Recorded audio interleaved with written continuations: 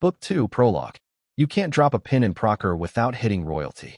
Elugia Vokur, Nicaean ambassador to the Principate.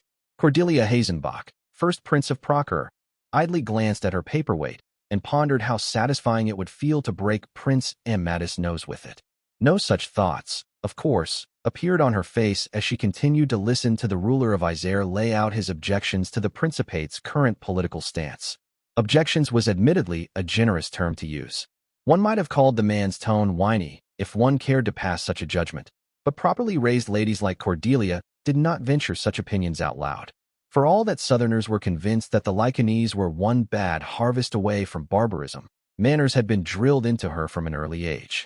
If these Calawan paupers insist on taking Proserpine gold, it is only fitting they should be led by a Proserpine commander, Amadis finished, the smugly self-satisfied smirk on his face, tempting Cordelia's hand to drift towards the paperweight. She allowed silence to linger long enough that the cold glare leveled onto him by Uncle Klaus started to make the Isèran shift uncomfortably before replying. The Lys Rebellion is a popular uprising, Prince Amadis, at least in appearance. We must not allow the shadow of foreign interests to be cast on that image, she reminded the man patiently. That she even had to explain this much to a ruler over twice her age was galling. For all that the Prince of Isère had a way with intrigue, his grasp on popular opinion was dubious.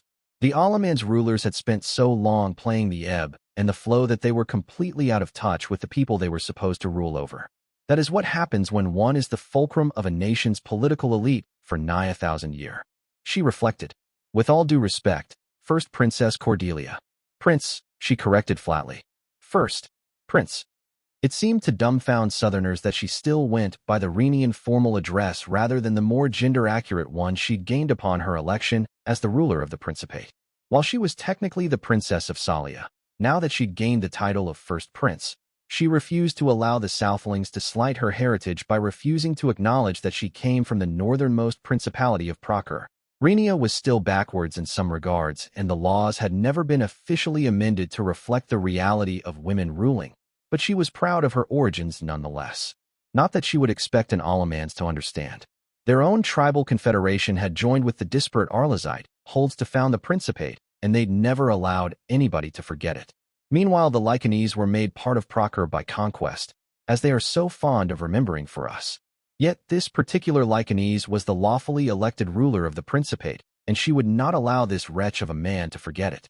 Your advice has been duly noted, Prince Amadis, she spoke calmly. We will explore all avenues open to us, but at this point in time direct Proserpine involvement does not seem like a feasible option. In truth, imposing a foreign general would be utterly disastrous. For all that Lys had bought an army's worth of mercenaries and mercantis, over half of the rebellion's rank and file was peasant levies from southern Calais. Should the Countess Marchford be replaced by a prince of the highest assembly as Amadis so clearly desired, mass desertion would follow. Calawans were notoriously touchy about their independence, and while they would fight for a restored kingdom, they would not bear arms to forge a Proserpine protectorate. Amadis took the implied dismissal with ill grace, as Cordelia had expected him to. The Prince of Isère bowed to the exact degree he was expected to, and not an inch lower before leaving the room.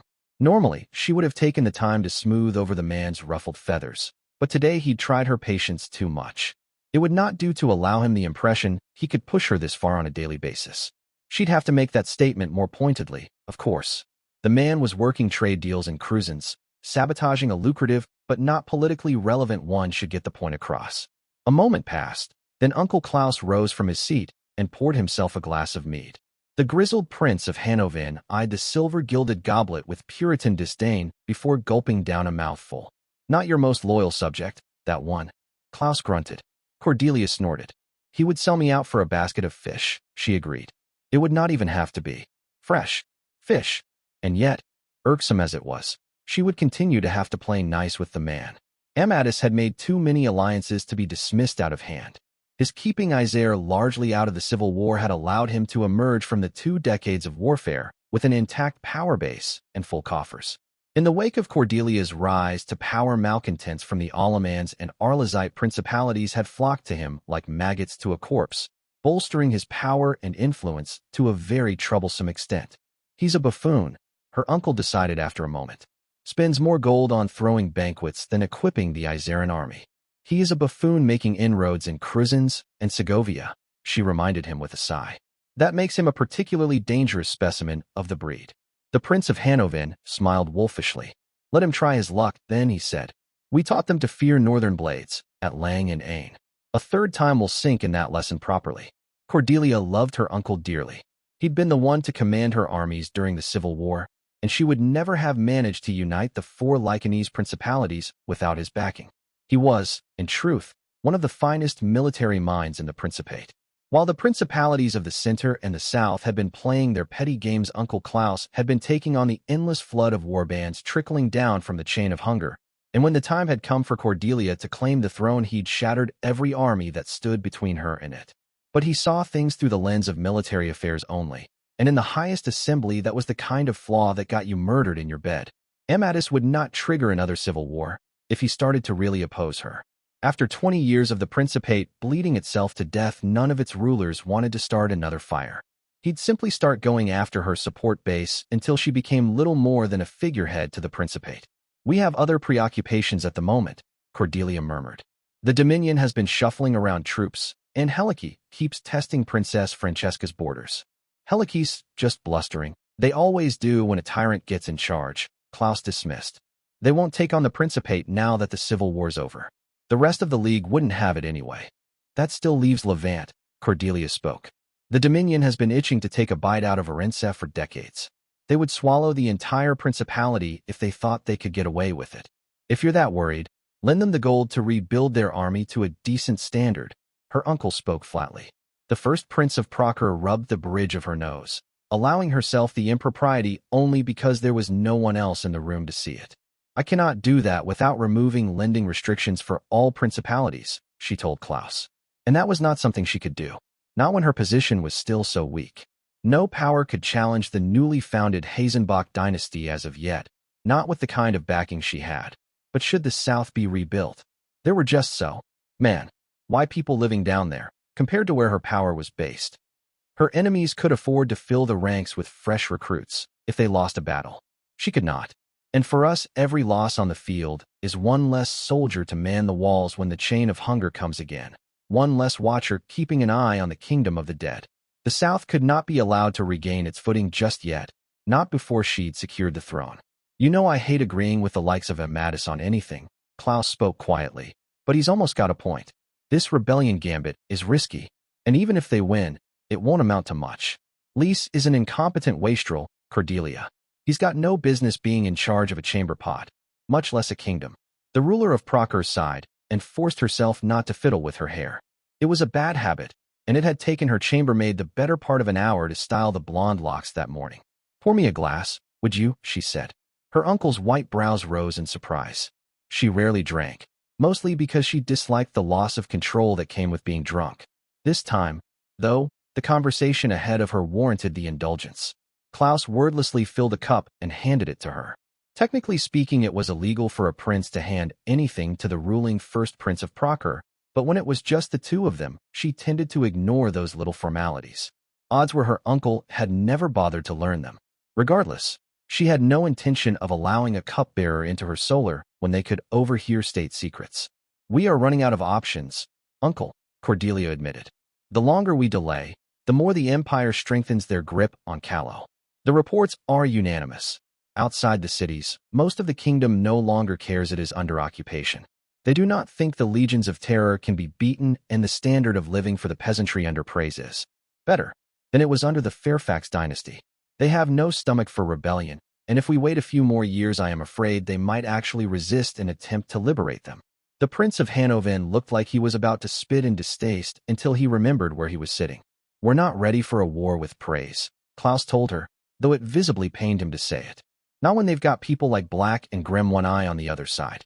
If we send a host through the Red Flower Valleys, they'll savage it and set the border principalities on fire. Cordelia took a deeper sip, letting the sweet taste of the honey wine linger in her mouth. We can no longer afford not to be at war with the Empire, she replied. And for all that you worry about the likes of the Black Knight, militia is the real danger. Klaus scoffed. Militia's been spending all her time keeping her nobles in line, he scorned. And she's not the one the legions are loyal to. If the knight was intending a coup, he would have already made his attempt. Cordelia noted. Regardless, the augur is adamant. The Pravis Bank was Militia's doing. At the beginning of the Civil War, most participants had expected it to be an affair of a single year, 2 at the most. Wars of succession in Procure were not unheard of when the highest assembly proved unable to elect a first prince. But usually when one of the claimants proved to have a decisive advantage, the principalities fell into line. Weaker rulers and regional power blocks stayed down after being inflicted a major defeat, treasuries too empty to make another bid. And yet, this time, principalities on the brink of defeat had always seemed to manage to find the funds and the weapons to stay in the ebb. Cordelia had been 13 when she'd first seen Hal. She'd been on a diplomatic mission to Lyonese, as its prince had managed to carve out alliances neatly encircling the northern principalities. But by the time she arrived in the city, the man's armies had been broken on the field by the betrayal of the Princess of Lang. He'd refused to meet with her for the first few days, and when they'd finally talked, he did not face her with the kind of despair she would have expected of a man in his position. He'd recently come into a great deal of gold, he'd told her, and was already raising another army with the funds. He'd even managed to secure several wagons of dwarven weaponry to equip it. Cordelia had left the city after being assured the man had no designs to open a new front to the north, mind a whirl at the sudden change in the other ruler's fortunes. Where had the gold come from? She wondered. Year after year, news trickled in of similar reversals. Even when alliances collapsed, the strongest ruler among them somehow always ended up with just the funds and the weapons to launch a counteroffensive. This was not, she had decided, a coincidence. Someone was purposefully fanning the flames of the Civil War. From there, it had only been a matter of narrowing down the suspects. The name her agents found was the same every time, the Pravis Bank. It was based in Mercantis, but that meant nothing. The city of bought and sold had a long history of being used as a cat's paw in international politics. Cordelia's initial attempts to find out more were met with polite misinformation and the much less polite slitting of her agents' throats. By then she'd been the ruler of Rhenia and de facto the leader of all 4 Lycanese principalities, but her reach that far south had been limited, which had been when an unexpected windfall fell into her lap. Her cousin Agnes from one of the Hazenbach branches came into the name of augur, overnight turning from a quiet girl overly fond of bird-watching to the holder of a role that granted indirect access to the very heavens. And so, one augury at a time, Cordelia had narrowed down the source of the gold flowing into Procure. Praise. That had been unexpected. Dread emperors and empresses broadly fell into 2 categories, the laughable and the terrifying. Thankfully for Calurnia, the latter were few and far in between. For every Maleficent and Terribilis, there were 10 Sinistras, whose notorious attempt to steal Kalos weather had resulted in the devastation of half her realm instead. The point was that, most of the time, the Dread Empire was comically inept. They used undead plagues and flying fortresses, sentient tiger armies, and invisible invasions. Those grand projects inevitably failed, and most backfired spectacularly. Of the Empire's 70-odd attempts to conquer Calo, only 2 had succeeded. And that first success was why people still thought of Praise as more than an international laughingstock. Dread Empress triumphant. The only person to ever conquer all of Calurnia, and she'd done it in 10 years. Every time some madman climbed the tower, there was the risk he or she was cut from the same cloth. And yet Triumphant's conquest had collapsed within 5 years, while Militia's annexation of Calo still stood 20 years later. That made her an entirely new breed of evil. Slower, more careful, and in some ways even more dangerous. The augur had found that the plan being implemented went much deeper than a mere escalation of the Civil War, and Cordelia's blood still ran cold whenever she remembered her cousin's words. The tyrant seeks to end Procure. Once she'd known what to look for, the patterns had emerged. The Pravis Bank systematically enabled regional powers to fight above their means, but not enough that they would be able to expand outside of their borders. As the years passed, the Principate had become a handful of petty kingdoms in all but name, perpetually waging war on each other. And Militia had intended for them to stay that way, forever asunder. And so at the age of 19, Cordelia had gone to war. She was not a particularly gifted warrior, she knew. Like all Rhenians, she was expected to man the walls if the chain of hunger tried to cross the grave again. But military training had never particularly appealed to her. Instead, she'd studied history and etiquette, the ways of diplomacy and intrigue, all the arts of ruling that her father had held in contemptuous disinterest. And while her uncle killed Southerners, she'd made alliances. She'd schemed and betrayed. And for once the proud Alaman's princes had found that their opponent's cunning ran just as deep as theirs. 6 years of running battles and backroom deals, playing creation's most elaborate Shatranj game against the tyrant in the tower. And, gods forgive her, but it had worked. There was enough blood on her hands for 100 butchers, but it had worked. I do not expect Lys to succeed, though the lone swordsman might yet surprise us, Cordelia admitted quietly. The rebellion is a tool crafted for a specific purpose, getting the Wraith into the war. I know the Watch has a reputation, but not even them can beat all of praise on their own, her uncle said. The first Prince of Procure took a hearty swallow of mead and closed her eyes. They will not have to, Uncle Klaus, she replied. Lys will last a year, perhaps 2. It will be enough. The Prince of Hanovin's vivid blue eyes narrowed. Enough for what? For Procure to be ready to launch the 10th Crusade, she whispered. All of her problems, neatly solved with a single announcement. The Dominion was at least nominally good, and would not nibble at their borders while they were fighting the Empire. The League of Free Cities would either keep their more evil-inclined members in line or erupt into civil war, either of which would keep Helike busy. And while the first prince did not legally have the right to command the private armies of the principalities, all of them were by custom bound to contribute to a crusade. The troops of her political opponents would be abroad for years, where they could not interfere while she stabilized the Principate. Tens of thousands would die. Callow would be broken for a generation, as the prize being fought over. But it would keep Procure together. Cordelia loved the Principate, for all its flaws. At the end of the day it remained the greatest force for good on Calernia, and though its history was full of mistakes and mishaps, Procure was what kept the surface together. If it collapsed, those 20 years of civil war had been but a taste of the bloodshed that would come if the Principate split. Like crows to carrion, all its neighbors would feast on the corpse of Procure and madness would seize the continent. So let militia plot her schemes and send her blood-soaked knight to reap his harvest of lives. Let all of the traitors and the monsters come for her head. She was the first prince of the Procure, the warden of the West. Cordelia might be a Hazenbach by blood, but her mother had raised her to the ancestral words of the rulers of Hanovin, the old retort thrown in the teeth of the enemy when all its grand plans came to naught. And yet we stand. Book 2, Chapter 1, Supply. I've been informed that the position of the king under the mountains is that since only dwarves own property, only dwarves can be stolen from. I'm afraid that if you insist on getting your family jewels back, my lord, we will have to buy them. Official state missive from Cygnus of Lys, ambassador to the kingdom under 9. Th. of Majwa, Attaque. I strode through the doorway, Black Cloak trailing behind me, and assorted minions following suit. I'd kept the entourage light for this one. Ratface was a must, since he was the one who knew the details. Hakram was my designated loomer, and Robber rounded up the gang by somehow managing to look like he was skulking in broad daylight. Commissioner Rashid's office was larger than should have been strictly necessary for a man of his position, though I suppose there were plenty of old grandiose buildings to go around in Attaque. The olive-skinned man's eyes immediately flicked to his guards when we entered, the lot of them casually dropping their hands towards their swords. Attaque city guard, not legionaries. While the supply commissioner was directly associated with the legions, he was technically part of the imperial bureaucracy. Good ol' Rashid had, therefore, been given his position through the court. That probably explained why the moment Black had left the city, I'd received a missive informing me that due to unforeseen shortages, the commissioner's office would be unable to provide me with the promised supplies. Fucking heiress. She wasn't even in praise anymore, and she was still managing to piss me off. Lady Squire. The middle-aged Tagreb greeted me with a pleasant smile.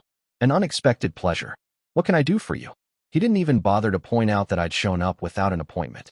His secretary had tried to, but I told Hakram to show the man his teeth, and suddenly the schedule had been clear for the afternoon. Funny how these things went. Commissioner Rashid, I replied just as pleasantly. I came to confirm that the 15th Legion's rations would be delivered on time. Just a formality, really. The commissioner let out a saddened sigh. It almost seemed genuine. You must not have received my missive, he decided. It is unfortunate, my lady, but the supplies you were supposed to receive were lost in transit. They're halfway to Thalasina by now. MHM. Now, was he telling the truth about that, or was it only his excuse for whatever petty bastardry Eris had cooked up? If the supplies weren't actually in the city, this was going to get complicated real fast. Be assured that the next shipment we'll receive has already been earmarked for the 15th, he assured me. And when?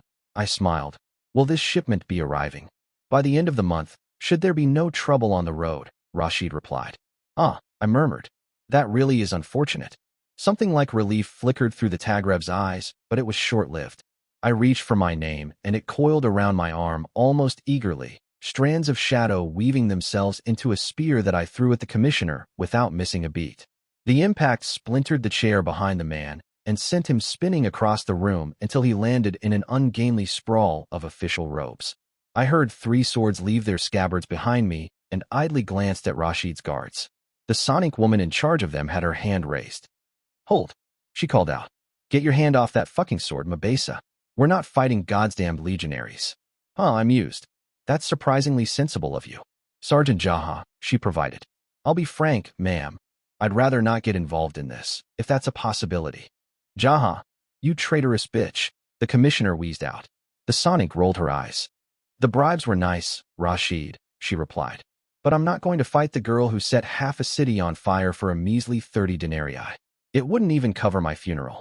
Eyeing her carefully, I decided after a heartbeat that she wasn't heading out to get reinforcements. You are excused, Sergeant, I allowed. Jaha let out a shaky breath, saluted, and sharply smacked the back of a young boy's head when he tried to linger and glare at Hakram. Considering that my adjutant was the tallest orc I'd met so far, the sight of a scrawny boy in cheap armor trying to intimidate him was more than a little absurd.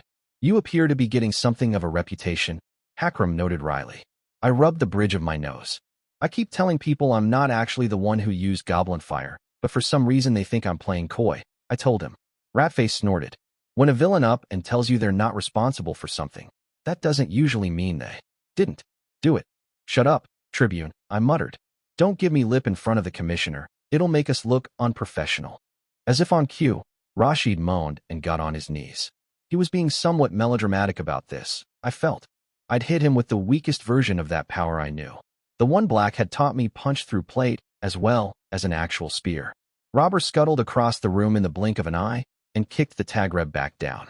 Now, Commissioner, the goblin captain purred. None of that. It's a nice clean floor, nothing wrong with it. I slowly took off my gloves and put them down on the man's desk, taking a few careful steps until I stood looking down on him. As you may have deduced, I have some objections to the timeline you've given me, I spoke calmly. The 15th is moving out tomorrow, and the rations we have at the moment will only take us as far as Summerhome. You dare assault a duly appointed official of the tower? Rashid hissed. I'll see you hanged for this. I sighed. Funny story, Rashid. May I call you Rashid? No, he replied immediately. You're hurting my feelings, Rashid. I told him. You should probably be careful about that. But as I was saying, funny story. Before he left, my teacher delivered a ridiculously large pile of papers at the 15th's headquarters. Among those was a form called the Nihilus Report.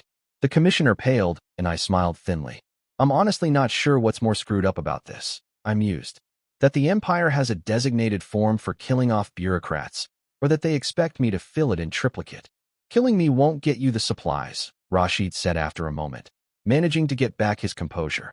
Well, as much composure as man could have while lying on the ground anyway. You'd still need the proper documentation with the Imperial seal on it. We'll get to that in a moment, I assured him, crouching by his side. I have a question for you first. When Eris got to you, was it blackmail or bribery? I could see the denial on his face, but before he could get out a word, I laid a finger on his lips. He seemed deeply offended by the act, but I could have cared less. The continued patronizing slights were keeping him off balance, and I needed him that way if he was going to buy what I was selling. Now before you say anything, Rashid, I said, I just want you to know something. When I met the lone swordsman, he had a name trick he used. It allowed him to pick up on when people were lying. Guess what was the first thing I asked my teacher to show me? I did not, in fact, know the swordsman's trick. Black had been unable to replicate it, though he was good enough at reading people that it made no real difference. I wasn't nearly there yet, but so far I was managing to even out by lying like a mercantilist chariot salesman. Bribery, the commissioner admitted through gritted teeth. I sighed. You're not making this easy on me, Rashid, I told him. Blackmail I could have sympathized with, at least. I would have done it for free. You chaff. He sneered. Oh, you really shouldn't have said that, Ratface winced. You ever notice how it's always the Tagreb who go for the racial slurs? I mused. It's about time we got to the part about the seal, I think. Supply Tribune Ratface over there has the documents all ready for you. All they need a little melted wax, and for you to make the impression. And how do you think you'll make me do that? Callowin? The commissioner laughed, having pumped the depths of his panic and found something vaguely resembling a spine. Torture? You don't have that in you. Why don't you just walk out of here and save yourself more embarrassment? I patted his shoulder gently. You're right. I don't do torture, I agreed. Even now, I think it's barbaric. I got up to my feet. Allow me to introduce Captain Robber, I said. He's a horrible green barbarian. The goblin grinned malevolently at me, yellow eyes filled with glee. He enjoyed theatrics like this to a thoroughly unhealthy degree. You say the nicest things, boss, he replied. I returned my attention to Rashid, whose face had frozen. There's an old story in Callow, I told the commissioner in a casual tone. It's about a fisherman who catches a magic fish in his net and finds it can talk. It offers him 3 wishes if he lets it go. There's a formula to it. Like in all the stories, the fisherman has to close his eyes and say his wish out loud. I picked up my gloves and gingerly put them on. Here's what I'm going to do, Commissioner Rashid. I'm going to say my wish out loud and leave you in this room with Robber. My eyes turned cold. I get the feeling that, when I come back, there'll be seal on those papers. I finished. Rashid's eyes flickered to Robber. He's just a goblin, he sneered, though I could see the fear in his eyes. He's a goblin I've been told keeps a jar full of eyeballs in his knapsack. I'll be honest with you, Rashid. At this point, I'm a little afraid to ask whose they are. The goblin captain's brows rose. How do you even? Hakram, you gossipy bitch. The tall orc scratched his chin unrepentantly. I don't get why people keep telling me things, he admitted. I cleared my throat. That aside, I think we're done here. I smiled at the commissioner. I'll see you in a bell, Rashid. Robber, try not to make too much of a mess. I don't know what they pay the cleaning staff around here, but it's definitely not enough to deal with. That. I hummed the first few notes of an old lore tavern song under my breath and turned to leave. 1, 2, 3, 4. Wait. Oh good. I had no real intention of having anyone tortured, so if he'd called that bluff, I would have had to take another angle. I turned to face the commissioner, smile still present. He was watching Robber unroll what seemed to be a set of sapper's tools on his desk, eyes gone white with terror. Do you have something to tell me, Commissioner? I asked. Just give me the damn papers, Callowin, he hissed. I'll seal them. I motioned for Ratface to bring the paperwork forward while Robber allowed the man to get back on his feet. The goblin was pouting, the sight of that arguably the most horrifying thing I'd seen in a fortnight. In a matter of moments, the melted wax was on the requisition form and the commissioner pressed down the imperial seal. The 15th supplies for the march were secured. Now if you'd done that to begin with, I pointed out, there would have been no need for any of this unpleasantness. Just get out, you smug Waller spawn, he replied tiredly. You have what you want. I frowned, watching Ratface slip the papers in his scroll case from the corner of my eye. That's twice, you know, I noted. The bureaucrat frowned. What are you talking about? Twice you've used a racial epithet while referring to me, I clarified.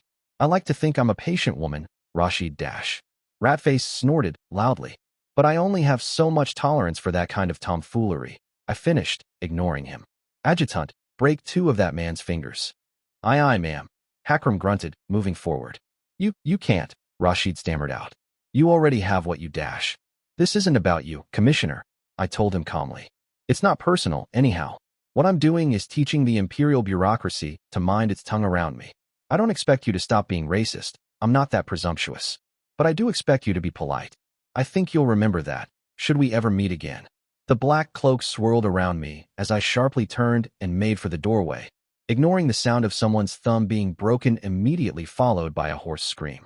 By the time we got back to the 15th's headquarters, noon bell was about to ring. When I'd first learned that it was illegal for a legion to be posted inside the capital, I'd half expected to end up camping in the wasteland, preferably with ramparts built and a constant full watch, because there was some nasty stuff out there. Thankfully, it wasn't the first time that one of the legions had to be headquartered close to a tear without breaking the law. There were a handful of semi-permanent encampments a mile to the north of the city. They'd been, Hakram had informed me, where the Empire usually mustered its armies for an invasion of Callow. The irony in a Lorien girl being in command of one of those felt delicious. Stone walls with overlooking watchtowers came into sight long before even my namesite was able to make out the legionaries manning them. The walk was a long one, but I declined to take Zombie along, preferring to remain on foot like the rest of my companions. I don't get why Treacherous was so popular, I told Ratface as we neared the gates. I mean, he betrayed pretty much everyone that ever dealt with him. Admittedly, he was quite insane, the Tagreb Tribune agreed. But as far as Dread Emperors go, he was one of the better ones. I don't recall him actually accomplishing anything, I replied. And after something like the War of 13 Tyrants, and one there must have been a lot of rebuilding to do. It's the same reason Westerners are fond of bards, Hakram gravelled. He was hilariously ineffective.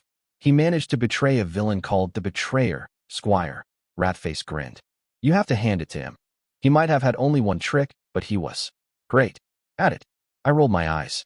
I'd be a little more impressed if he'd ruled longer than a decade.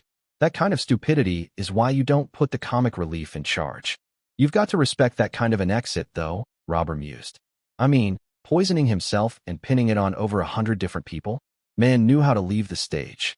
Every nation had its folk figures when it came down to it.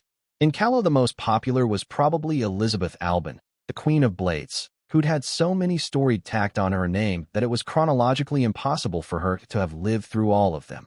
But there were plenty of heroes with colorful legends attached to them.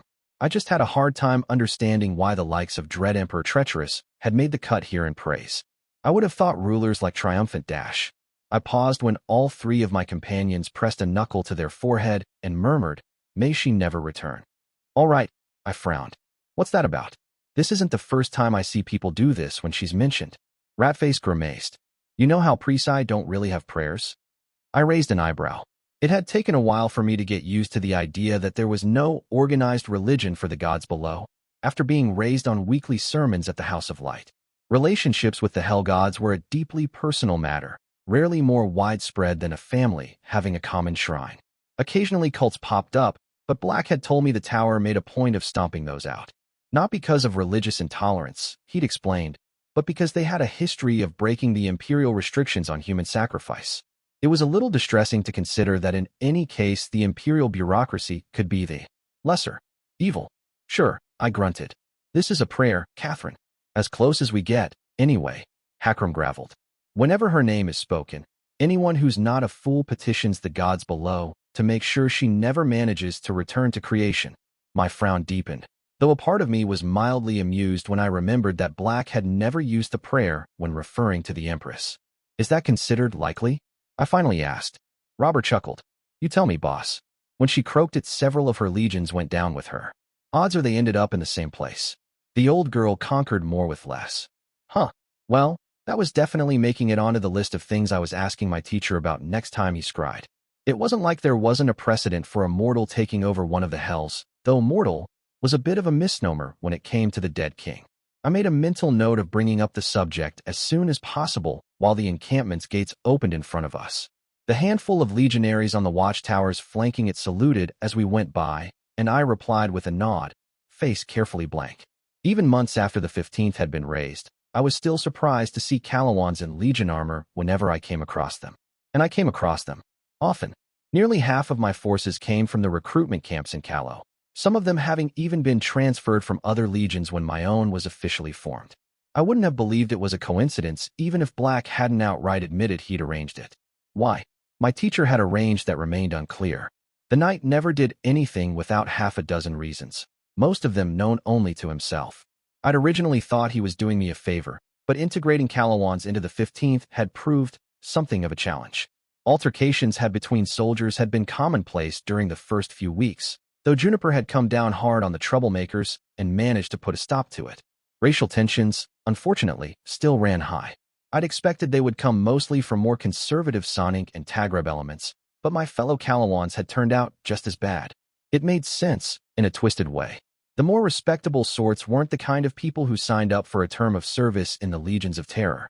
The core of my Calawan recruits was made up of thieves and murderers who'd avoided the noose by volunteering for service, and few of them were actually pleased to be here. Things had come very close to a general brawl when the goblin elements of the 15th had launched into a spree of borderline vicious pranks targeting the newcomers. It was, Pickler had later told me, tradition in the legions. A hazing ritual meant to make fresh recruits earn their membership in the ranks. The Calawans had seen them as personal attacks instead, and several legionaries, goblins and humans alike, had ended up in a healer's tent when tempers rose. The only good thing to come out of it was that all the wounded had insisted they'd ended up with broken bones through training accidents instead of admitting they'd been fighting, falling back on common mistrust of authority when the time to hand out sanctions had come. I'd spent more than one evening discussing the subject with my legate, but Juniper was largely unworried. She believed that the 15th would come together after its first major engagement, regardless of prior tensions. Personally, I thought that a large part of the problem came from the fact that there were no Caloan officers higher in rank than sergeant. Unfortunately, there was no quick solution to this. The only people from the kingdom who'd gone through the war college were Wraith, and none of them had stuck around to serve in the legions afterwards. I couldn't very well appoint a legionary from the ranks to a lieutenantship just for being Caloan when I had actually qualified candidates from other backgrounds available to me. Battle casualties will allow for field promotions, unpleasant as that thought is. We'll see if any distinguish themselves enough to warrant a rise up the ranks. Robber peeled off from the group a few moments after we entered, returning to his company, but both Hakram and Ratface followed me to the walled bastion, serving as the 15th center of operations. As my adjutant, Hakram was, officially, serving as my liaison to the Legion. Practically speaking, he'd mostly ended up getting me up to date on reports and handling the bulk of the paperwork that kept flowing in my direction. Supply Tribune Ratface, on the other hand, was part of Juniper's general staff. He served as the head of the 15th Supply and Logistics. It was apparently custom to refer to an officer in his position as the quartermaster, though it wasn't his official title. The pair of orcs, former rat company, both of them, posted at the bastion's door saluted as we passed by, ushering us into the room where most of the 15th senior officers were already assembled.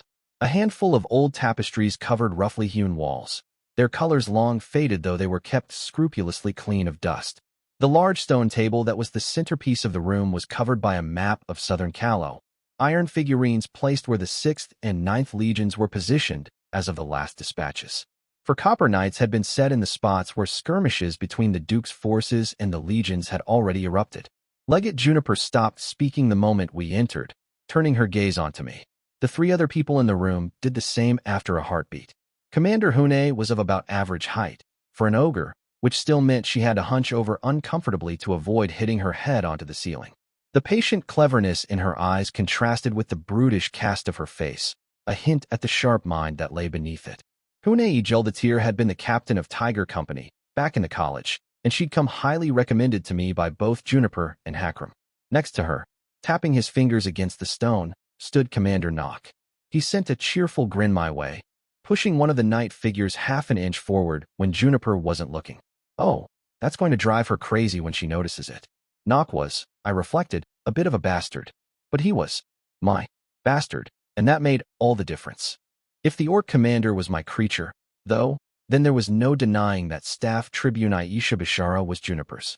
Getting the Tagreb former captain on her staff had been, so far, the only favor my legate had asked of me. I'd made a point of seeing it done. The deeper in my debt Juniper was, the better. Besides, she was too much of a professional to make the request if she didn't think the 15th would benefit from it. I'd kicked up the request to Black, and within 2 bells Scribe's bureaucratic wizardry had seen to it that Aisha was one of mine. Lady Squire, Juniper gravelled. I take it all went well. I repressed a twitch at the formal address she insisted on keeping using. In some ways I'd preferred it when she constantly insulted me, mostly because the interaction felt more honest.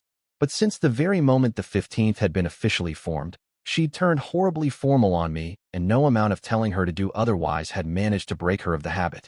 Well, I mused. I'm not getting invited to any social occasions for the foreseeable future, but we have the papers. Commander Nock barked out a laugh, elbowing Aisha in the sides. She eyed him like he'd just spit on a silk dress and quietly stepped on his foot. His steel-capped boots were thick enough, he didn't even notice. Gave them the old Calo treatment, did you? The orc snickered. Is it really the original Calo treatment, if nothing explodes, though? Ratface wondered. Whoever gave you the impression you're funny has a place waiting in the worst hell, Quartermaster. Juniper grunted. When are we getting the rations? They'll be in our stocks before nightfall, Ratface replied, thoroughly unoffended. I appear to have misremembered the actual number of soldiers in the 15th, so we'll end up with some surplus. There was a reason the handsome Tagreb was our supply tribune. He had a way of getting his hands on whatever we needed, and a little more, no matter how much bureaucracy stood in his way. I'd considered asking him exactly how he managed that, but a crate of Vale summer wine had appeared in my quarters before I could. How he'd even known it was my favorite drink was a mystery, as was the way he'd gotten his hands on it when Vale itself was currently one of the main strongholds of the rebellion. Useful, Hune spoke mildly, her voice surprisingly delicate for a woman her size. We can trade with other legions on the way to the front. Discretion will be key, Aisha murmured. A certain amount of that is tolerated, but it's technically against regulations. I'd made all of my senior officers aware of why exactly we needed to toe the line of Legion rules, at least in appearance. There was no telling where Eris had friends just waiting to kick up a fuss. Oh, you know me. Ratface smiled. Discretion is my middle name. Aisha rolled her eyes, not deigning to humor him further. We'll be ready to march tomorrow, Legate? Hakram graveled, getting the conversation back on track before I needed to step in. There should be no further issue. Juniper agreed. We'll be off with dawn. I hummed, rather pleased. This will be the last staff meeting we have in this camp. Then, I said, it feels like something that should be celebrated with drinks. Only the one cup, though. I'll have to get going soon. Juniper frowned as Hakram passed her by to pick up a carafe of wine. You have another appointment? I grimaced. I've received summons to the tower. The Empress requests that we have a talk. A ripple of curiosity went through my officers. There's no court session tonight, so I'm assuming it will be a private meeting, the staff tribune probed. The message didn't specify, I replied. Just to be sure, Aisha, would there be an issue with my wearing armor? I don't actually own court dress. The Tagreb aristocrat shook her head. If you're summoned in your station as the squire, military apparel is appropriate. You're a little young for the Empress' usual tastes, anyhow. I raised an eyebrow. I wasn't aware militia was inclined towards women. Aisha shrugged. She hasn't added men to the Imperial Seraglio since her ascension, so that's the current belief. My eyes narrowed in distaste. She kept the Seraglio? Weeping heavens, she used to be a concubine. She should know better. The staff tribune met my eyes unflinchingly. With all due respect, my lady, your Calawan is showing. The Imperial Seraglio is, above all, a political institution. Of course militia keeps one. I'm not seeing anything particularly political about keeping a stable of women to sleep with, Bashara. I replied flatly. That's because you think this is about sex, she replied bluntly. It isn't. Consorts only share a bed with a tyrant if they wish to. High lords and ladies send relatives into the Seraglio to openly back a ruler or curry influence. Traditionally, it's a way for an emperor or empress to install individuals of unsuitable background at court without going through the bureaucracy. Traditionally, Ratface repeated quietly. Let's not forget Nefarious, and he wasn't the first. Keep your personal politics out of this, Hassan, Aisha retorted harshly. That Emperor Nefarious turned his Seraglio in some sort of sordid sex dungeon was a sign he'd lost the ability to rule, and he paid for it with his life. I raised a hand. All right, that's enough. I wasn't aware there were nuances to this, or I obviously wouldn't have stuck my foot so forcefully in my mouth. I fully intend to continue this discussion at some point, Aisha, since it seems like a glaring hole in my political education. Now's not the moment, though. We're leaving Attaque behind tomorrow. Juniper spoke, stares sweeping across all the officers. We will be leaving politics with it. It wasn't a question. We grabbed glasses and the wine was passed around. The harsh wasteland red Hakram had fetched making the rounds. I raised my cup. To the 15th, I announced. Nock laughed. We march west, once more. The tall orc quoted in Thethwa. Waging that same old war. We all echoed, cups clinking together. It was just as well none of us had spoken the rest of the famous verse. Onward to the fields of Callow. Swift death and grave shallow. Book 2, Chapter 2, Demand. The closest equivalent I've found to the imperial court is the act of shoving your hand in a bag that could be full of jewels, but is, most of the time, full of razor blades. Extract from the personal memoirs of Dread Empress Maleficent II. The 200th level of the tower was surprisingly, well, not horrifying. Admittedly, there were more skull carvings woven into the relief than I was strictly comfortable with, but the boudoir, where I'd ended up cooling my heels until militia was ready to see me, was pretty comfortable. The armchairs had been designed to accommodate people wearing plate armor as I currently was, and a servant had helpfully put out a carafe of what looked like good Lysan wine. It broke my heart that I couldn't pour myself a cup, but the last time I'd stepped foot in the tower, all the available refreshments had been poisoned, and I wasn't going to risk a repeat performance for a drink. I was getting more than a little restless, sitting alone in the room and waiting on one of the most powerful women in Calernia. It wasn't the armor that had me feeling awkward. Hells, it was my default get-up these days. Besides, Hakram had seen to it that it got polished even if the thought had never crossed my mind, because my minion was a goddamned prince among adjutants. I'd even gotten used to the cloak, though it had a way of making everything I did seem overly theatrical. And the sword, well, at least it was goblin steel. I could have done without the goblin fire green bells my teacher had gotten the pommel sculpted as, but I'd grown familiar with the arming sword. Besides, there was no escaping the Black Knight's dubious sense of humor. That particular thought was a great deal fonder than it would have been a few months ago. The problem with Black, I'd found, was that he was a likable monster. It was hard to remain as guarded as I should be around him when he constantly went out of his way to make things easier for me. The memory of that afternoon in summer home when I'd seen his true face remained fresh, but it battled with the evenings like when the two of us had stood out in the rain and he'd been almost comforting. As comforting as a man like him could be, anyway. He was manipulating me, of course, but that didn't mean his actions weren't genuine. He wouldn't be half as good a manipulator if they weren't. The longer I spent with my teacher, the more the way he did things seemed reasonable, and that terrified me more than anything else. I can like him and still consider him my enemy, I told myself silently. I paced across the room, following the relief of some ancient battle as I did. The priest I displayed seemed to be on the defensive, for once, but I didn't recognize the battlefield. The twin bells of the Fairfax dynasty were among the banners of the invaders, but there were half a dozen other displays of heraldry I was unfamiliar with. The Fourth Crusade. A voice came from behind me. My hand immediately dropped to my sword as I swiveled, but the woman facing me was unarmed. Not a servant. She wasn't wearing the tower's livery, but I couldn't recall seeing her the last time I'd been here. Not that that means much. Excuse me, I replied after a heartbeat.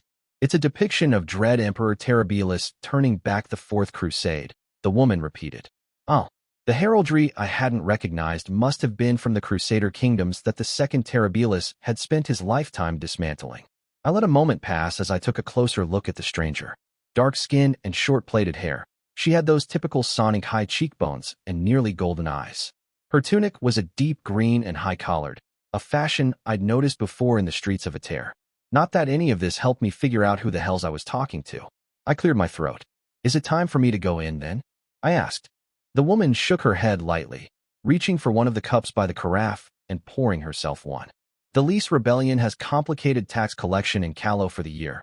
Militia will be settling the details for a little while longer, she replied.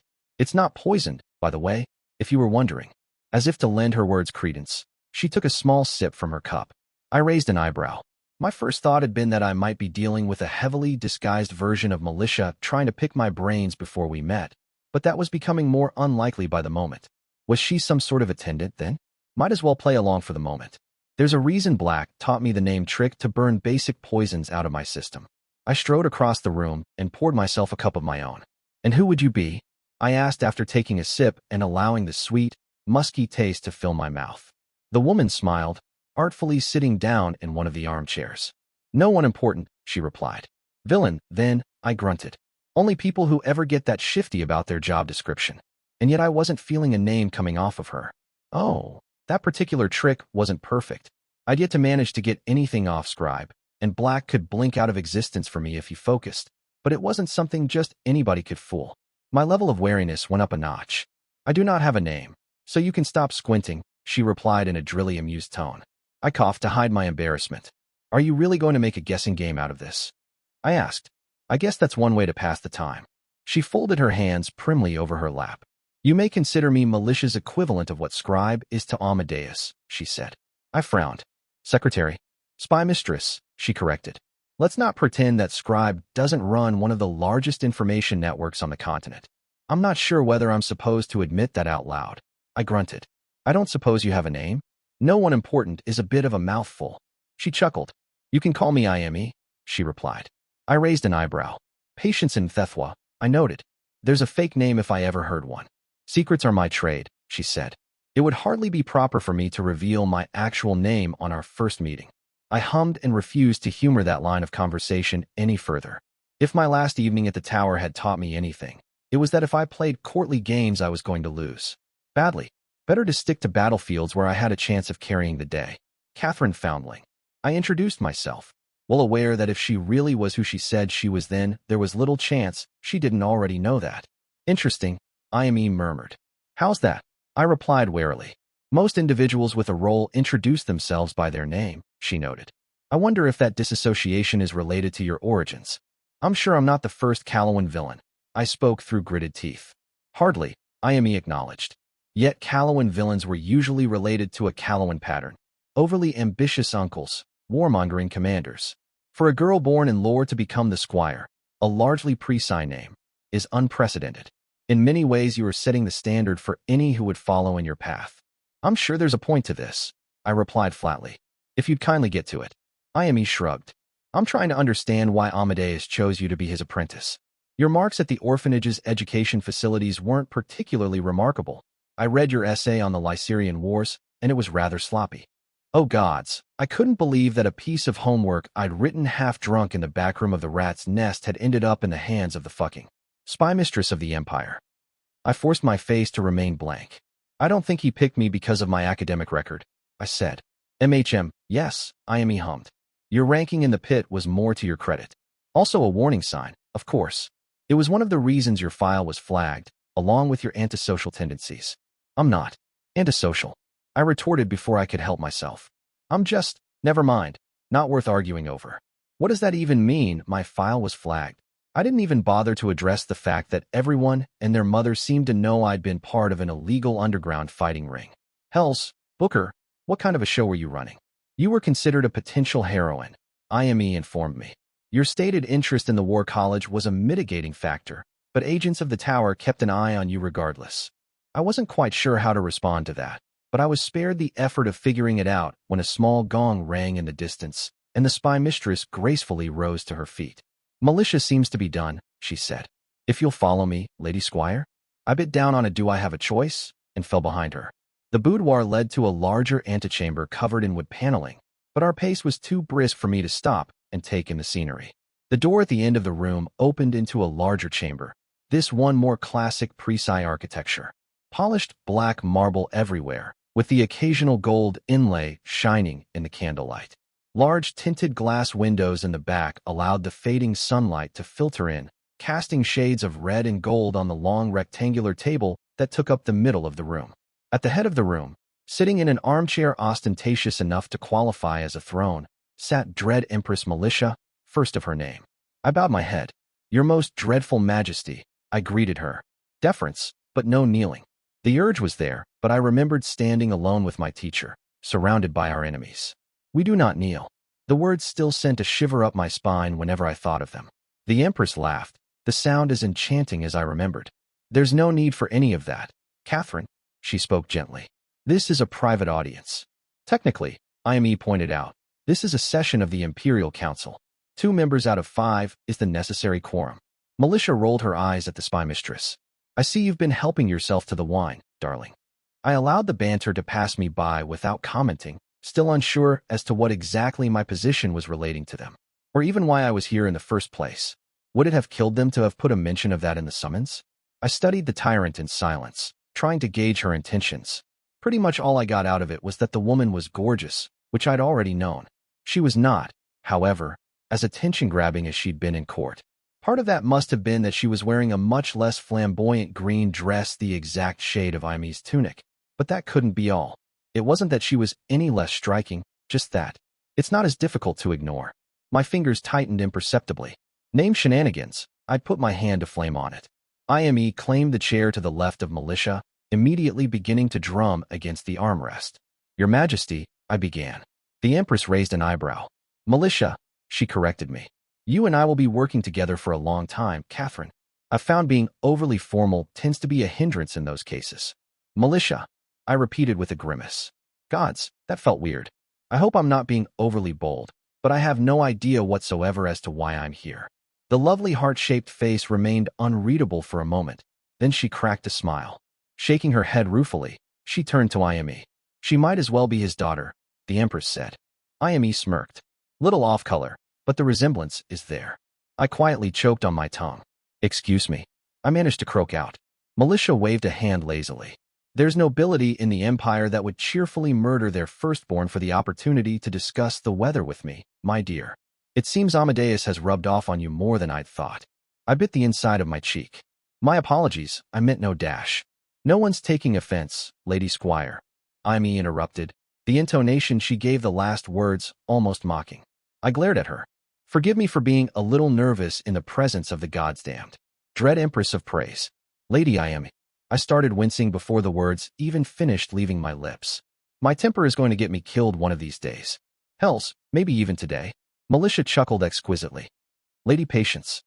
A little on the nose, darling, she said. Iame looked mildly offended. I'm the Imperial Spy Mistress. I have a mystique to protect. Save it for the unwashed masses, the Empress replied. They might actually be impressed. That said, Catherine, it might not be the wisest course of action to damn a ruler to her face. We do not call on the gods as casually in praise as they do in Callow. Remember that, I muttered, too relieved my outburst hadn't gotten more of a reaction to muster anything more substantial. The Empress smiled. My summons was not a mere social call, as it happens. Our respective duties have kept us both rather busy of late, but I wanted us to have a face-to-face meeting before you left for Callow. A good thing she'd not called it the provinces this time. My game face wasn't good enough yet to hide the kind of resentment that would have caused. Did you ever wonder why your teacher took you as a pupil? Militia asked in a murmur. And just like that, she had the entire weight of my attention bearing down on her. Oh, I'd wondered all right. More than once that particular question had kept me up at night, along with the worry that I was playing into whatever greater plan he had in the works. The question has crossed my mind once or twice, I replied quietly. Her expression was friendly, but her eyes were sharp as daggers. Her looks made it so very easy to forget that Dread Empress Militia was the longest reigning tyrant in several hundred years. One did not get to keep the tower that long without being very, very good at their job. Amadeus is, without a doubt, the most talented example of his name to grace praise in a dozen generations, she said matter-of-factly. Unfortunately, he has also made so many enemies that within 20 years he will be unable to function effectively as my Black Knight. My blood went cold. That was not the conversation I'd expected to be having when I received the summons, to put it lightly. What she was saying had large implications. Empire-shaking implications. I was aware he had enemies in the nobility. I replied cautiously. I'd not been given to understand that the situation was quite that bad. Part of it is our fault, Militia's side. He's been the hatchet man for this regime since the very beginning, and the cost is starting to show. Iame contributed mildly. I'd almost forgotten she was there. Every time we had to keep the High Lords in line, the Empress explained. Amadeus was the one kicking down the doors, so to speak. The only reason he hasn't been rewarded for this by a knife in the back is that we've already co-opted all the hired killers worth the name. That an assassin's been cleaning house like it's going out of style, Iame smiled. Busy little bee he's been. You think he means for me to replace him? I forced out, almost afraid to say the words. A squire must, in time, become a knight, Militia replied softly. I clenched my fingers and unclenched them. Then that means Eris is another possible successor, I finally said. Sweet Acua's designs are a little grander than that, I'm afraid, Iame snickered.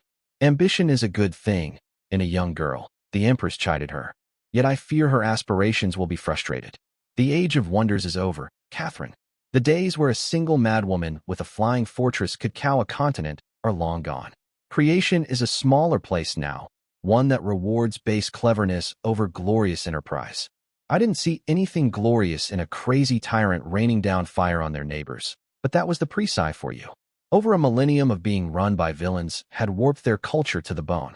That is the reason you were summoned to the tower before your departure, and she was not. Militia continued. You represent a legacy, Catherine, a different way of doing things. And so I will ask you the same question I asked Amadeus, before he helped me claim the tower. The Dread Empress leaned forward. What do you want? I blinked. I thought I understood where this conversation was going. A few words of warning, a little more putting on the charm, and then I'd be sent off with a pat on the head. She was taking me seriously, and that wasn't something I'd come to expect of the nobles of the wasteland. Hells, what could you even say to the second most powerful woman on a continent asking you what you wanted? I want Callow to be free, in fact if not in name. I want your nobles to stop plundering the land of my birth like it's their God's given right.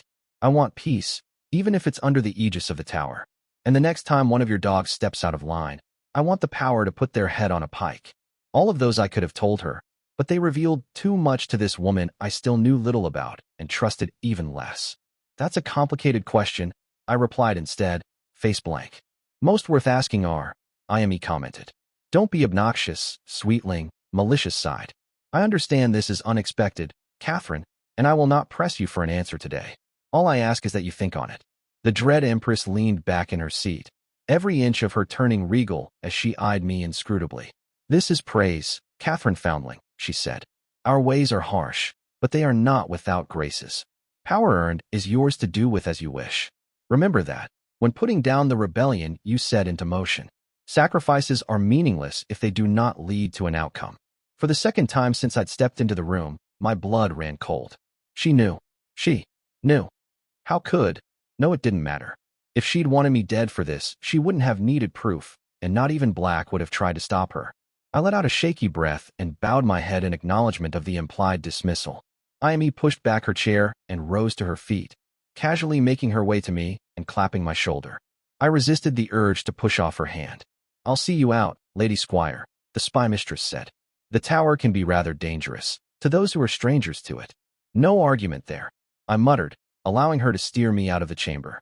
Her steps slowed as we passed through the antechamber, the door closing soundlessly behind us.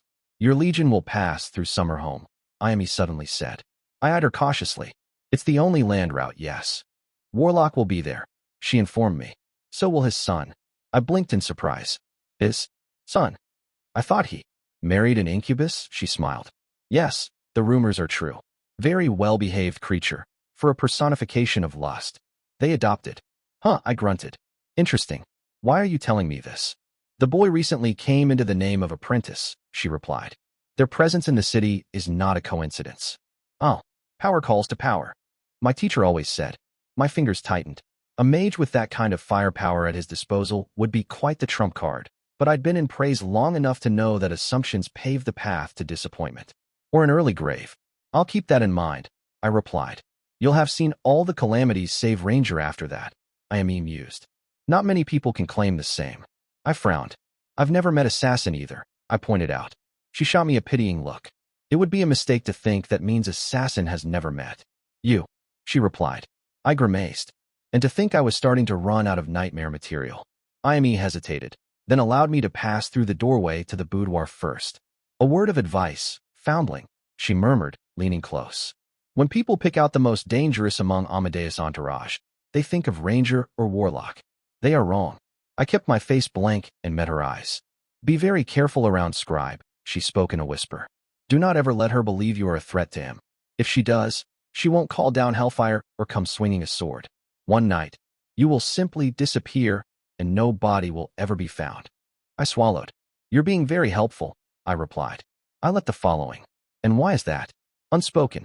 The spy mistress' hand came to rest on her throat, and her eyes went distant. I owe your teacher a debt, she said.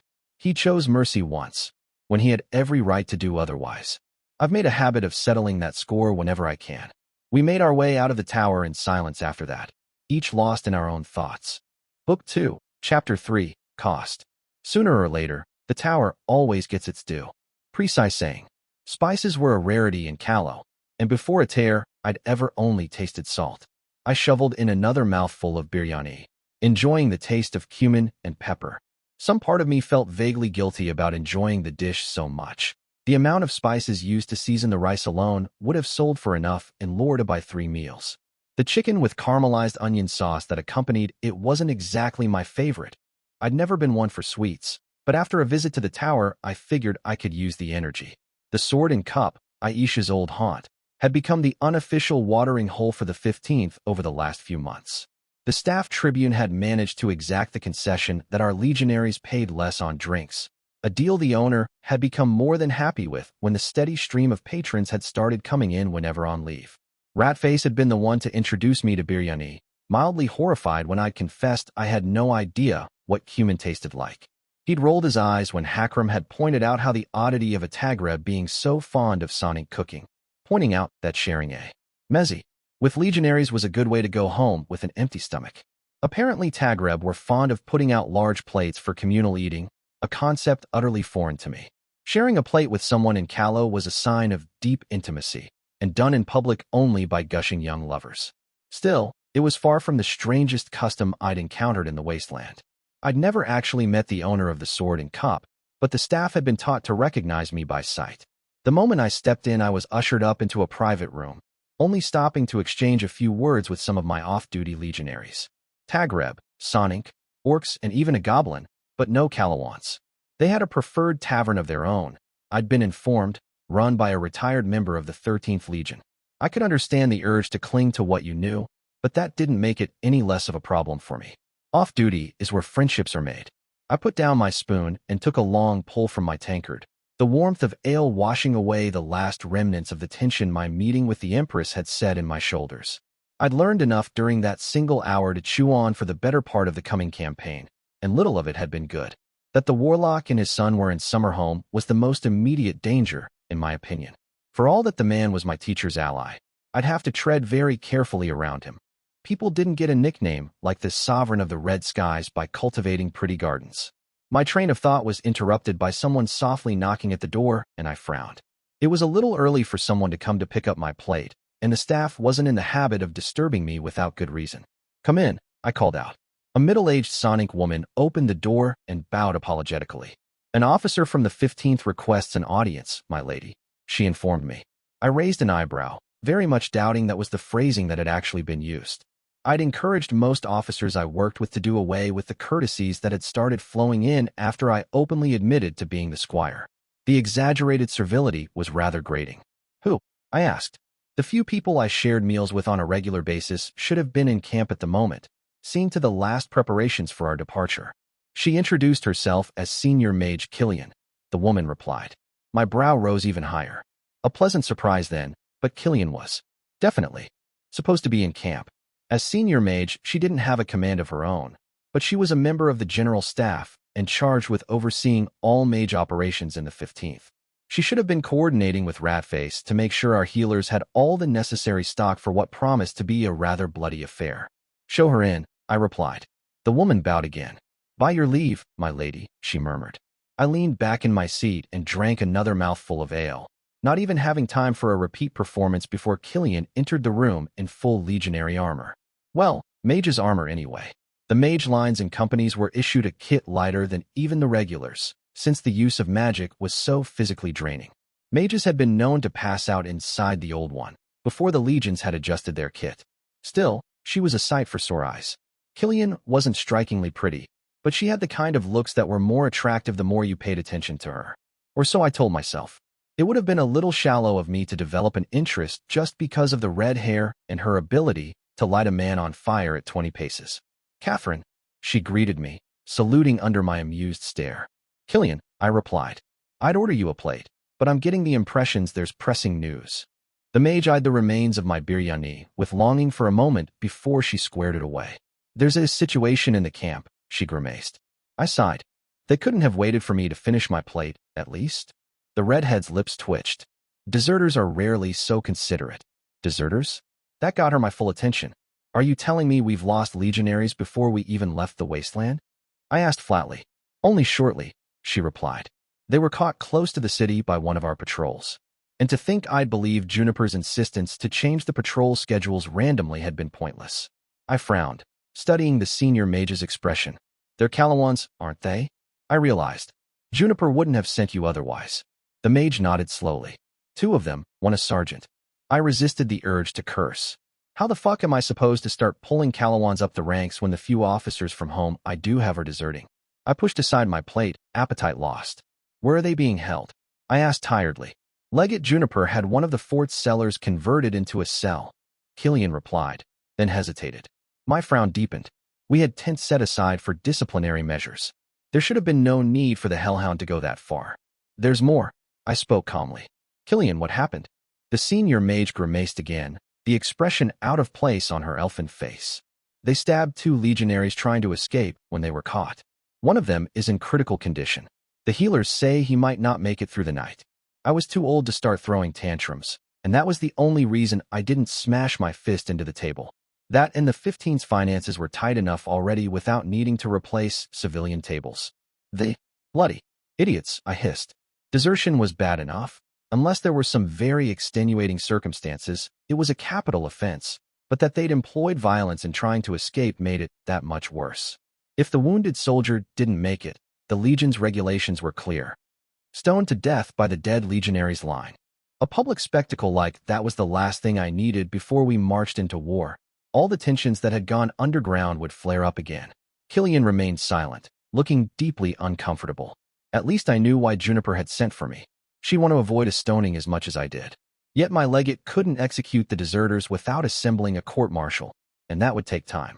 Time we might not have if the wounded soldier died in the night.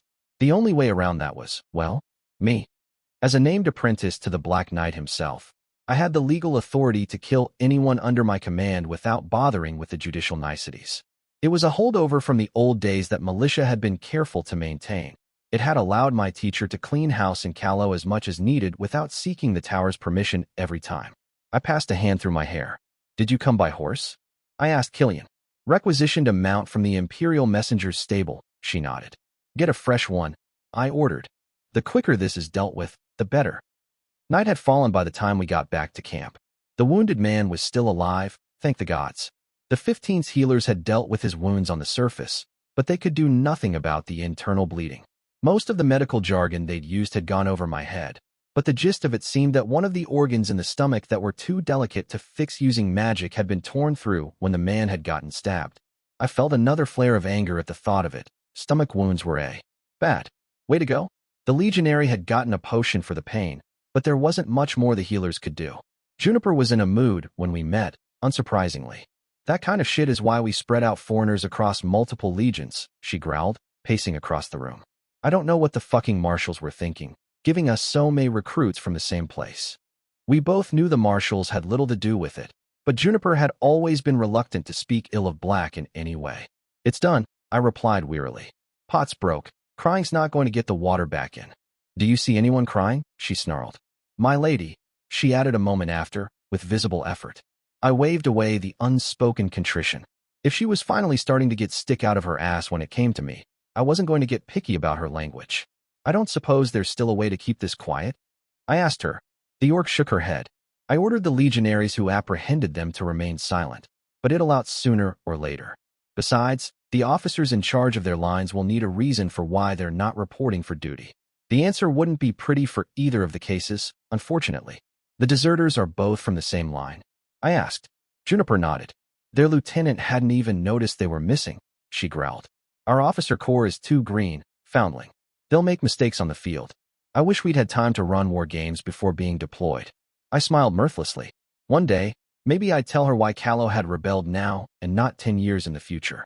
Not today, though, and I'd make sure she hit the Eric first. They're sending us in the thick of it. Because we're still green, Juniper, I replied. Black's been tight-lipped about it, but I think there's more to this than just a rebellion. The Hellhound's dark eyes scrutinized me. Proctor, the most likely suspect, I grunted. You'd think that after their civil war they'd leave the rest of creation alone for a while, but that's the Principate for you. They're never happy unless they're chewing at someone else's borders. Juniper ran a pensive hand over the maps still adorning her table. She had surprisingly delicate fingers for an orc, I noticed. Nox might as well have been sausages, but my legates could almost have passed for a human's if not for the color. We've never fought the Principate except during the Crusades, she said. We'll have to adjust tactics accordingly if war breaks out. They don't rely as heavily on cavalry as the kingdom did. I have a set of Theodosius treatises if you want to look at it, I told her. I'm sure they've made adjustments to their doctrine since the League Wars, but the basics should remain similar. Hakram has one too, she replied absently. I'll borrow it. I raised an eyebrow at that. As my adjutant, the other orc had been working closely with the legate, but I hadn't known they were friendly. I'd never seen Juniper spend her personal time with anyone other than Aisha. Actually, though I put no stock in Robber's constant insinuations, those two were a couple. The goblin captain wasn't exactly a credible source. He'd once spent the better part of a fortnight composing a ballad about the tragic forbidden love between Nock and one of the oxen the 15th used as beasts of burden. It had actually been a pretty catchy tune, not that I would ever admit that out loud. If we can't kill the rumors, we'll have to be straightforward about it.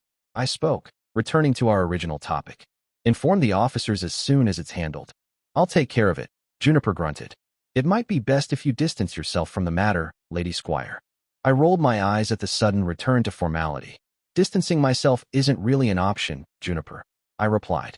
That's why you sent Killian to get me in the first place. I meant afterwards, the Hellhound replied. You're not an officer, my lady. Warlords don't explain themselves to the ranks. They do what needs to be done, and the clan falls into line. Like most orcs, Juniper used the lower Misan word, warlord, regardless of the gender of the person being referred to. The Carson word for the same meaning had no gender attached to it, and if she was aware of the inaccuracy, she didn't seem to care. My name isn't Warlord, Juniper, I reminded her. No, it's Squire, she acknowledged flatly. A Calawan Squire. If you're seen getting too heavily involved in this, our Presi legionaries might think you're favoring the Westerners. I don't need to tell you how dangerous that could get. I grimaced, but did not dispute the point. My legate had this nasty habit of being right, especially when I didn't want to hear it. I was spared further discussion of the matter by Hakram returning from the errand I'd sent him on, tramping in with a bottle of wine and 3 cups. He saluted Juniper absent-mindedly and turned to face me. I've got what you asked, he graveled. There was a look on his face, like he wanted to say more but was biting his tongue. Out with it, adjutant, I grunted.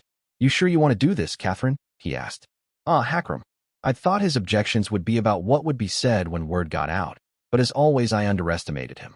That he was worried about me and not the consequences of my actions had me fonder of him than I probably should be. Needs to be done, I finally said. You don't have to be the one to do it, he retorted. It'd be a dangerous habit to get in, I murmured, asking others to do what I'm not willing to do myself. That was the thing with villainy. I was starting to understand. Every step downhill seemed more reasonable than the last. If hands have to be bloodied, let them be mine. And if I can't bring myself to do it, then maybe it shouldn't be done at all. The all-orc nodded sharply and dropped the subject, handing me the bottle and cups. My eyes flicked to Juniper, and I found her face inscrutable as she studied the both of us. Without another word to either of them, I made my way down the set of stairs leading to the cellar. A pair of Tagreb legionaries flanked the door, and one of them fished out the key from the ring on his belt, unlocking the door without needing to be prompted. They saluted as I crossed the threshold, their gaze feeling heavy on my back. Well, shit, a voice announced. They kicked this up the ladder pretty quick. There were 2 men inside, crouched next to an empty barrel. One of them was older, a blonde-haired and blue-eyed man built like a brawler and sporting a purpling black eye. He'd been the one to speak. The other was shorter and skinnier, brown-haired and dark-eyed. If the angle he was cradling his arm at was any indication, it had been broken pretty brutally. There was a small stool next to the door, and I claimed it as my own, leaning my back against the wall. Something like that. I agreed, the iron cups clinking as my fingers tightened. The blonde one would be Sergeant Pike, if I remembered Juniper's briefing correctly. The other one had taken the option of adopting a new name when he joined the legions and went by Albin. That he'd chosen the name of the first ruling dynasty of Callow as his own meant he'd either gone through the imperial orphanages or that his family had been well off. Not just anyone could afford history lessons. So, I mused out loud as the 2 of them eyed me warily. Would either of you gentlemen care to explain how you came to hatch a plan so goddamned stupid? There was a heartbeat, then Pike laughed. Hells, Squire, he replied, and I had to force my face to remain friendly at the unwarranted familiarity. If we were that smart, we wouldn't have ended up here in the first place. He smiled at me, cheeks dimpling handsomely as he did. He was fairly good-looking, in a Lysan way. Fair hair like his wasn't as common around Lore, though not exactly rare either. I didn't mean to stab the orc, ma'am, the other one blurted out suddenly. It was just, he was growling, and I panicked and dashed. I raised a hand to interrupt him. Uncorking the bottle with a twist of the wrist, I poured myself a cup and took a sip. Pike's eyes followed me carefully, belying his almost nonchalant pose. Wine? I asked. It's from Hedges, but it's still better than a parched throat. Don't mind if I do, the sergeant replied. Albin blinked nervously. Sarge, he spoke with watery eyes. Should we really dash?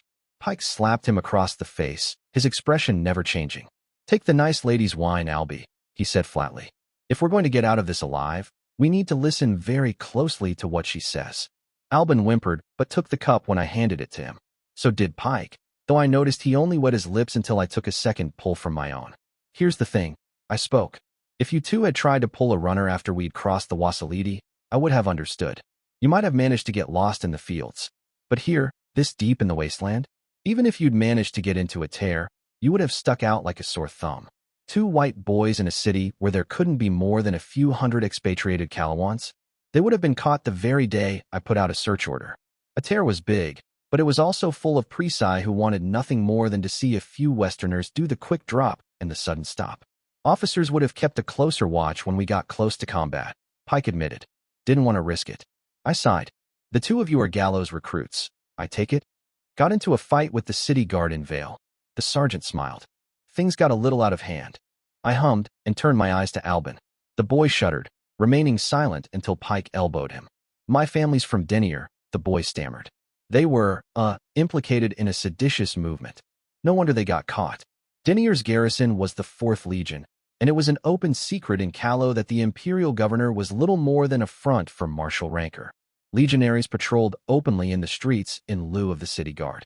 Of the 3 marshals, the former goblin matron was the most cunning, planning rebellion in a city where she ruled in all but name was doomed to failure. "Drink your wine, Albie," Pike told him. "Maybe you'll be able to stop pissing your pants in front of the squire with a little liquid courage in you." Albin obeyed. I was becoming more and more inclined to believe the boy's claim that he hadn't meant to stab anyone. He didn't have the spine for real resistance, not that it made any difference. Pike drained the rest of his cup and wiped his mouth with the sleeve of his accaton. "So how bad is it, ma'am?" he asked. "The hellhound's got to be asking for our heads on a silver platter." "That depends on whether or not the legionary with the stomach wound survives the night," I replied. "If he doesn't, the usual punishment is being stoned to death." The brown-haired boy whimpered again, and I couldn't help but feel a surge of contempt for him. Maybe it wasn't fair of me, but he was just so weak. Just a minion for Pike to push around, lacking any will of his own. And his spinelessness might cost me an actual soldier, one who'd been doing his job. Some of that must have shown on my face, because the fair-haired sergeant took a long look at me and immediately began changing tracks. "The goblin I cut up is fine though, right?" he asked. "It was a minor wound," I replied. "He'll have nothing left of it, but a scar come morning." I got what he meant loud and clear. His own actions had been relatively harmless, so he should be spared Albin's fate. I smiled at him. "I'm an actual villain, Sergeant Pike, and I'm not that quick to throw my subordinates under the chariot."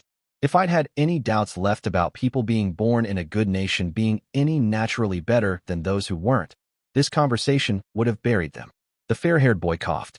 "Anyway, we learned our lesson about desertion. Stupid idea, should have just served my term. I know the fucking greenskins will be howling for a meal, but do you think we could get away with a flogging?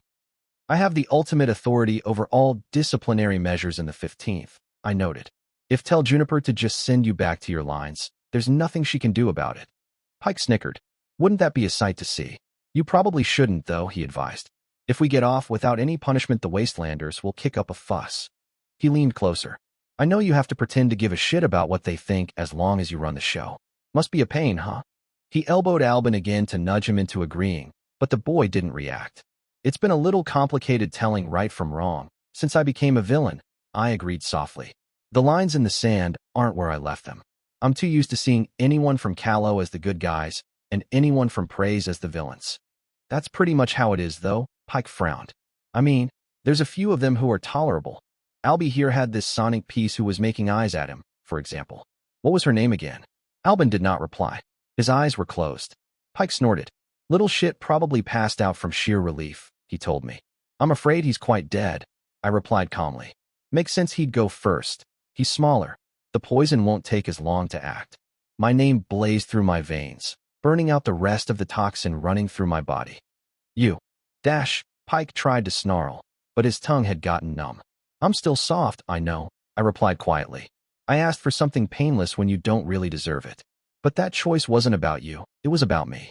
I don't want to be the kind of person who inflicts pain when they don't need to." The sergeant tried to get up, but his limbs gave out before he could do more than crawl, falling at my feet as I looked down on him. "Here's the thing, Sergeant," I said. "I'm not sure what side I'm on. None of them really fit. But I do know this. Whatever side it is, you're not on it." I got to my feet as the last of life left the man's eyes, brushing off my armor. Had I been fair tonight, I wondered? I'd been within my rights, certainly, but they were rights given to me by the Empire. The laws of the Tower were supremely unconcerned by factors as trivial as morality. I eyed the 2 corpses for a long moment, then decided it didn't matter. I hadn't forgotten the lesson Eris taught me, that night on the Blessed Isle. Justifications only matter to the just. Book 2, Heroic Interlude, Balestra. 73. Always send the comic relief in front if you suspect there's a trap. The gods won't allow you to be rid of them so easily. 200 Heroic Axioms, unknown author. The wandering bard was drunk again, and William was very much beginning to miss his days as a solitary freedom fighter. Why the Assuran had decided that 3 days into Imperial-held territory was the time to start drinking again was beyond him, but if she tried to grab his ass one more time, he wouldn't be held responsible for his actions. How did she even manage to drink so much, anyway? Her knapsack was large enough for 5 bottles at most, and she was halfway through her 20th. If she'd managed to find a bottomless bag and she was using it for booze instead of something actually useful, William was going to have a fit. An actual bloody fit, with screaming and everything. She's surprisingly eloquent, for someone so deep in her cups, the hooded woman next to him remarked. The Diarrhea observer went by Bragak, which he had a feeling meant something scathingly ironic in the old tongue. Still, she was by far the most tolerable member of the band of idiots he'd managed to assemble. It was a shame the Duchess still refused to get into the fight until her conditions were met, but that Bragak had stuck around was a good sign. I'd be more enthused if she wasn't using that eloquence to try to get into Hunter's trousers, William replied. To be fair, Bragak replied drily, he has few other clothes to get into. She wasn't wrong. The Hunter had already proved his worth by helping them avoid the Ninth's Wolf Riders on 2 occasions, but that didn't change the fact that the man wore fewer clothes than an exotic dancer. The other named had shown up in Marchford wearing tight pants and a leather vest that left his pectorals on prominent display, the tribal tattoos adorning his entire body only barely giving out the impressions he wasn't mostly naked. The silver bells and fairy trinkets that were woven into his hair chimed gently whenever he wasn't trying to sneak around, a ridiculous counterpart to the grim-faced stoicism the man tried to display at all times. Tuning out the bard's horrifying attempts to break into a serenade while holding a bottle of gin in one hand and her lute in the other, William cast his eye on the rest of their company. The bumbling conjurer was fiddling with his belt again, fighting a losing battle and trying to make a strap meant for a man twice his size fit his narrow hips. The thief was slowly edging in the conjurer's direction while he was distracted, probably to rifle through his bags again. He wished he could say it was the first time she'd be robbing an ally, but the cheeky brat had been eating her rations on what he was pretty sure was the Duke of Leese's personal silverware. William cleared his throat and glared at her. She flashed him an unrepentant grin, flipping back her short dark hair and strolling away with her hands in her pockets. The lone swordsman pushed down a sigh for what seemed to be the 100th time. He had a suspicion that the nature of his role made interacting with others' heroes even more irritating. In some ways he'd been lucky to manage to find 4 other named for what he had planned. 5 was the best pattern for heroic enterprises, but keeping them on track was like trying to herd a gang of cats, at least half of which were assholes. The only saving grace was that the 60 soldiers Countess Marchford had granted him were as professional as it got, all of them former royal guards she'd taken into her service after the conquest. Like him, they were itching to get into Summerhome and strike a blow for the kingdom. Shapes were moving about in the dark up ahead, close to the Wert's bank, and his hand drifted towards the penitent's blade. Bragak shook her head. Our scouts are returning, she said. William decided not to ask how she could see so well in the dark when even his name vision could not. He had a feeling she was a member of the Watch, or at least had been trained by it, and everybody knew the Watchers of the March had ancient sorceress tricks up their sleeves.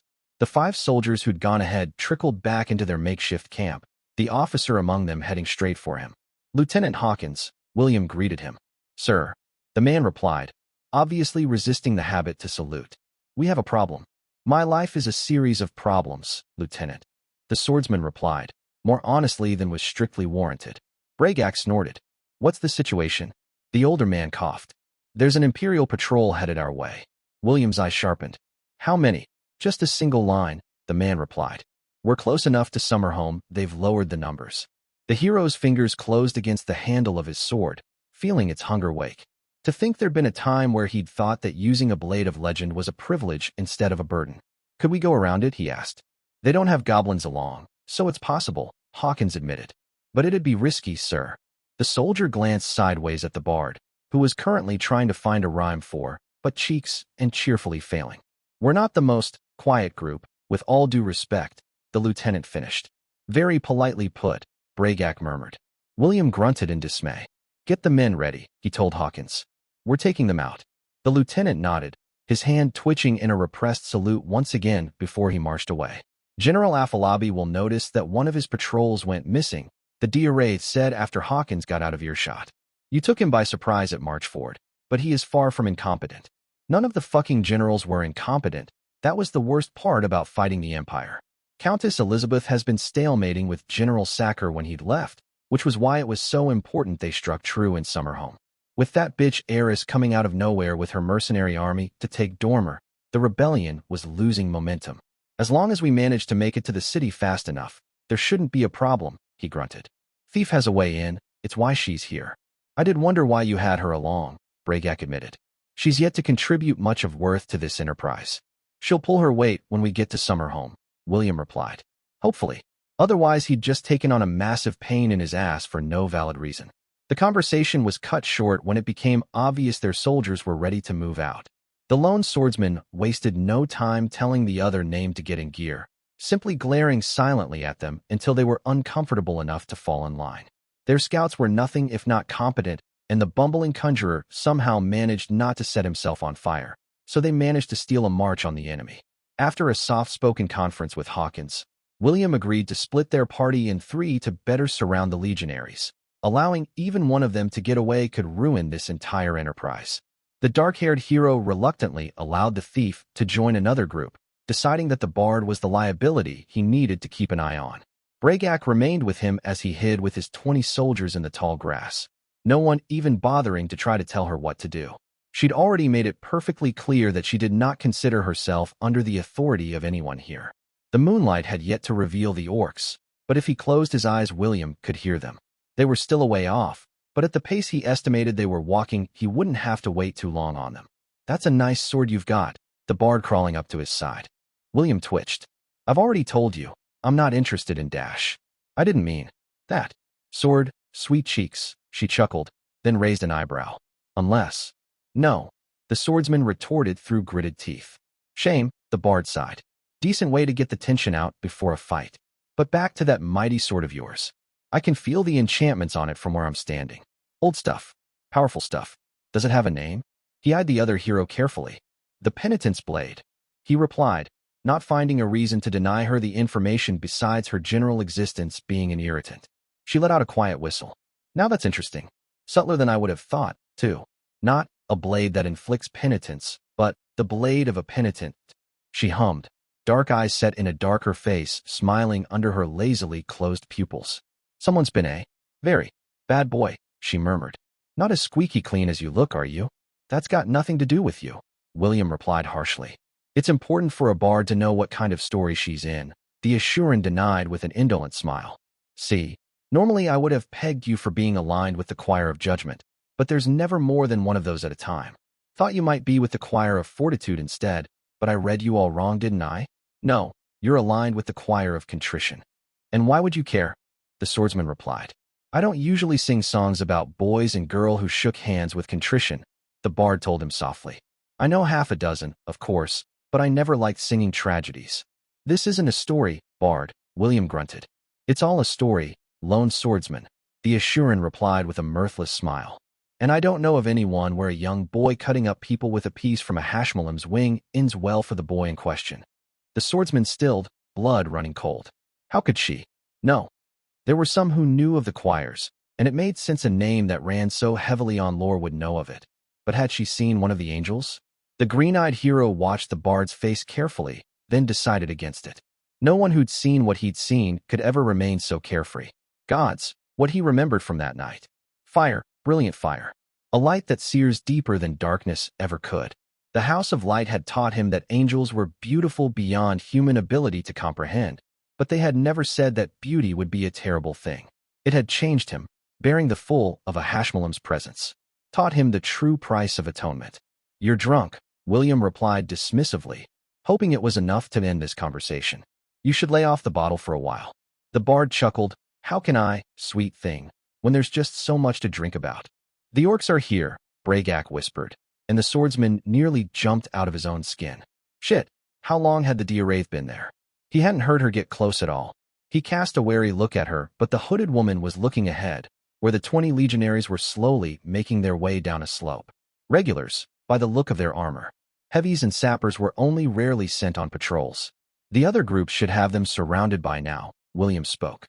The hunter and the conjurer would have the back, the thief and Lieutenant Hawkins the side. With the swordsman's own group in front of them, their only way out led straight into the river. The officer in charge of the enemy lines suddenly called a halt and spat our curses in their disgusting excuse for a language. They saw one of us, the bard voiced. Too late, though. William was inclined to agree. The legionaries slowly formed a square as his own soldiers emerged from cover, pulling the noose tight. The green-eyed hero got to his feet, and his men followed suit, carefully moving forward.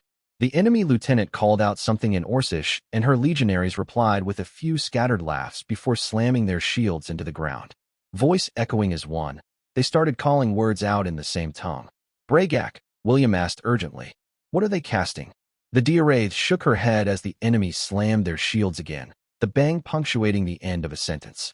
Not casting, she murmured. Singing. That's the chant of the dead. Curiosity lit up the bard's eyes. Never heard that one before, she admitted. What are they saying? The hooded woman cocked her head to the side, then spoke in cadence. We. Broken spears. Shattered shields. Come to dot. The shields hit the ground in a thunderclap. We.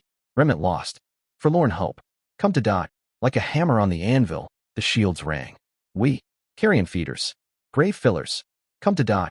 The shields came down one last time, and Bragak translated the last verse almost solemnly. We. Ruined children. Stand ready. Come to dot. A shiver went up the hero's spine. You're sure it's not a spell? He asked again. The duchy has records of them doing this before, Bragak replied. It's what their warriors sing when they know they're not coming back from a battle. The Diarraith sighed. Beautiful tongue, Carsom. Well suited to poetry. Wolves howl at the moon, William replied sharply. That does not detract from the necessity of putting them down. Bragak half turned in his direction, features hidden by the shadows of her hood. She did not reply. Indifferent to her opinion, the lone swordsman unsheathed his sword. Forward, he called out. His name surged through his veins, singing a song of carnage. This was what he meant for, not shadow games and politics. Him and his blade against the creation, setting it right one corpse at a time. He sped ahead of the soldiers, feet carrying him at a swiftness beyond mere mortals until he impacted with the legionary shield wall. The orc facing him grunted at the blow and stabbed low, but William sneered and spun around him, slipping into the enemy's formation. Casually, the penitent's blade keened as it tore through the greenskin's throat. Blood spilled over the ground, but William had already moved on, kicking down another monster to widen the opening in their formation. The officer moved towards him, roaring a challenge, but he spat in the creature's face and his sword cleaved through her shield effortlessly. She cursed and tried to swing her blade, but it was much, much too late. A flick of the wrist sent her head tumbling to the ground, the blood spray drenching him in crimson as he smiled.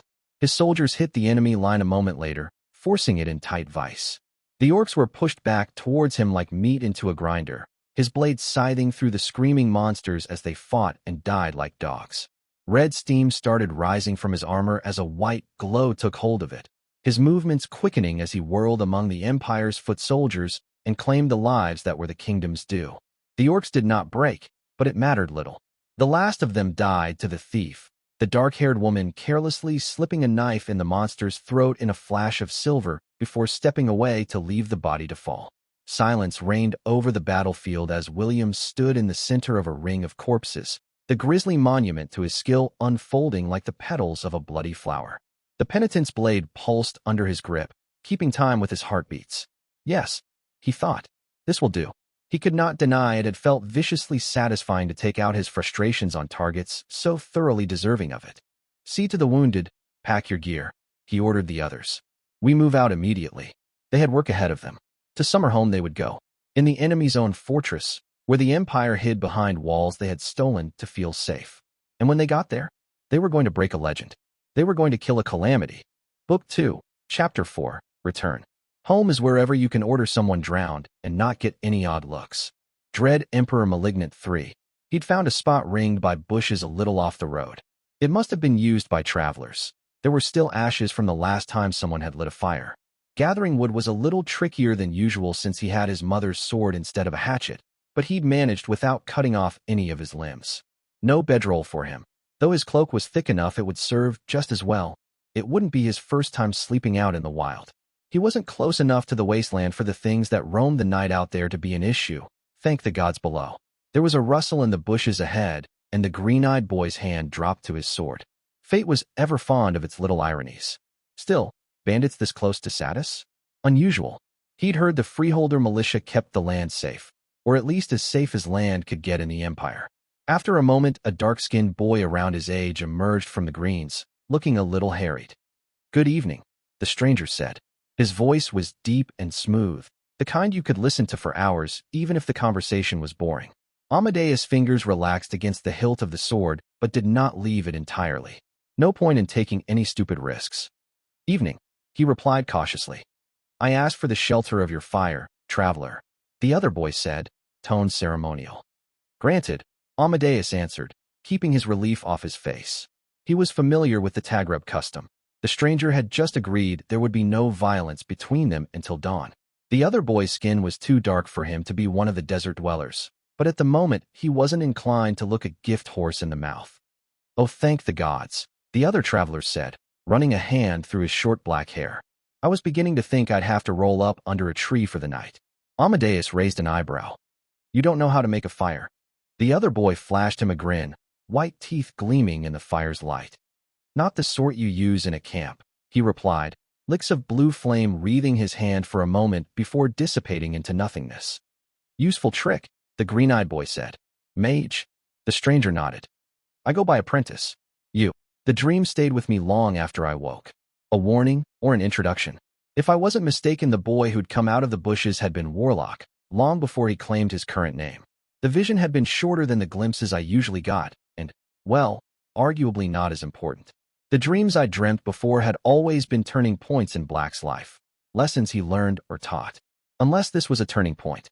There was no denying that without a mage of the Warlock's caliber on his side, much of what Black had accomplished would have been beyond his reach. Ultimately, I sighed and put the whole thing aside. The meaning would become clear in due time, I imagined. We were halfway through the month of Taj by the time the 15th got to Summerhome. There'd never been any question of our being accommodated inside the city fortress. What remained of the 12th took up all the available space, and then some. Some citizens had apparently been forced to quarter soldiers, and I could just imagine how well that had gone over. It hadn't even been a year since the hangings, after all, and no one held grudges quite like Calawans. My legion would need to trickle through the city and settle in one of the now-abandoned camps on the western bank. I'd elected to enter Summerhome ahead of the ranks, fully expecting I'd meet with General Afalabi at some point. My weekly scrying sessions with Black had me mostly up to date on the state of the war, but I'd be better to have the perspective of someone with boots on the ground. How friendly the general would actually be was still unknown, though. Afalabi Magaro was old Sonic nobility, and though I doubted anyone so high up the food chain would be affiliated with the True Bloods, being a racist asshole didn't exactly disqualify people from command in the legions. That he lost almost a quarter of the 12th to the rebels when they rose up in Marchford wasn't doing much to inspire hope in that regard. I reined up Zombie ahead of the bridge, more for show than anything else. The undead horse responded to my will, not actual physical stimulus. Squinting ahead to see who Nock had picked for my escort yielded a pleasant surprise. Nilene was patiently waiting a little further ahead, flanked by a pair of lines from his cohort. That Nock had sent his senior tribune to escort me was a little surprising given how heavily I knew the orc relied on the man's organizational skills, but I supposed he'd decided to keep my safety in the family, so to speak. While I'd been careful not to show outright favoritism, there was no denying I was a lot closer to the officers who'd followed me into the 15th from Rat Company. The calm-eyed Sonic saluted when I trotted Zombie up to him. If he was uncomfortable at standing so close to a necromantic construct, there was no trace of it on his face. Then again, priests don't really get worked up about necromancy. That made sense, in a way. More often than not, if there were undead on the field, they'd be on the Empire's side. Lady Squire, Nilene greeted me. Tribune, I replied a tad drilly. I'd already made my opinion of formality between us perfectly clear, and though he acceded to my wishes whenever we went for drinks, he defaulted to titles whenever we were in public. The dark-skinned man rolled his eyes at the unspoken dig. Are you ready to enter the city? He asked. Juniper's already handling the marching orders, I shrugged. Might as well bite the blade and get the politics over with. Neely nodded and whistled sharply. The lines fell behind us in good order, the tribune himself keeping pace with my horse's gait with little effort. I cast a pensive look at the legionaries following us, idly rubbing a thumb against the hilt of my sword. Soon I'd need to assemble a retinue of my own, my personal equivalent to my teacher's blackguards. I'd been given no limit on the size of it, though given that I'd have to feed and equip them from my own pocket, I'd have to keep it manageable. I was currently getting paid the equivalent of a general's salary, an income that made the savings I'd brought from Callow with me laughable in comparison. By Lorien standards, I had the means of a merchant from the upper crust, though I still fell way short of most landed nobles. I'd have to be careful who I took in, though. My retinue would serve to handle the matters I couldn't pursue through the 15th, as well as my personal security, which made me reluctant to involve Presi. Not an urgent matter yet, I decided. While I'd been lost in my own thoughts, Neeleen had apparently turned his attention to the bridge we were crossing, seemingly fascinated with the construction. I'm not seeing much here but stone, I told him, shaking him out of his own introspection. The dark-skinned man cleared his throat, mildly embarrassed. I have something of an interest in architecture, he admitted. The way Calawan's adapted Mise engineering is completely different than ours. The style is purely local, but the underlying principles are the same. I cocked my head to the side. A good bridge, then? It won't last as long as the structures on the Blessed Isle, but I'd consider it vastly superior to anything else in Calo. Or even some parts of Praise, to be honest. I filed that away for further reference, though I was more interested in this previously unseen aspect of the Tribune. I hadn't pegged you for the scholarly type, I informed him. The Sonic shrugged. I was on the Imperial ticket before the War College, he replied. I considered taking the sapper classes before falling in with Nock, but the command track had better career prospects. I blinked in surprise. You attended one of the Imperial schools? I think you're the first student from there I met. I honestly still have a hard time believing the Tower funds free education. Neeleen chuckled, the sound halfway between bitter and amused.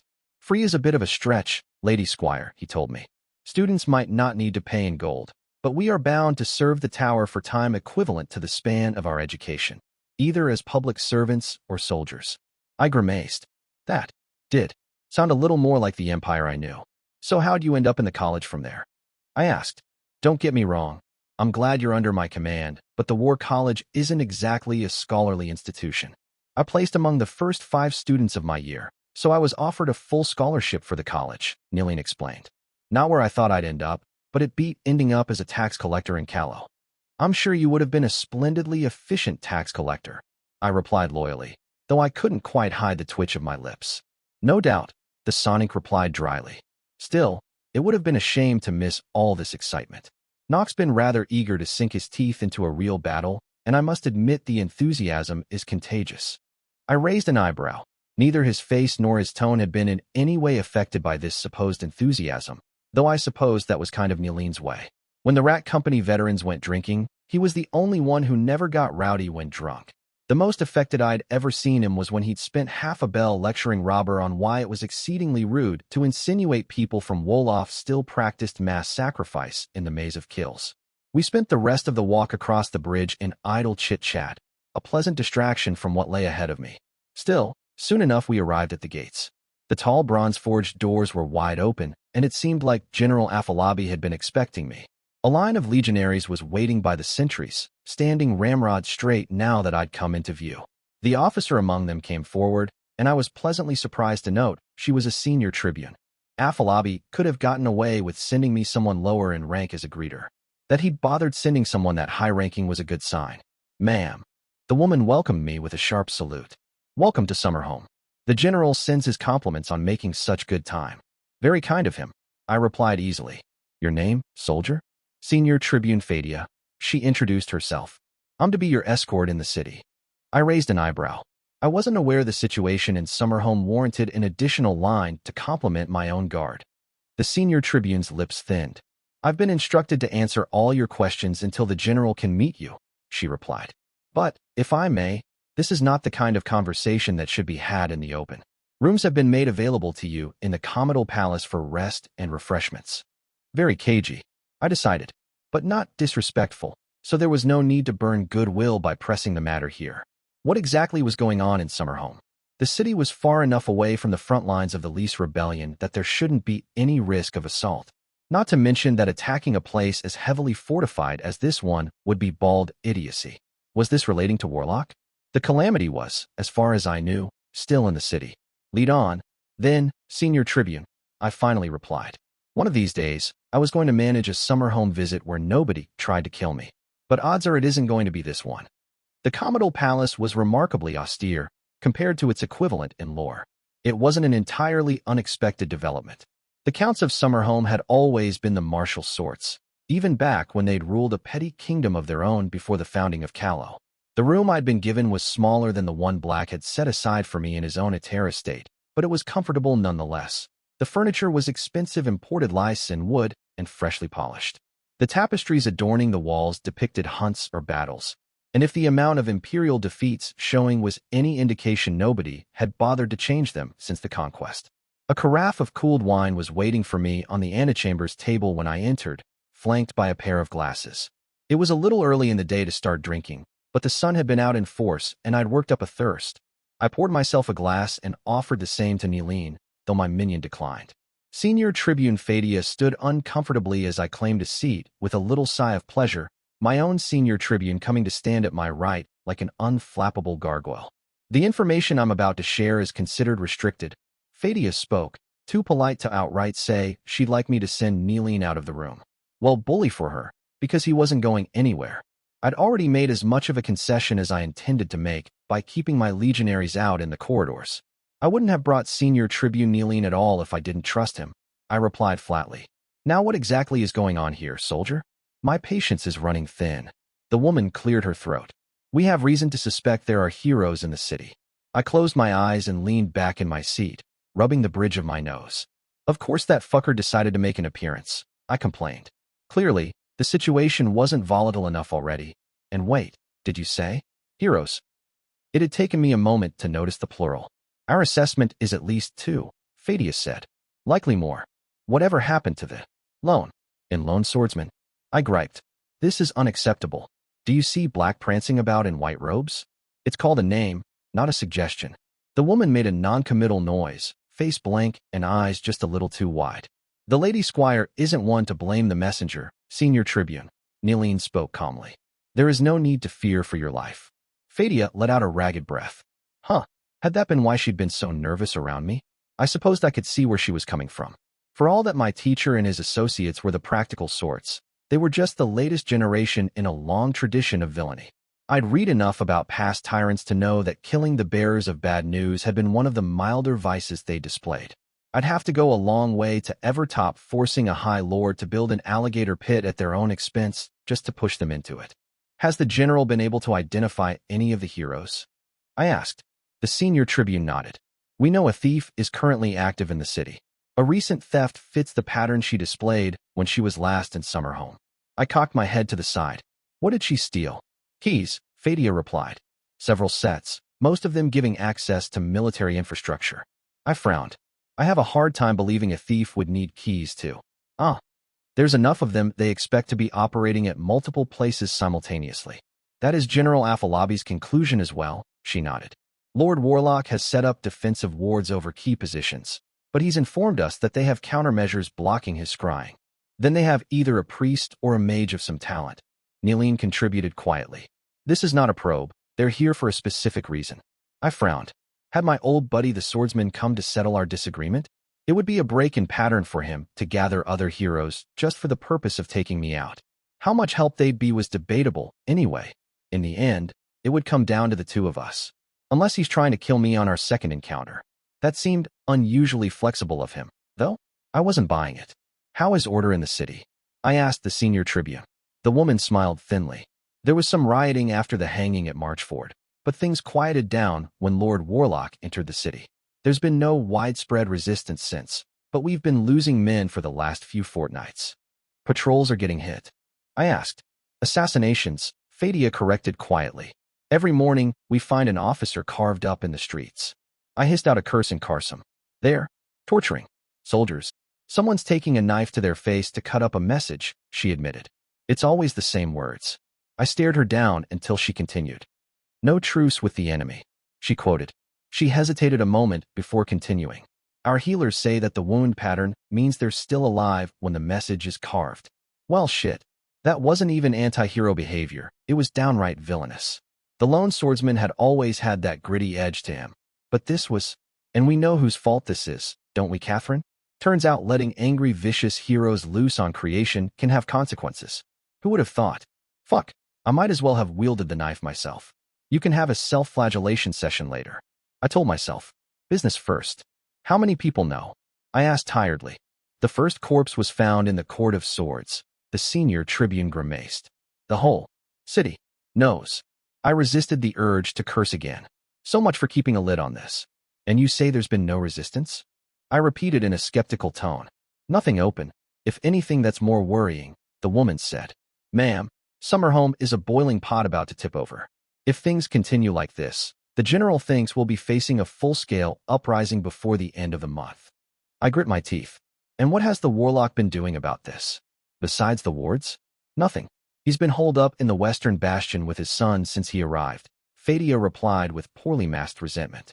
Requests for his intervention have been systematically ignored. What the hell's is going on here?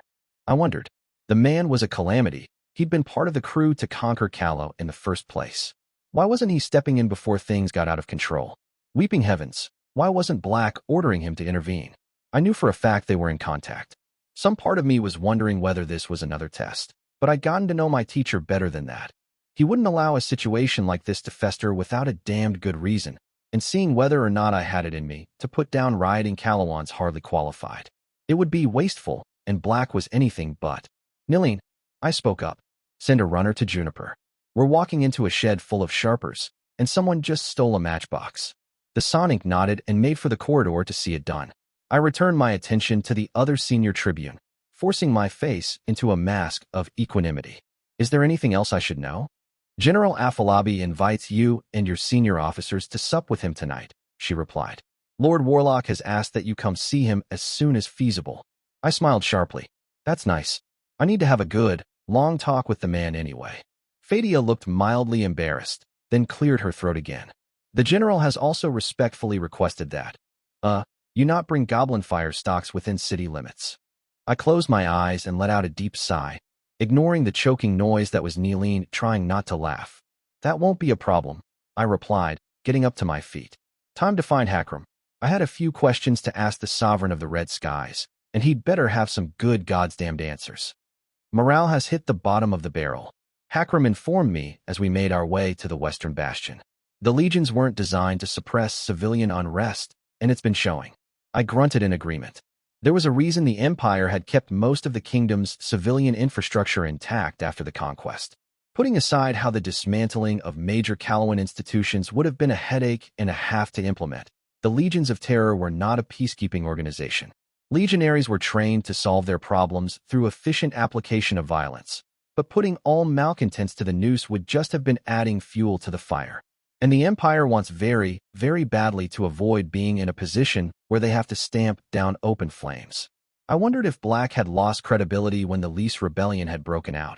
He had, after all, been the closest thing Callow had to a ruler in the last 20 years. Imperial governors were ultimately answerable only to the Tower, but as militia's mandated right-hand my teacher had been straight above them in the pecking order. Or would this reflect badly on the Empress?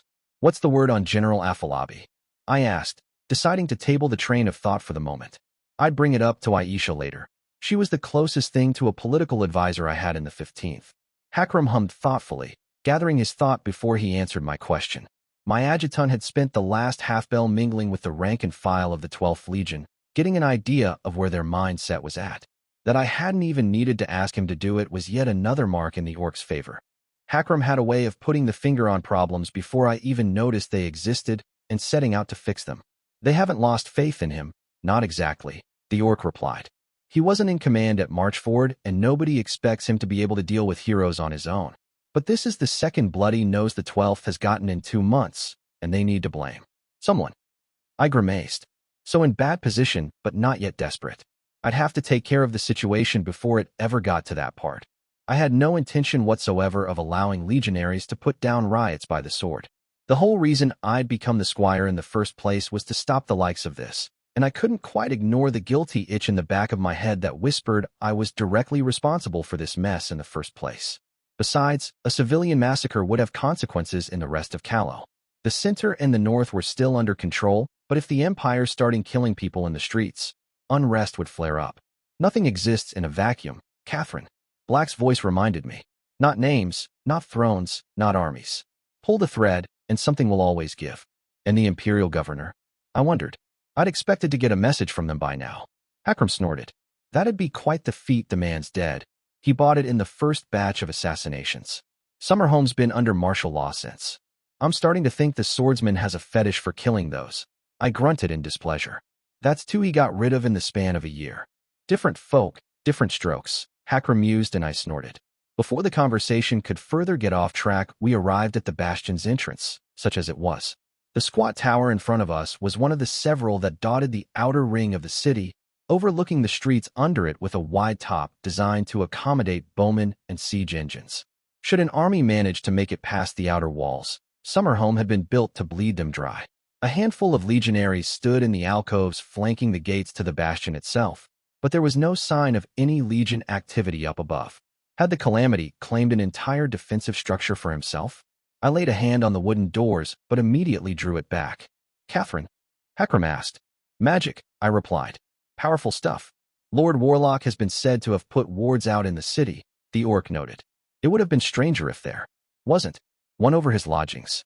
That's not a defensive ward, I spoke with a frown. I know what those feel like. Black taught me to recognize them. This is weird. Like the entire bastion is some sort of spell. Is it harmful? My adjutant questioned. I don't think so, I admitted after a heartbeat. It feels prickly when there's an active pattern. This is passive, if anything. Whatever it was also kept working by a gargantuan amount of power. Maybe not as large as the old sorcery laid in the tower's stones, but much larger than anything else I'd seen. Taking a deep breath, I pushed the doors open and stepped through the threshold. I felt something wash over my skin, but nothing else happened. I cast a look around only to see that the ground floor was empty. It was supposed to serve as a common room, but besides benches and tables there was nothing of note. Ignoring the uneasy feeling settling in my stomach, I pressed forward to the stairs in the back of the room, Hakram following suit in silence. The second floor served as guard quarters, but I didn't stick around to explore. There was a glow filtering through the stairs leading to the third floor. Would it have killed you to send someone to greet us instead of letting us wander through the creepy empty bastion? The creepiness got pushed up a rung up the ladder when we set foot on the last floor. The stone here was completely different than anything else in the bastion, veined with blue that seemed to shift around if you looked too long at it. More than that, the floor was larger than it had any business being. The parlor where we stood alone was as wide as the bastion had looked from the outside, and there were corridors leading away. Across from us, a pair of large tinted glass windows allowed a glimpse into what seemed to be a workshop, and I could hear people talking through the closed door. The voices suddenly rose in volume, and I stepped closer to the glass. Got out again. I barely managed to raise my shield before the glass exploded. Book 2, Chapter 5, Recognition. The essence of sorcery is blasphemy. Through will and power, every mage usurps dominion over the laws of creation from the gods above and below. Extract from The Most Noble Art of Magic by Dread Emperor Sorceress. Hakram's sword swung clear of its scabbard, joined by mine a heartbeat later. What had the goddamned warlock let loose? Hopefully, it was just a devil, because if the mages had managed to bring a demon through, this was going to get unpleasant. Barreling through the window, a burly shape landed a few feet in front of me, shaking off shards of glass. Dark eyes glared at me balefully, and the pig let out a plaintive oink, flapping its dainty little wings. What? I asked, ever the soul of wit. Masigo, a man's voice thundered. Get that thing back in its cage and fireproof the locks this time. What? I repeated, watching in horror as the pig opened a maw filled with teeth and turned towards me. I barely had time to curse and huddle behind my heater shield before the thing belched out a stream of flame. I heard Hakram duck away from the danger, flipping over a table as he did, but my instincts had not been so evasive. Heat and the reek of brimstone licked the edges of my shield. I wasn't singed, but it was enough to make me think I should perhaps reconsider my habit of not wearing a helmet outside of the battlefield. The flames guttered out after a moment, and I moved forward. Of all the perils I'd anticipated when making my way to the bastion, I had to admit that a fire-breathing winged pig hadn't been one of them. What was the point of the bloody wings, anyway? They were way too small to allow the creature to actually fly. Oh gods, am I really at a place in my life where I'm going to actually duel a jailbreaking pig? Before I could test exactly how hard the thing's hide was, the door to the workshop burst open and a man hissed out an incantation, throwing his hand towards the pig. A muzzle of ice formed itself around the creature's mouth, and it let out a muted squeal of panic. It tried to make a run for it, but the ice spread in slender but solid lines across its body, restraining its feet in solid manacles that stopped it within moments. The little abomination wiggled impotently in front of me, its wings still beating in panic, but seemingly incapable of raising its own weight. The man sighed.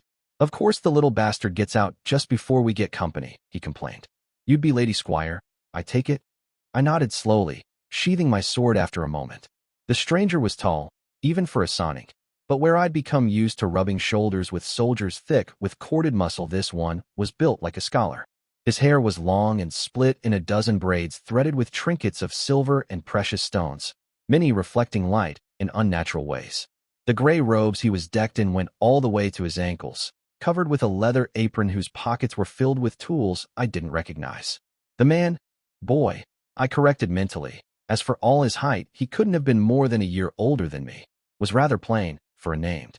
Thick eyebrows and dark brown eyes were half hidden by a pair of spectacles. His lips were fleshy, and from the looks of it, he bit them often. Though I suppose after militia most everyone looks plain. I managed to get my thoughts in order before the silence became awkward. That's me, I agreed. And you'd be. I let the sentence dangle, unsure as to what the protocol was here. I'd heard his father call out what I assumed was his name, but I'd been taught that it could be rude to refer to an individual with a role by anything but their name without being invited to do so. Apprentice, the boy introduced himself with a half-smile. But you can call me Masigo. Catherine, I replied easily. And supervising that poor table behind me is Adjutant Hakram of the 15th. Apprentice nodded in my officer's direction, then frowned. He pushed up his spectacles and stared at the orc for a long moment. He spoke thoughtfully. I raised an eyebrow. Is there a problem? Adjutant, the Sonic muttered. That's a new one. I blinked. The rank's been around for a while, actually, I replied slowly. Probably, Apprentice shrugged. I have, however, never heard of it turning into a name before. What? I turned to glance at Hakram, who seemed just as surprised as I was. I'm an orc, sir, my officer spoke carefully. We don't really do the name thing. Masigo clicked his tongue against the roof of his mouth in disapproval. Inaccurate, he chided Hakram. Names were fairly common in the steppes before the Mizan occupation. That's the better part of 2,000 years ago, I replied flatly. The apprentice seemed utterly indifferent to that fact, much to my irritation. It's still nascent in form, the Sonic noted.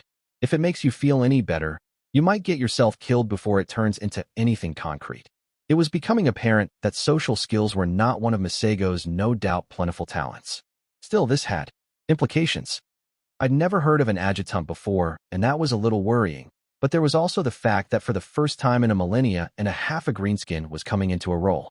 That was shit. The political ramifications of this alone went way above my head. Black always said that names were a reflection of the people they sprang from. Was something changing with the orcs, or was this about my own burgeoning influence? This is about the reforms, has to be. But why was the role appearing here and now instead of 40 years ago, when they'd first been implemented? Gods, this was going to be such a headache.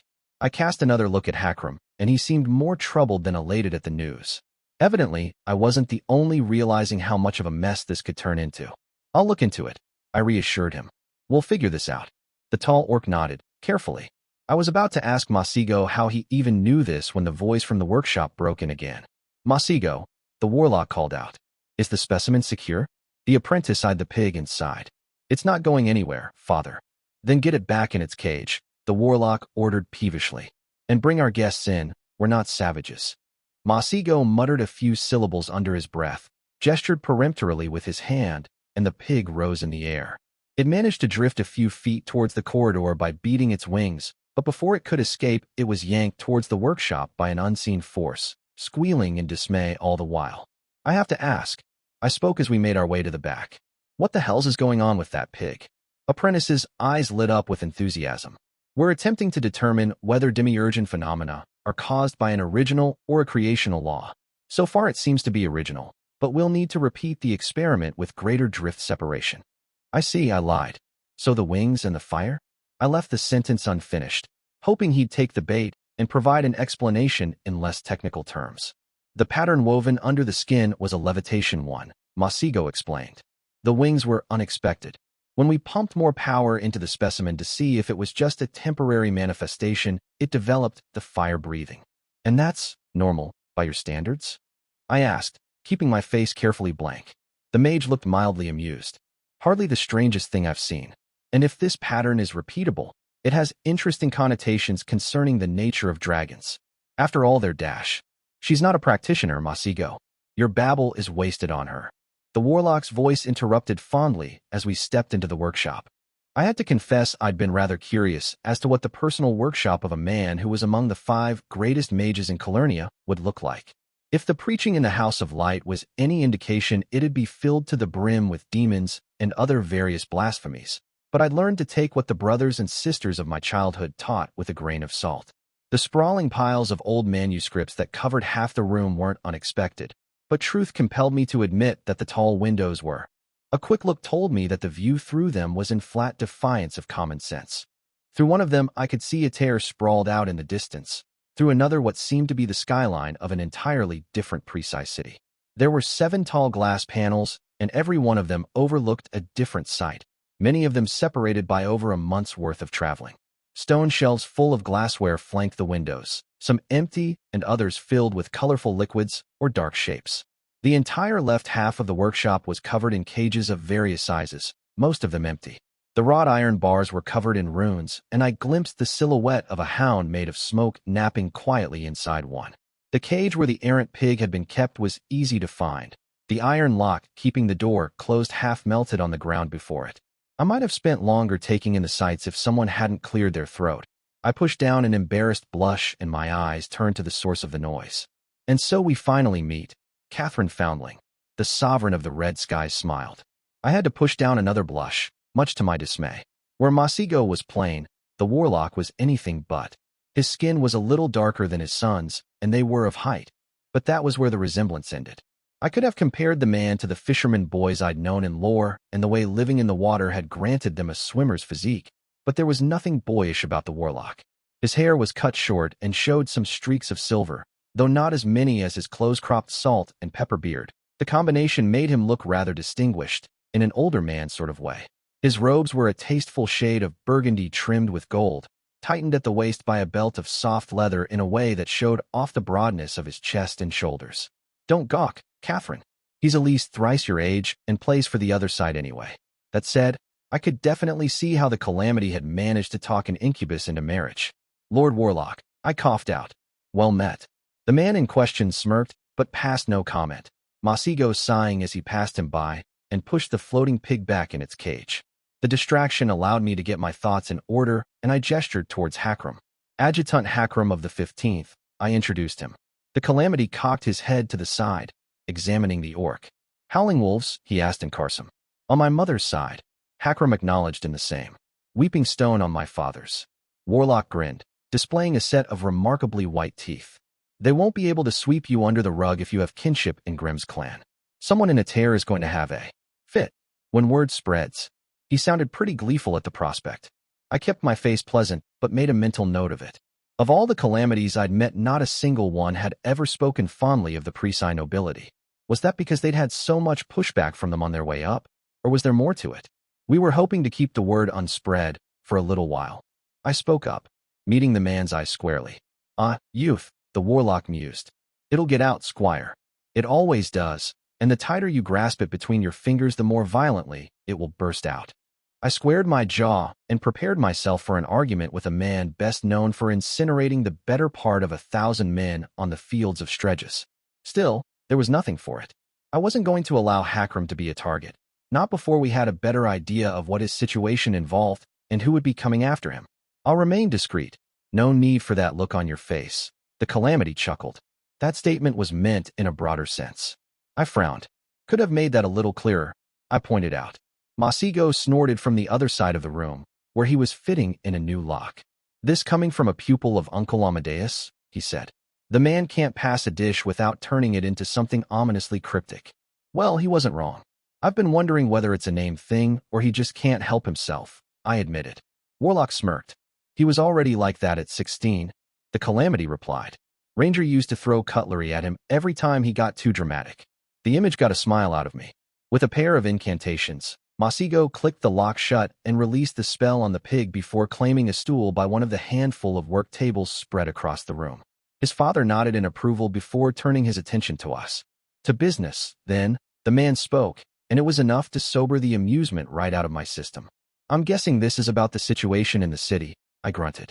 As it happens, I had a few questions myself about your involvement, or lack thereof. I added silently. The warlock hummed in agreement, and passed a hand over a few runes carved into the table where Masigo had claimed a seat. The eldritch letters shimmered and small globes of light rose out of them, spreading and taking shape until a facsimile of Summerhome seen from above had formed over the table's length. The construct was white, but some parts of it were shaded darker, mostly parts of the city that even my still-fresh military judgment understood to be key military positions. The defensive wards General Afalabi's envoy had mentioned, if I had to guess. There are at least 4 heroes in Summerhome as we speak, Warlock announced. I raised an eyebrow. The messenger from the 12th mentioned less. The general hasn't been informed, Masigo murmured. My eyes flicked to the calamity. I'm sure there's a good reason for that. Warlock smiled unpleasantly. General Afalabi's staff meetings are a leaking sieve. I'd been about to point out it was pretty unlikely any precise soldiers would willingly betray the legions to locals when I realized that was rather missing the point. That was the imperial way of thinking, and while it had its uses, I'd not forgotten where I came from. Servants, merchants, anyone with business in the Commodal Palace. Nobles from the wasteland had this nasty tendency to see their attendants as moving furniture. It might not even have occurred to Afalabi that they could be eavesdropping when he met with his officers. You've been unable to locate them? I asked instead. They have a name capable of sorcery with them. Warlock spoke, distaste thick in his tone. Their work is singularly incompetent, but they struck gold seemingly by accident. They botched their working, and instead of blocking my scrying, they've managed to set up a pattern that redirects the divination elsewhere. I raised an eyebrow. You're sure it was an accident? It seems like a fairly clever counter. Masigo snorted and Warlock scoffed. It only worked because I'd tailored my spell to sketch out the edges of the zone where scrying was blocked. The calamity explained impatiently. Against a more common variant of the working, it would have failed miserably. That kind of triumph through incompetence is the signature of bumbling conjurers. Ugh, those.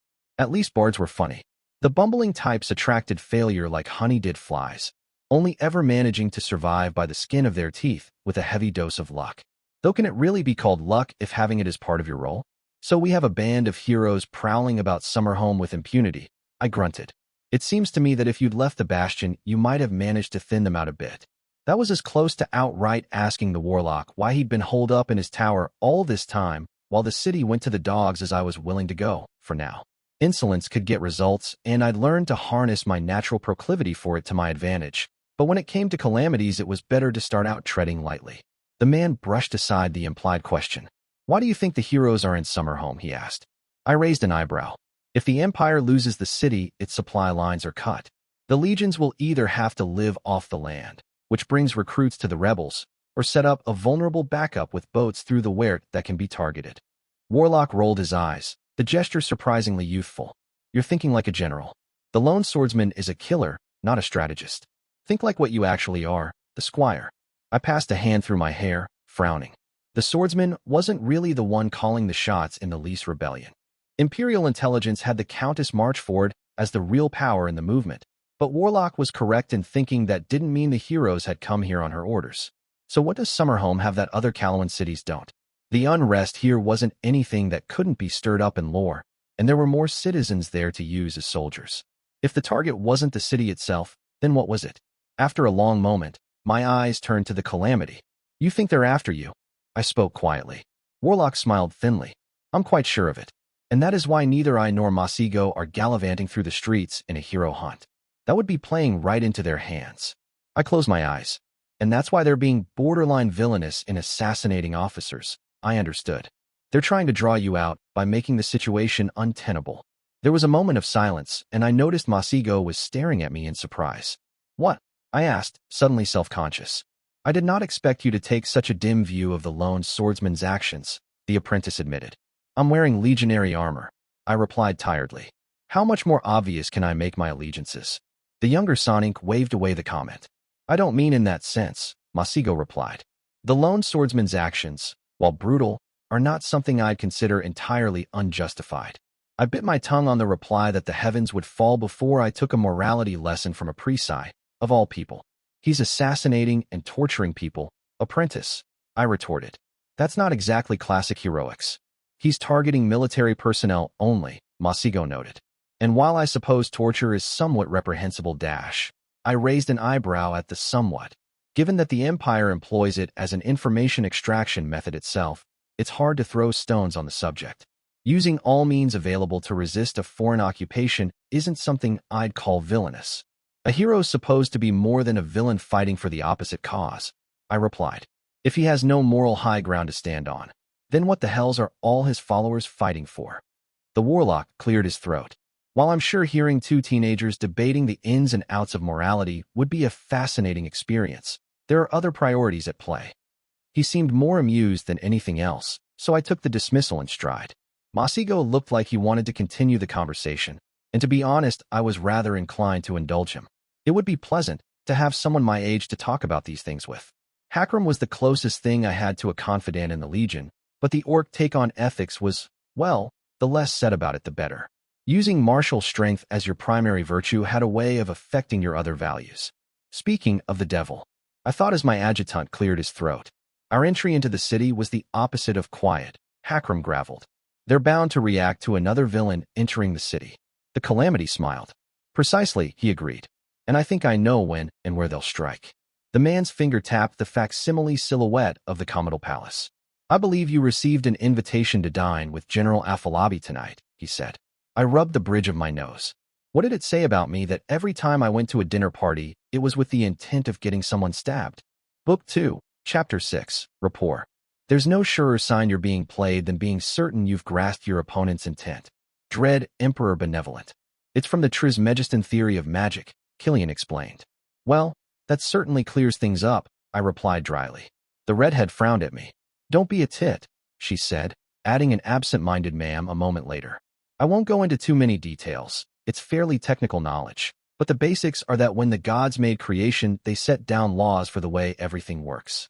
Haven't you ever wondered why an apple falls down when you drop it? I raised an eyebrow. Gravity seems the likely culprit, unless you're telling me it was a frame-up all along. It's probably for the best you never attended any of the mage classes, the senior mage muttered under her breath. Look, gravity doesn't apply everywhere. Exposed to the classical element of void, it tends to fizzle out. I got the distinct impression out of that last sentence that the classical elements weren't what I thought they were. So it's not an immutable law, I grunted. What's that supposed to mean? Killian took a sip of the wine glass I'd handed her before beginning the conversation, leaning back in her seat. I was very careful not to let my thoughts linger on the fact that she was sitting just a dozen feet away from a very nice bed that could likely fit 2 people in it. Should said people be willing to do a bit of creative juxtaposition? It means the gods put that law into place through their own power, Killian informed me. That's what we call a creational law, a rule that came into existence when the gods manifested their power as the physical realm we inhabit. I was fairly uneducated in matters of sorcery. Pretty much all Black had ever bothered to teach me was that I did not have the inborn talent for it, before moving on to the best ways to kill mages of different skill levels. But I wasn't an idiot. The implications here were fairly straightforward. So an original law is something that predates creation, I guessed. Killian wiggled her hand in equivocation. It's a law that exists independently of it. Like how you can't make something out of nothing, for example. Some argue that to qualify as an original law, it has to apply to even the gods. That sounds a mite heretical, I noted. Implying that the heavens were not omnipotent was a good way to get tossed out of the House of Light. Sure, the priests admitted that the gods had limits, but according to them, they were self-imposed for the good of creation. The redhead smiled behind the rim of her glass. Trismegistus is the precise name for the man who became the dead king. A little heresy is to be expected, she replied. That would explain it. Anyone who'd ended up turning the entire nation they ruled over into a horde of slavering undead was bound to have a few disagreements on the nature of creation with the clergy. Still, hard to argue with a man who invaded one of the hells. Clearly the dead king had done something right, for a very specific meaning of right. I'm curious where you encountered those terms to begin with, Killian half-asked, her tone implying that if it wasn't something I could talk about, she would understand. She'd always been good about things like that. Maybe it was the way mages dealt with so many more secrets than regular people, especially in praise. Ran into an experiment apprentice and Lord Warlock were having in their tower, I told her. Something about determining the nature of demiurgian phenomena.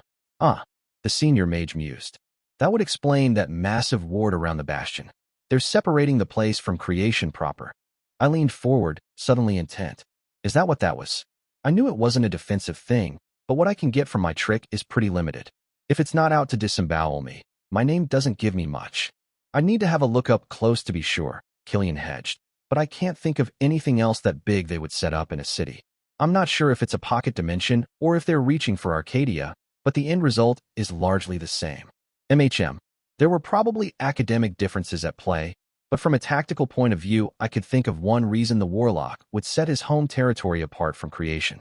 It meant the man could actually cut loose if the heroes came knocking. I'd read the histories. After all, Warlock had ever only been deployed as a combat asset when my teacher was willing to ride off wherever the battle was happening. If the Sovereign of the Red Skies decided to go all out in Summerhome, it would make the Goblin Fire incident look like a tavern scuffle. It explained why he'd been sitting pretty in the Bastion all this time, too. So he wasn't just letting Summerhome spiral out of control, he was setting up his battlefield for a confrontation. You have that look on your face, the redhead spoke softly. The one that means you figured out you were wrong about something. That a bad thing? I asked mildly. Killian cleared her throat, looking rather bashful. I like it. Most people do. Even Juniper said that the way you don't get stuck in your preconceptions is laudable, and getting compliments out of her is like milking a stone. I snorted. Hard to get all high and mighty when you're wrong about things as often as I am, I admitted. I'm lucky I found the people I did, to be honest. I'd have a lot more blind spots if I hadn't. Sometimes I wondered what it said about me that all the people I trusted were pre-Psi, but what else could I do?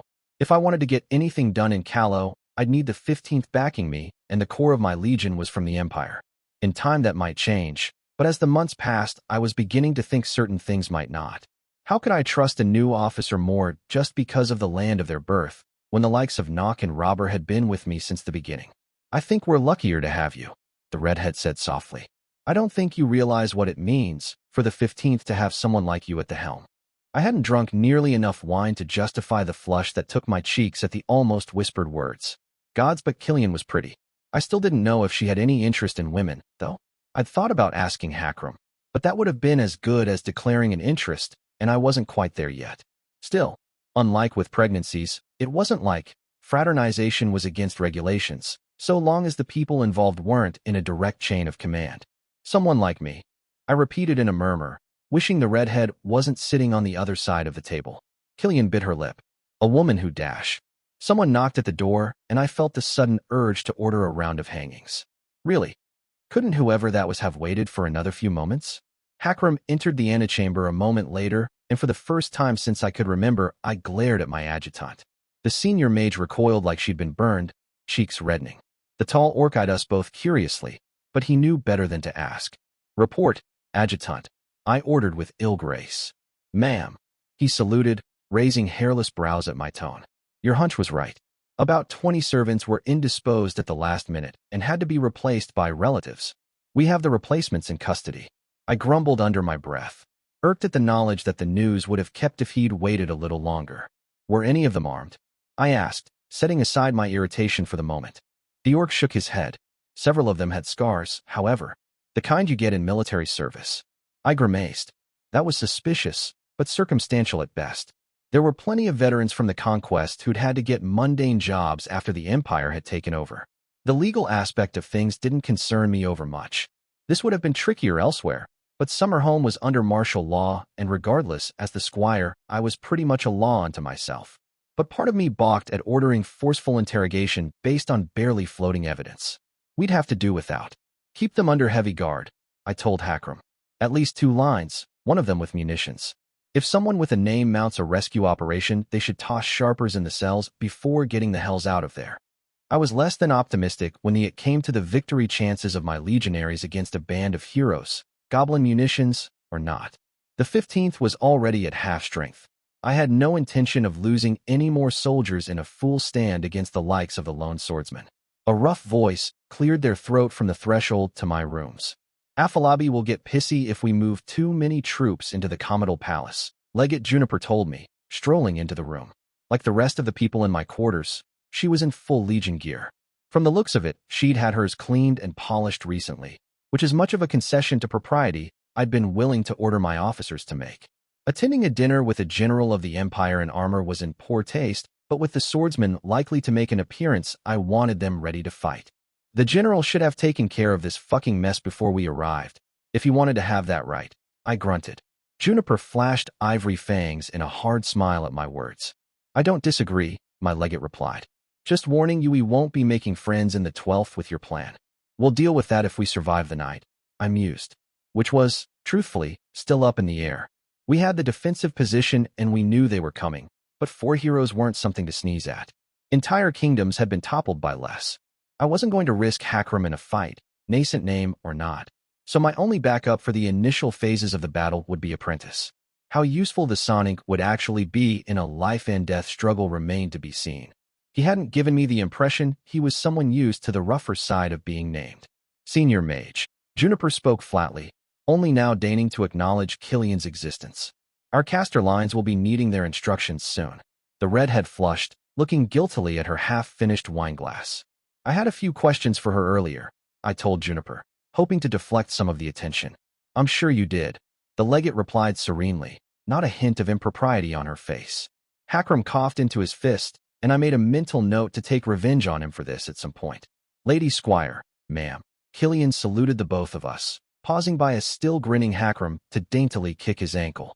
Considering the orc's armor was the only thing thicker than his skin, it did absolutely nothing to discipline him, but I approved of the general intention. I waited until she left the quarters to return my focus to Juniper. We've reinforced the palace garrison at all choke points. I prompted. The orc officer nodded. Your special orders have been given to the troops at the gates, she said. I kept those rather simple. If a lone individual in a cloak approaches the entrance, shoot them until they stop moving. And then a few more times to be sure. Don't even bother hailing them. Just unload your crossbows. If the lone swordsman intended on making a dramatic entrance, he was in for a rough evening. Unfortunately, the bastard had taken to irregular warfare like a fish to water. I doubted he'd be stupid enough to try getting into the palace the old-fashioned way. I suppose we'd better get moving then, I grunted. Has Apprentice showed up yet? Juniper cast a look at Hakram, who shook his head. Not yet, the adjutant replied. I've taken the liberty of providing him an escort when he leaves the bastion. I smiled at my officer, pleased at the initiative. I doubted the heroes would try picking off the warlock's own adopted son in broad daylight, but there was no sense in taking unnecessary risks. Diplomatic dinners. Juniper grinned unpleasantly. Everybody's favorites.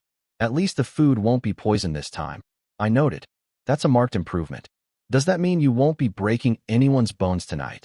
The legate asked wryly. Shame. That was the best part of the evening. I pushed myself to my feet, adjusting the sword at my belt. I'll see what I can do, legate, I replied. I'm sure there's at least one guest that could use the exercise. The palace's banquet hall was the oldest part of the building, and it showed in the stonework. Not that it was shoddy, but instead of imported granite from northern Callow, the petty kings of Old Summerhome had to make do with local quartz deposits. Nowhere as good to hide under when trebuchets started singing, but back then siege engines had been fairly rare. I had 2 lines from Nock's command idling around the hall's entrance, the boredom of the assignment warring with the warning their officers had given that they were likely to see fighting before the end of the night. General Afalabi had posted only 1/10 of his own soldiers, and they looked rather displeased to be sharing the duty with my own. As long as they don't start fighting, I couldn't care less. I let Juniper and Hakram stride ahead of me into the hall, slowing when I noticed a handful of people being interrogated by my soldiers. 4 of them, to be exact. 3 men and a woman, all of them adorned in fancy clothes and bearing musical instruments. The lieutenant in charge of security was ignoring the protests of the musicians and patting them down for weapons, at least those of them that were standing. The only woman had claimed a chair, propped her lute over her knees, and seemed to be polishing off a flask of alcohol so strong I could smell it from where I was standing.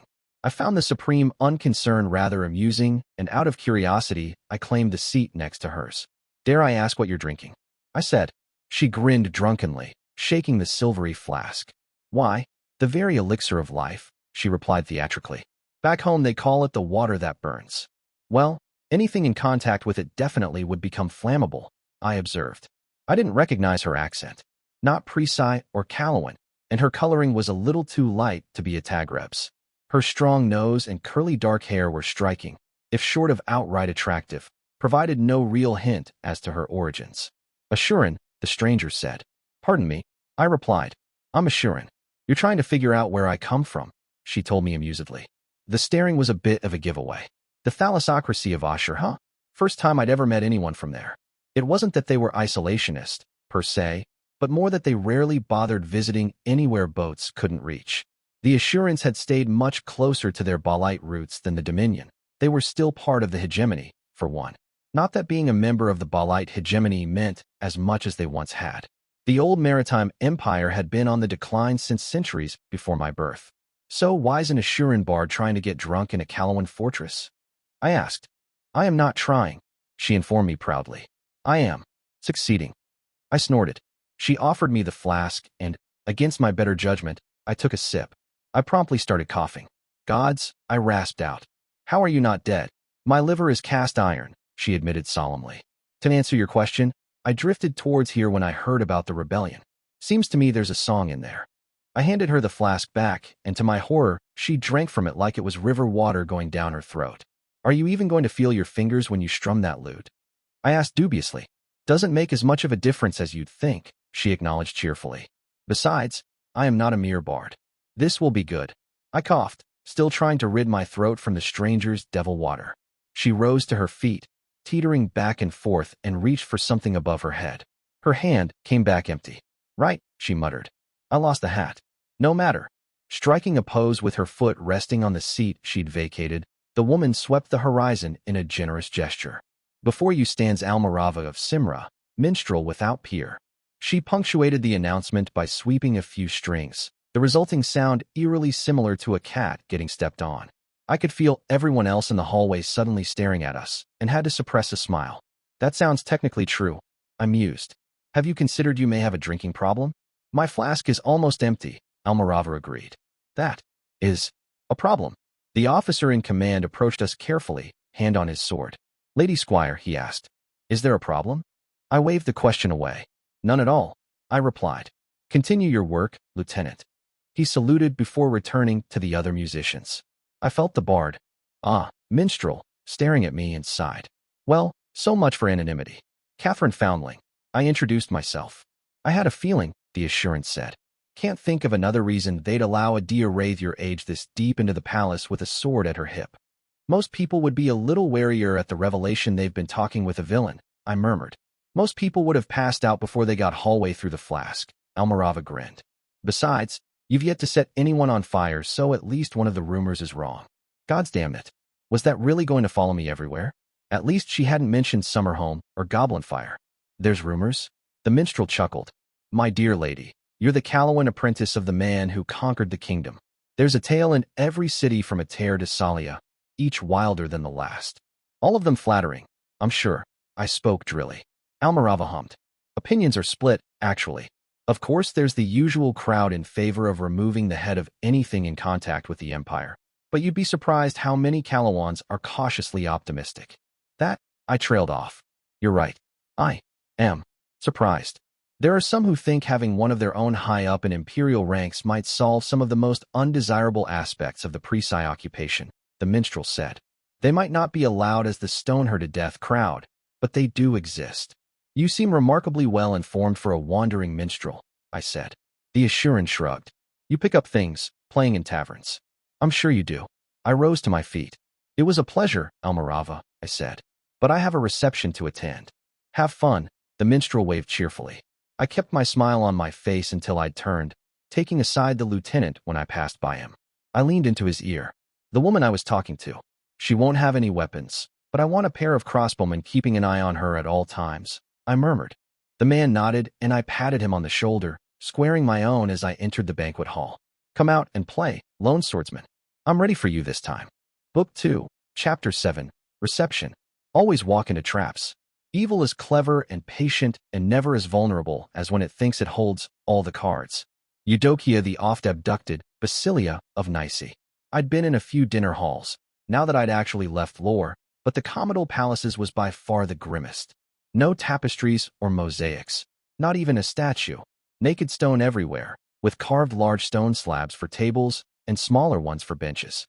The only concession to the principle of decoration was the heraldry of the old counts discreetly engraved on the seats, a lone soldier's silhouette standing on a wall. Even back in those days, Summerhome had been the city where imperial armies came to die, and its rulers had not been above making that quiet boast. In the back, at the head of the largest table, an imposing stone-wrought armchair sat as a makeshift throne.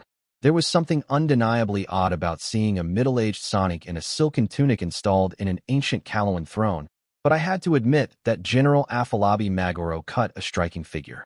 Tall and broad-shouldered, his sharply angled face held deep-set eyes that restlessly scanned his surroundings. On someone less powerfully built, it might have lent the appearance of nervousness, but on this one it spoke of a careful awareness of his surroundings. The guest list for the reception was blessedly short, thank the gods. I'd brought few officers myself, Juniper, Aisha, and Pickler, and Hakram, of course, but that went without saying. My adjutant dogged my steps like a second shadow, these days, a reassuring presence ever at my back. Commanders Hune and Nock remained back in the 15th camp, overseeing our preparations, and Ratface had made himself scarce within moments of entering the city.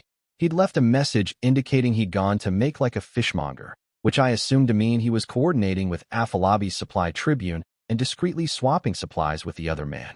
It better be, anyway, because if he ducked out for a drink, I was assigning him to dig the latrines for Nock's entire Kabili. All bloody 1,000 of them. On the general's side, attendance was even lighter. 2 Tagreb wearing the red and gold shoulder decorations of a legate, and a middle-aged goblin that bore a tribune's insignia. Afolabi's own Kachera tribune, if I had to take a guess. Of all the man's general staff, it would be the tribune in charge of scouting and information gathering who'd have the most to contribute to the dinner conversation. Assuming we even got to dinner. I bet the swordsman was the kind of asshole who'd launch his attack right before dessert, too. I'd been craving a good Calawan pastry for a while now, and Summerhome was known for baking a sort of sweet bread with apple slices inside. If someone burst in with stirring heroics right before I got to dig in, things were going to get violent. Thinking deep thoughts, Catherine? The cheerful voice wasn't one I was accustomed to, but I did recognize it. Pondering dessert, I told Masigo as he approached. What passes for it in praise has been something of a disappointment. Pudding and strange pies, mostly. I hear you, the mage replied solemnly. Father's fondness for lemon pie borders on self-destructive. I snorted. The Lord Warlock is a lemon enthusiast. Wouldn't have guessed. Wrong, father, apprentice grinned. He doesn't even need to eat. You know, he just likes the taste. I filed away the knowledge that incubi didn't need physical sustenance, wondering if it applied only to this particular breed or to devils in general. I had half a dozen questions on the tip of my tongue about how it had been, being raised by a couple, half of which literally came from hell, but this was neither the time nor the place. I'd already been borderline rude by delaying my meeting with the general to chat with a minstrel. No need to flagrantly snub him to make small talk with another guest. I suppose we should give General Afolabi our greetings, I sighed. Politics, apprentice chuckled. I am so very glad my role concerns itself almost entirely with sorcery. Lucky you. I grunted, making my way to the head table. The man I'd come to greet was already seated, the only one in the hall to do so, and was talking with Juniper when I approached. Hakram stood a little behind my legate, his face the picture of calm equanimity. They field at least 500 cavalry, from the reports. Calawan Knights? Juniper asked, frowning. Free City's men, equipped in the style of Proceran cataphracts, Afolabi replied. Make no mistake, legate, they are deadly on flat ground. The exiled prince has been using them for lightning raids, and they've caused more casualties on their own than the rest of Lisa's army put together. He put aside the line of conversation when I came to stand before him. Lady Squire. He greeted me, offering his arm in the warrior's grip. General, I replied, firmly clasping his forearm. An apprentice, he added after our arms withdrew. Your presence is a rare surprise.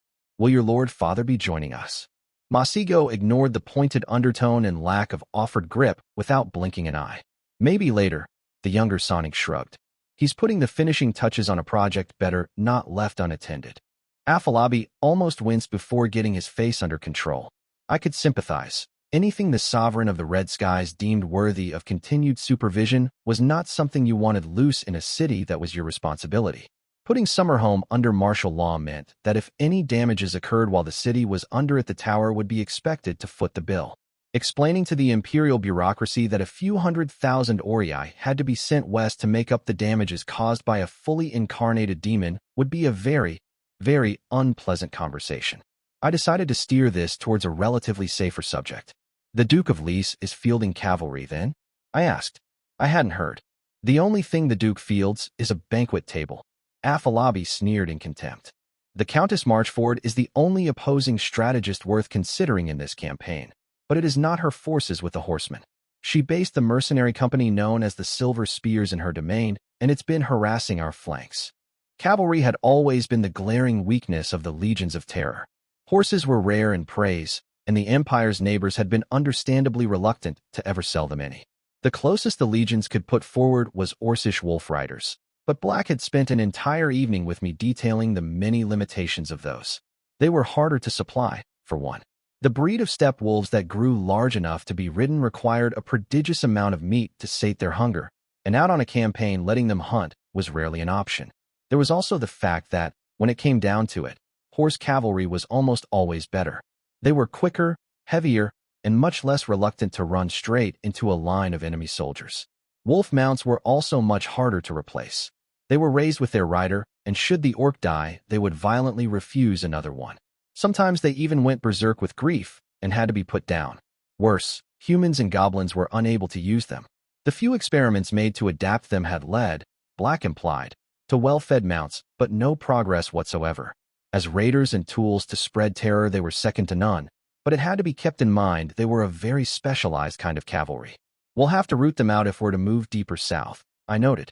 Word is that will be the 15th assignment, Aplomb murmured. A decent way to blood your legion before sending it into heavy combat. Finally, Juniper grinned. Something to sink our teeth in. The general looked amused. You really are your mother's. A distant explosion struck, covering the end of the older Sonic's sentence. Everyone but Masigo reached for their weapon, even Aplomb fishing out a wicked-looking dagger from his sleeve. Sharpers, Juniper stated. At least 3, no more than 6, Senior Sapper Pickler contributed, scuttling up to us with her sword out. The detonation was inside the palace. Our guests have arrived, Hakram, I spoke. Send word to Commander Hune, move the troops in place. I want the palace surrounded immediately. The general stared me down. You knew this was coming. I had a feeling, I admitted. A word of warning would have allowed my legionaries to prepare, he spoke through gritted teeth. Your legion has been infiltrated, I informed him. It would have tipped our hand early. He looked rather displeased at that, but he'd have to live with it. It wasn't like it wasn't true. My gaze swept over our guests, now including the bards from earlier, and inspiration suddenly struck. Masigo, I asked urgently. That time when you picked up on a name, can you do it again? The younger Sonic pushed up his spectacles. Depends on the name, but usually yes. What? Look at the Assuran bard and tell me dash. And shit, she was moving. I'd known there was something strange about her. Ladies and gentlemen, Almirava announced, unslinging her lute. A song I composed for you. It's called Walking into an Obvious Trap because William has a chip on his shoulder, God's damn it. I brought my hand down without missing a beat, and the 2 crossbowmen watching her immediately fired. The Assuran twisted in a way that suggested highly unnatural degrees of limberness, both bolts coming within a hair's breadth of her, without actually drawing blood. Swords out, I ordered. She's a hero. Everyone in the room, save for the other bards, unsheathed their blades, the other musicians hurriedly edging away from the declared heroine. You could have let me sing a bit, at least, the minstrel complained. I've been working on the tune for like a fortnight. I deftly jumped over the table, Hakram and Juniper following close behind as Pickler produced a sharper from God's new wear. She wasn't even carrying a satchel. I was more than a little wary of engaging a single hero when we had such an overwhelming numerical superiority that did not usually end well for the villains in the stories, but I couldn't just let her be either. Reluctantly, I admitted to myself that capture wasn't an option here. I had no idea what she was capable of, but names like Bard and Minstrel were usually talented escape artists. If you surrender now, I can make it painless, I told her. I'm not going to die, Catherine Foundling, she replied, apparently unmoved by the fact that she was surrounded and unarmed. I can't fight for the life of me, and the only magic at my disposal is my glorious musical talent, but I do have one thing on you. And what would that be? I asked, against my better judgment. Hakram groaned behind me. Now and then, I get to have a look at the script. Today's not the day I bite it. She smiled as I crossed the last few feet between us at a run, sword in hand. See you soon. Wandering Bard, exit stage left. She took a step to the left, and before her foot could actually touch the ground, she was gone. Not a trace of her. Had she teleported? No, that was impossible. The amount of power needed for that would have been felt everywhere in the city, and I hadn't gotten so much as a twinge from this. Masigo, Do you have a spell that checks for invisibility? I barked. Without bothering to reply, Apprentice murmured an incantation and waved his hand across the room. Another explosion sounded in the distance, louder. Not Sharper's, this time. I recognized the noise without Pickler's help. Those had been demolition charges. Shit. None of my legionaries had brought those, which meant the heroes had gotten their hands on munitions. So that's why the thief wanted those keys. I should have prepared for that. I chastised myself. The lone swordsman had a history of using goblin munitions. It wasn't that hard to put together. No one's in here but us, Masigo spoke up. I frowned at him. You're sure? He looked mildly offended. Not even assassin could hide from that spell. I'm quite sure. I took his word for it, turning to Juniper. I want you and the tribunes to stay here and protect the general. He's bound to be a target. The man in question snorted. Much appreciated. My legate nodded, slowly sheathing her sword. Hakram, Masigo, I said without turning. We're going hunting.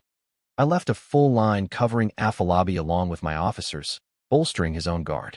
I hadn't brought my shield or helmet into the banquet hall, but Hakram had arranged for one of the guards to be carrying them.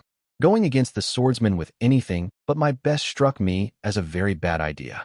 I tightened my helmet's clasps under Apprentice's impatient gaze, noting he was rather eager to move for someone who'd never been in proper combat as far as I knew. He snorted when I pointed out as much. It's a rare thing to get the chance for a magical duel between named these days, Masigo informed me. Uncle Amadeus and Assassin kill most heroes before they can make a nuisance of themselves. With reason, I grunted, picking up my shield. The Sonic shrugged. I've been meaning to test the limits of what I can do, and Legion mages are a laughable benchmark in this regard. Not exactly complimentary, but mage lines weren't meant to be particularly versatile. Their purpose was massed firepower, and in that regard they served perfectly well. I wasted no time in explaining this, though, since now wasn't the time for a debate. I'd placed several fast response teams in key positions inside the Commodal Palace in anticipation of the hero's arrival, with orders to engage at a distance only and to immediately send a runner if they came across someone with a name. While I fully intended on engaging the heroes only with legionary support, sending them in alone against the likes of the lone swordsman was a recipe for slaughter. I led my small team in the direction the demolition charges had been detonated, but before we ran into the enemy, we came across Robber's line. And a little more, actually. There were a handful of orcs with the goblins, most of which were wounded. Nothing life-threatening, but there would be scars. Boss. The goblin greeted me, idly smothering the sharper he'd just lit. Good to see you. Report, Tribune, I grunted. You were watching the prisoners, what happened? Some angry guy with a whiny sword and a tattooed streetwalker with spear, he explained. We blew up the captives and bailed, like you said, but most of the other line was slaughtered during our retreat. I winced. Evidently, the whole killing the prisoners backup plan had put the swordsman in a foul mood. Stick with us, I ordered. We're going after them. Hear that, boys and girls? The Tribune called out to his legionaries. We're having a rematch with Shiny Boots and his concubine. Only this time we've got Catherine fucking Foundling. What do we say to that? Stab the kidney, loot the corpse. The goblins in his line called out with enthusiasm, the handful of surviving orcs echoing the sentiment with growls. Sometimes I worried about my sappers, I really did. The legionaries fell behind in proper order, and we moved out at a brisk pace, weapons at the ready. Progress was too slow for my tastes, but I'd always known I'd be on the defensive for this fight. So who are you, Four Eyes? I heard Robber ask behind me. Four Eyes, really? Masigo replied. That's what you're bringing to the table? I've met wittier imps, and most of them aren't sentient enough to talk. The warlocks get, the Tribune caught on. I've always wondered, when your daddies do the deed, who's the sword and who's the sheath? Be precise, I have 20 denarii riding on this. So, that's why goblin life expectancy is so short, Apprentice mused. Evidently, the beginning of a beautiful friendship. The wing of the palace we were headed towards held the armory, as well as the palace guard quarters. Why the swordsman had chosen to hit there as his opening move remained to be seen. It was bound to be swarming with 12th Legion soldiers. Not to mention Killian's mage line had been close by. Maybe he'd been trying to take out as many legionaries as possible? That can't be it. He's got to know if he does a straightforward assault will overwhelm him through sheer numbers. What else was there? From what I remembered of the palace plans Hakram had found for me, there were stairs leading up to the fortifications on top of the palace and one of the 2 side exits. I guess we'll find out soon. We kept the same fast pace all the way to the guard quarters, where from the moment we stepped into the neighboring hallway we were able to hear the noise of fighting ahead. Regulars with me and Hakram, I ordered grimly. Sappers, take your shots carefully and remain out of range. Masigo, I hesitated. Do what you think is best. I always do. Apprentice replied indifferently. I got a chorus of acknowledgments from the legionaries, and we burst into the quarters at a run. A wide room with now upended tables and benches greeted me, a rack full of weapons propped up against the wall, having been tipped over at some point in the fighting. The first thing I noticed was Killian's line headed by the woman herself, her 10th of regulars kneeling with their large shields in front of the mages like a makeshift wall. A salvo of fireballs sailed up towards a set of stairs in the back, where a dozen people armed with sword and shield were making a retreat. A man in 2 large clothes standing behind them let out a startled yelp and waved his hand, detonating the spell work from my mages in midair. The flash of fire was blinding, but I charged forward, Hakram at my side and my orc legionaries close behind. I'd only been in the room for a heartbeat, but there was no mistaking the power pulsing from the enemy mage. He had a name, and not a meek one. She's here, the man called out. Do it now. Half a dozen clay balls landed across the room, breaking easily and spreading a dark, oily liquid. One of the invaders threw a torch without missing a beat, and in the blink of an eye half the room was swallowed by vivid green flames. Goblin fire. God's damn it, I cursed. I better not be blamed for this one. Book 2, Chapter 8, Reversal. There's nothing better in life than the look on your enemy's face when they realize you've played them every step of the way. Why do you think I keep starting secret cabals trying to overthrow me? Dread Emperor Traitorous. Who was I kidding? I was definitely getting blamed for this one. There were a few downsides to the whole villain thing, aside from the ever-worrying moral issues. The situation had gone from pretty even to bad in a pinch. With the goblin fire splitting the room in 2, there was no way for me to get my legionaries across to get into melee with the enemy. I still had the advantage at range, given my line of sappers and Killian's mages, but that didn't mean shit if the swordsman's lackeys ran away up the stairs. Well, at least no one tried to kill me yet. A refreshing change, really. Not even a heartbeat later a man dropped from the ceiling like a demented bat and chucked a javelin at me. I barely got my shield up in time, deflecting the projectile to the side and dangerously close to Hakram's legs. The ceiling. The actual ceiling. Heroes. One day, I told myself out loud, I will learn to stop doing that. I really will. I'm told evil is habit-forming. Miscreant. The newcomer sneered. Don't count on it. Considering the man's outfit consisted of leather pants leaving little to the imagination and a matching vest that prominently displayed his tattooed chest, odds were this was the streetwalker with a spear Robber had earlier referred to. And would you look at that? Besides the handful of javelins on his back, he was also armed with a long spear currently pointed in my direction. The only surprise in this was that my tribune hadn't made something out of the plethora of silver bells woven into the hero's flowing locks. Miscreant, I repeated. That's the best you could manage? I get harder sass than that from my officers, and they're not even trying to hurt my feelings. Hunter, the mage above yelled. Stick to the plan. William told us not to fight her. Huh, so the swordsman's actual name was William. Good to know. The idiot up on the stairs made a valid point, though. Now that he was on my side of the fire, the failed exotic dancer was mine. I pointed my sword towards the troops on the stairs without missing a beat. Spar gear, I ordered. Scatter, in Old Meason.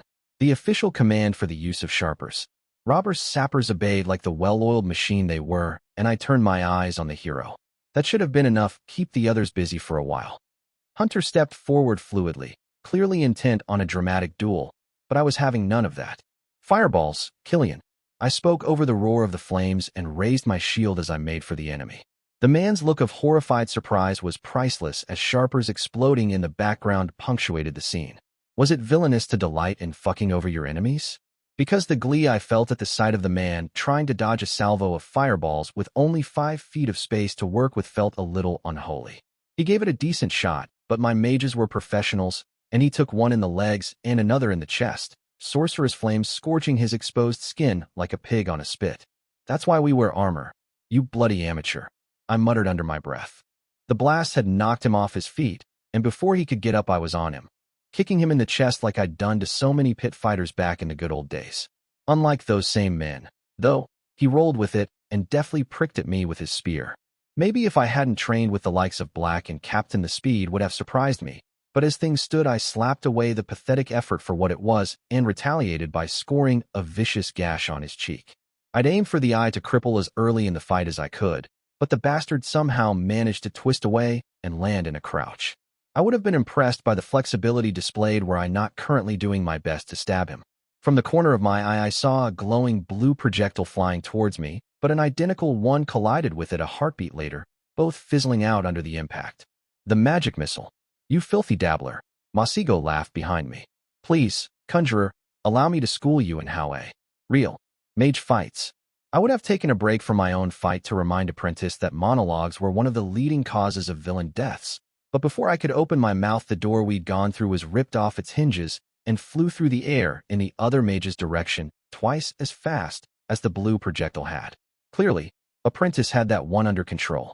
My momentary distraction was rewarded by Hunter flicking the tip of his spear close to my chin, but I hunkered down behind my shield and let the probe go without retaliation.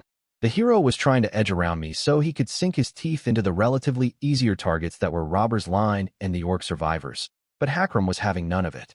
His rectangular legionary shield up and his sword ready in the middle line, he stepped into the hero's path. Stuck between a better fighter and an orc wall of muscle and steel, the hunter naturally fell back on the time-honored heroic tradition of talking shit. Typical villain, he mocked. Can't take me on dash. My heater shield impacted brutally with his face, and I felt the nose shatter with feral satisfaction. He roared and dropped his spear, which I would have counted a victory had he not promptly socked me in the mouth. I reeled back and paused to spit out a mouthful of blood. Weeping heavens, I think he dislodged a tooth. Gonna be that way, is it? I growled. Loose Li T. He replied in a tone that tried very hard to be intense. The effect was somewhat damaged by the fact that the broken nose made him sound like a drunken Proceran with a cold. He brought up his fists and Hakram snorted, moving to flank him. From the corner of my eye, I saw Masigo pick up the pieces of the now shattered door with a spell and wedge shards into the flesh of the men surrounding the bumbling conjurer, resisting the urge to wince at the sight. Those would be a little more unpleasant to get out than a splinter, assuming any of them survived. As the mage hero tried to muster a counterattack, I heard Robber call for a volley of crossbow bolts, and to my pleased surprise, one of them sank into the conjurer's shoulder. The mage let out a cry and spun at the impact, taking a dangerous step towards the edge of the stairs. For a moment, it looked like he'd managed to get his balance back, but then he tripped on his own robes and fell. He landed below on one of the tables taken by goblin fire, his fall flipping the now flimsy structure and sending the large wooden circle rolling straight towards me. Oh, for heaven's sake, I snarled, throwing myself out of the way. Killian's mages hit it with fireballs a moment later, doing nothing to hinder the flames, but the impact was enough to knock the tabletop back down. By the time I was back on my feet, the hunter had made a daring tactical retreat, landing on the edge of the stairs as he swung from a rope attached to a javelin stuck in the ceiling. My mages and sappers had thinned out the enemy soldiers despite their best effort to form a shield wall, but out of the 4 remaining, one hoisted the conjurer back up and cleanly cut through the part of the hero's robes that was on fire. Shoot them, I yelled. The burst of lightning that was Killian's signature hit the wall besides the hero's with a clap, but it missed, and before the rest of her line could follow suit, the soldiers ran up the stairs and out of sight, dragging the conjurer with them. The hunter lingered just a moment, eyeing me stonily in the hellish green light provided by the spreading goblin fire. Bewil me, Agan, Squiwy, and B dash. Without missing a beat, Robber pulled his crossbow's trigger, and the bolt ran through the bastard's calf with a glorious ripping sound. I had never loved my vicious little tribune more than I did in that moment, as the hero squealed and scampered out of sight. I'm putting you up for commendation, I told the grinning goblin before turning to Masigo. Apprentice, can you get us across the room? One at a time, he replied without hesitation. And you'll need to clear out around me. Do it. I grunted without bothering to ask what in all the hells he meant by that. Now was not the time to be picky, not with the goblin fire slowly swallowing up the entire room. This was going to be a long-term problem, I knew. Even a small fire like this could swallow up the entire palace given enough time, and I was starting to have a feeling that this wasn't the only arson the lone swordsman had ordered tonight. It made sense the more I thought about it. If he knew most of his enemies would be in the same place and not in a position to even notice the goblin fire until it was too late, why wouldn't he put the place to the torch? Masigo took a deep breath and closed his eyes, throwing a hand forward as the trinkets and stones in his braids started glowing. Cocytus, curse of traitors, tyrant of winter. He spoke in Thethwa, his voice going unnaturally deep. By my borrowed blood I call on you. Contracts were made, debts incurred. Apprentice's eyes opened, now a deeply disquieting shade of gold. Even through the smoke choking the room, I could smell brimstone. My will is paramount, here and forever. Drown the world in ice. A shiver went down my spine that had little to do with the freezing cold that somehow took over a room largely on fire. If that wasn't calling on a contract with a devil, I would shave my head and become a nun. A wind howled that all of us felt without it actually being a physical thing, and from Apprentice's hand emerged a small globe of ice-clear water. It flew through the air until it stood a few feet in front of the edge of the goblin fire, then suddenly dropped. The moment it touched the ground, a stream of ice burst out of the point of contact. Masigo gritting his teeth as he molded the constant flow into a large bridge that stretched all the way to the stairs on the other side of the room. The warlock's son let out a grunt of effort when the bridge was finished, barking something out in the caster's tongue before dropping to his knees, panting in exhaustion. Most of my legionaries eyed him with quiet awe and more than a little fear, so I cleared my throat. Good work, apprentice, I congratulated him. So, now we move to the pressing issue. Who's going across the creepy frozen demon bridge first? Volunteers, please step forward. Hakram cussed out a laugh. I shot Killian a smile, and the responding one split her soot-covered face. Masigo was looking better by the time we finally engaged in pursuit. He was still drenched in sweat, but his hair was no longer doing the torch impression, which I took to be a good sign. I patted him on the back, and he pushed up his glasses, looking a little bemused. Any reason you didn't decide to go all mage of mass destruction during the actual fight? I asked, taking care not to sound accusing. He wasn't an idiot. Likely there was a good reason. Being interrupted while calling on a contract would be bad. He grimaced. A golden opportunity for the conjurer to bumble his way to victory. Or at least a common defeat. How bad are we talking? I questioned, morbidly curious. An entire wing of the palace frozen for at least the next century, he replied. That's pretty bad, I agreed. Considering we had been in said wing at the time, that would have been a less than optimal result. My trust in Apprentice's judgment grew accordingly, though the whole devil contract thing was definitely getting brought up again in the future. The heroes had been helpful enough to leave a trail of blood for us to follow, so I knew we were headed in the right direction, but where they were headed was puzzling me. The roof of the palace would certainly be a dramatic place for a showdown, especially if the place was on fire, but they had to know they were putting themselves in a corner. Unless that was the point. Was the swordsman deliberately engineering a situation where his band of heroes was up against the wall and outnumbered? That was definitely a setting where a hero could make a last-minute comeback and carry the day, but the lone swordsman had so far been pretty careful to always stack the odds in his favor when he could. This would be unusually risky of him, especially when Warlock had yet to take the field. He didn't have a bard to advise him before, though. I thought he might have adjusted his tactics since we last met. Gods, I hope not. My own plan had been designed with his usual behavior in mind. So far the situation was still relatively under control. General Afalabi was still alive and under heavy guard. Commander Hune should have the palace surrounded for when the heroes tried to escape and William's lackeys had been driven back. I wasn't sure how many soldiers he'd brought with him, but it couldn't have been too many. That we'd caught 24 early must have cost him, and the casualties they'd incurred in the earlier skirmish would only widen the gap. I'd dispersed about a company and a half inside the Commodore Palace as fast response teams, which were still alive as far as I knew, and legionaries from the 12th should have begun to mobilize. What I'd put into place wasn't so much a plan as it had been a palette of tools for me to use, when it came down to it. I'd taken a page from Juniper's book and put my soldiers in key positions so I'd always have resources at my disposal to meet anything the swordsman could dish out. I'd learned from the war games. Elegant, complicated plans always collapsed before they could work properly. I had a talent for improvisation, so I might as well make use of it. Still, I had the niggling feeling I'd missed something. Why have the bard scope out the banquet hall if he hadn't meant to assault it? More than that, why set the Commodore Palace on fire if he intended on fighting inside of it? I'd earlier thought it made sense for him to try to take out the majority of the enemy leadership inside their own stronghold with goblin fire, but his own people were inside too. For that plan not to be imbecilic, his crew should have been outside of the palace waiting in ambush to take us out when we fled. Instead, he'd very loudly assaulted the place before starting with the goblin fire, tipping his hand early and allowing to interrupt his minions. Hakram, I murmured, turning towards my right hand. I think we're being played. The orc's dark eyes met me from under the shade cast by his helmet. I'm getting to that conclusion myself, my adjutant grunted. Something's wrong here. Robber saw the swordsman earlier, so where the hells is he? If he'd been with the other two heroes earlier, he might have tipped the balance. The whole skirmish could have been a distraction, I guessed.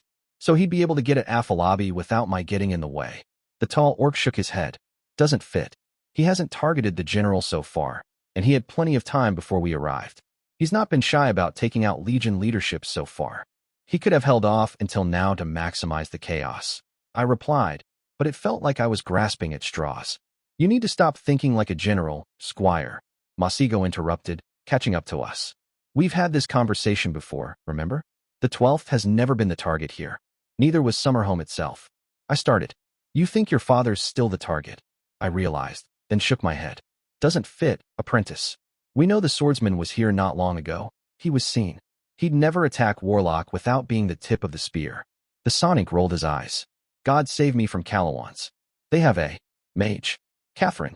Not a Legion barely literate thug, someone who went through an apprenticeship. Do you really think they can't cast an illusion that basic? I let out the filthiest curse I knew, absent-mindedly deciding it was a good thing Killian and her line hadn't been close enough to hear that. Robber, I barked out. When you ran into the heroes in the cells, did the swordsman actually kill anyone? The Tribune blinked. No, he said after a moment. The streetwalker was the one who did all the heavy lifting. Shit. So while we'd been running around like headless chickens putting out fires and pursuing his minions, he'd been loose in the city, where Warlock was defenseless, at least as defenseless as a calamity could ever be. That was the thing, though. Warlock was a legend, a monster straight out of the stories that could level half a city and call on the worst denizens from below. Exactly the kind of enemy heroes are supposed to face and kill. Finally making it up to the rooftops, we stood overlooking the city. A little further ahead a rope was swinging in the wind, making an escape route down the back of the roof, far away from the fire. Don't look so worried, Squire, Masigo said. The Bastion is slightly askew from creation, remember? If they try to break in, they're in for some very nasty surprises, heroes or not. I looked into the distance and felt my stomach drop. Goblin fire eats magic, right? I asked. Apprentice frowned. Correct. Why would that matter? So what would happen if someone set the Bastion on fire with some? The mage paled. That would... The interior is the part that's dimensionally removed. It's still contained by the physical structure. Oh, merciless gods. The power has to go. Somewhere. Catherine. Killian's words drifted back to the fore of my mind. Massive, she'd called the ward. Can he bring down the ward, Masigo? I asked quietly. Before it turns Summerhome into a field of ashes? And his son along with it. I finished silently. Apprentice nodded. But the backlash would weaken him, I finished. Enough that a group of heroes might be able to kill him, if they hurry. In the distance, the western bastion burned green, a candle lit to announce the death of a legend. Book 2, Chapter 9, Rematch. I never keep grudges. Not for long, anyway. Dread Empress Maleficent, too. We might still make it in time, if we hurried. That was the unspoken thought ringing through our minds as we ran through dark streets, the Commodore Palace cutting a dark silhouette in the distance. Our gambit was that William wouldn't want to risk taking on a calamity without his entire band of heroes being present, which meant that if we caught up with Hunter and Conjurer, we'd hit them right before they assaulted Warlock.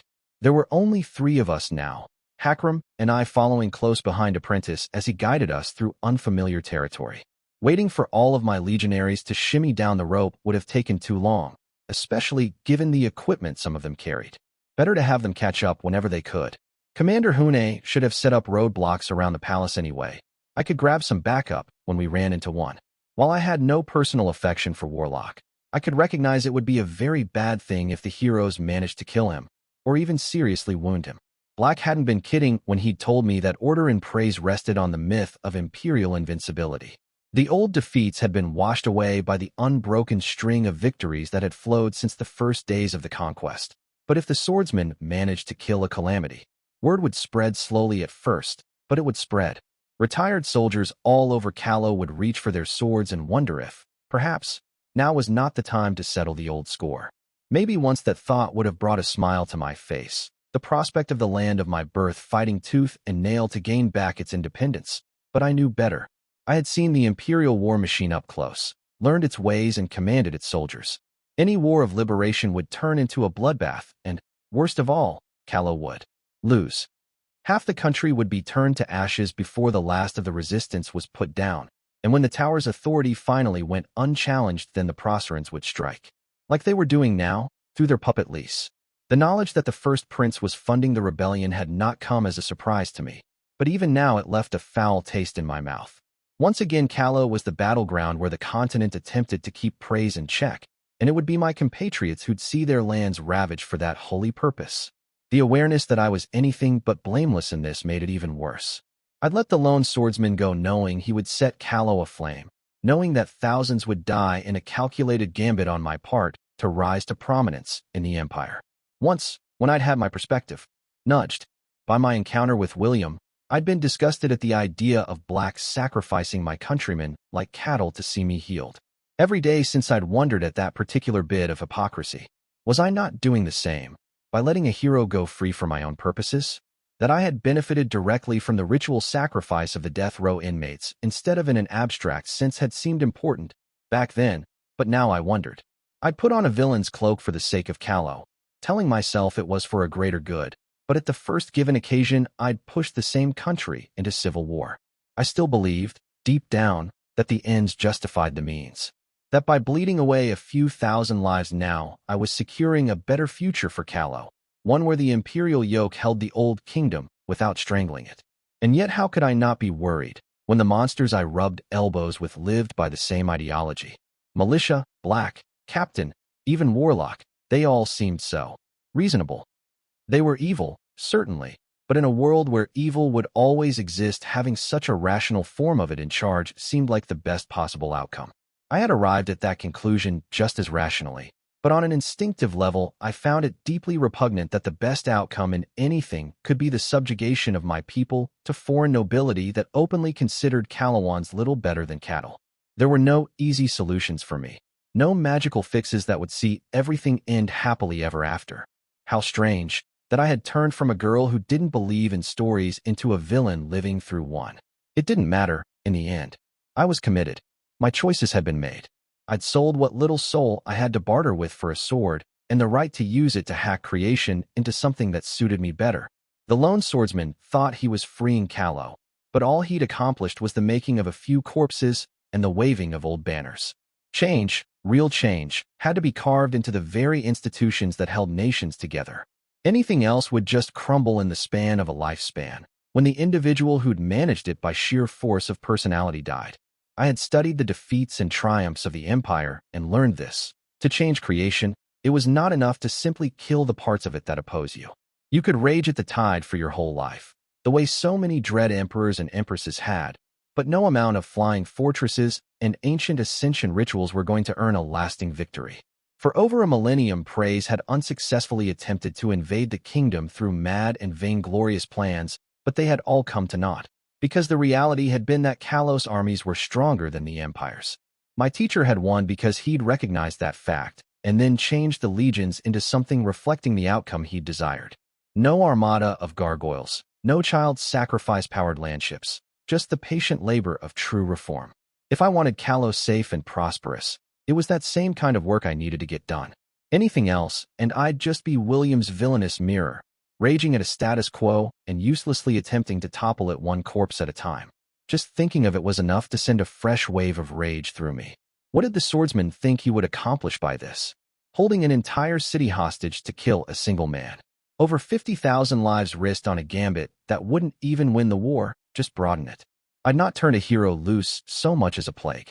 I continued to stew in my thoughts as we turned a corner, but the sound of fighting up ahead brought me sharply back to the there and now. The street in front of us narrowed near the head, and my legionaries had put up a barricade there, sharp wooden sooties and requisitioned chariots blocking it all, but for a slim way in. There should have been legionaries with crossbows posted right behind it, but there was no sign of them. It was easy to see why. Someone had forced their way through a chariot with brute force, splitting it in half and engaging the soldiers up close. Without a word, I unsheathed my sword and brought up my shield, picking up the pace until I overtook Masigo. Names up ahead. Apprentice spoke, tone relieved. Understandable. If they were here, killing my men, they weren't going after his father's head. 2 of them. Our friends from earlier, if we're lucky. Luck was for people without roles, I thought. Our lives were signed away to coincidence the moment we claimed our power. Focus on the conjurer, I ordered. Hakram, we're taking out Hunter. Fast, before he can do more damage. My adjutant growled. Let's even the score a little further. We made through the destroyed barricade at a run, passing a handful of legionary corpses as we did. Most of them had spear wounds, though at least one had been partly incinerated. Funny how the aftermath of combat magic was horrifying no matter whether it was a hero or a villain who'd used it. There was no good way to die, but I'd always thought that mage fire was a particularly bad way to go. What must have been 2 full lines had been whittled down to a little above 20 legionaries when we interrupted the melee. Hunter was whirling among them, deftly slapping down shields and puncturing throats, while the 4 remaining Calawan soldiers had formed a loose wedge around Conjurer to protect him while he casted. The mage hero was the closest to us, and the first to notice we'd arrived. Hunter, he screamed, voice going up several octaves in panic. The squire caught up.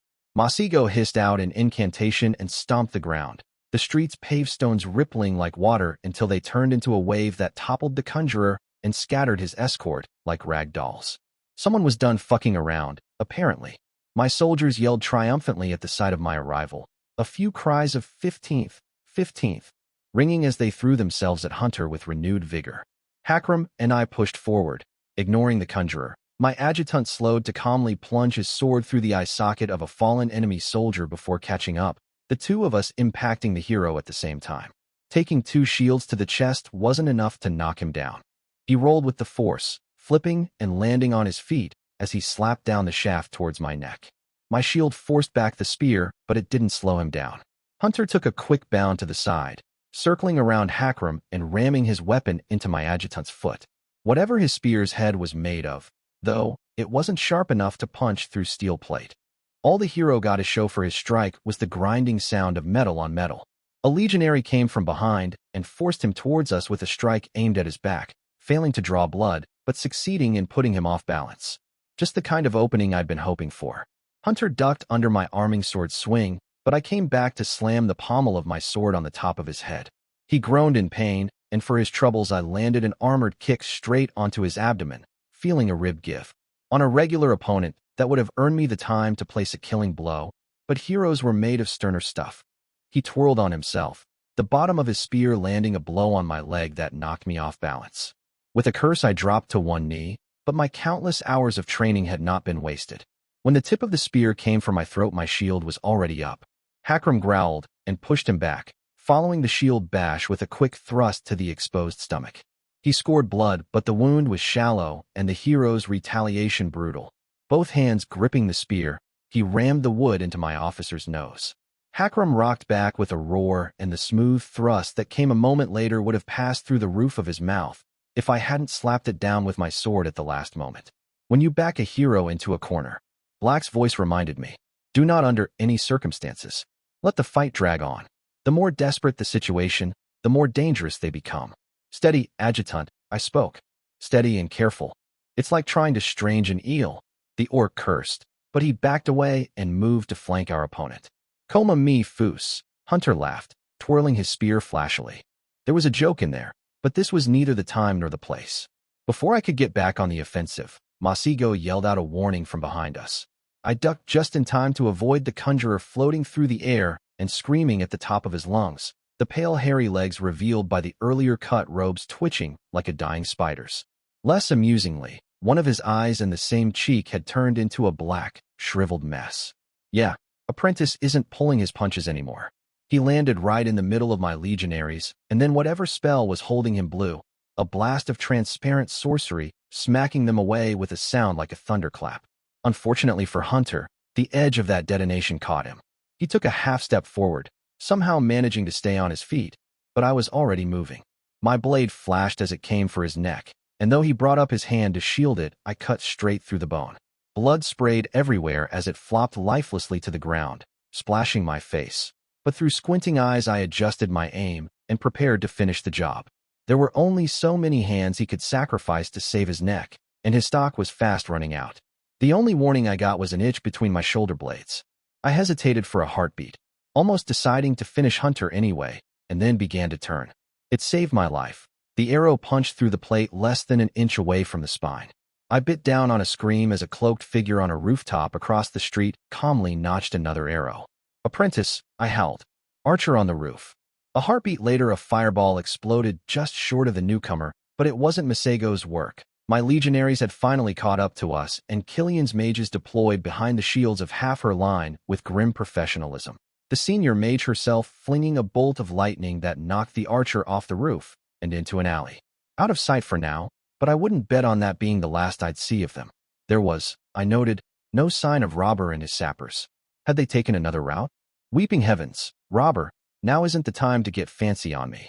I pushed down the surge of relief I felt at the appearance of my reinforcements. The swordsman wouldn't have sent only one person to pick up his waylaid lackeys. I was proved unpleasantly right when a short-haired woman in leather armor jumped off another roof on a Hakram's back. The tall orc managed to catch her hand before she placed a dagger into his neck, but he had to drop his sword for it. I'd barely taken a step in their direction when 24 soldiers armed with swords and shields of the same make as those we'd fought inside the palace charged out of cover, taking the barricade legionaries flat-foot. They were facing the other way, and some of them had just gotten back on their feet from the conjurer's aggressively harmful brand of failure. Shit. I just needed to kill Hunter, and I swung for the hero's head, but it was already too late. A long sword parried the blow effortlessly, and vivid green eyes stared me down. "Squire." The lone swordsman smiled unpleasantly. "I was hoping I'd run into you." I had something properly scathing on the tip of my tongue, but before I could spit it out, I was interrupted by the sound of a badly strung lute going. Dun-dun-dun. Both the swordsman and I turned towards the source of it. On the same rooftop the leather girl had jumped from, the wayward bard was sitting dangling her feet off the ledge. She shrugged at our incredulous looks. "I will not apologize for art. You Callowin Hicks," she declared proudly. "Do you even have a weapon?" I asked in a pained voice. She fished out a bottle of a bag at her side and popped the cork off without ever taking her other hand off the lute. "I can dish out some pretty brutal put-downs if I feel like it," she mused. "Does that count?" It was a deeply disquieting thing to feel sympathy for the lone swordsman, and I did not care for it. A triumphant shout behind me shook me out of the daze. An invisible force pulling the short-haired woman off Hakram that was likely Apprentice's work. A sliver of cold went up my spine. While I'd been bantering, my people had been fighting for their lives, dying. How could I have lost sight of that for even a moment? Gods, just because she doesn't have a sword doesn't mean she's not dangerous. All the heroes were accounted for, a voice in the back of my head noted. The lone swordsman, the hunter, the conjurer, the bard, and either the woman who'd shot me or the one who'd almost killed Hakram was a thief of some sort. Well, this whole situation has gone to the deepest hells in a hurry. 5 names to an optimistic 2.5 was going to be butchery, even if my legionaries outnumbered the enemy. Hunter wasn't even out of the fight, to my dismay. He'd tied some cloth around his stump, and though whatever portion of his body hadn't been burned earlier was unhealthily pale, he still stood, leaning heavily on his spear. He wouldn't be as much of a threat, crippled as he was, but handling 2 heroes simultaneously was bound to be a rough business. William alone would be pain, though given the brutal fighting drills Captain had put me through, I was confident I could handle him. I took a deep breath, steadied my stance, and brought up my shield. The arrowhead wiggled painfully in my back, but I forced a straight face through the dagger-like sting. If that bastard thought outmanning me in names meant I was going to roll over and take it, he was in for an unpleasant surprise. I just needed to keep this party going for long enough for reinforcements to start piling up. Commander Hune was bound to have noticed one of the barricades had been attacked by now, and she should be mobilizing massive amounts of legionaries to come overwhelm the heroes. "How are we doing, Hakram?" I called out. "All my organs are still on the inside," my adjutant replied. "I've had worse." Don't know if you've noticed, sir, but you got shot." "Happens more often than you'd think," I replied through gritted teeth. "Try not to get yourself killed, adjutant. I'm sure as hell's not handling the paperwork for this on my own."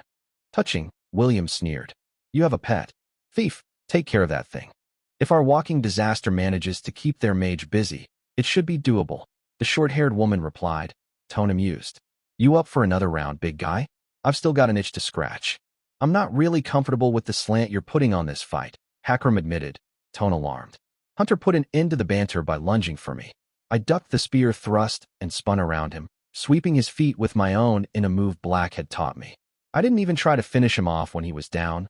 the memory of the swordsman's unnatural swiftness still fresh in my mind even the better part of a year later. William, it seemed, was not particularly concerned by the rule of 3. When his abomination of a sword came at me, it was headed for my neck. I cautiously stepped out of the blow's path instead of blocking with my shield.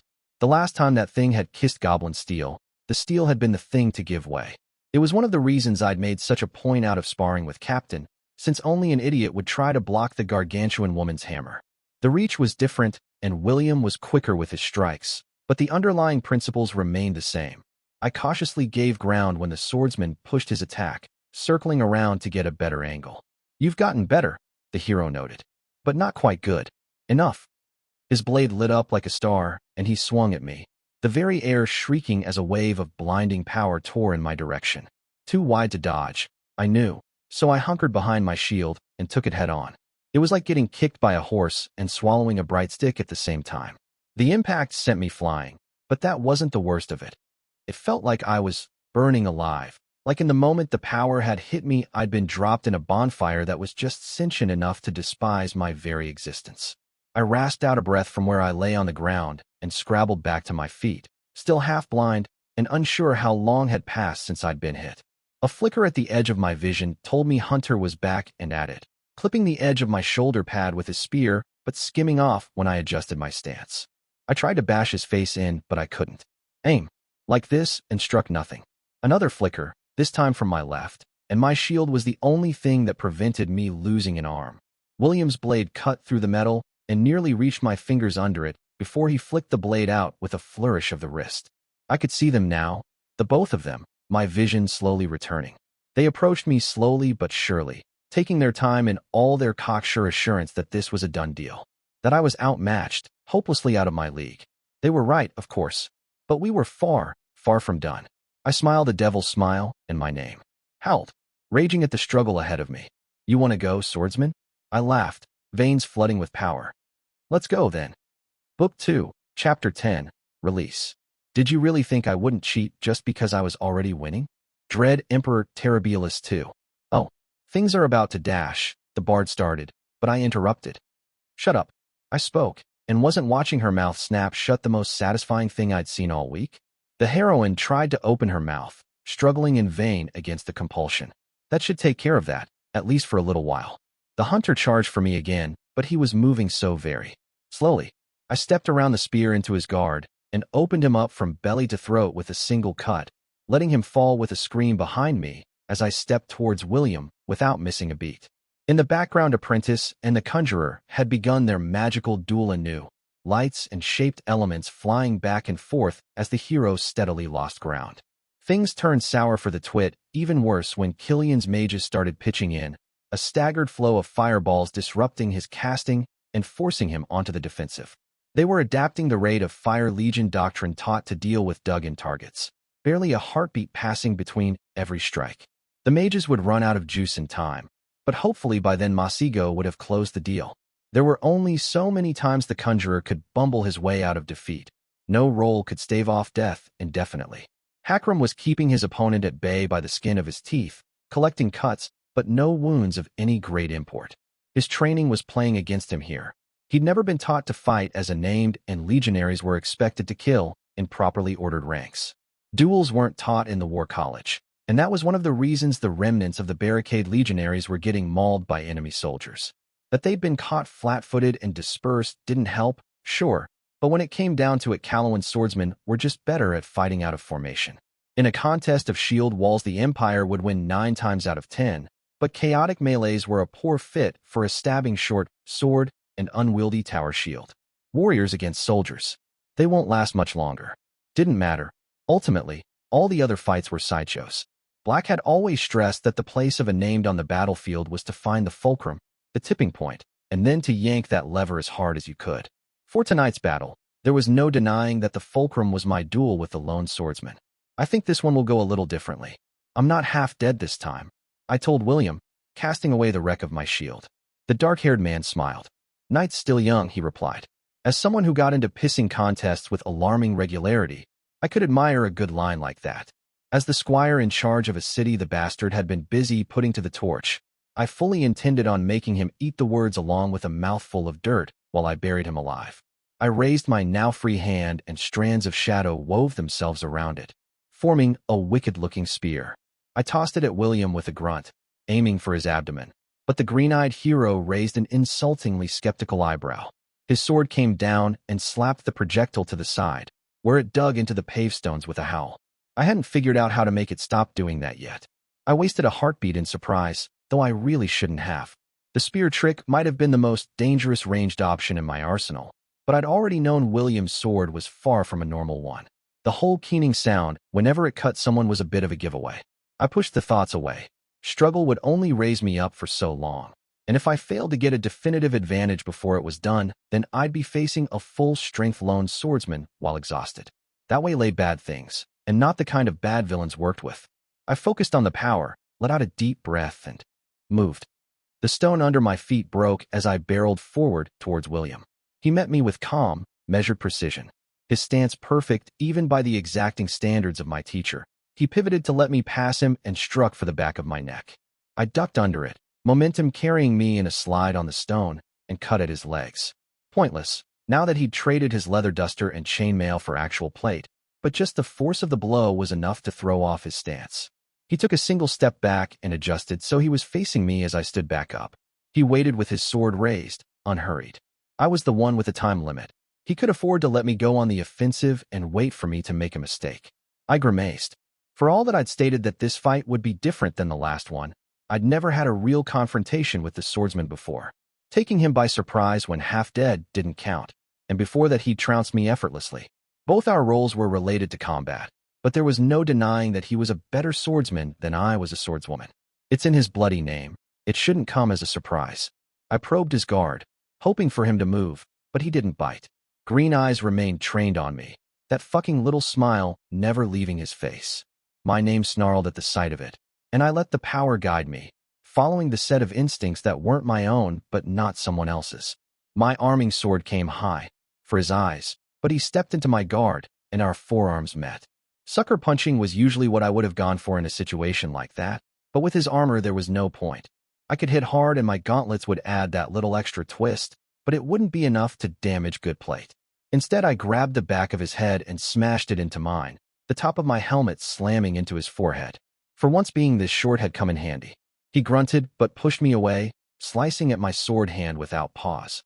I dropped my sword and caught the handle with the other one, ramming the pommel into his stomach. It wasn't enough. His fist caught me in the jaw and my teeth clattered together painfully.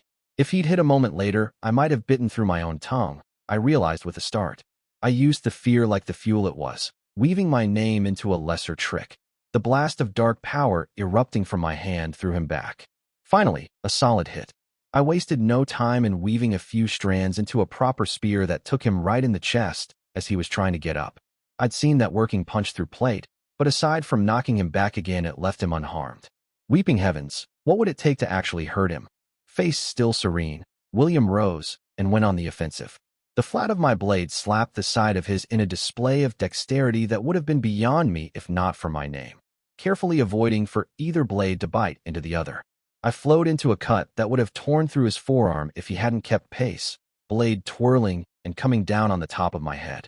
I felt the metal give, but I mostly managed to step out of the blow, sweat pouring down my back. That had been close. Way too close. Another heartbeat, and that screwed-up sword of his would have hacked straight into my skull. I see you're beginning to realize it, William spoke calmly. He didn't sound like he was gloating or dramatizing, for once. In fact, the moment blades had come out, he'd turned into an entirely different man, the frills of his personality falling away to leave only naked steel intent on killing me. The bard was right, he noted. You have an aspect that serves as an equalizer. I'd be a little more worried about that, if I were you, I replied through gritted teeth. I'd been taught to fight by some of the most dangerous people to ever grace praise, and they had kept me sharp over the last year. I came for his head again, and there was nothing uncertain about it this time. He needed to die. For all of this to work, he needed to die. Darting back and forth around him, I put all the swiftness my name granted me to work. The moment I stepped out of his field of vision, I stepped into his dead angle and went for a crippling blow, but the swordsman remained unfazed. He might as well have had eyes in the back of his head, given how easily he seemed to predict my movements. That's the thing with names, Squire. He continued in that same, even tone. An equalizer can put you on even footing with me power-wise, but... He took a hand off his sword and caught my wrist with it a moment before my blade went through the back of his neck. I tried to blast him away, but a flare of blinding power killed the manifestation of my name before it could get anywhere. But it doesn't account for skill. He finished, and his blade dug deep into my shoulder. The kick caught me in the stomach a moment later, sending me rolling on the stone with shoulder bleeding. I came to a stop on my back, the now broken arrow I'd been shot with earlier seeking deeper into my body. I let out a hoarse cry and forced myself to get up. Keep moving, keep fighting. Pune would have reinforcements coming. I just need to stay alive a little longer. You're a decent swordswoman. For someone who can't have been at it more than a year, William admitted casually. You even seem better at working your name into the fight than I am. I blush, I gasped, raising my sword. But I don't think there's enough blood left to spare. Heartbeat by heartbeat, my name's power bled out. And with it went the burst of energy I'd felt, the wall that had prevented me from feeling the pain in my body. My acrobatics had torn something in my leg, and all the jumping had wiggled the arrowhead around enough that muscles had been cut into. My shoulder was a bloody mess, and with it went my sword arm. I traded hands with my sword, but I was painfully aware I was much sloppier with my left. Against an opponent of this caliber, I might as well have been waving a stick. Gods, I felt tired. My eyes wanted to close, to let me sink into a sleep where all the pain and throbbing would go away. This is what I do. I've been learning the sword since I could walk, William said, smiling mirthlessly. I'm not a general, you see. I am not a politician or a scholar. I'm self-aware enough to know I'm not even particularly clever. It saddened me that I was too tired and sluggish to make something out of that. All I'm good for is swinging a sword, Squire, the lone swordsman told me. But sometimes, that's all that's needed. The blade rose, and a bolt of lightning struck him in the face. Would you? Shut up. Already. Killian snarled, strands of energy whirling around her. William fell to the ground, body racked with spasms as the redhead continued to pour power into the spell. Hakram, she yelled. Take care of this. She's badly wounded. My vision was swimming, but I recognized my adjutant's silhouette ambling towards the swordsman. Finish him, I croaked. Quick, before he recovers. Killian laid a hand on my shoulder and whispered a few words, frowning when the wound failed to heal. I can't do much more than stop the bleeding, she told me. The sword, I said. It's wrong. Preaching to the choir here, she replied as she passed a hand wreathed in a green glow over my wound. Just looking at it gives me a headache. There's no way that thing is made of metal. She helped me back to my feet. With a rush of panic, I saw William was already on his, sidestepping Hakram's blows effortlessly. Fucking hells, what would it take to put the man down? I knew heroes were more durable than most, but this was ridiculous. I frowned as a thought suddenly struck me. If Hakram's here, where's the thief? I asked. She disappeared after he punched her in the face. The redhead snorted. I guess she's not the fighting type. So to speak, an amused voice acknowledged from behind her. The short-haired woman appeared out of thin air, dagger in hand, aimed at Killian's back. No. I tried to push the redhead down, but I knew before moving that I'd be too slow and... No. None of that, Masigo growled, snapping a hand in our direction. An invisible force yanked the thief back in the air, her eyes widening in fear and surprise as she continued to gather speed until the spell threw her through the window of a house on the other side of the street. The bespectacled boy winked in my direction before contemptuously slapping aside a fireball sent in his direction by the conjurer, who was still, against all odds, standing. The patches of darkened skin had spread over most of his face by now, though his other eye remained untouched. Killian, go back to your line. I spoke urgently. I hear that, she muttered, face pale. Coming that close to death had a way of shaking people. Well, sane people anyway. The jury was still out on whether I qualified for that. She smiled at me and opened her mouth to speak. I followed her eyes and saw William casually rip up his sword, tearing his way through Hakram's chest and taking a hand with it. No, I screamed, already running. Not Hakram, you son of a bitch. The swordsman spared me a glance, face expressionless. Let's get this over with, he spoke. You should have known better by now. The chariot barreled through the sky at breakneck speeds, the two pitch-black winged horses pulling it, running the hero over with almost inappropriate enthusiasm. The wooden wheels creaked as they rolled over him, breaking bones, and Warlock put down the reins casually, pulling at his gloves. Well, the sovereign of the red skies said, this is a mess. It used to be such a nice city, and now there's blood everywhere. Think of the resale value. Children. You're late. I called out, relief slumping my shoulders. The older Sonic raised an eyebrow. There was this dash. He paused as Conjurer sent a column of fire in his direction. With a put-on sigh, he wiggled his hand, and the spell redirected to his left, looping behind him and coming out as a flock of crows made of fire. They lost none of their momentum and flew to the other side of the street, where they caught Thief in the chest as she crawled out of the house's wreckage. The explosion threw her back out of sight. Fire, Warlock finished. Just a moment, Catherine. Conjurer was already casting, but the Calamity lazily pointed a finger in his direction. Boom, was all he said. A perfectly symmetrical charred hole appeared in the middle of the hero's forehead, and a heartbeat later his skull imploded. A shiver of dread went up my spine when the body dropped, and I saw that the house behind the Conjurer was also a burning wreck. Now, Warlock said calmly, who's the rapscallion responsible for all this arson? The chariot flipped over, the Calamity almost losing his footing before landing on his feet and brushing away a few flecks of ash. That would be me, William grunted. Finally, villain, you crawl out of your hole. Mind your manners, boy, the dark-skinned man replied. It will do wonders for your life expectancy. The lone swordsman smiled. You should worry more about yours. Now. He brought down his hand in a sharp gesture. I started moving towards them, but nothing happened. Was that a bluff? I asked as I slowed down, a little puzzled. Because we're pretty much past that phase of the fight. A shape emerged from one of the rooftops. Not a human, I saw. One goblin, drenched in blood from head to toe. Boss, Robber saluted. Sorry for the wait. Ran into some shady Thieves Guild folks. Lots of bows, skulking around rooftops, you know the type. I'm happy to report we stabbed everything until it stopped moving, just like you taught us. I didn't teach you that, I replied automatically. Don't implicate me in your future crimes. William's face dropped, as well it should. Hunter was a gory mess on the ground, and while I suspected he might not be entirely dead, he was done for the night. Conjurer had just been served the Calamity special and Thief had just taken a second hit in the face. The bard was. My eyes turned to the rooftop where she'd been, finding it empty. Oh, that could be trouble. Regardless, the enemy soldiers had killed through the rest of the barricade legionaries only to get wrecked by Killian's line, if the scorch marks were any indication. The amount of casualties left a foul taste in my mouth, but it could have been much, much worse. Doesn't matter, the lone swordsman finally said. Maybe it was always supposed to be this way. Just me and the monster. You're about 40 years too early to take a crack at me, boy, Warlock sighed. For one, an older hero would have known not to give me all this time to cast. He snapped his fingers, and William flipped, something dragging him up by his feet. He snarled, and his sword lit up, but Warlock frowned, and the glow winked out. A nasty piece of work. The Calamity acknowledged as he levitated it away from the hero's grasp, but I've handled nastier. Permission to make a joke about your sex life, sir? Robert called out. Denied, I interrupted. The Sonic cast an amused look at my tribune before turning his attention to me. You'll have to kill him yourself, of course, he said. But there's no reason we can't put him on ice until we can arrange that in a more controlled setting. Nah, that's not gonna happen, a voice called out. The wandering bard sauntered onto the scene, undaunted by the fact that my legionaries immediately formed a circle around her. Warlock frowned. A bard, he spoke with distaste. By far the most irritating type of name ever inflicted upon us by creation.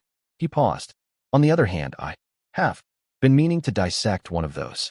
I thank you for the sacrifice you volunteered to undertake on behalf of the Empire. That got personal. Really, quickly, Almiravo announced. But as I was saying, we're totally going to escape. We got our asses kicked, so William needs to go all brooding for a while so he can pull his shit together before the third fight and lead our little band of misfits to a last-minute victory. I opened my mouth, but she raised a hand. I get it. Things aren't ideal, what with Conjurer having gone all explodey and Hunter doing his best imitation of a pile of fresh pork chops.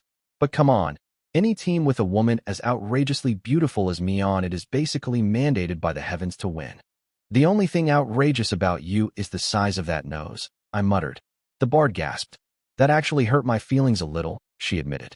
Now I don't even feel guilty for threatening you guys. Warlock drummed his fingers against his leg impatiently. Do get on with it.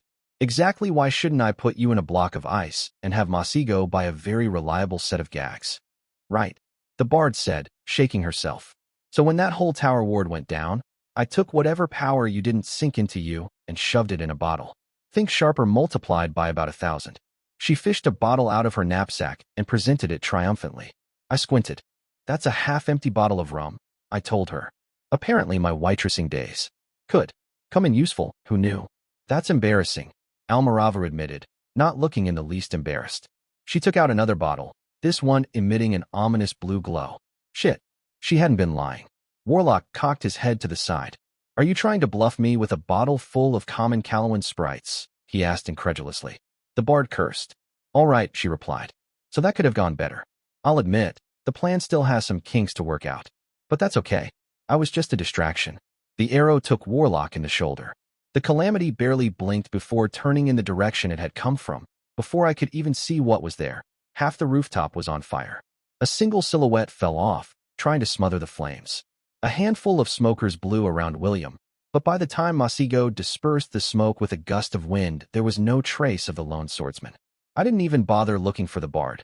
She would have disappeared the moment we'd stopped looking at her. It was my turn to curse. Mages, see to the wounded, I called out. The rest of you, secure the archer. And someone check if the hunter's still alive. They snapped to it. I headed for Hakram immediately, pleased to see Masigo was already taking care of him. The orc looked paler than usual, and it was disturbing to see an orc his size looking so frail. You'll be all right, Hakram, I spoke, kneeling next to him. You're in no danger of dying. Well, my adjutant replied. I suppose my clapping days are over. Good thing I was never much of a theater enthusiast. I nearly jumped out of my skin when a hand came to rest on my shoulder. It was Warlock. The touch made me uncomfortable, but after he'd pulled our asses out of the fire, I suppose I should grit my teeth and take it without comment. We won't be able to reattach the hand, child, the calamity said. Things cut by that sword remain so, as your leader well knows. I absently traced the length of the long scar across my chest hidden by my armor. A good thing I'd never been particularly vain about my looks, as it was pretty disfiguring. That said, Warlock spoke with an interested glint in his eye, absently ripping the arrow out of his shoulder. Some interesting discoveries have been made in the area of magical prosthesis these last few years. A real grin split my adjutant's face. I'm listening, he said. Book 2, Chapter 11, Report. Note, those meddling heroes keep surviving getting thrown off cliffs. Must build taller ones in anticipation of the next encounter. Extract from the Journal of Dread Emperor Malignant 2. There was something morbidly fascinating about watching Hakram's new hand move. The naked bones were just as dexterous as when they'd been hidden under my adjutant's flesh and muscle, though they were now animated by necromancy instead of more natural means. He got no sensation from the skeleton hand, he told me, though he could roughly gauge how much pressure he was putting on something when holding it. I could feel the threads of magic that kept it moving according to his will, feel how they dug into his body and used his soul as fuel to maintain the enchantment. I was fairly sure I could tie my own threads to puppet the bones if I tried, which meant any decent necromancer could likely do the same. Not a great worry considering not even antiheroes like the swordsman would be caught dead with anyone that dealt with the dead, but somewhere down the line Eris might get it into her head to pull something. I'd have to ask Apprentice if anything could be done about it. Hakram followed closely behind me as we strode through the main avenue of the 15th's camp, absent-mindedly returning salutes from legionaries as we did so. A whole company, I finally sighed. And that's just the ones we caught. The tall orc grimaced. A sad day when we lose more legionaries to desertion than a run-in with heroes. When the dust had settled, Juniper had slapped down a report on my desk that had taken the taste of victory, however slight, right out of my mouth. While the soldiers under Commander Hune had been keeping the city from exploding into revolt, almost 2 companies' worth of Calawan recruits had taken advantage of the chaos to escape into the countryside. Nock had kept a lid on the situation as best he could, and his patrols had managed to corral about half of the deserters into a prisoner camp. But the aftermath of that mess was a logistical nightmare. Juniper and I had made a point out of spreading out my countrymen across as many lines as possible to avoid the formation of Presai and Calawan cliques in the ranks. That measure had failed spectacularly, and now half the lines in Nox. Kabili were missing 1 or 2 recruits, forcing a never-ending nightmare of transfers to fill the gaps. That we were adjusting our ranks and the most basic unit level right before heading into an active theater of war had both Juniper and I in a dark mood. We couldn't linger in Summerhome much longer, but neither could we go tangle with the rebels half-cocked. The last news had the Silver Spears digging deep into General Istrid's supply line until Captain and the blackguards drove them off. Countess Marchford had intensified skirmishes all over the front, sending packs of barely armed peasant conscripts to burn the fields between Vale and the legions of terror to deny General Sacker foraging when she advanced. The Empire wasn't losing by any stretch of the situation. If anything, that the Countess had seen fit to burn some of the best farmland in Callow proved that much, but neither was it winning. And the longer the rebels were loose, the further talk of revolt would spread. Black knew that better than I, so I had no idea why he'd yet to pull away another pair of legions from border duty to flank the enemy. There must have been angles at play I couldn't see. Regardless, the 15th needed to get into the fight yesterday, and all the fucking deserters were costing me time. The only upside to this I could see was that all our Callowan recruits who intended to pull a runner likely already had. That a full fifth of my countrymen's numbers in the 15th had tried to disappear into the wilds at the first occasion was incredibly galling, but in some ways I should have expected it. The overwhelming majority of the deserters had been gallows recruits, criminals given a choice between the noose and 5 years of service in the legions, which also meant that there were about 100 hardened criminals with legionary training loose in Western Callow, but for now that wasn't my problem. General Aplomb was the one who'd have to keep the region together after we joined the front, and I wished him luck with the task. He'd been dropping hints for the last few days that the 15th's presence in Summerhome was disruptive to civil order. And while he wasn't wrong, it still irritated me that after I'd pulled his ass out of the fire, the Sonic was trying to shoo me away. Juniper warned me that by acting this high-handed, I wouldn't be making any friends. Fuck it. If he couldn't deal with me taking charge to put an end to the mess he'd allowed to fester, I would likely have ended up making an enemy out of him down the line. He was near the bottom of the pecking order when it came to the Empire's generals. Anyway, he was the most junior among them and one of the least trusted by the Tower. It's a risk, Catherine, my adjutant gravelled. I won't deny if it works they'll be useful, but if it fails, it'll hurt my credibility with the ranks, I acknowledged sourly. My age had been surprisingly little of an issue when it came getting my authority respected.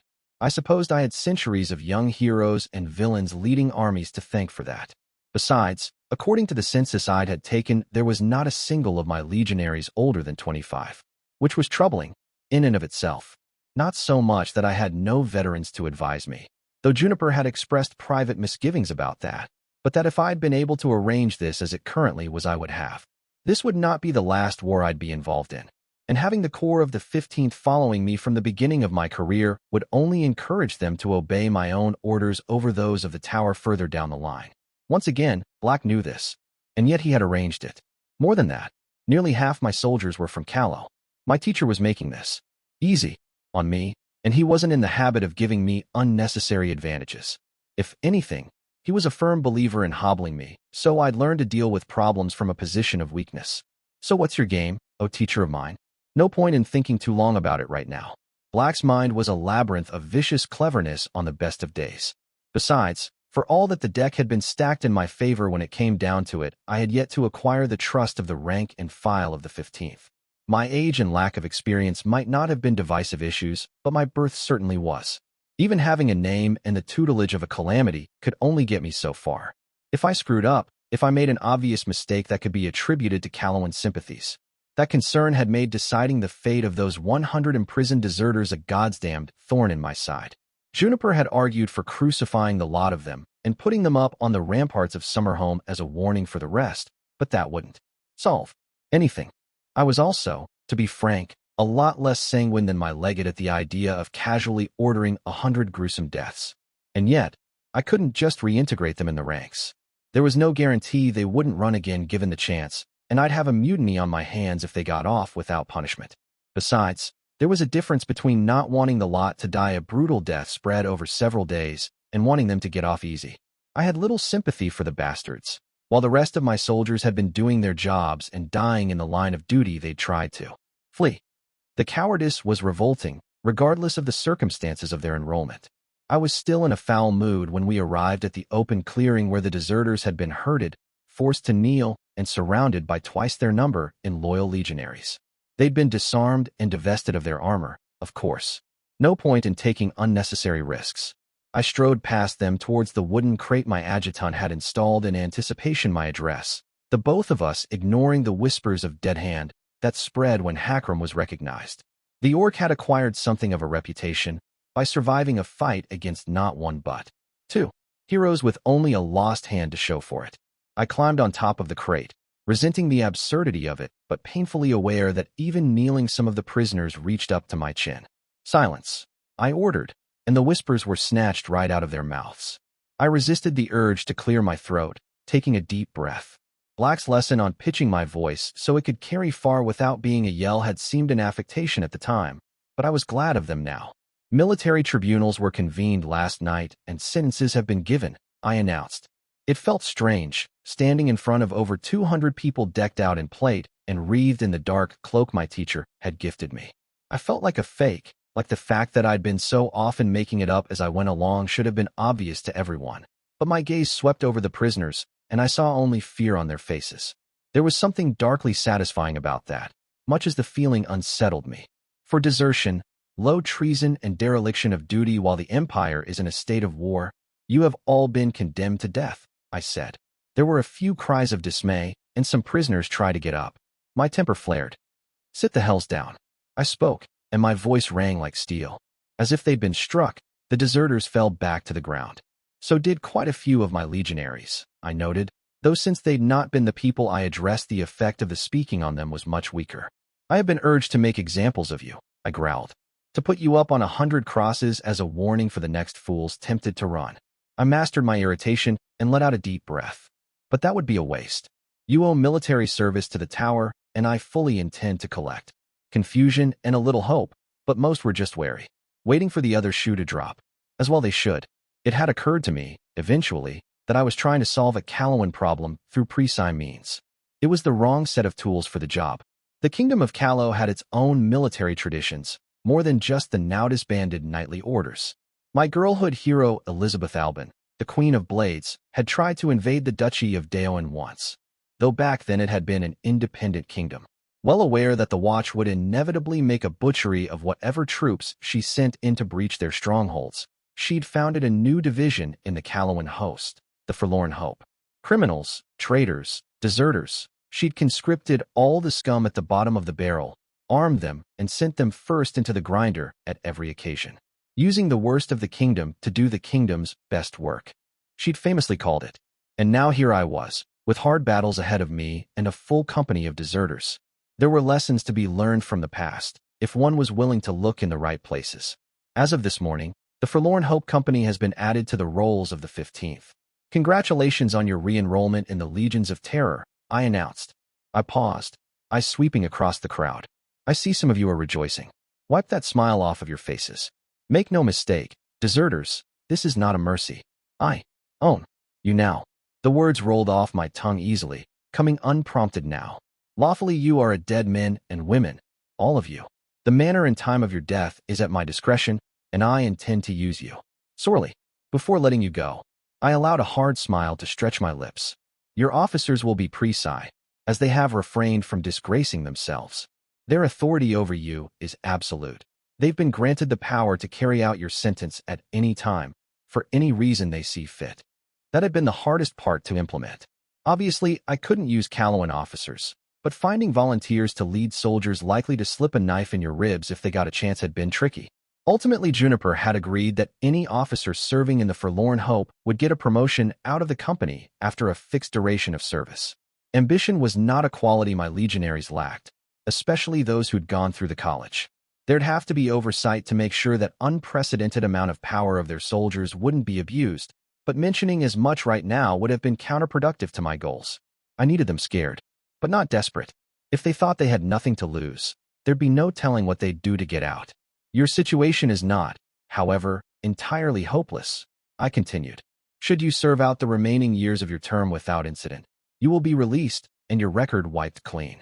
I stared the prisoners down, feeling my name simmer in approbation under my skin.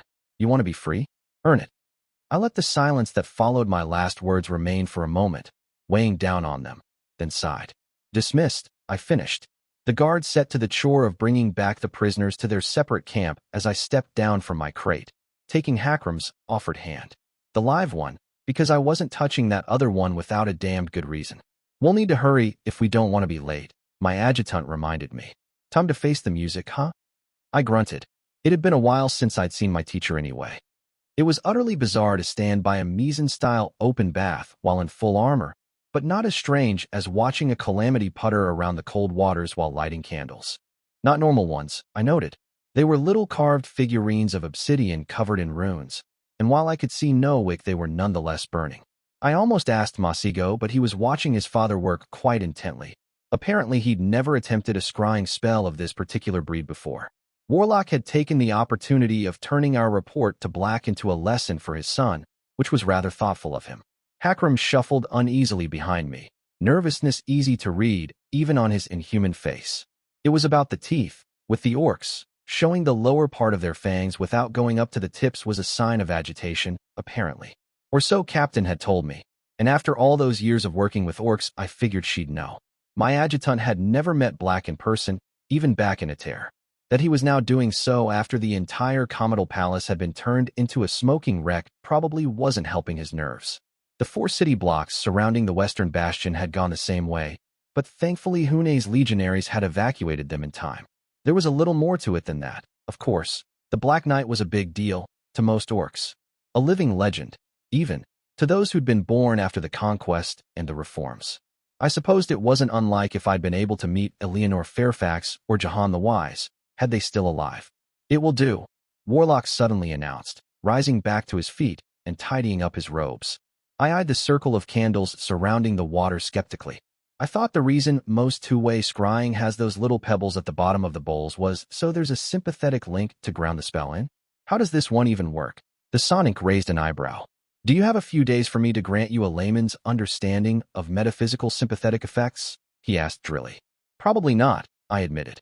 Then take my word for it, the still ridiculously handsome older man replied.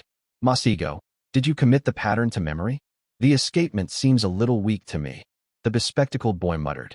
I'd have to write down a formula to grasp how it actually works, but reproducing it shouldn't be a problem.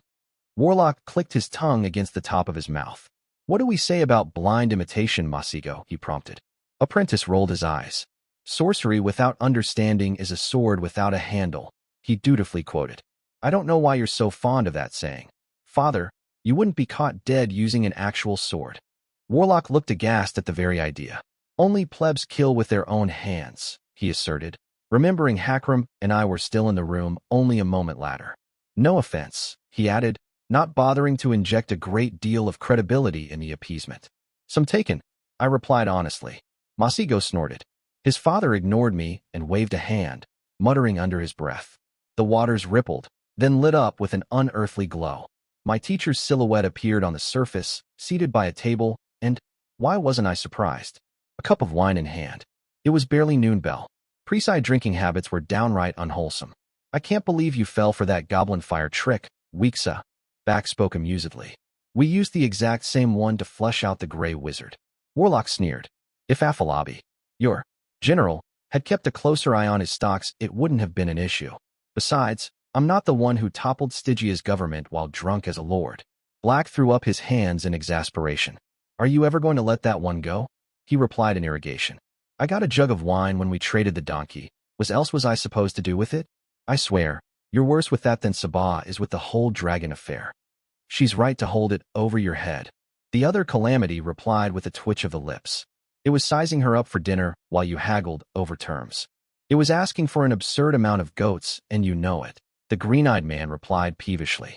While in my case regular meals in the company of Black and Captain had long disabused me of the notion that living legends were above petty bickering. If the stunned look on Hakram's face was any indication, it was a fresh revelation for the orc. I cleared my throat. While I'd like to revisit why the Empire would be meddling in one of the Free City's internal affairs at some point in the future, I noted, I think there might be more pressing matters at hand. And just like that, all traces of amusement slid off the two men's faces. I'd seen it happen in my teacher before, but witnessing the same on a man as amiable as Warlock was a little unsettling. Catherine, Black finally bothered to greet me. I hear you've managed to get the summer home situation under control. Hello to you too, Uncle Amadeus, Apprentice interrupted, tone a little irked. Don't be a brat, Masigo, the dark-haired man replied lazily. The greeting was implied. The same goes for your adjutant, Catherine. Green eyes turned to Hakram, too considering to be anything close to friendly. Hakram deadhand, he murmured. Catchy that. If the story spreads, it will accelerate your growth into your name. Sir, the orc replied stiffly, saluting out of reflex. I winced in embarrassment for him. At ease, adjutant, my teacher replied, kind enough not to voice the amusement I suspected he felt. This is not an official debriefing, we're merely sharing information. Scribe tells me the 15th managed to take one of the heroes prisoner. The last sentence was inflected to sound like a question, though everybody in the room knew it wasn't. It was one of Black's more irritating habits to leave sentences hanging as an invitation to elaborate instead of actually asking a question. He did it all the times when we had our evening lessons. The hunter, I grunted. He survived the wounds only barely. He's been kept in enchanted sleep ever since. Green eyes turned to Warlock and his eyebrow arched. He's from Refuge, I've confirmed it, the older Sonic said, and I blinked in surprise. That was news to me. Wasn't Refuge ruled by Ranger? It was an independent polity, sure, but the few times the subject of the other calamity had come up, she'd always been spoken of fondly. That didn't really mesh with heroes trickling into the Empire from there, unless there was a plan in the works. One of High's pupils, the knight grimaced. That's going to be a mess. Militia will insist on diplomatic sanctions. I'm sorry, did I miss something here? I broke in incredulously. Because the implication seems to be that a fairly notorious villain was a hero's teacher. Warlock graced me with an amused look. Black leaned back in his seat. Calling Ranger a villain is something of a stretch, my own teacher finally said. She's not particularly concerned with matters of good and evil. Mostly, she does what she feels like doing. We can discuss it more later. Catherine, it's a somewhat complicated issue. The other calamity smirked. You can say that again. Black's eyes turned cold, for a heartbeat. Glass houses, weak he simply said, and Warlock looked abashed for a moment before they smoothly changed the subject. You'll need to bring him with you when you join us south, the pale-skinned named informed me. I frowned. That seems like a recipe for a heroic rescue, I told him bluntly. The swordsman lost. Masigo disagreed quietly. You'll have free hand for at least a month. Black nodded in approval. By that time we'll have gotten word back from Refuge and found out whether he's been disavowed or not. If so, summary execution. As a matter of fact, if he somehow manages to wake up and attempt an escape, you're free to deal with him however you wish. There's limits to our forbearance, even with old friends. And if he hasn't been disavowed? I asked. Black's smile was perfectly pleasant, and all the more frightening for it. Then things will get interesting, was all he said. We haven't identified the other prisoner yet. Masigo contributed when it became obvious the subject was closed. We've managed to heal the burns enough to ascertain she's Wraith, but she's yet to regain consciousness. I might have been a little heavy-handed, Warlock idly admitted. I forget how fragile people without names can be. Black drained the rest of his cup, then set it aside. Is she from the Watch? Sacker says they've been quiet, but sometimes they slip between the cracks. I was waiting on your approval for that, the Sonic replied. The procedure always has risks, as you well know. See if you can get anything out of her when she wakes up, Black ordered. If not, go ahead with it. And do a bloodline ritual, just in case. Warlock grinned. Not going to get on my case for summoning those nasty, nasty devils, he teased. I'm enough of a general to know a lost battle when I see one. The knight replied sourly. So you can learn, Warlock mused. I take it you need the room for the next part of this conversation? If you would, my teacher agreed. I'll be in touch later this evening regardless. The dark-skinned nodded, putting his hand over his son's shoulder.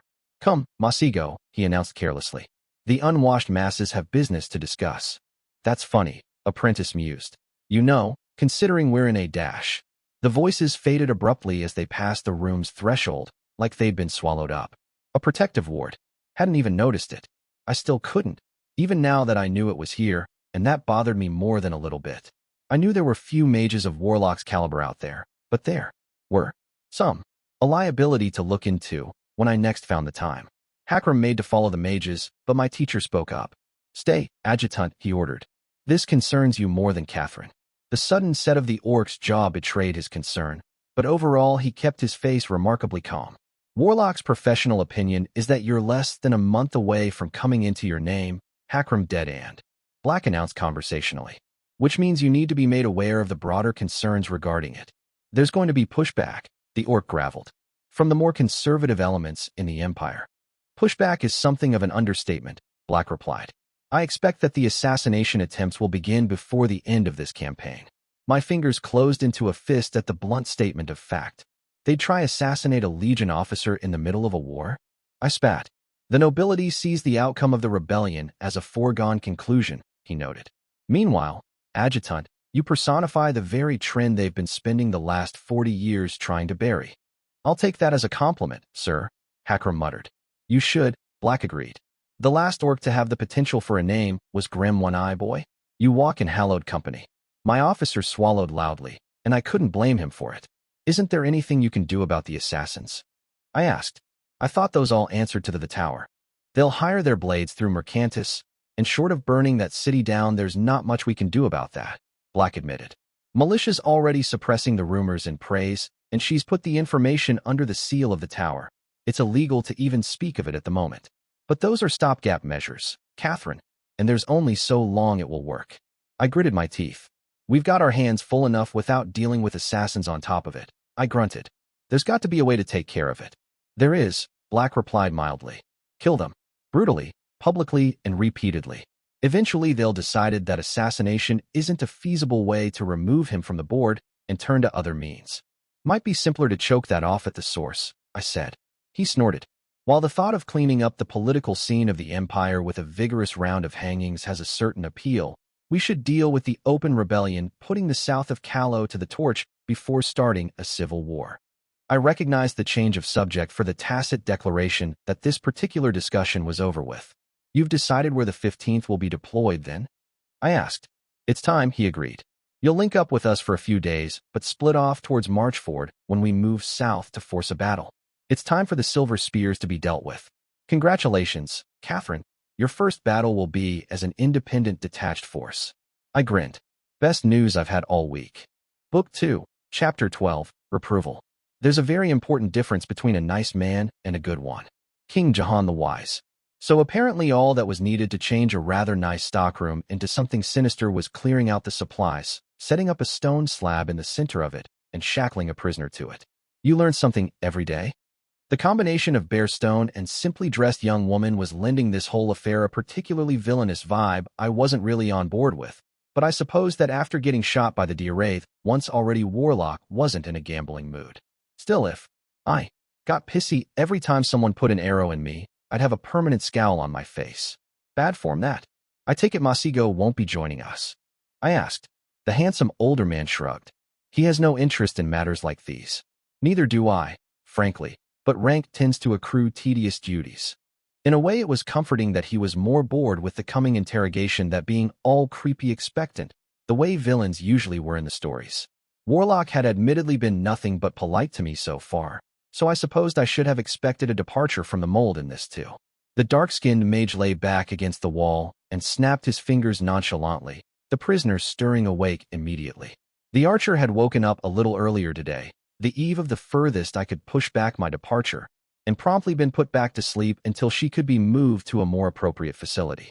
At least the burns all over the stranger's body had been healed, though sloppily enough that if she tried to move too much it would hurt. Not a coincidence, I assumed. Her eyes blinked open, then widened when she realized where she was. There was a single spark of terror before she smothered it, schooling her face into a blank mask. She's been trained to deal with interrogation. I noted. I am an imperial citizen being held unlawfully. She spoke up with that odd Daoan burr flavoring her lower meson. If you do not release me immediately, there will be diplomatic consequences. I am shaking in my boots, Warlock replied drily. I sighed. You were caught participating in the activities of a group that's been convicted of high treason and seen attempting the murder of a member of the Dark Council, I told her. Both of those fetch the death penalty, and not one of those nice quick ones. You're not going anywhere. She glared at Warlock before turning her stare to me, eyes lingering on my own obviously Wraith features. She said something in the old tongue, the scathing tone obvious regardless of the language barrier. I don't actually speak that, except for a few curses, I informed her. Probably best you don't, Warlock mused. And you should be ashamed of yourself, young lady. I'm sure her mother was a perfectly nice woman. Whether the prisoner had actually insulted whoever had given birth to me was up in the air. As far as I was concerned, I wouldn't put it above the Sonic to yank my chain for the sake of his own amusement. Still, if she'd wanted to hit a nerve, then parents weren't really the way to go for me. I was perfectly fine with having no idea who my progenitors were. Parents were more of an abstract concept for me than anything else. If anything, the closest thing I'd ever had to a father figure was black.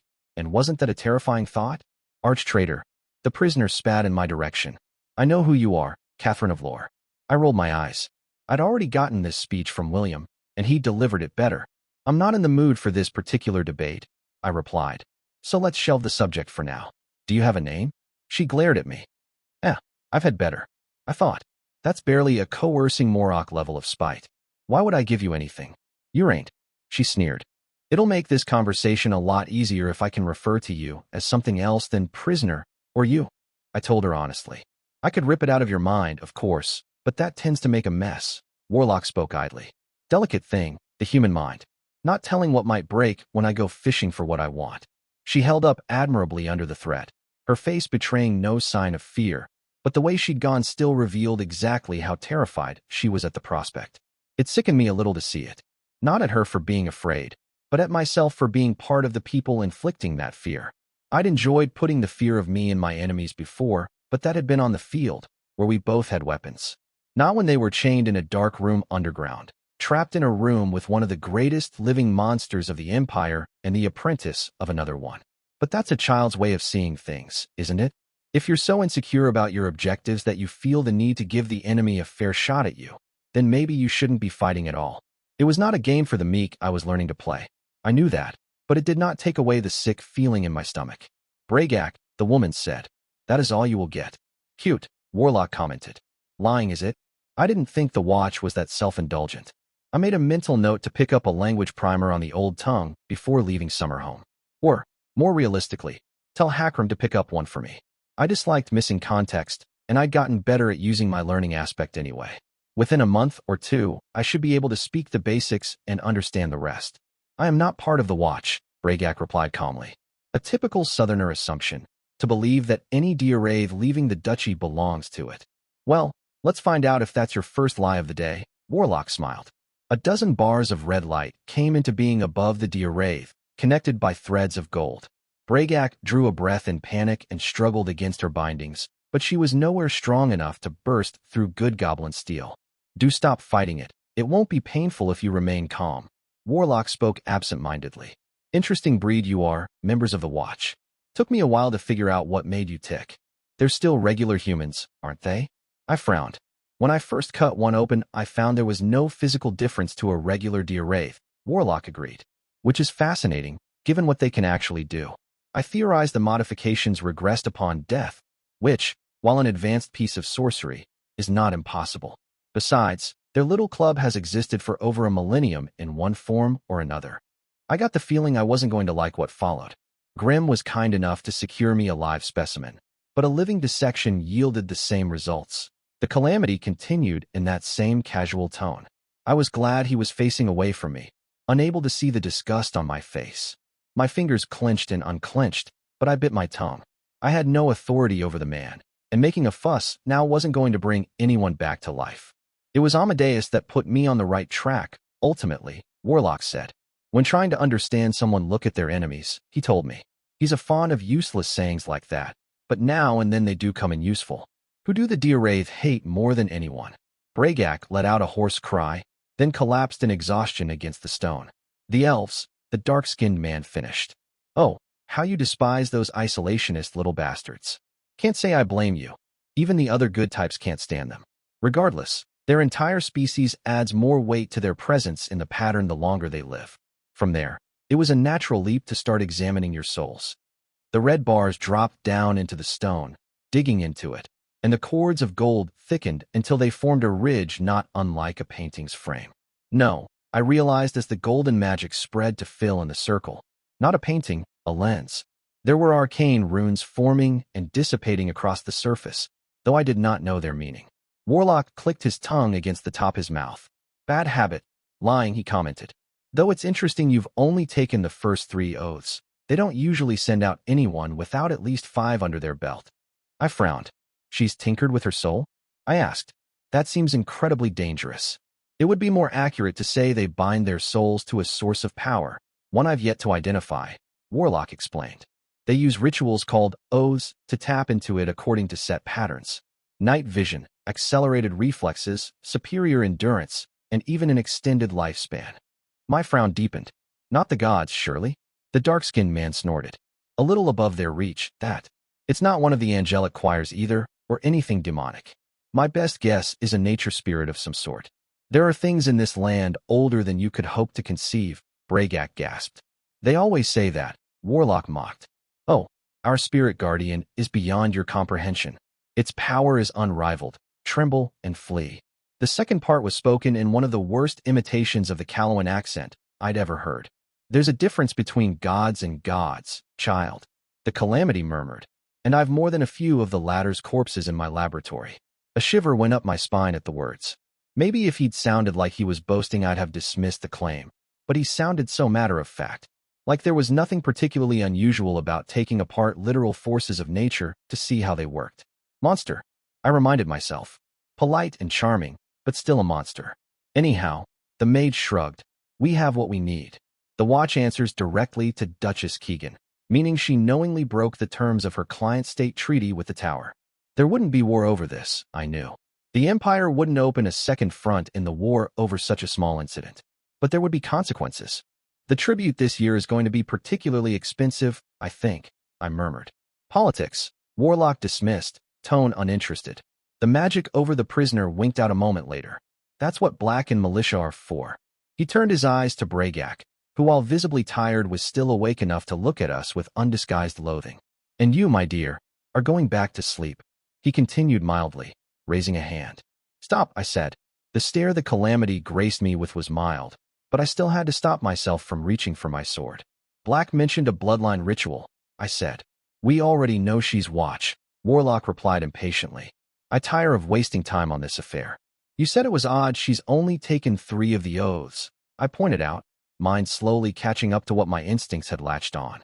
If she was deployed, even though she's not fully trained, there's a reason for it. And you think a bloodline ritual will explain that? The mage replied skeptically, though at least I had his full attention now. If I were sending a representative into a war, it'd be someone I knew I could trust, I grunted. The Calamity's eyes narrowed.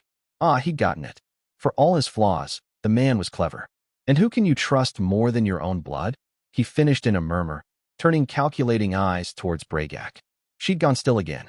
Warlock tapped a finger against his belt, and a previously invisible sigil lit up, dropping a slim knife into his palm. Blood magic. I spoke flatly, not bothering to hide my disapproval.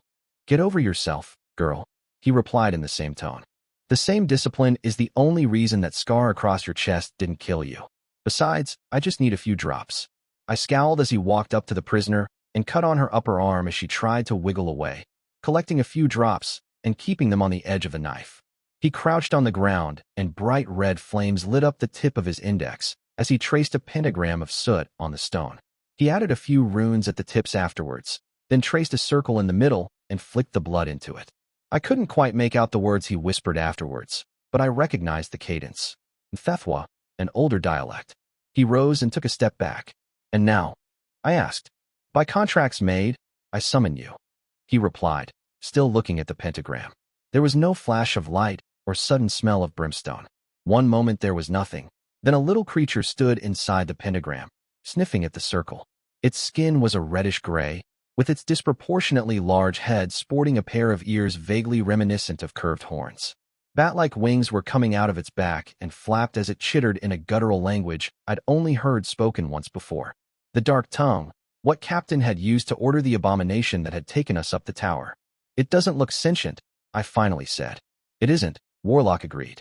Blood imps are never particularly clever, and this one's not even a decade old. I shot him a quizzical look. Devils begin as the personification of a concept, the Calamity explained with a sigh. The older they get, the more they can think independently of that nature. There are differences according to breeds, of course, with more abstract concepts resulting in greater intelligence. I raised an eyebrow. And what does that thing personify? Hunger for fresh blood. Warlock replied absently, eyes on the imp. I followed his gaze, saw the devil was now licking Bragac's blood like a cat would a saucer of milk, making ugly little satisfied sounds as it did. The sight was nauseating. Good, the mage smiled. And now for the pleasant part. He raised a hand and closed it into a fist. The imp rose into the air, letting out shrieks of dismay. Then an invisible force brutally squashed it. Not a drop of the reddish mulch it turned into splattered, forming a perfect sphere still hovering above. Slowly it descended and filled the circle. There was a heartbeat after that. Then lines of red emanated from the circle to touch all the tips of the pentagram. The whole thing smelled like rotten blood. Letters in the old tongue started appearing on the stone, forming a family tree circling around the remains of the imp. I looked askance at Warlock, who was reading them intently. Well now, he murmured. Someone's more important than they look. He pointed out a pair of words close to the circle.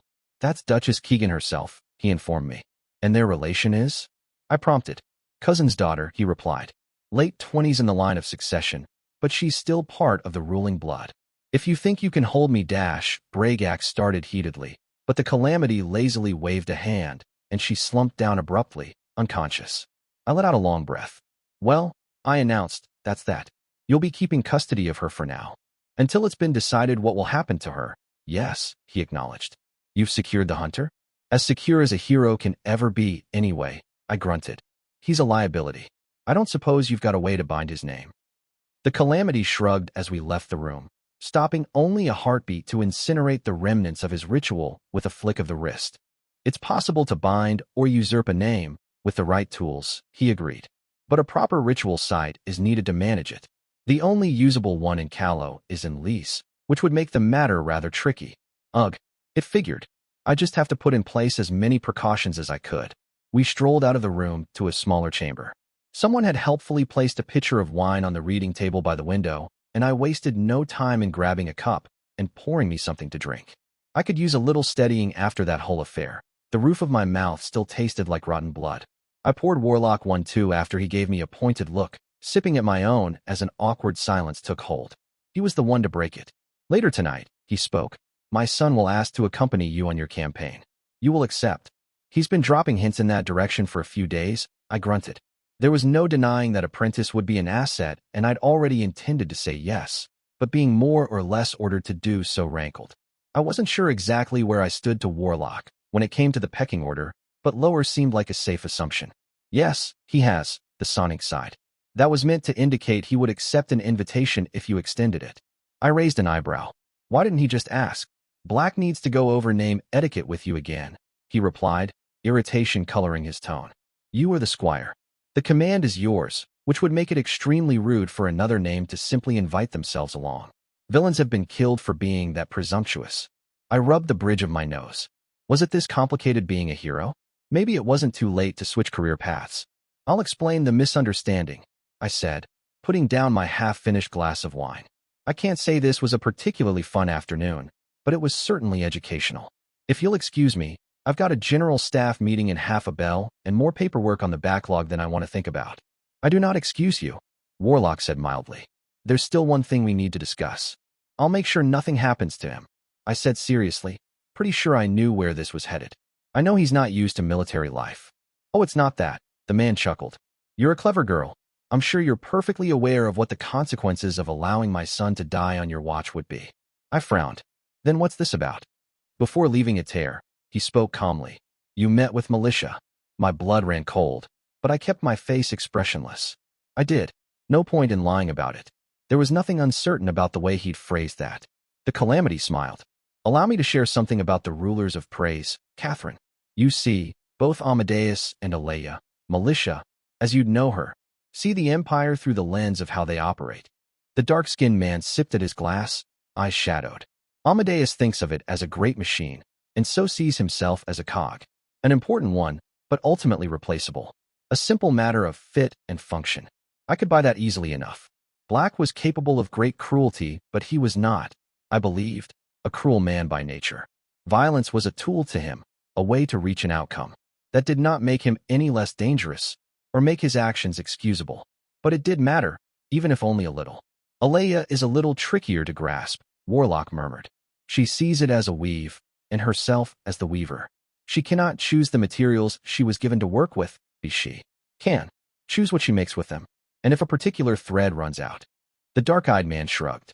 She merely has to secure a substitute, trusting that the work she'd already woven will be tight enough to hold. Why are you telling me this? I asked quietly. Because they're both wrong, the Calamity replied. Praise isn't a machine or a tapestry. It's a living, breathing organism. I frowned. And what's that supposed to mean, exactly? A hard smile split the mage's face. You can't rip out a creature's heart and just shove another in its place. I kept my face blank. Warlock was Black's first companion. The dreams had shown me that much, and that he'd be my teacher's staunchest loyalist wasn't a surprise. But how much did he know? I hadn't agreed to Militia's offer, not in so many words, and it concerned the far future anyway. Im had told me to watch out for Scribe above the rest of Black's companions, but Warlock was the one sitting in front of me right now. I'd seen him in action when he'd been crippled by magical backlash, and within moments of stepping onto the scene, he'd incapacitated 2 heroes and casually slain another one. If it came to a fight against him, my chances of survival were slim. You can stop panicking, girl, the dark-skinned man spoke coldly. It is not my intent to kill you, though you'd be a fool to think I could not. I see no reason we should fight, I replied, as calm as I could manage. We're on the same side. The mage laughed, the sound darkly mocking. You think the Empire is a single side? How delightfully naive of you. We are not Calawans, child.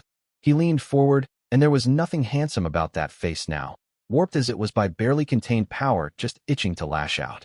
We were tribes and tribal kingdoms, before the Mesons, and if you scratch under the surface we are still. I know who my tribe is, Catherine Foundling. I have fought with them, bled, and wept with them. Yet another Preside telling me I can't be part of their little private club, I replied, anger freeing my tongue. There's a shocker. Because if the man thought I would just sit there and be castigated for something I hadn't done, wasn't even sure I should do, then he could go burn in the bloody hells. Wasn't like he was unacquainted with the damned place.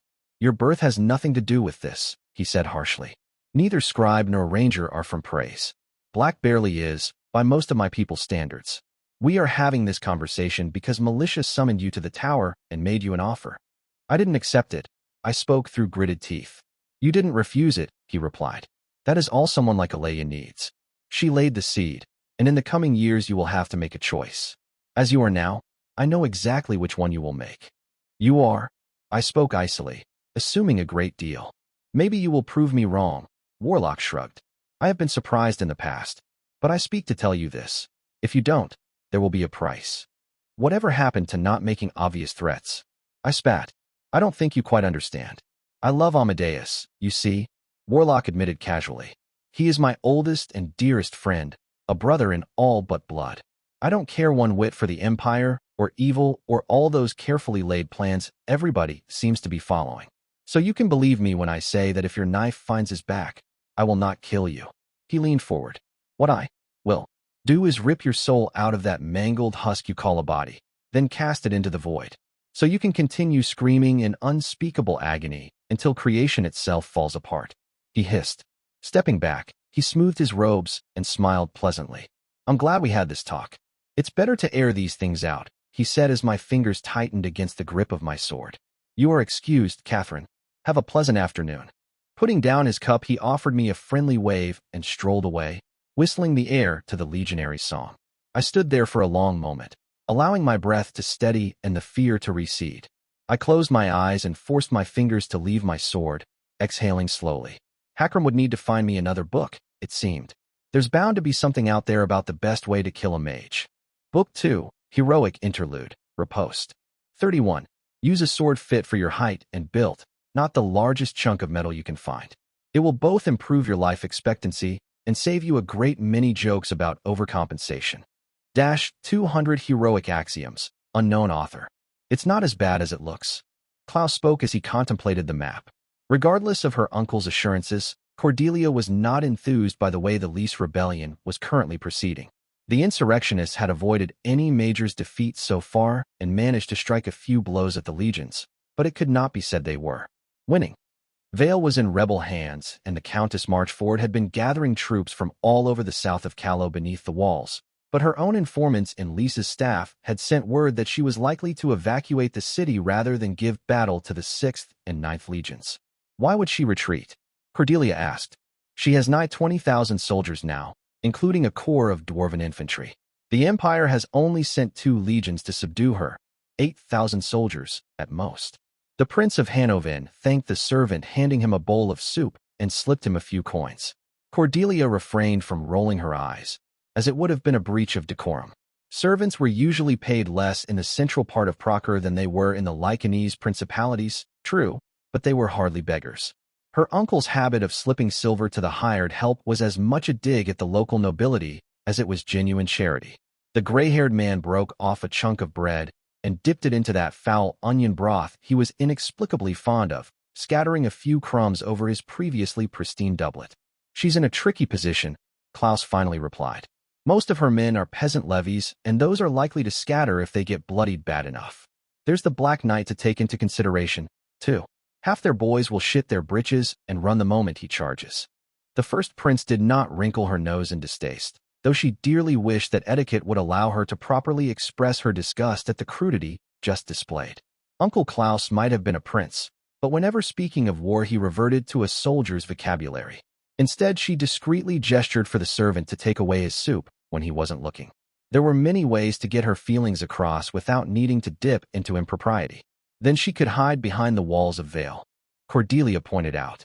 She has seen to it that the surrounding lands were burned, denying the Empire opportunity to forage.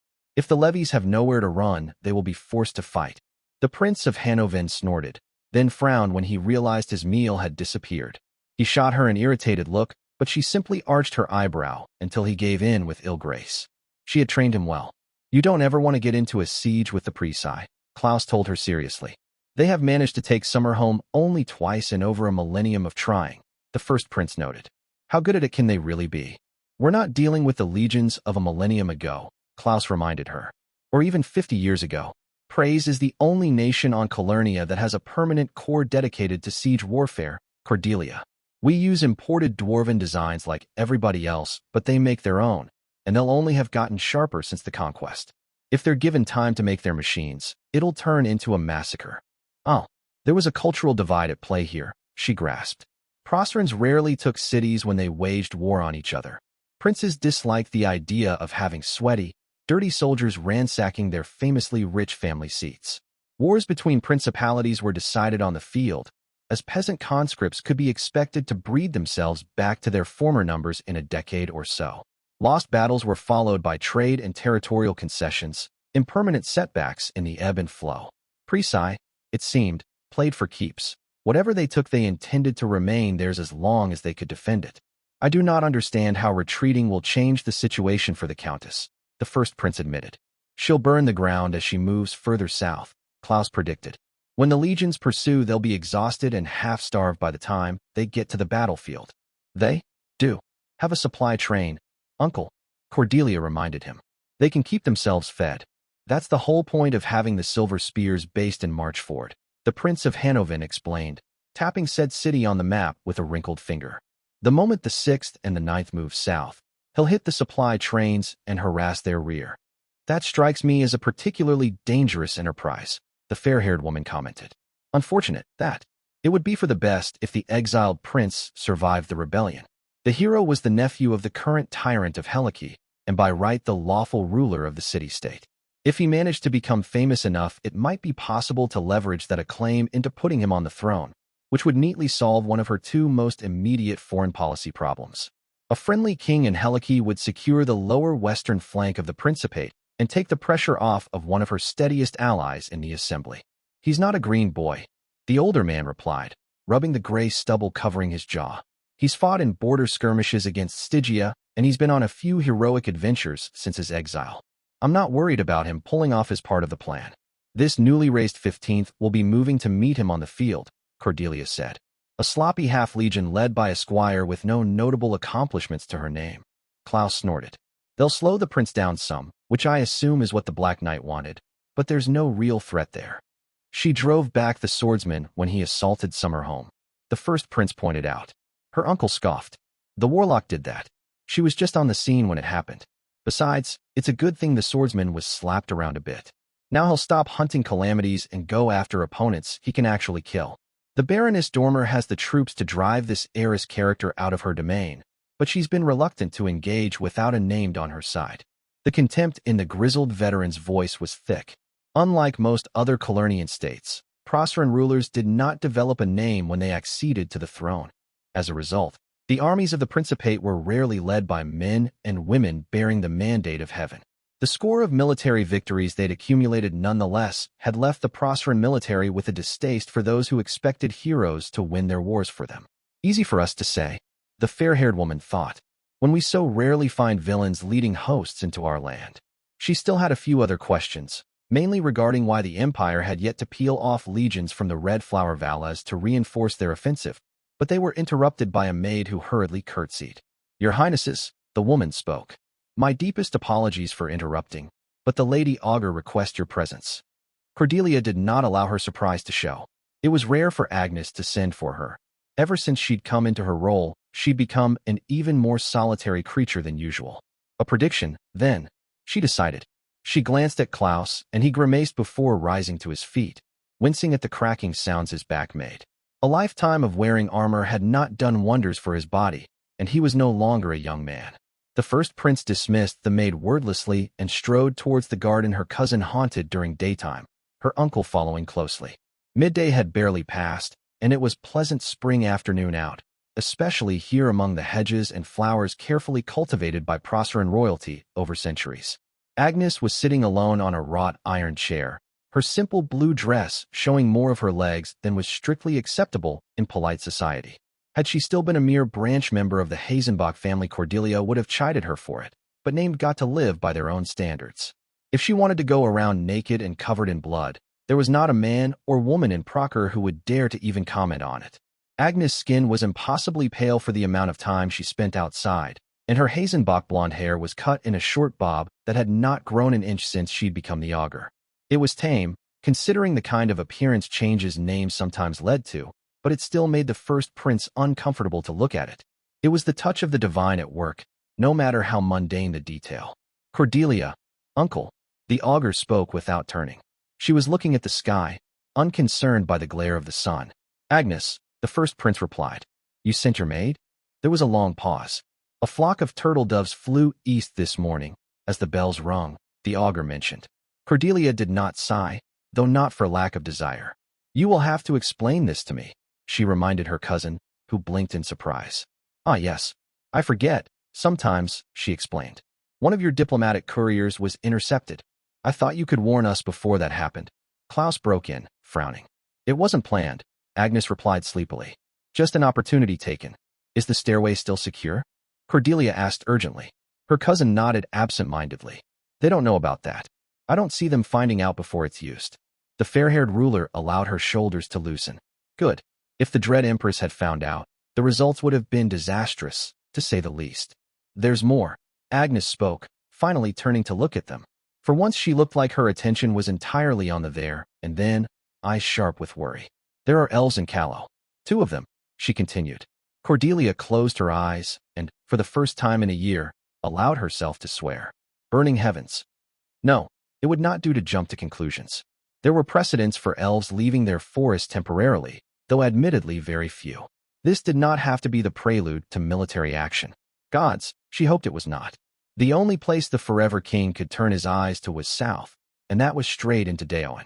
And the moment an elf sets foot in the duchy, they will go on war footing. The Diaraith hated the elves like poison, over some ancient grudge about being the original inhabitants of the Golden Bloom. And if Duchess Keegan is focusing on the elves, she will refuse to get involved in the rebellion. Do you know why they left the forest? She asked, more calmly than she felt. It's unclear, Agnes admitted. Her earlier focus already disappeared as she looked away. They're looking for something. Or fetching something. It will come to a head in Lys. It's where all the knots are. Elves are strange. It's like trying to map the stars from a lake's reflection. 2 elves, headed for Lys. The damage even 2 of those could do. No elf over 1,000 years old would ever deign to set foot outside the Golden Bloom, but that meant nothing. A dozen elven foot soldiers could wipe out a company of soldiers without losing a single man, if they felt the inclination. A single emerald sword could do the same without even paying attention. The elves were good, in the broadest sense of the term, but that didn't change the fact that they saw everyone but heroes and other elves as insolent vermin. That everyone coming within half a mile of the Golden Bloom died, without warning, had made that feeling very clear. Cordelia forced her mind to stay on track as her cousin drifted away into her own world. We no longer have time to dawdle. Uncle, she finally said. Assemble a host. The Dominion needs to be brought to heel by winter. By your will, First Prince, The Prince of Hanovend bowed. It was not a coincidence they'd run into the Silver Spears on their flight south. Fate was a word William knew better than to throw around lightly, but to be named was to be bound to the concept. Power calls to power. Finding the Helikian mercenaries camped by the village they needed to resupply at must have been necessary. For some reason the swordsman did not yet grasp. There was always a reason. He needed to believe as much now more than ever. The conjurer was dead. The hunter was a prisoner, if not a corpse, and Bragak likely strapped to a table in some dungeon until she could be dissected. The thief had disappeared without a word one night, and the betrayal left a foul taste in his mouth. Almirava said she'd be back before too long, but William has his doubts. And can I really blame her? I led them straight into a slaughterhouse. The room they'd claimed at the only inn of the village was too small for all four of the present heroes to be truly comfortable, though none of the Helikian ones had yet to complain. Neither would the bard, if the amount of bottles she'd gone through since claiming a chair was any indication. The lone swordsman knew he was a handsome man. He'd attracted plenty of attention even before becoming a hero, but compared to the exiled prince he might as well have been a goblin. The man was tall and looked like he'd been carved out of single piece of marble, all perfect skin and long flowing curls that looked more golden than blonde. He must have been exceptionally vain before claiming his name, to look this supernaturally flawless. His follower, the page, looked more like an actual person. Short-haired and slim, she was androgynous looking enough that he had not been sure she was a woman before he heard her voice. She was also quite obviously in love with the prince, to the extent that it was almost embarrassing to watch. We had her cornered, until she dropped her hammer, the exiled prince said, recounting his raid on the 9th and the way it had turned sour upon the captain's appearance. There was a touch of disbelief to his voice, like he still couldn't quite believe what had happened. Then she turned into this creature. We already knew she's a werewolf, William reminded him. I briefed you personally on what we know of the calamities. I've seen werewolves before, swordsman, the prince replied through gritted teeth. I've killed werewolves before. That abomination was something else entirely. She was tall as an ogre, and she moved so fast I could barely see her. My men might as well have been lambs, for all the difference it made. Page squeezed his shoulder comfortingly, but the prince barely noticed. William resisted the urge to cringe. How could he not have catoned on to the fact that his closest supporter had feelings for him? Or was he merely pretending not to? Heroes did tend to attract a lot of attention from the opposite sex, and even the same. The swordsman had always preferred to air out the fact that he had no intention of getting romantically involved with anyone whenever he was in similar situations. But he wasn't unfamiliar with the concept of ignoring an uncomfortable truth to avoid breaking someone's heart. Or he could just be an imbecile. William thought uncharitably. She bit the head off of my second-in-command before we could do anything, the exiled prince continued. The Order of the Righteous Spear drove her back, but we had to retreat anyway. She bought just enough time for the 6th to get their ranks in order. There was no need to belabor the explanation any further. It was one thing to hit Presi legionaries in the flank with the element of surprise on your side, quite another to lead a charge into the Ironsides when they were expecting you. The flower of Kalos chivalry had been taught that lesson on the fields and never recovered from the near-total losses it cost them to learn. For all his theatrics, the Free City's hero was a talented commander. He wouldn't throw his men at the enemy recklessly, not when his silver spears represented a solid half of the total cavalry the rebellion had at its disposal. It was still the largest victory we've managed against the Empire so far, William replied. And you can believe they've taken note of it. They're sending the 15th after you, last I heard. The man laughed, his long golden curls shaking as he did. The swordsman was morbidly curious about how the other hero was able to keep them looking this pristine in the middle of a campaign, but decided not to ask. Name Perk, most likely. A rookie villain and her understrength crew of miscreants? The prince mocked. The Empire thinks too much of themselves. And now that wasn't something he could just let go. You couldn't underestimate the squire. That was the kind of stupidity she fed on. Wipe that smile off your face, William replied flatly. If you take Squire lightly for even a single fucking moment, she will flay your hide and make a standard out of it. The prince looked dubious. I understand that she is your nemesis and that in some ways she must be your match, but she's never led an army into battle before. As far as I know, you're the only hero she's ever fought. She is ill-equipped to deal with the likes of the Silver Spears. The first time I met Catherine Foundling, the Calawan spoke quietly. She arranged the death of her 4 rivals in the span of a single night, and then threw me into a river after I literally split open her torso. She doesn't go down. Prince. Corner most villains, and after a brutal fight it's done. But short of decapitating her, you're not going to make her stop.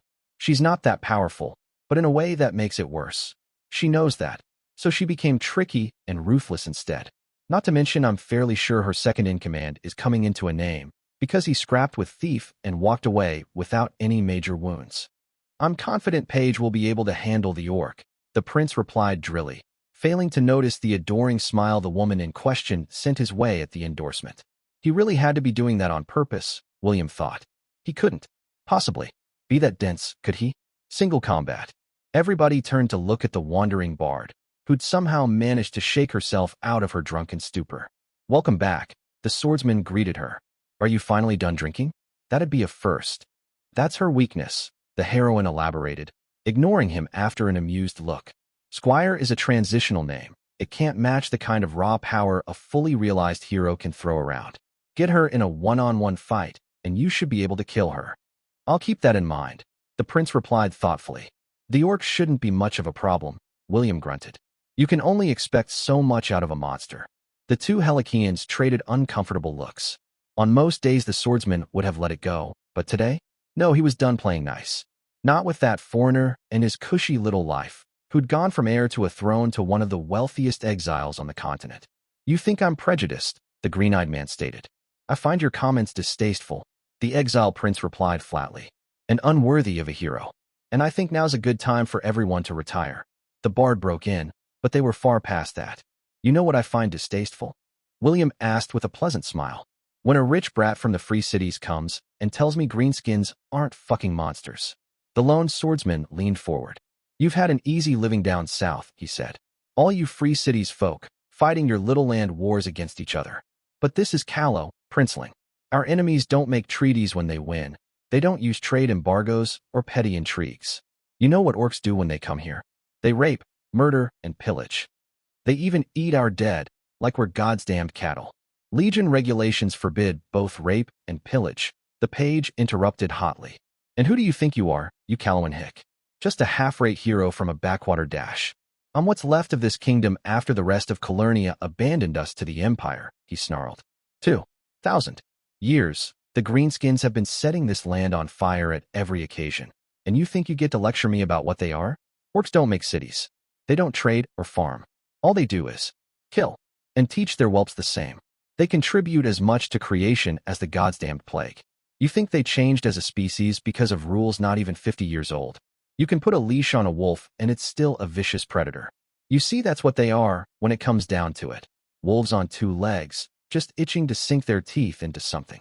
William laughed. So go on. Tell me it's disgraceful the way I talk about them, he said. Let's see how long you keep saying that, when they start eating your friends. The lone swordsman rose to his feet, pushing away the table.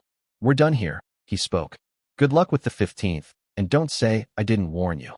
The rage had left him by the time he ended up on the roof, leaving him feeling cold and alone. It wouldn't be the first time, and it wouldn't be the last. Both his temperament and the nature of his name tended to put him in the position. He stayed there until night fell, drifting in and out of sleep. There'd been little enough time for that evading the Empire's patrols.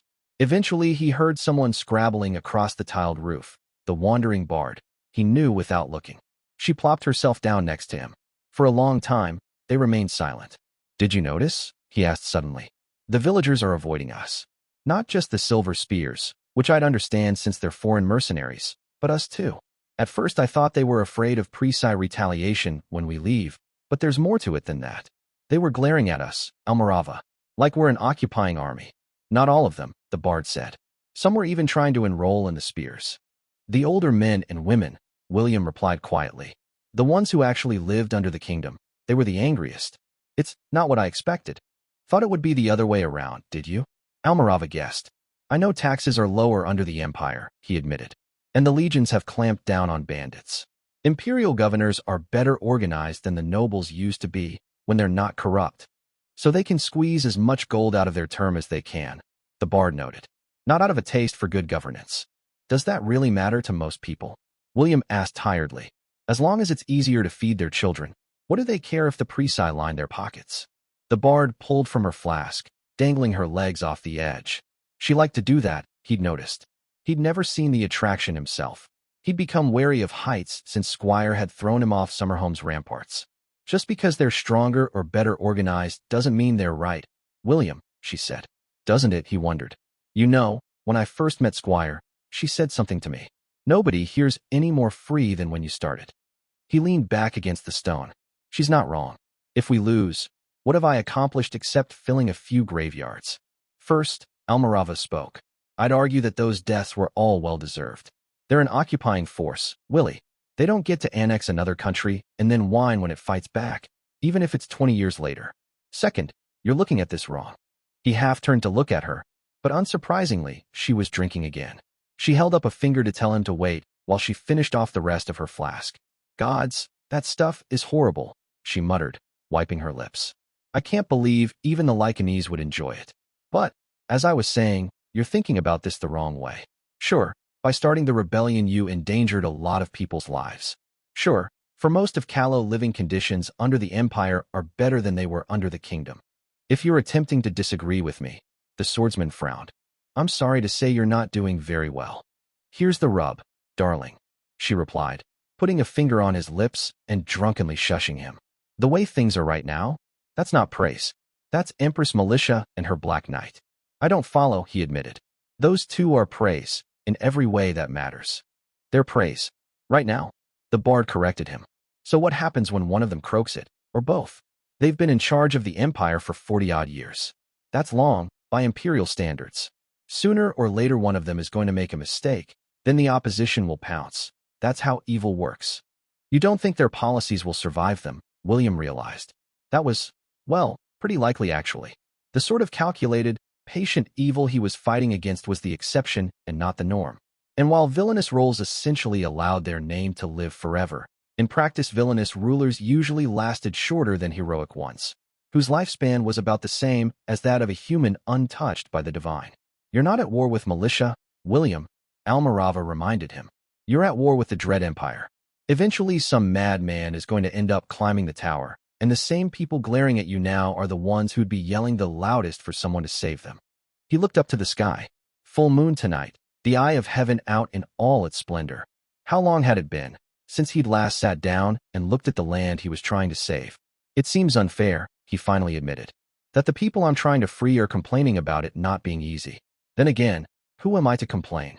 He closed his eyes. You know what it means, right? He asked. That I'm sworn to the choir of contrition. The bard's voice was quiet, almost gentle. That you did something unforgivable. Something you could spend your whole life atoning for and still fall short.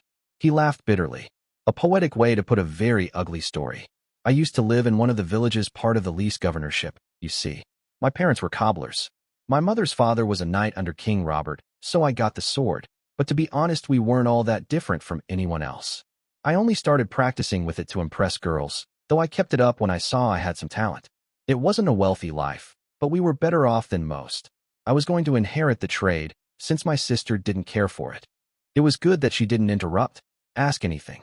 He wasn't sure he would have been able to continue if she had.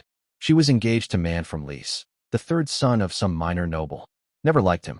He lorded his education over other people, used words he knew they wouldn't know.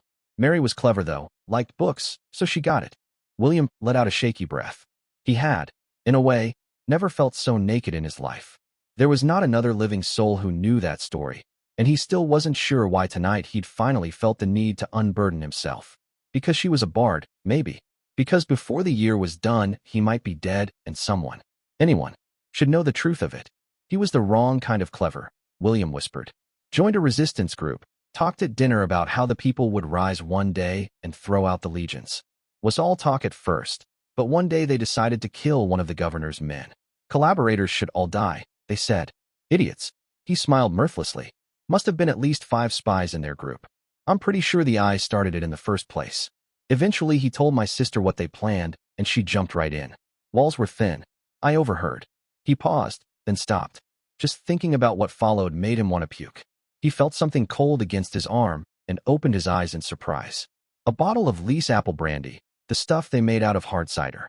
He snorted and took a swallow of the suspiciously already open bottle. Steadied his hands, which he hadn't noticed were trembling. Confronted her the night before, he confessed. Told her it was mad. Wouldn't change anything, And didn't she know what the Pricide did to rebels? The whole family hangs, if it's treason. But Mary? She was on a crusade. She was going to free Callow. The man was just a beginning, a first step. She wasn't going to get caught, and she wasn't going to stop. He took a long, deep pull from the bottle. Gods, it would be so much easier doing this drunk. It would dull the feeling of it. I'd like to say I was thinking of my parents when I did it, but I wasn't, William whispered. I was thinking of the tanner's daughter I had a thing for, and how we might get married when I got the shop. I was thinking about how selfish my sister was, throwing me away for people we didn't even know. For a principle. Just a make-believe wish. Another swallow, but his mouth was dry. I stabbed her with a table knife, right in the neck.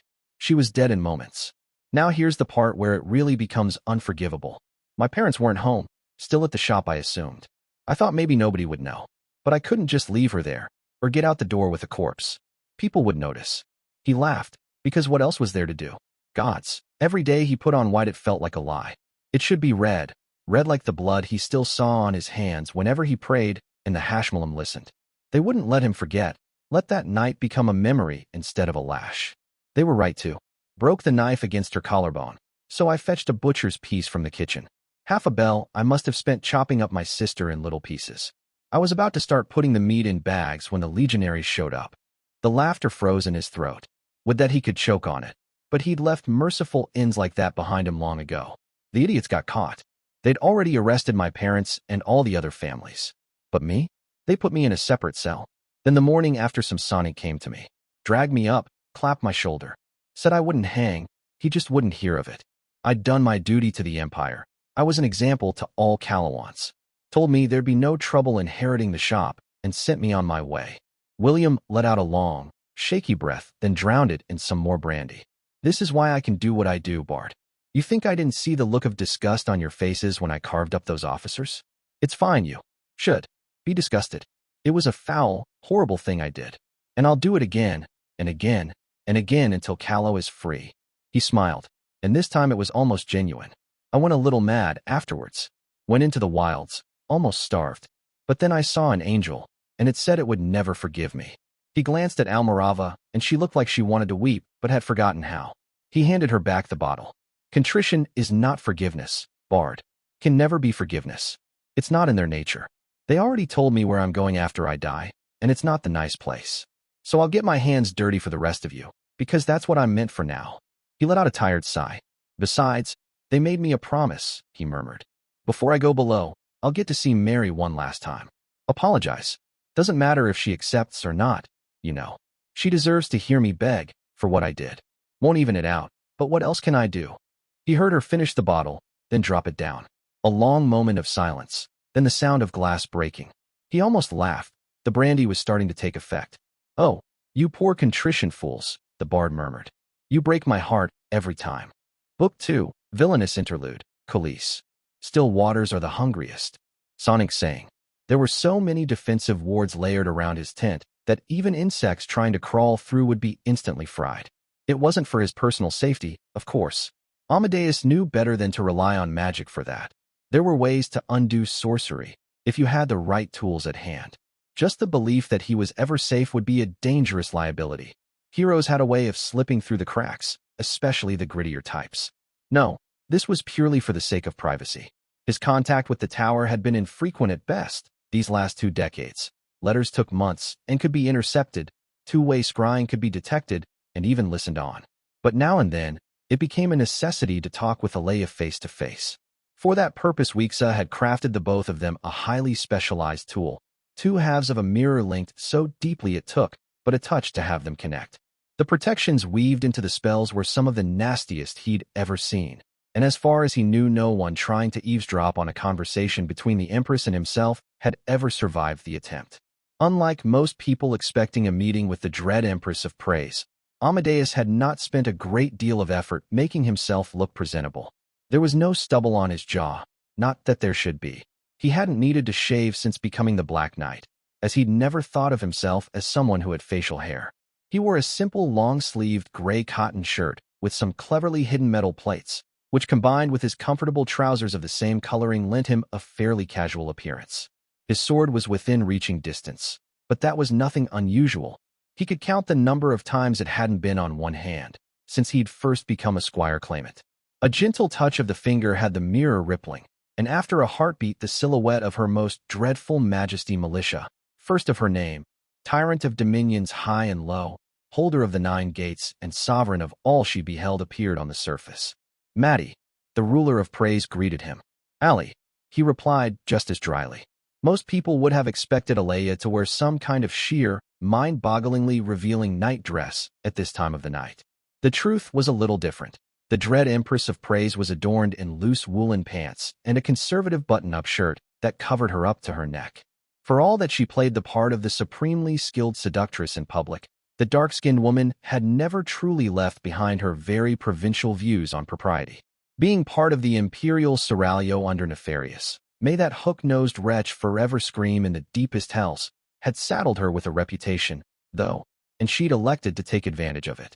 It helped that she was undeniably one of the most beautiful women in the Empire.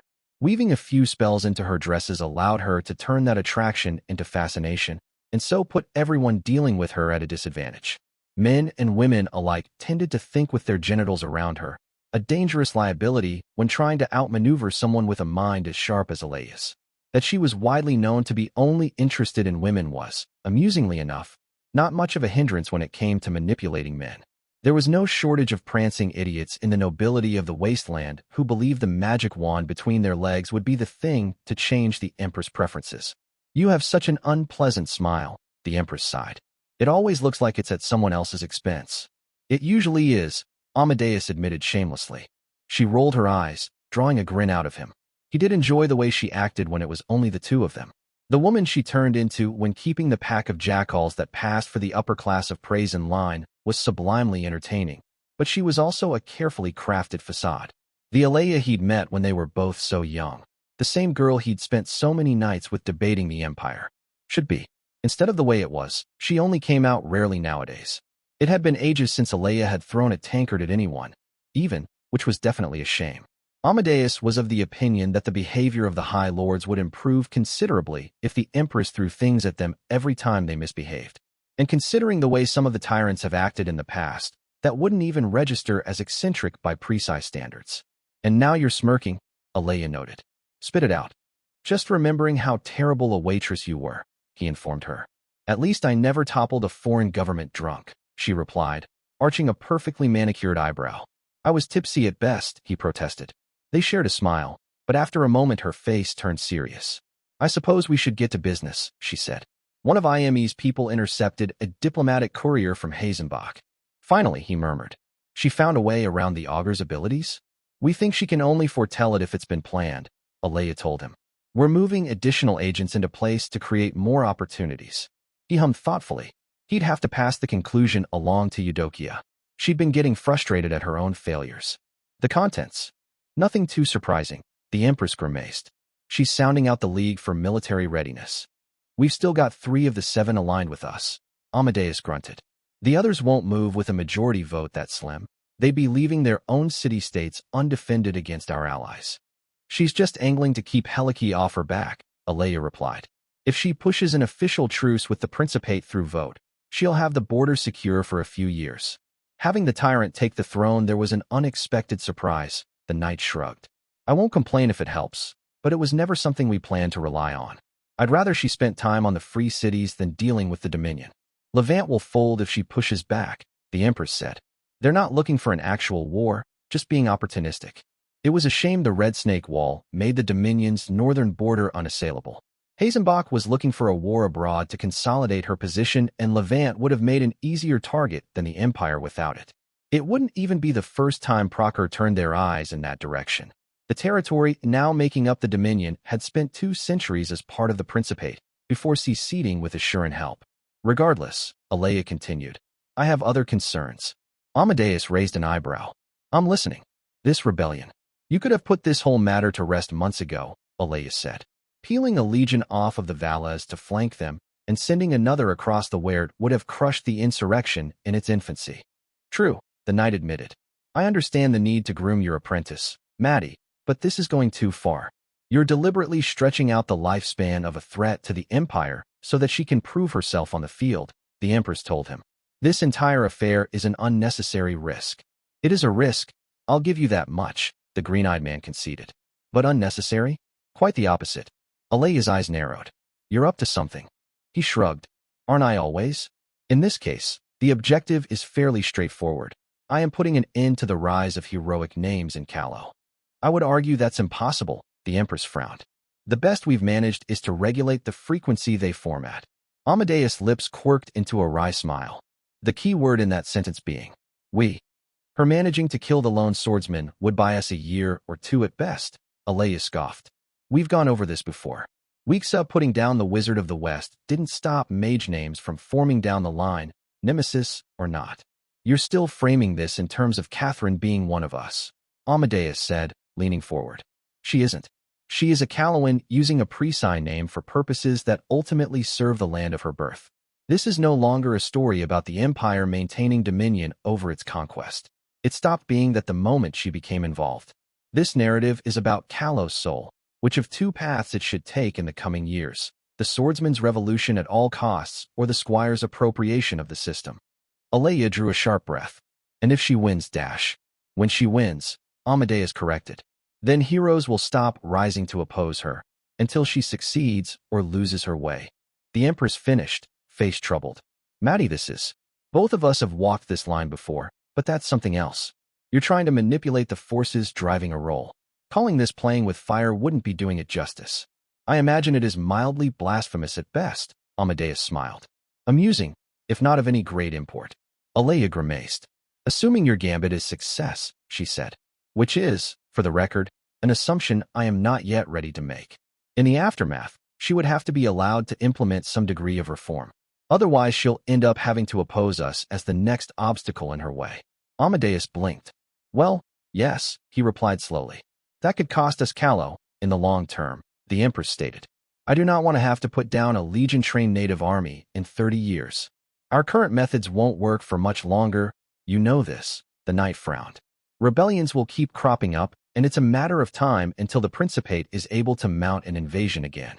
We can't win a war with them while putting down domestic unrest.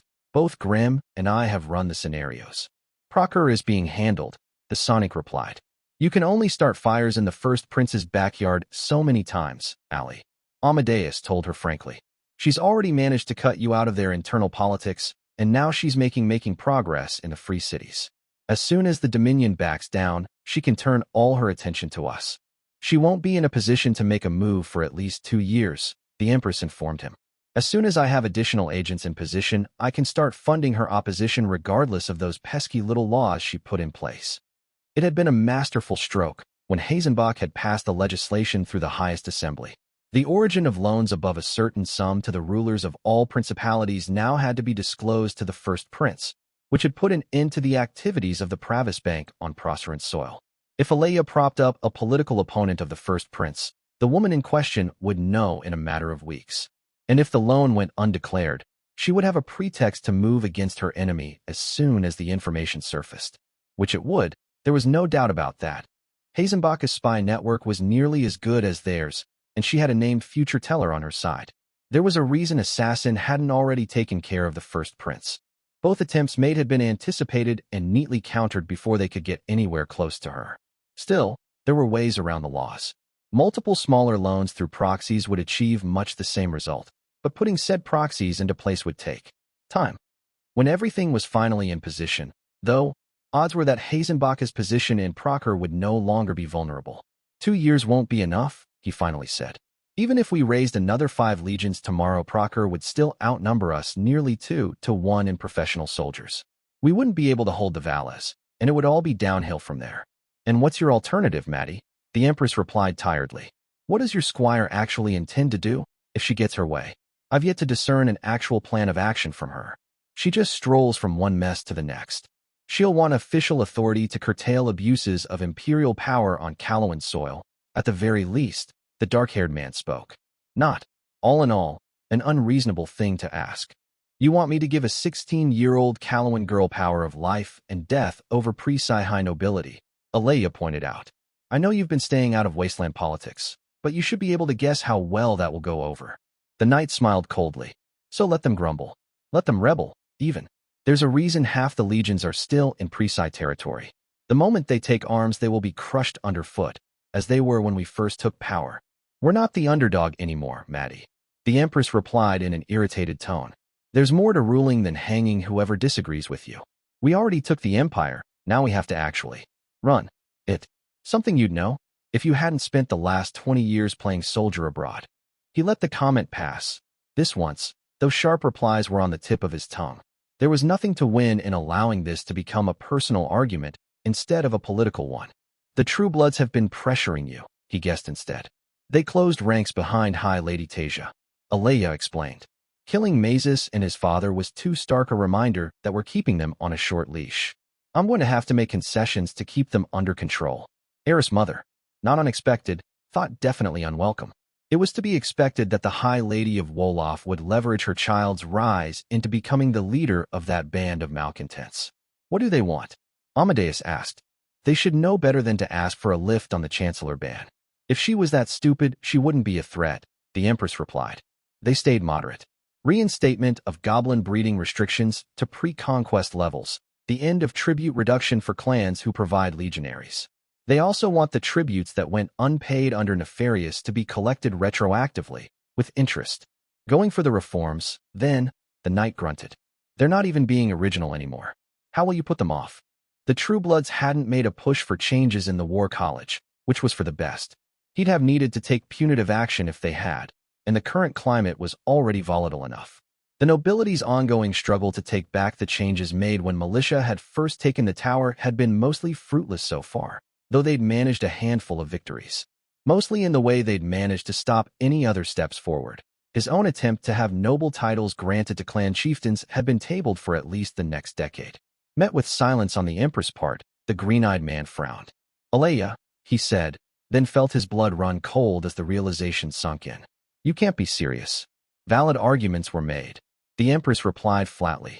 The tribes already recovered all the losses they incurred when we took Callow. Allowing them to accumulate more numbers would shift the balance of power in the Empire to our disadvantage. And the tributes? He asked.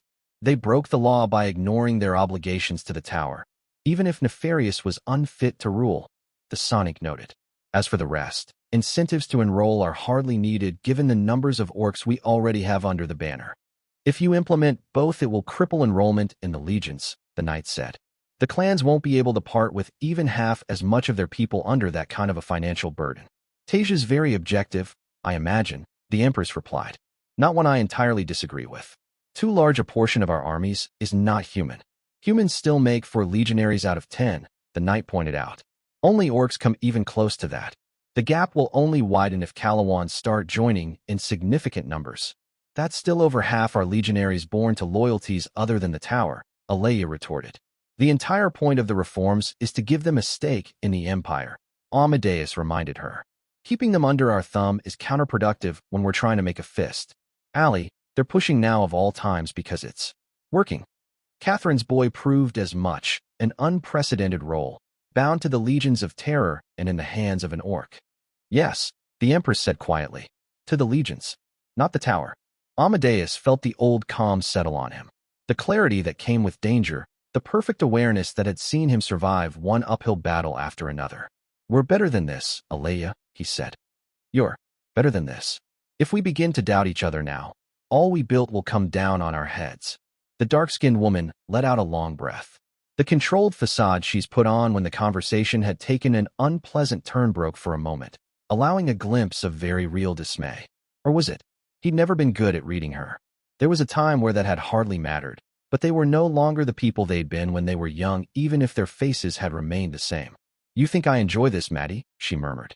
Gods, you're the only person I've been able to trust since I was 17. You may well be the only man in this entire empire I can call a friend. But, the knight spoke quietly. But, she repeated in the same tone. In the end, there can only be one person sitting on the throne. Amadeus closed his eyes.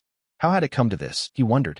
He'd always known that the degree of trust between Alea and himself was unusual, by villainous standards. But it had needed to be, for what they'd done. By outlawing the name of Chancellor, they'd shifted the balance of the ruling class of the empire. There was no buffer between the Empress and the nobility, which meant she had to deal with their intrigues herself. In some ways, Alea had more direct power over praise than any other empress or emperor before her. But that also meant that dealing with internal matters had to take up most of her time, which, in turn, had meant that she'd had to delegate almost all authority over Callow to him. He'd been king of Callow in fact, if not in name, for the last 20 years. In and of itself, that would not have been much of an issue, but the fault line ran deeper than that. Out of the current 13 marshals and generals of the empire, 10 had started out as officers under his command. Their loyalty went to him over Alea, a damning fact when the strongest pillar of the Dread Empress' power over the empire was the Legions of Terror. Could he really blame her for crafting a power base independent from his own? No, but blame doesn't matter. Never has, never will. Villains must attend to reality or be swallowed by it. The Black Knight opened his eyes. In the back of his head the machine woke up, 100,000 gears starting to turn as his name stirred awake. 40 years I have fought for this empire, he spoke. I made myself into a liar, a cheat, and a murderer. I smothered infants in their cribs and engineered the deaths of thousands. I watched the love of my life walk away from me, and not once did I regret it. Do you know why? Silence. Because it worked, he hissed. Because we took the laughingstock of this continent and turned it into a nation to rival any other. And we did it without cutting deals, without taking shortcuts. We've tried their way for 1,000 years, Alea. Built the flying fortresses, bled the sacrifices. And it failed every goddamn time. He bared his teeth. We go back now, and we're no better than those who came before us. Praise is not special. It is not unique. It is not predestined for greatness, and neither are we. The moment we forget that, we deserve to lose. Militia's face was blank of emotion. Are you done? Am I? He asked tiredly. Gods, how I have wondered. If my role finally caught up with me. If I've become as mad as they say I am. If I turned into just another raving fool with a name, screaming at the heavens. But if I'm not, Allie, all I can see down the path you'd take us is failure. Trading short-term gains for long-term disasters. So I implore you, think about this again. The Emperor's face softened after a moment. I forget, sometimes, that you are under just as much pressure as I am, she replied. I'd say it's because you so rarely show weakness, but it's not much of an excuse. I should know better. Get some sleep, Amadeus. End the rebellion. We'll revisit this when the both of us are in a better state. The mirror's surface dimmed, leaving only his reflection. The Black Knight leaned back in his seat and closed his eyes. The gears kept turning. Book 2, Chapter 13, Fireside. Swiftness is the lifeblood of war. No army can win a battle if it isn't standing on the battlefield. Theodosius the Unconquered, tyrant of Helike. There were still a few days before we linked up with the other legions, but we were making good time. The 15th was camped for the night, sprawled over the plains of central Callow like some enormous steel-clad beast.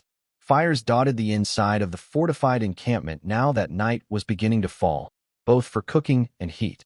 Spring out here could get chilly after dark. The winter snows were long gone, melted by an unexpectedly early warming. But once the sun was gone, traces of the harsh Callowan winter could still be felt, especially for my Presi legionaries, and used to it as they were.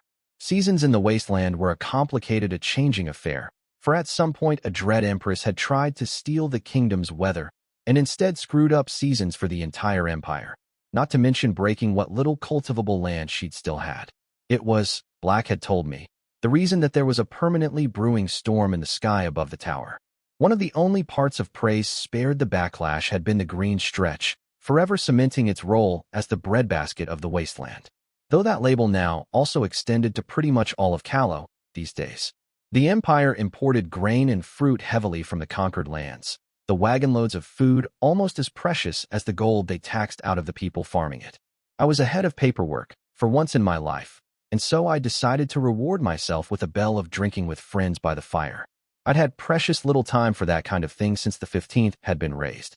Even with Hakram handling the lion's share of the parchment that came my way, I still needed to sign more forms than it was physically possible for me to read through during my waking hours. If our legion had been better structured, I'd have been able to delegate more. But for all that, legally speaking, we were a full legion. The fact that we remained at half strength caused no end of headaches. Our stay in Summerhome after the lone swordsman business had been wrapped up had granted me a dent in the pile, though, and that was something to be celebrated. Nock and Ratface were on duty tonight, but both Hakram and Neeleen weren't. Whether Juniper and Aisha would make an appearance was a toss-up, depending on the mood of my legate, But with the addition of Masigo to our little crew, I'd nabbed another companion. The scholarly-looking mage was horrible at holding his drink for a sonic, but that only made it more hilarious. Before I could decide what bonfire I'd claim for my miscreants, I ran into Pickler, who looked to be in a murderous mood. Unusual, that, of all the goblins I'd met, she was one of the most even-tempered. Not particularly diplomatic, sure. I'd caught her sketching out schematics a few times when general staff meetings ran too long. But on the goblin eagerness to commit violence scale, she pretty much defined the low end. I whistled sharply to catch her attention before she passed me. "Pickler," I called out. "Is there a problem?" The goblin started, jarred out of her thoughts. She came closer, pitching her voice so she wouldn't be overheard. "I've spent the afternoon within talking distance of both Nock and Robber," the senior sapper cursed. "If I don't get a drink in me soon, I will drown the both of them." I winced in sympathy. I liked both the men she'd mentioned well enough, but together they could be a massive pain in the neck. It must have been worse for the common object of their affections. "Hakram has a stash of Eric he thinks I don't know about," I told her with a friendly clap on the shoulder. "I'll go grab it. Find us a fire, and you can vent." The goblin eyed the hand still on her shoulder with a frown.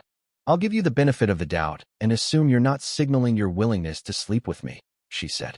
The hand came off like I'd gotten my fingers burned. "Is that what shoulder claps mean for you guys?" I asked. "We don't usually do touching unless we're involved with the individual," Pickler grunted. "Except for males, but that's more along the lines of roughhousing. If that meant goblins didn't get hugged as children, in my opinion, that explained a lot." "Well," I muttered, "I learned something today." "No need to feel bad," she comforted me. "I still have a hard time telling Calawans apart. You're all pale and dark-haired, and your accent is horrendous."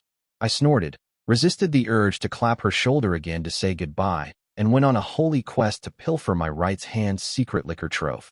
By the time I found her again, Nalin was by her side, propped up against a log and warming his feet near the flame. I tossed the Tribune one of the bottles, and he deftly caught it, popping the cork with practiced ease. The other three were set aside as a reserve while I sat on Pickler's free side. "I don't even know what they're trying to accomplish with the bickering," the senior sapper complained. "All it does is infuriate me. Knowing Robber, that's probably half the reason he does it," the dark-skinned boy snorted. "That's being pretty generous," I commented, allowing myself a little sigh of pleasure at the sensation of sitting down. I no longer got as saddle sore as I'd used to when I'd started out riding Zombie, but I still felt the ache at the end of the day. He'd be a lot more tolerable if he didn't act so. Pickler started, then trailed off, looking for the word. "So, manly." I spat out a mouthful of Eric, handing back the bottle to Nalin as I coughed it out. "Robber," I croaked. "Manly. I mean, he's my friend, but he's also the sentient equivalent of a pack of walking razor blades. That's what a male goblin is supposed to be." Callow, the senior sapper sighed. "Vicious, clever, fearless of death. He's our equivalent of the big hairy human who goes around picking fights in bars."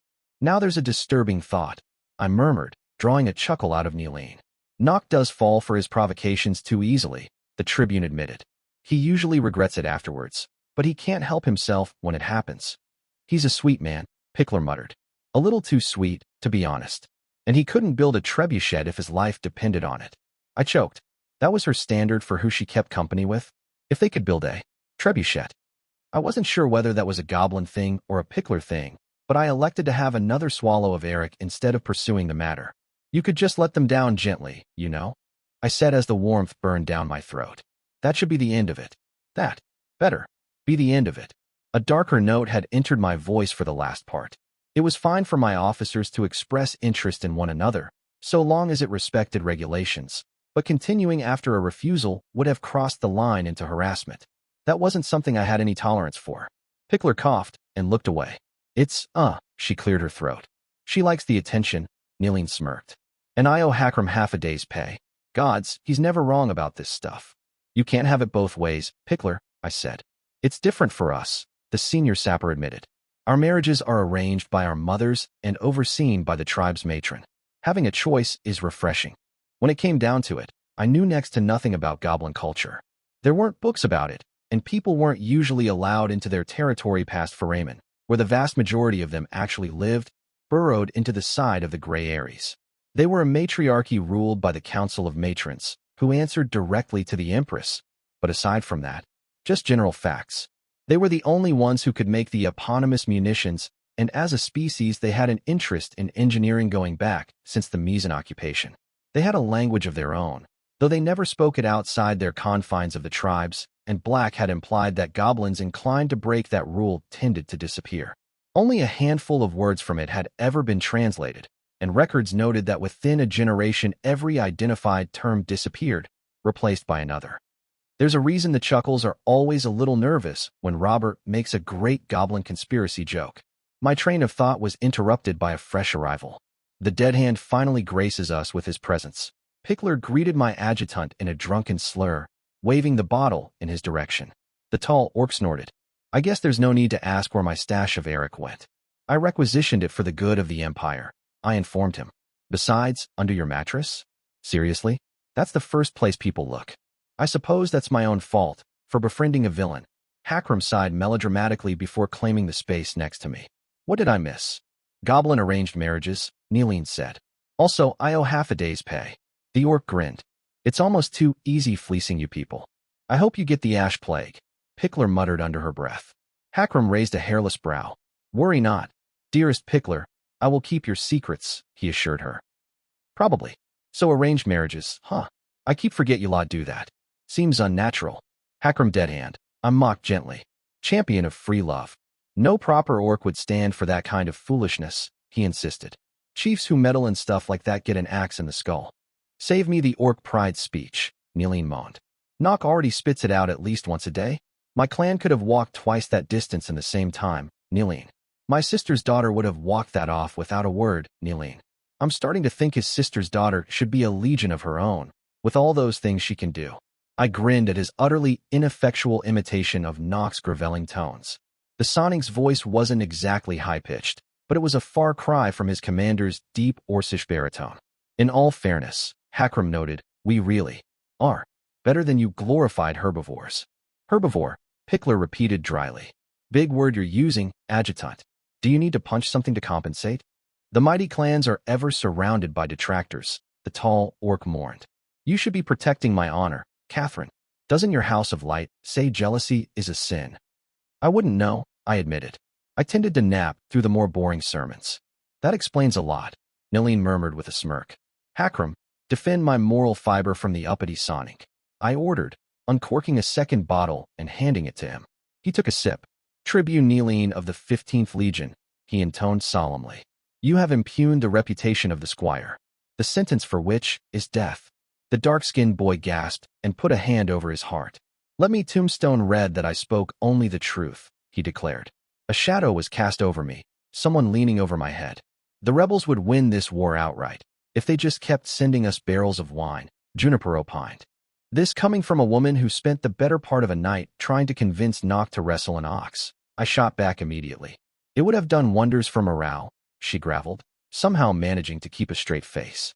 My legate sat on the log by Pickler, taking the offered bottle without missing a beat.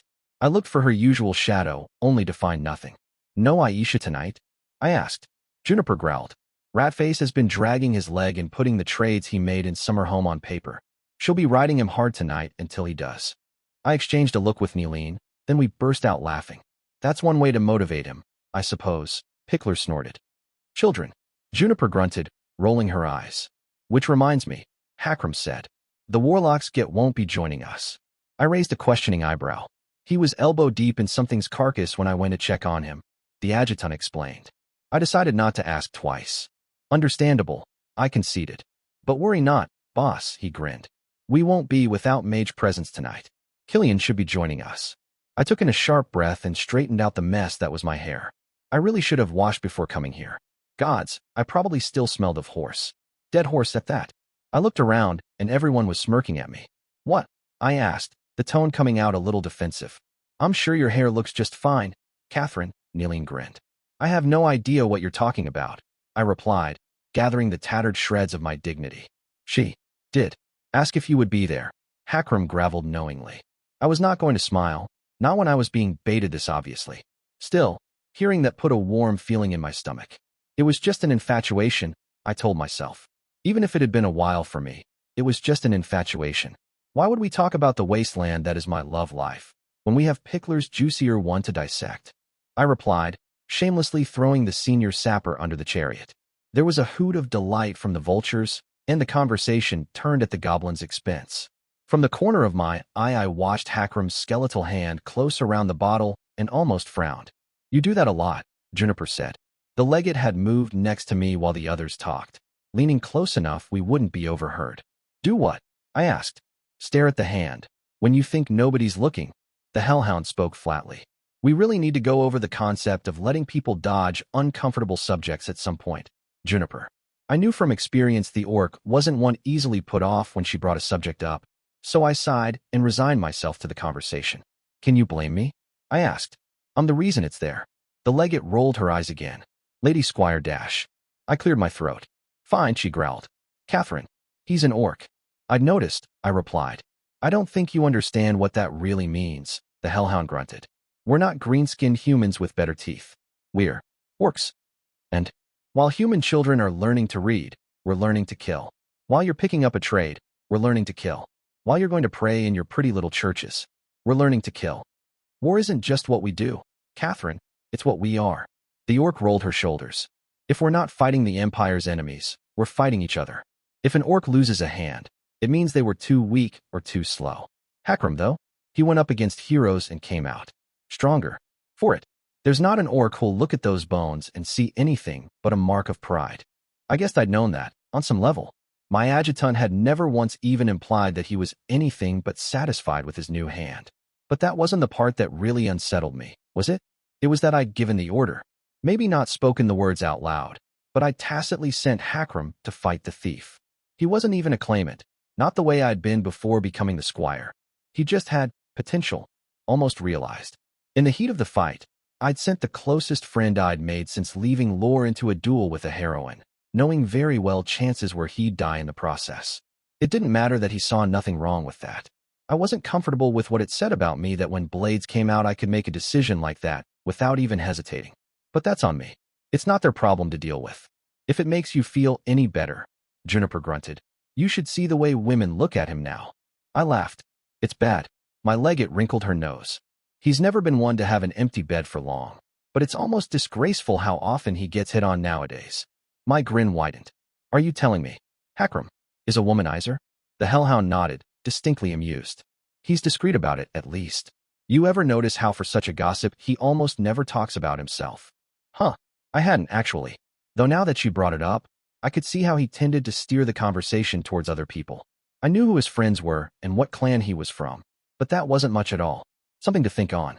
The volume of the chatter rose suddenly, and I glanced in the direction of the others. In the middle of the throng, suffering what passed for my minion's sense of humor, Killian stood. She looked a little overwhelmed by the drunken attention, though she was smiling.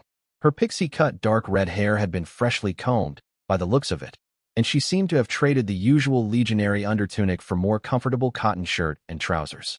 I could not help but notice how they made her legs look even longer than usual, or the fact that her armor hid away rather noticeable curves.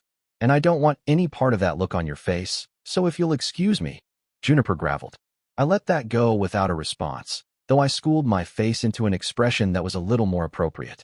My legate took back her old seat, and everyone else shuffled along, leaving an empty space by my side in what I assumed to be the opposite of happenstance. Killian promptly filled it, gracing me with a smile. "Finally found his stash, did you?" she said. I opened a new bottle and grinned. "Under his mattress, if you can believe it." "Rookie mistake," the senior mage chuckled, shaking her head in mock dismay. The redhead leaned back against the log, our bodies closer than was strictly necessary.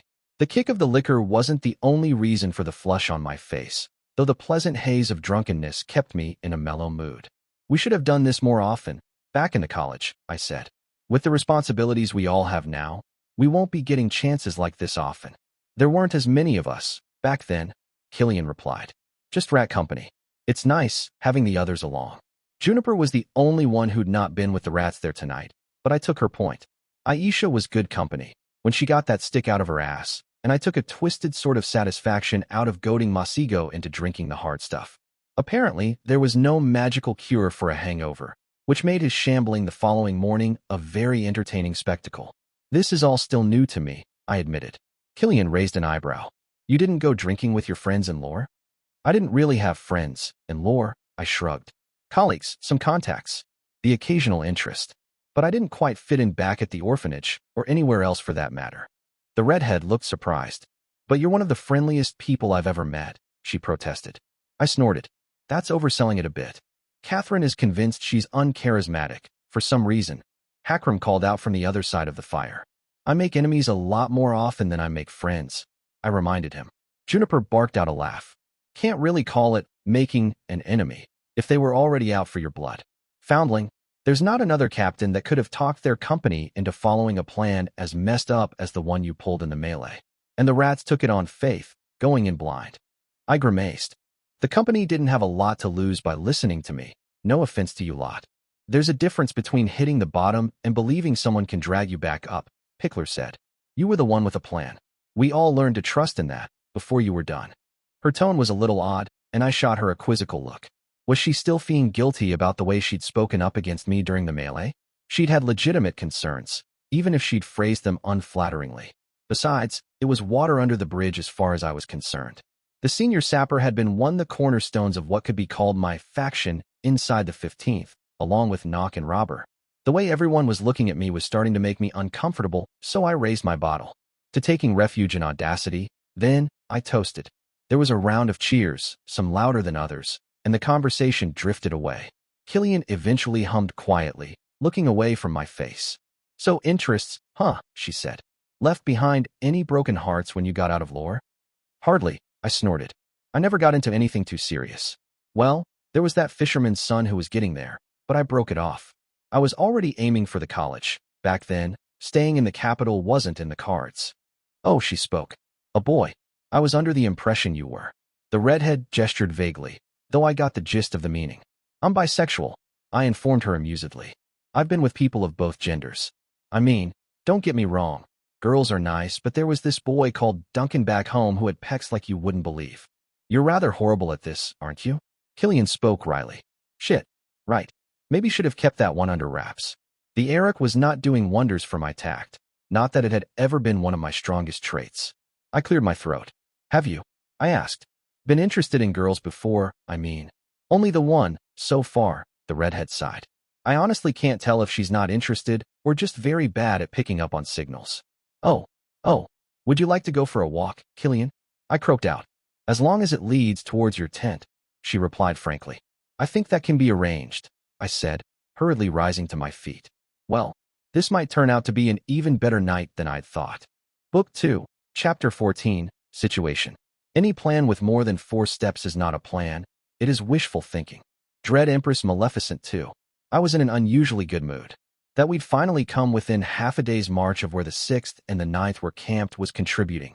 Traipsing around Callow had held an element of novelty for the first few days, but by now I was sick and tired of looking at empty fields. That Hakram was so close to coming into his name that I could finally feel something coming off of him was another factor. Soon he'd be in a position where any assassin trying to take him on was in for a rude awakening. Yet it would be a lie to pretend that the main reason for my occasional urge to whistle wasn't that I'd been sharing a bed with Killian for the last 3 nights. She was usually gone by the time I woke up, sadly, but that was military life for you. We were expected to put up the pretense of professionalism regardless of the reality. Besides, what we got up to before going to sleep more than made up for it. For all that she'd apparently never been with a woman before, Killian had proved to be an eager and dedicated student. I had a fresh new appreciation for all those ribald jokes about nimble mages' hands. According to Juniper, the latest milestone our scouting lines had found indicated we were actually ahead of schedule. Black had installed his legions at the village of Harper's Crossing, and at our current pace, we'd be there before noon bell. It was a warm spring day, the clouds were clear, and the sky was blue. I'd allowed myself to be tempted to ride in front of the 15th, keeping Knock and Kneeling company. The conversation had drifted towards our coming assignment, and the battle inevitably coming with it. Opinions on the fighting strength the Silver Spears would bring to bear were, as it turned out, somewhat mixed. Sure, Heliki messed up Procker something good during the League Wars, Commander Knock growled. But they were under Theodosius the Unconquered. The man was brilliant, could have done the same with a pack of goat herds. He was also a villain. Tyrants are a special breed of competent. I think there's quite a bit of difference between goat herds and Free City's men-at-arms, Kneeling replied patiently. Better armor, for one. Fewer unwholesome entanglements with bovids, most likely, though I'm not putting anything above soldiers if they campaign long enough. I'm sure they put togas on the poor creatures at least, I opined. You know how they are about proper dress, down south. Nock barked out a laugh, and his tribune graced me with a smile. That said, I've gotten some preliminary reports from Black, I continued. At least 500 cavalry, equipped in the Proceran style. That'll be tricky to deal with. The large orc grinned nastily. The legions handled the knights of the Old Kingdom, boss. We'll swallow those pretty bastards whole and spit out their bones. Poetic, Kneeling spoke drily. And I'll grant you that after Calawan knights, every other cavalryman look like children, but we're not the Ironsides. We don't field nearly enough pike to cover our entire first rank. Juniper is of the opinion that if we deploy your ogres in the right place it won't matter, I said. I'm inclined to agree. Not that their riders are the only challenge they'll offer. There were 3 full lines of ogres under Nock's command, armored in the thickest plate to ever come out of Foramen and wielding war hammers that were outright taller than me. I knew that because I'd stood next to one and found out with dismay that the crown of my head didn't even reach the top of the shaft. My damnable height aside, the ogres could stop a cavalry charge flat if they stood in front of it. The war hammers would crush through the kind of scale male cataphracts wore like wet parchment, and lances would hardly do more than sting. That said, I'd fought ogres during the melee.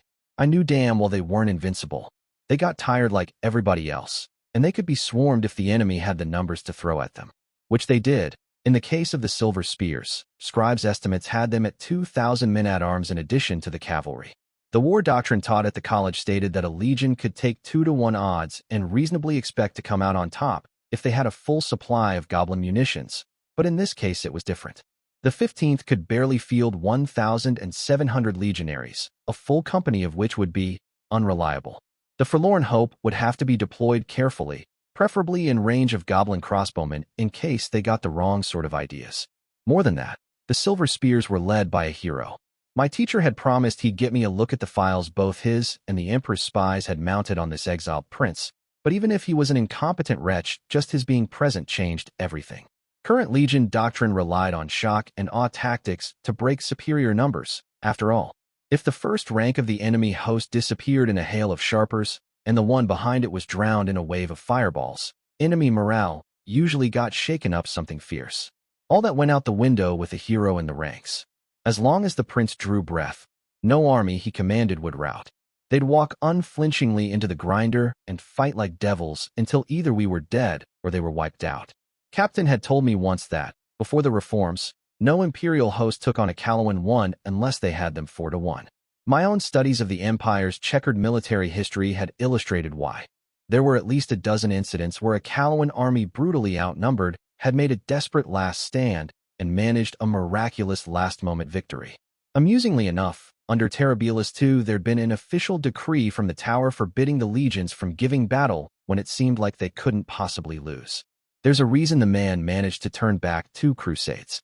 A shame that he'd been assassinated shortly afterwards, but that was the way pre-Psi politics worked. No great accomplishment went unpunished. That's what we got you for, Callow. Nock spoke bluntly. I'm looking forward to you running that pretentious little princeling down. Hells, I'd take a potshot at him myself if I thought it would work. Getting competitive with Hakram, are we? Kneeling teased. A commander should know better than to open war on multiple fronts. You've already got Robber to deal with. I have no idea what you're talking about, Nock grunted. But I'd like it on official record that you're an insubordinate twit. I'll see it done, I promised gravely, lips twitching. Before I could turn back the subject to our slice of the coming campaign, my attention was drawn to a pair of goblins making their way through the ranks towards us. My vision sharpened with barely a thought, and I made out the green markings on their armor indicating they were scouts and not sappers. Not that there'd been much of a chance otherwise, since they were coming from ahead of the column. The 2 of them were male and relatively young-looking, closer to 10 than 15, if I had to wager. Ma'am. The officer among them saluted. Commander Nock, tribute kneeling. I cocked my head to the side. You have something for me, Sergeant? He bobbed his head. Sergeant Latcher, ma'am, 2nd Company. We were scouting the road ahead when we ran into a detachment from the 6th. I raised an eyebrow. We're getting fairly close to their camp, so that's not too unexpected. I'm assuming there's more. Wolf Riders, the other goblin muttered. Ma'am, he added hastily. I raised a silent eyebrow, waiting for them to elaborate. The mounted orcs covered ground even faster than goblins. It was only natural for General Istrid to use them as a patrols. especially after getting her supply line hit by the silver spears.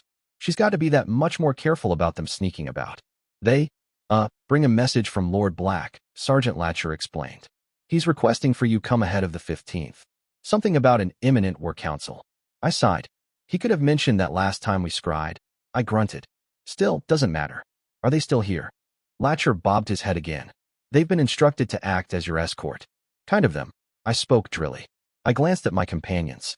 Looks like we'll have to cut this short. Send a runner to Juniper to tell her where I've gone. Duly noted, Neeline replied. Have fun, Nock waved airily. My teacher's a lot of things, Nock, I noted. Fun is, unfortunately, not one of them. The largest of the two inns in Harper's Crossing had been appropriated as the official headquarters for the joint 6th and 9th Legions. While it hadn't been fortified, which was considerate of Black, the blackguards were swarming the entire area, a sure sign my teacher was inside. His faceless guards were never far behind, not even in the middle of a village-turned-fortified camp. As it happened, when my grim-faced orc escorts left me behind, they were surrendering me to an old acquaintance. Lieutenant Abase, I spoke up, pleasantly surprised. The Sonic pushed up his visor and revealed his face, looking mildly exasperated. I should have known eventually you'd start telling us apart, he replied. He offered his arm to clasp like he'd taught me what seemed like an eternity ago, and I took it. Good to see you, Catherine. Same, I replied. Any reason you lot are out in force today?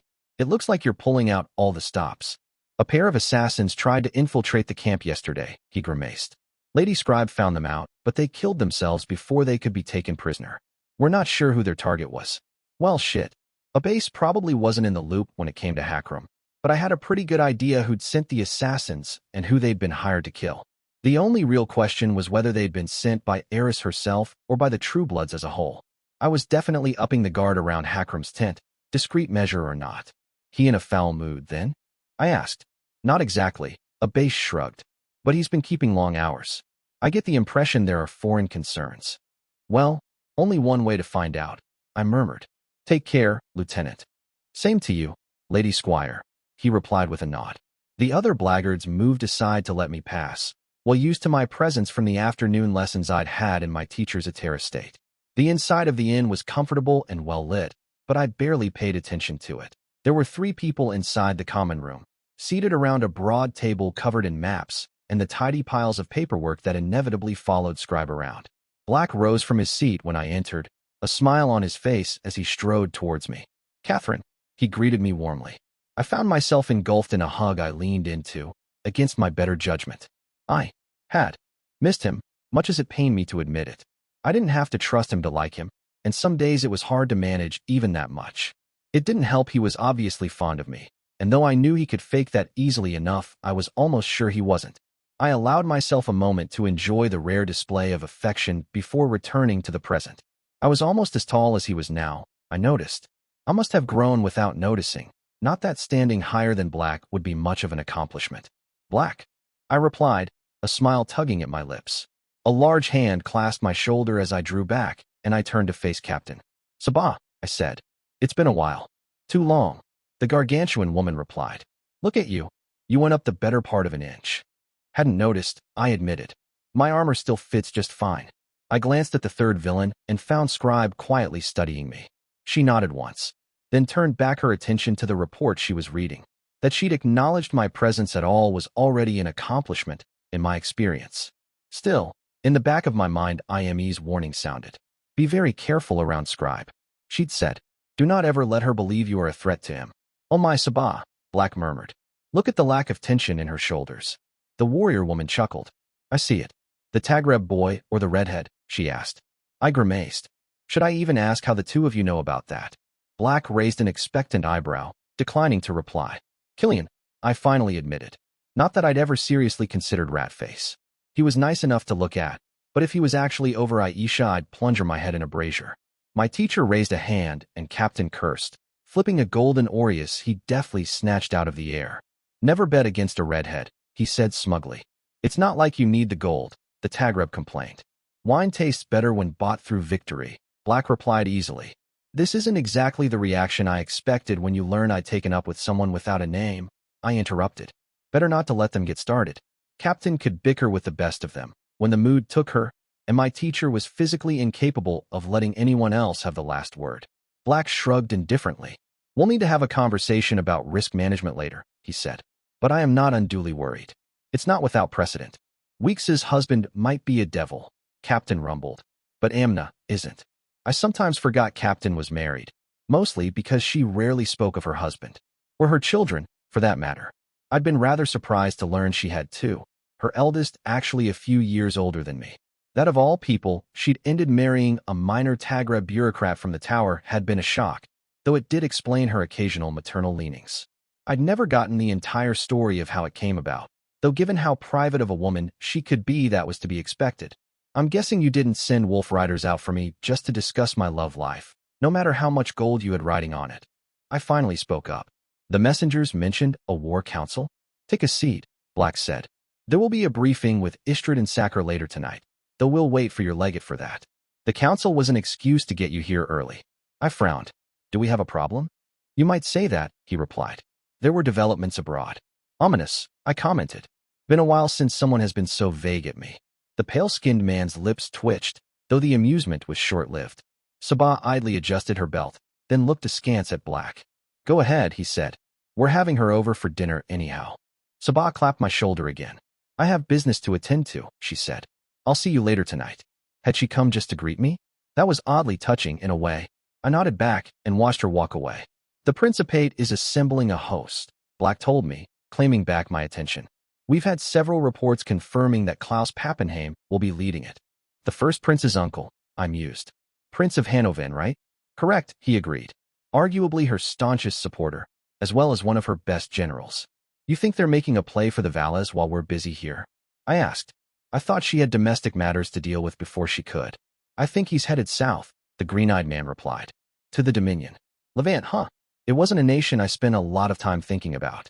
It was on the other side of Calurnia, and considering it was surrounded by the Principate and the Titanomancy, it was unlikely we'd ever have to fight them. I did know they had several axes to grind with Procure, from back when their territory had been a fresh 3 principalities added to the Principate by force of arms. They'd rebelled with Assuran backing and since built the Red Snake Wall, which made their northern border more or less impossible to cross. She's not trying to conquer them again, is she? I thought she was supposed to be some sort of political mastermind, I said. I doubt it will come to open war, Black spoke. But they've been making trouble in Orense. She needs to settle that before turning her attention elsewhere. And the Dominion is going to be impressed by a few thousand footmen standing around awkwardly. I snorted. Their wall would. Literally. Eat them if they tried anything. It would if they assaulted it, the knight replied. That won't be the case. She's had the fleets of all seaside principalities mobilized. They have to be charging her through the nose for that, I pointed out. Her treasury can weather it, Black said. It might be a different story if she went on a protracted campaign, but she won't have to. The mere threat of landing an army past the wall will be enough to give Levant pause. So she's bluffing? I frowned. That strikes me as a costly gambit to run. The Principate is the second wealthiest nation of Calurnia, and at the moment they have more coin to spare than soldiers, the green-eyed man noted. There's also the fact that throwing around that much gold will go a long way in convincing the Dominion she's willing to pull the trigger if she has to. That her own uncle heads the host will only further that impression. The Majilis has met on the subject already, though the official reason for the session was another one. A quiet voice contributed. I glanced at Scribe, who'd put down her quill while speaking. That's the Dominion's equivalent of the highest assembly, right? I frowned, scrabbling for what little I'd learned about Levant's political system. Roughly, Black conceded. Their official head of state is more a spiritual leader than a temporal one.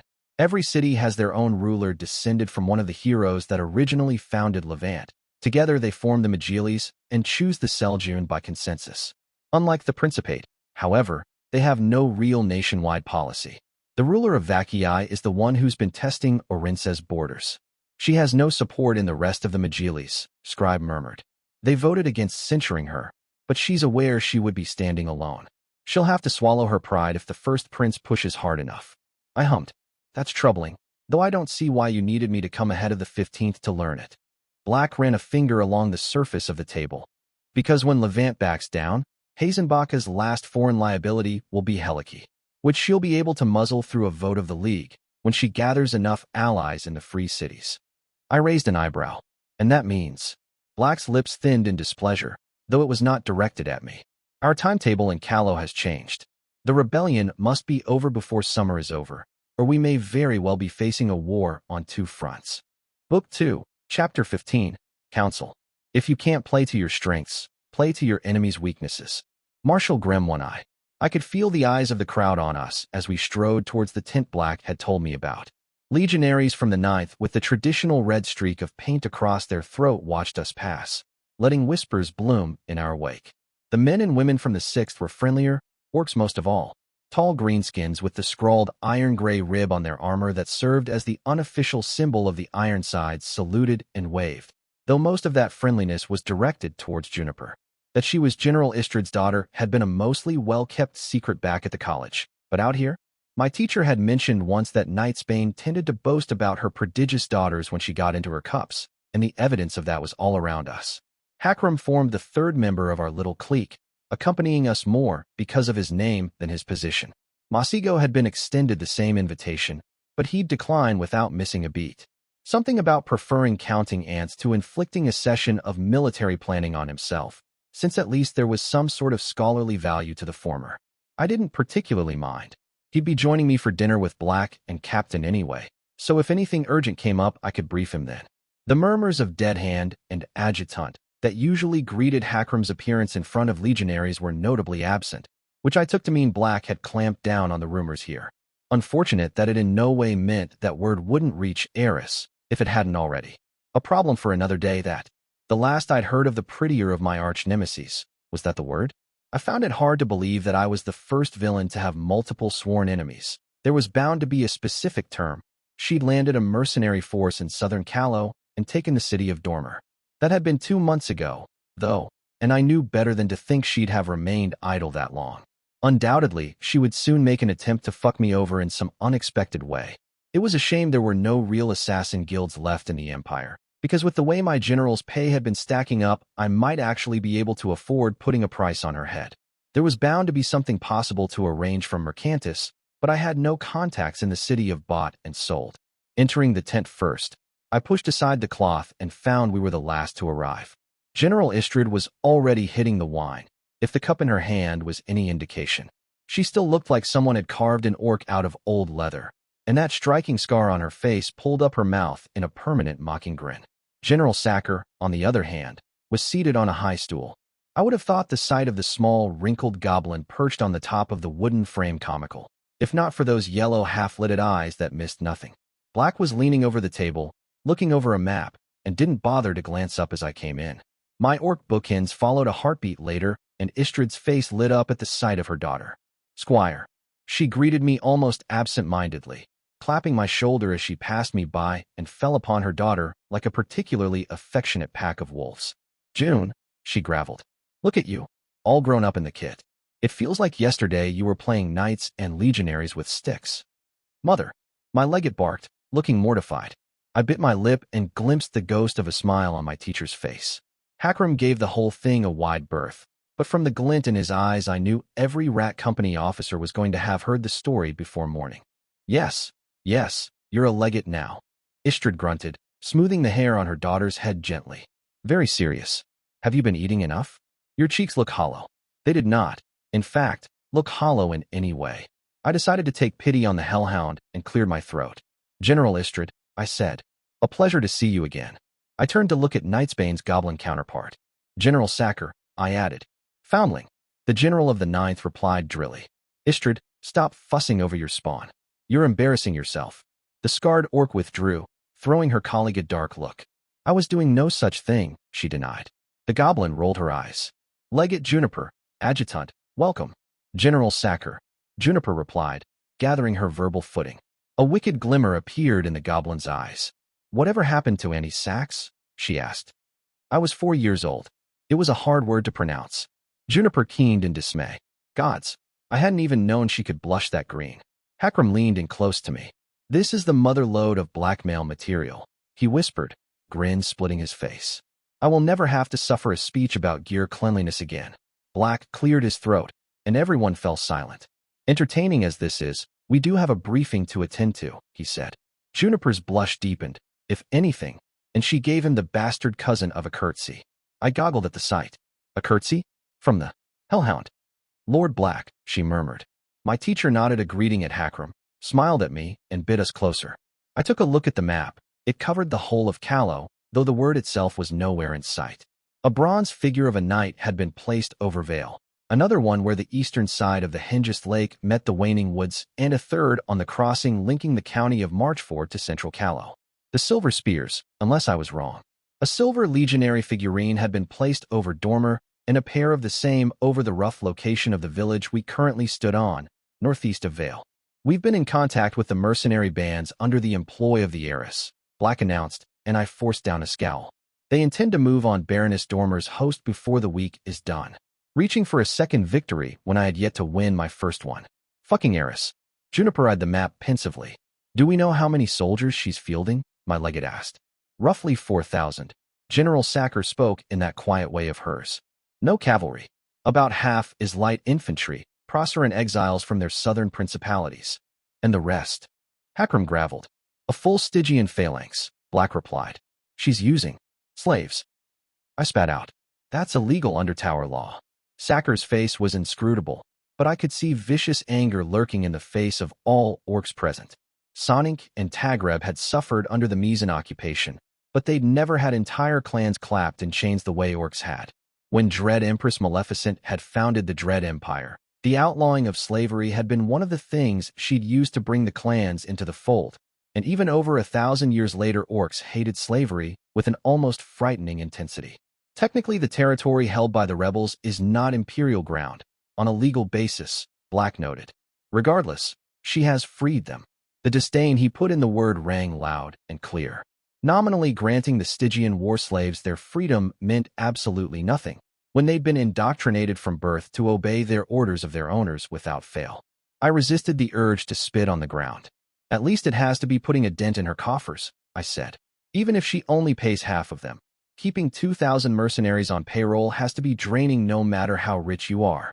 It would, Sacker croaked out, if they were paid entirely in wages. She's allowing them to pillage, Juniper cursed. Burning fucking hells. That whole corner of Callow will despise the Empire for generations. She can't be doing any of this under an imperial banner, Hackram pointed out. She's acting as a private citizen in this. Yeah, like that'll change anything, I grunted. All the locals will remember is that a Sonic was giving the orders. Black, why hasn't the Empress reined her in? The green-eyed man's face went blank. The political situation back in Théatre complicates the matter. Militia has given authorization to discipline them if they act out when under shared command, but as long as she's on her own, her hands are free. Istrid spat to the side, much to my amusement. Politics should stay out of wars, she growled. So that was where Juniper got it from.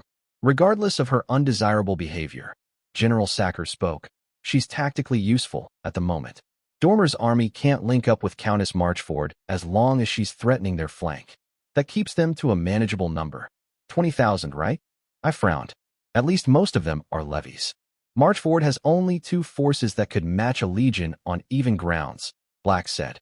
The core of 2,000 dwarven heavy infantry in her main force and the silver spears. Never read anything about dwarven troops, I grunted. Juniper. The last known skirmish involving the kingdom under was when the Principality of Isère diverted a river into one of their mining operations. Juniper spoke in a baritone. Contemporary reports are unreliable, but they seem to have been more than a match for the prince's standing army. Oh, I'd heard about that. The dwarves had retaliated by sinking the old Isère underground and wiping out the surviving population. It was the reason most Calernian nations had laws forbidding provocation of the kingdom under. That was what, 700 years ago? Hackram gravelled. Nobody scrapped with them since. That information has to be outdated. The Drow and the Everdark have clashed with them on occasion, but any information coming out of that rat hole is unreliable at best, Black said. Regardless, we should expect their armor, weapons, and training to be at least a notch above our own. Not to mention, they'd be even more physically robust than orcs and at least partially resistant to magic. Tough customers. Keeping them paid, on the other hand, must be costing the Principate a fortune, the knight smiled viciously. Not to mention their creative notions regarding private property. Everybody shared a grin at that. Dwarves were of the belief that only dwarves could actually own things, which meant, in essence, that taking said things from other people wasn't thievery or in any way morally reprehensible. There'd been a famous incident in Callow where a Duke of Leese's family jewels had been taken by a visiting dignitary, and the kingdom under had refused to just give them back. The poor bastard had to buy them, emptying half his duchy's coffers in the process. If they were camped in the middle of Marchford's army, I hoped for her sake she'd locked away the silverware and nailed down anything she wanted to keep. Otherwise it was likely to disappear underground forever. The dwarves are our problem, General Istrid grunted.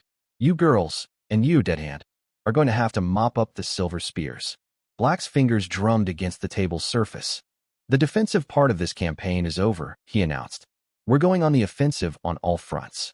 While Eris catches their attention, we'll move on Vale. Though I fully expect the Countess to retreat when we do. That makes it a priority for you to either wipe out or box in the silver spears. If the rebels continue their scorched earth tactics as they retreat south, our supply train must be secure. We court disaster otherwise. Yes, sir. I murmured, starting when I realized Juniper had done the same. Our last sighting has them in the vicinity of the old ford the city of Marchford was named for. They destroyed the bridge a few days after declaring their rebellion, so you'll have to secure it to cross. General Sacker spoke mildly. Have we confirmed their numbers? I asked. Their run-in with Captain cost them some officers, but their effective strength remains the same as the last report I gave you, Black replied. Scribe suspects they have more than one hero in the ranks, and our failure to scry them so far suggests they have a priest of some talent along. Considering the close ties of the Helikian royal family with the House of Light, that is almost a certitude. I'll keep that in mind, I muttered, mind already racing. I want the 15th to occupy Marchford itself. Afterwards, Black continued. Having a legion pay a visit to her domain will turn up the pressure on the Countess. She's been careful to avoid meeting us on the field so far. You intend for us to remain and garrison the city? Juniper asked. Black shook his head. After re-establishing Imperial control, I want you to march back to us as fast as you can. Afalabi will send troops after you're gone. Ideally, I'd like the 15th to be present when we engage the Countess. Sounds like plan, I grunted. It wouldn't be that easy, of course. I'd learned to expect complications by now, but it was the outline of a course of action, and for now that would have to do. Dinner was pleasant, but most of us had duties that prevented us from lingering. Still, when Black invited me up to his rooms for a conversation, I did not decline. We had several conversations long overdue, and it would be a while before we were in the same place again. There was a fireplace and 2 armchairs, the one I claimed usually occupied by Captain if the size of it was any indication. He poured me a cup of wine after doing the same for himself, cool touch of the metal contrasting the heat coming off of the fireplace. On the subject of your paramour, Black said, settling into his seat. I snorted. I think the word you're looking for is girlfriend, I told him. The dark-haired man wrinkled his nose. No, I'm quite sure it wasn't. Regardless of semantics, I'm sure you suspect I had people dig into the lives of all the people you work closest with. I thought that was pretty much a given. Yeah, I admitted. There'd been a time where the concept of my teacher invading the privacy of my friends would have irked me, but I'd left that kind of naivete behind. My enemies had deep pockets and they were out for blood. Having someone like Black watching out for liabilities was almost reassuring. While we'd never had a conversation on the subject before, none of my officers had suddenly disappeared into the night. I took that to mean they were reliable, or at least without open motive to betray me. Your cadre of senior officers has an unusually high loyalty index, he noted. Juniper's family ties make her a given. Senior Sapper Pickler is the daughter of the matron for the High Ridge tribe, but they are estranged. Hassan Kara, who you know as Ratface, is openly feuding with his father, a member in good standing of the True Bloods. Aisha Bashara is 5th in line for a lordship sworn to Cotton, but she's had no real contact with dangerous elements. We have little hard knowledge on Commander Hune, but ogres typically stay out of politics. Still, someone to watch. Commander Nock has made several enthusiastic public statements in your support, though about half were made when inebriated. He's also wanted for murder in Thalassina. I blinked. Murder? Shit. What happened?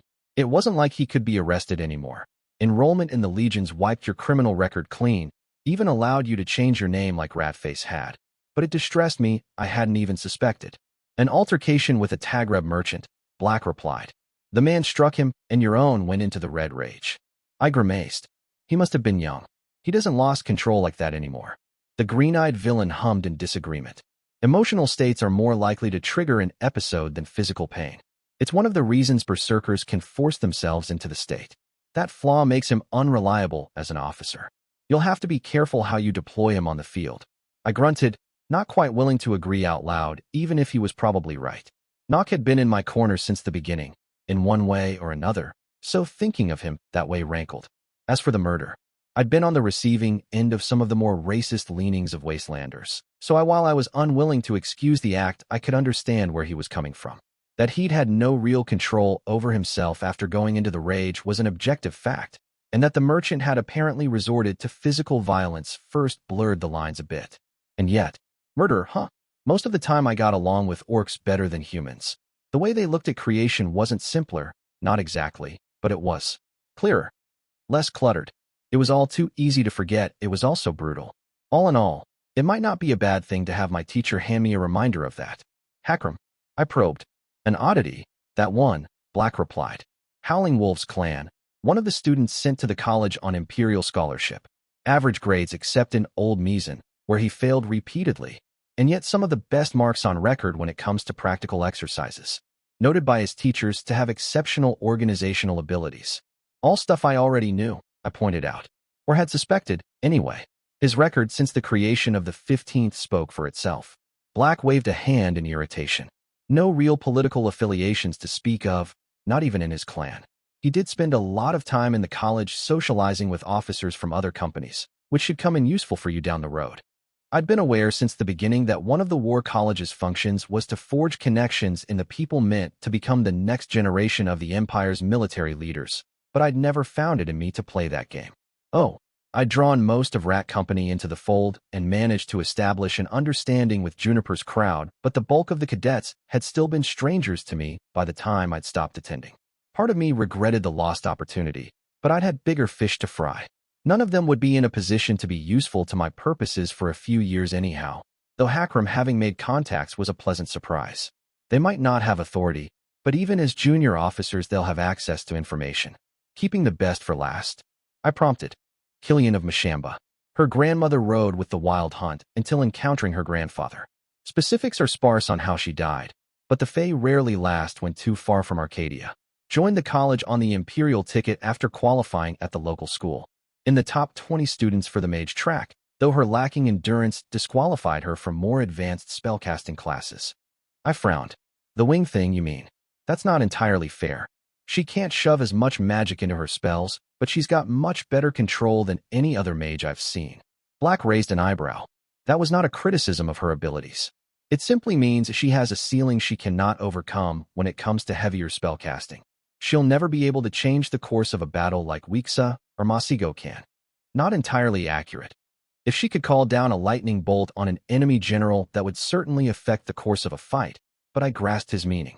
Killian wasn't the kind of mage who'd ever be able to wipe out an enemy battalion with a single spell. So there's no red flags in her background? I insisted. Her family is poor, Black noted. She's arranged for half her pay to be sent to them on a permanent basis. There's possible leverage there, though there has been no sudden uptick in their financial situation. If she's been bribed, she's been careful about it.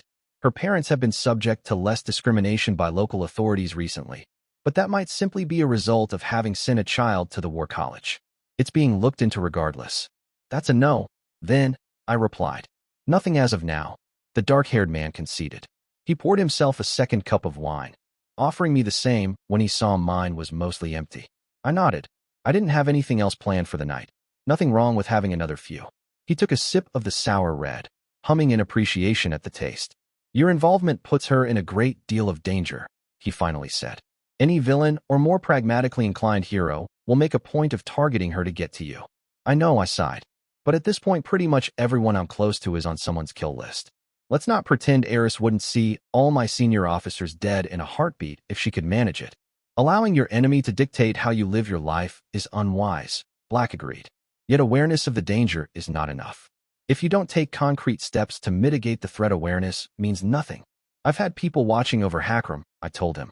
I'm thinking of making that guard permanent. Extending that to Killian shouldn't be a problem. Forming your own personal guard so that they can handle security details should be a priority, the green-eyed man said. But that is a purely reactive way of thinking. We're in the middle of a war, I replied flatly. I can't just take back the 15th to praise and start kicking down True Blood doors. It's a pattern broader in scope than just this particular situation, Black said. Look at your tactics dealing with the heroes in Summerhome. While I will not gainsay your results, from the outset you ceded the initiative to the enemy. They were already set up for an ambush when I arrived, I pointed out. Interrupting the plans of your opponents is almost always better than letting them interfere with yours, the knight spoke. I understand that making quick, improvised decisions is one of your strengths, and that the unpredictability it lends you has come in useful, but in the long term that will not be enough. You need to start anticipating problems instead of merely solving them. I grunted. I get what you're saying, sir, but I'm not like you. I'm not a mastermind, or whatever you want to call it. I see things that need to be done, and I do them. Learn to be, Black replied bluntly. If you ever want to rise high enough to accomplish what you intend, you'll need better than you currently are. A ruler must be more than someone who stamps down flames wherever they flare up. He sipped at his cup. If you keep concerning yourself with symptoms instead of causes, eventually an opponent will land an unexpected blow, and you'll lose someone dear to you to grasp the same point I am trying to get across. The green-eyed man smiled thinly. I learned that lesson the hard way, he told me. I would prefer that you did not have to. Sentences like that were why it was so hard to dislike Black.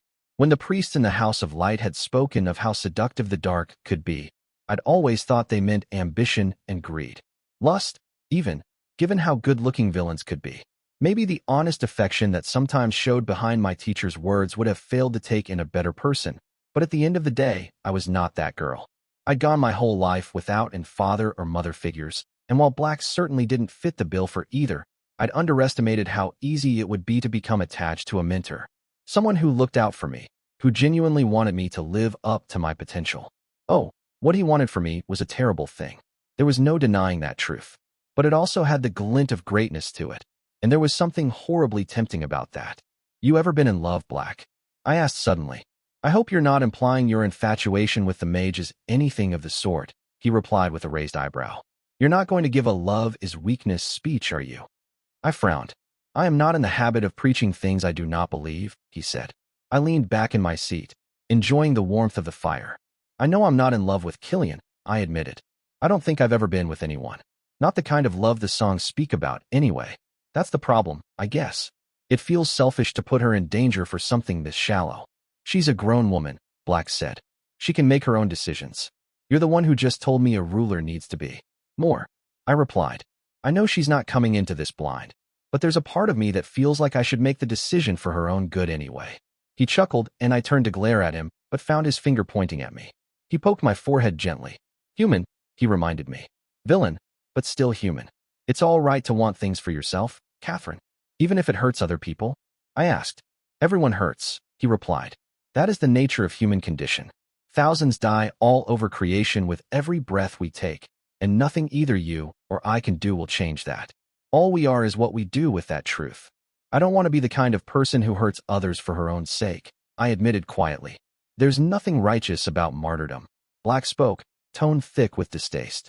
How gloriously they die on their pyres, those blessed few who think themselves above all of this. And yet what do they really accomplish? Refusing to accept reality for what it is instead of what you think it should be is not being high-minded. It is cowardice. I take no guidance from someone whose crowning achievement is their own death. Sacrifice solves nothing on its own. It is no substitute for the labor needed to change things. I'd never seen Black like this before. There wasn't a trace of the easygoing, sardonic mask he liked to affect, but the cold monster of logic I'd glimpsed in Summerhome was nowhere in sight either. There was a quiet intensity to him, the weight of genuine belief. And some parts of what he'd said resonated with me. Wasn't that the core of my disagreement with the lone swordsman? He believed that people should be willing to die for a kingdom, where I believed a kingdom should be willing to die for its people. But there was something missing here. The string that would keep all that barren cynicism together. There is such a thing as the greater good, I replied. It's an ugly ideal, I'll grant you that. Means there is such a thing as accepting lesser evils for a purpose that goes beyond them, and I've always found that a bitter pill to swallow. But there are things worth sacrifice, yours and other people's both. Heroes are wrong, I think. I'm worth just as much as everybody else. My losses matter just as much as anybody else's. But villains aren't right, we don't matter. More, just because of who we are. Black smiled strangely, still staring into the fire. I am the wrong person to debate matters of morality, I think, he replied. The truth of it is that I am the most selfish man you'll ever meet, and I've yet to lose so much as a night's sleep over it. But you asked me a question. He let out a long breath. Yes, once. How did it end? I asked softly. It has yet to, he smiled. She is an exceptional woman in many ways. I wish I could see her more often. I hummed. And you've never been worried your enemies would try to get to you through her? He bared his teeth in a jackal's grin. I pity anyone fool enough to try. I polished off the rest of my cup, letting the taste linger in my mouth.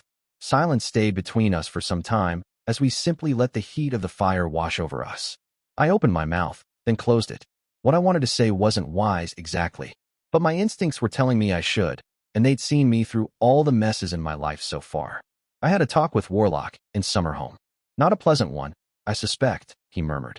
I snorted, though the amusement was short-lived. The Empress summoned me to the tower before I left Théatre, and he seemed rather unconcerned by the prospect, which shouldn't have surprised me. He and Militia were supposed to be thick as thieves, and though I'd started to notice fractures in that relationship, there were still decades of trust to back it. It occurs to me, I finally said, that I don't actually know what you want. He smiled mirthlessly. That, he said, is a complicated question. Wry amusement quirked my lips. I'd replied the same thing to Militia when she'd asked me the same question. Maybe there was something to those supposed similarities everyone kept yammering about. He rose to his feet, and I frowned. Going somewhere. He shook his head, heading for the trunk next to his bed and popping it open. He dug around the inside for a moment before fishing out a pair of books. Not books, journals, I saw. Neither of them had a title on the spine, but they were well worn. He handed them to me. I don't think the answer is something you could understand right now, he told me. It would have sounded condescending if not for the fact that he seemed to genuinely believe what he said. And those are? I asked, raising the journals. Information I compiled when I was 3 years older than you are now, shortly after I became the Black Knight and gained access to the Imperial Archives, he replied.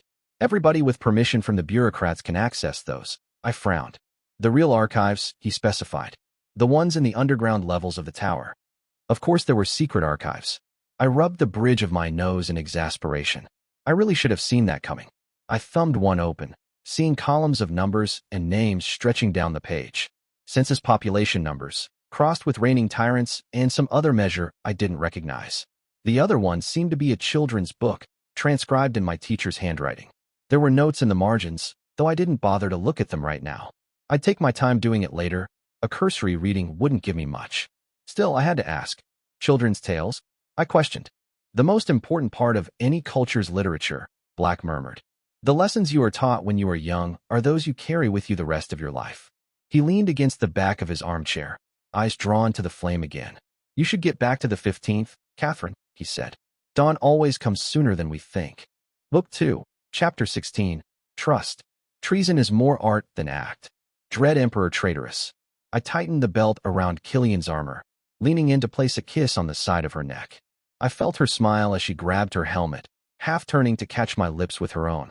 The metal of her legionary cuirass was cold, but I could almost feel the heat and softness of her underneath. It was all too easy to imagine the curves I'd taken such pleasure in unwrapping not an hour passed under my hands again.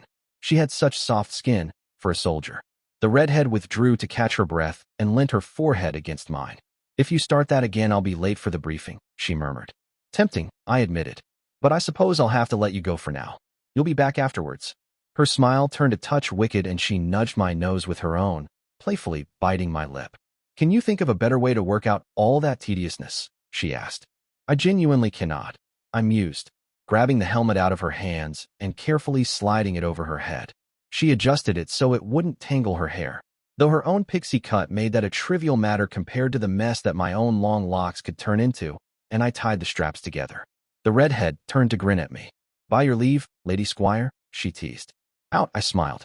Before I changed my mind. Ma'am, she saluted with a grin, sashaying out of my tent. How she managed that while wearing 15 pounds of metal was beyond me, but I wasn't above enjoying the sights. I waited until she was gone before turning to the wooden folding table that served as my desk and the 2 books still on it. For days has passed since the evening Black had given them to me, and I still wasn't sure what his intent had been. The children's tales were, apparently, just that. There did not seem to be a hidden meaning to them. Oh, they were interesting enough on their own. They were very different from the tales I'd been raised on, but they weren't anything I couldn't have found in any bookstore in Théatre. Unlike the other manuscript, my teacher had not annotated it, though it was still in his handwriting. The lessons it taught were strange. There was a formula to most Calawan fairy tales, patterns that could be found if you looked. First, the hero or heroine's character was established, then they were presented with a problem. A catalyst ignited the struggle against that problem, and the hero's fight changed them in some way. Through victory, the resolution came, and the state of affairs for the future was established. The ever-famous happy ending, most of the time, though even Callow dabbled in the occasional tragedy. Presi went at it differently. The initial stretch of the story, where Calawans would establish the virtues that would carry the hero through the story, was dedicated to establishing the ambition of the protagonists. A warlock who wanted to build a tower reaching the sky, a soldier wanting to conquer an invincible fortress. Never once were those ambitions spoken of as being overreaching hubris. The urge to be more was always praised. One of my favorite tales as a child had been The Fearless Lass, a young girl who went out in the world to learn fear, and after many misadventures only found it after she married a king and put a crown on her head. In Black's book, though, every single protagonist was born with that fear in them. The awareness that no matter how clever and powerful and ruthless they were, eventually they would be unmade. The stories all ended with defeat, either at the hands of a hero or by the betrayal of someone they loved. It was the opposite of a happy ending. There was no sense of permanence to it. Tagreb tales were particularly brutal in that regard, the most striking example being the story of the well in the sands. A young tribeswoman trying to dig a well in the desert so her tribe would not die of thirst. After tricking rival raiders, stealing the gold of a Sonic lord, and capturing a goblin to dig for her, she finally managed it. Her whole tribe drank, and the morning after, found the well had gone empty. Victory, most fickle of friends. The moral went. Was that what he was trying to make me understand? That eventually, villains always lost. Is that why you chose now of all times to pick a squire? Because war is knocking at the Empire's door? Malicious certainly seemed to think so. My instincts told me there was more to it than that. That he'd given me a second book only made me more certain of it. There was a story to the other manuscript too, though not written in words. The first column that stretched across the pages was, I'd found, a series of population censuses undertaken by the Tower. Not all tyrants had bothered to take those, so there were blind spots, but most of the Empire's span was covered. They were cross-referenced with the name of the emperor or empress who'd reigned at the time, and the wars they'd fought in, either civil ones or attempted invasions of their neighbors. The last column's meaning still eluded me. It measured an area in square miles that dropped sharply after the reign of an early Dread Empress and then remained more or less the same. No hint was given as to what exactly it was supposed to mean. Still, there was at least one pattern easy enough to notice. All the most productive periods in imperial history, when tyrants had undertaken great building projects like the road network and the great forges in Foramen, had come in the wake of a lost war. The tyrant who failed was overthrown or assassinated, and their replacement put praise in order for a few decades. So the empire was easier to govern after getting losing wars. If that was true, then the implications were worrying. Praise hadn't lost a war since my teacher became the Black Knight, about 40 years ago, but that would explain a lot. When we'd had the war council with Istrid and Sacker, Black had said that the political situation in Théatre made it impossible for militia to just recall Eris regardless of the trouble she was causing. The empire's getting harder to keep together. I closed my eyes, sighed, and killed the candle on my desk. That complicated my own plans a lot. If Praise collapsed into civil war, there was no certainty the Empress would come out on top. The Truebloods were racist aristocratic pricks, but they weren't stupid. They wouldn't pick a fight they didn't think they could win. Keeping Callow as a semi-independent vassal state under malicious praise was one thing, but under someone like Eris? No. I'd rather raise a flag in rebellion than allow that. But if I did, would the 15th follow me? Parts of it would, I thought. Nock, Hakram, likely Ratface. Killian. Juniper, though. Juniper believed in the Empire. Maybe not the people in it, but certainly the institution. And Aisha would follow her. Where Hune and Pickler stood in this remained to be seen. So far I'd been willing to take things slow, but that time looked like it was past. If civil war did erupt, I needed to be sure what I'd have to work with, and that meant finding out where the loyalties of my officers lay. Black had told me start taking the initiative, hadn't he? Start solving problems before they blew up in my face. Drumming my fingers on the hilt of my sword, I frowned. Well, there was at least one problem I could check on right now. The tent where Hunter was kept had a full line of guards on it at all times, as did the chariot we kept him in when we were on the move. At least 4 legionaries were watching him sleep at all times, with orders to slit his throat the moment it looked like he was waking up. How much good that would actually do if the hero actually returned to consciousness was arguable, but the precaution had been so basic it seemed ridiculous to me not to take it. Masigo checked on the spells keeping him asleep every morning and every night, checking them for lapses or imperfections. Not that there were likely to be any, given that they were Warlock's work. The legionaries saluted as I arrived, stepping aside to let me in. Apprentice himself was leaning over the sleeping form of Hunter, wearing the leather apron I'd first met him in above his riding robes. He was peering at what appeared to be empty space through his spectacles. Masigo, I prompted. We have a problem. He, braids shaking as he turned towards me. My hand instantly dropped to my sword. Not the Hunter, he spoke after a moment. I glared at him. Could have led with that, I said. He blinked in surprise. Social skills, I realized not for the first time, were not the mage's strong point. Oh, I can see how that might have sounded alarming, he mused. Funny, the spells are fine. I confirmed as patiently as I could. He waved airily. Yes, he won't be waking up anytime soon. Not that I'm not looking forward to handing him over to the representative from Refuge anyway. Black had scried me the day after our departure from Harper's Crossing to inform me he'd been in touch with the Lady of the Lake. She had not, in fact, sent a hero out to kill her old friend Warlock. She'd given specific instructions otherwise, actually, and was rather displeased Hunter wasn't in the free cities like he was supposed to be. She'd be sending another of her pupils to pick him up and bring him back to Refuge, where he'd be tried. My teacher had implied said trial wouldn't really be anything of the sort. The sole dispenser of justice in Refuge was the Lady of the Lake, and the only law she'd set down was, do what I say. I was looking forward to getting rid of the liability, though I would have much preferred for it to happen before we marched into war. I had an itch to take care of the risk permanently, but my instructions otherwise had been made very clear. It wasn't something I was willing to fight Black on, not for now. He'd maintain my authorization to put Hunter down if the hero was trying to escape. It would have to be enough. A problem? I finally prompted. Possibly, he hedged. I felt someone scrying earlier. Did you have one of your mages try to find the silver spears again? No, I frowned. Whatever means the mercenaries had using to shield themselves from Black's mages, it worked against mine too. I still ordered regular attempts, but that was before we moved out at dawn. Didn't think so, he shrugged. It connected somewhere down south. Anyway, so the direction was wrong. My eyes sharpened. Calawans didn't field mages and armies the way the legions did, and there was no indication that Countess Marchford had changed that habit. I did, however, know of someone in southern Callow who was bound to have brought a few with her. Did you manage to listen in? Masigo shook his head, the silver trinkets woven into his hair, catching torchlight as he did.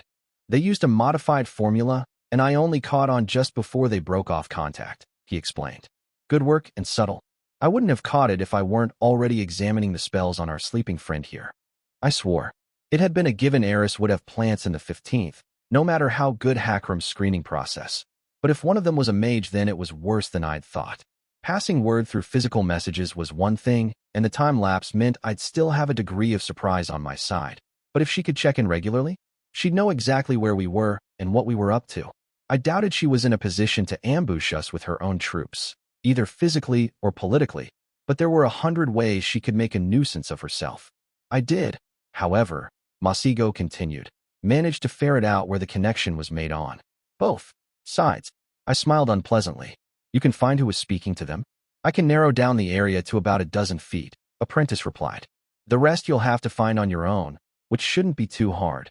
A formula like that will require very specific equipment. My fingers tightened around the grip of my sword. I opened the tent's flap and called one of legionaries closer. Get me Hakram, I ordered, and tell him to assemble a full line. I turned to Apprentice, who was eyeing me with a raised eyebrow over the rim of his spectacles. Let's find our rat, I said. Blackspear clan, Hakram spat. Should have known.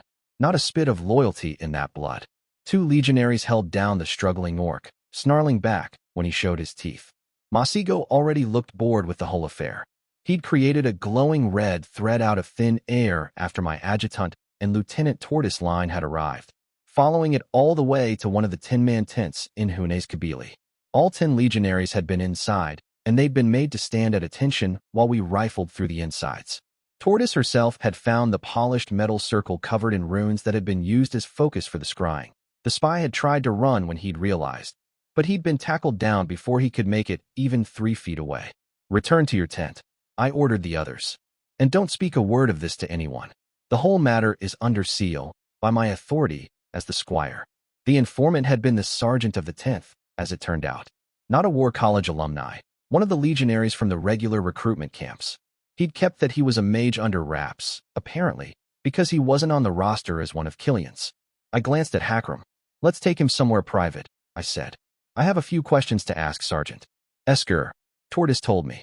Sergeant Esker, said Sergeant seemed rather displeased at the idea of getting dragged out of sight and managed to wrench out a hand.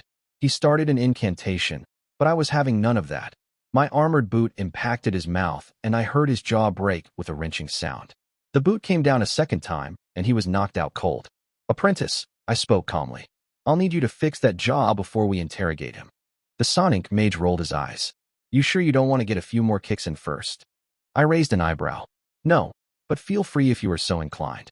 I saw Hakram's lips twitch from the corner of my eye, and the legionaries who'd been holding down Esker picked him up, glancing in my direction for instructions.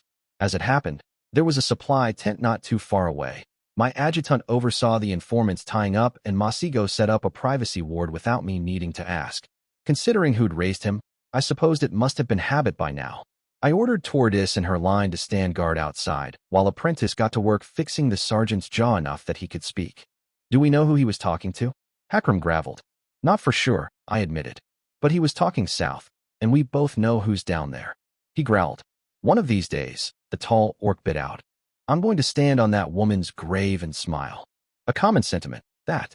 Apprentice stepped away from Esker and nodded when I sent a questioning look his way. He leaned back against a crate of barley bread, to my surprise. I would have thought he'd want to be done with this as quickly as possible, but it looked like curiosity had won out this once. I stepped forward and kicked the prisoner awake.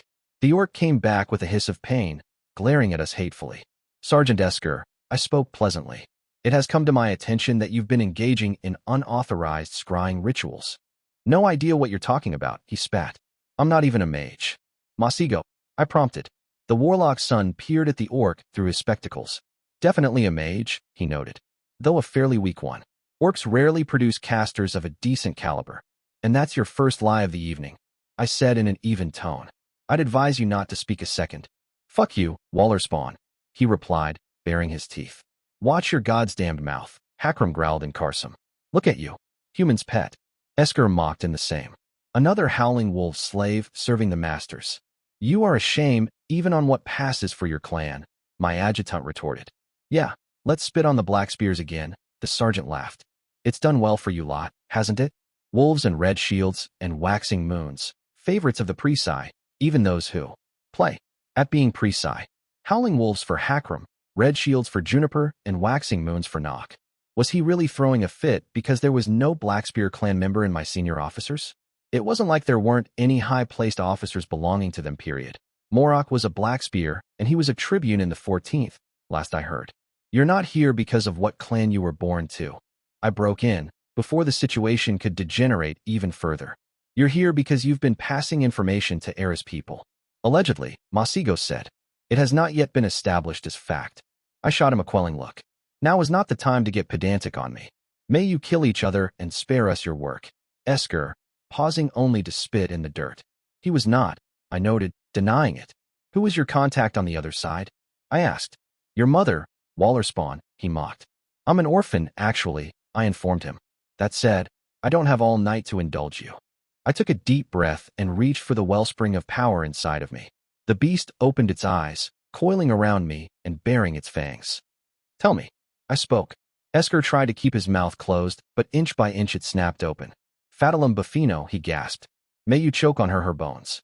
Masigo let out a little surprised noise. You've heard of her? I asked. One of the better noble mages from our generation, Apprentice said. Old blood, sworn to Wolof. The city Eris mother ruled over. That was probably as close to confirmation as I was going to get. Do you know of other spies in the 15th? I questioned with a frown. Everyone you love, Esker grinned, but he'd hesitated for a heartbeat.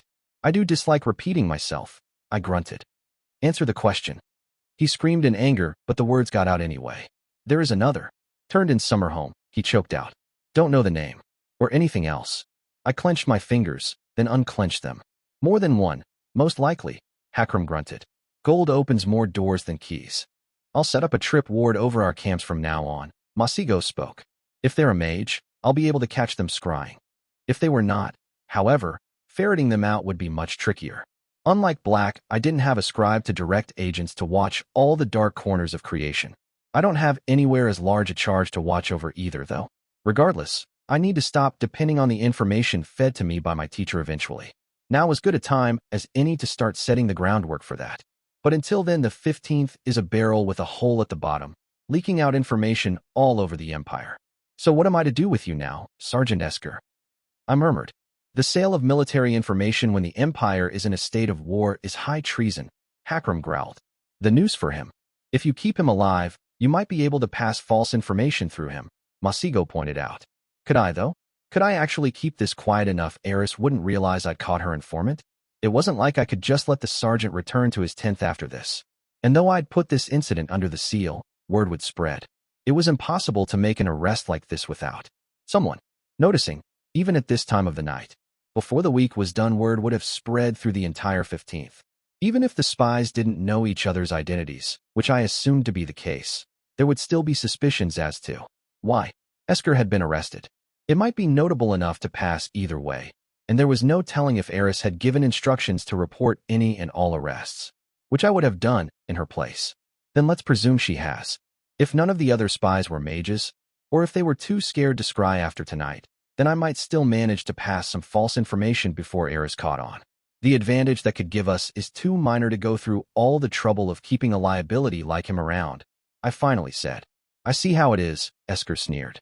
When your Calawan buddies do it, they get the soft death or your special company. But if it's a greenskin, slaves who misbehave get the noose. You're right, I admitted, and Hakram started in surprise. I've been too soft on people, and things like this will keep happening as long as I continue. So I'll start correcting that error with you. I glanced at Hakram. Have tortoise men take him. He hangs at dawn, before the entire legion. I was too restless to return to my tent afterwards. I took a walk around camp, stopping to talk with the sentries, then made my way out. Juniper has chosen a place close to a hill for us to stop today, the kind of low slope that occasionally dotted the landscape of this part of Callow. It was a half moon out tonight, and I breathed in the night breeze with a sigh of pleasure. The camp might not smell as bad as a city, but the stench of nearly 2,000 soldiers was not something to dismiss out of hand. I was amusing myself by picking out the constellations in the sky when Hakram found me. I heard him long before I saw him. Even with my name Vision, my adjutant was a lot of things, but stealthy was not one of them. I've had the scrying tool handed over to Apprentice, he told me without bothering with a greeting. He says he might be able to make something of it, given enough time. I hummed in acknowledgement. I've had a melody stuck in my head these last few months, I said. I just recalled a verse from it. I looked up at the night sky and recited the lyrics. The first step is hardest, they said to her. You will have to walk through fire. It will burn away what you once were, and always devour whole a liar.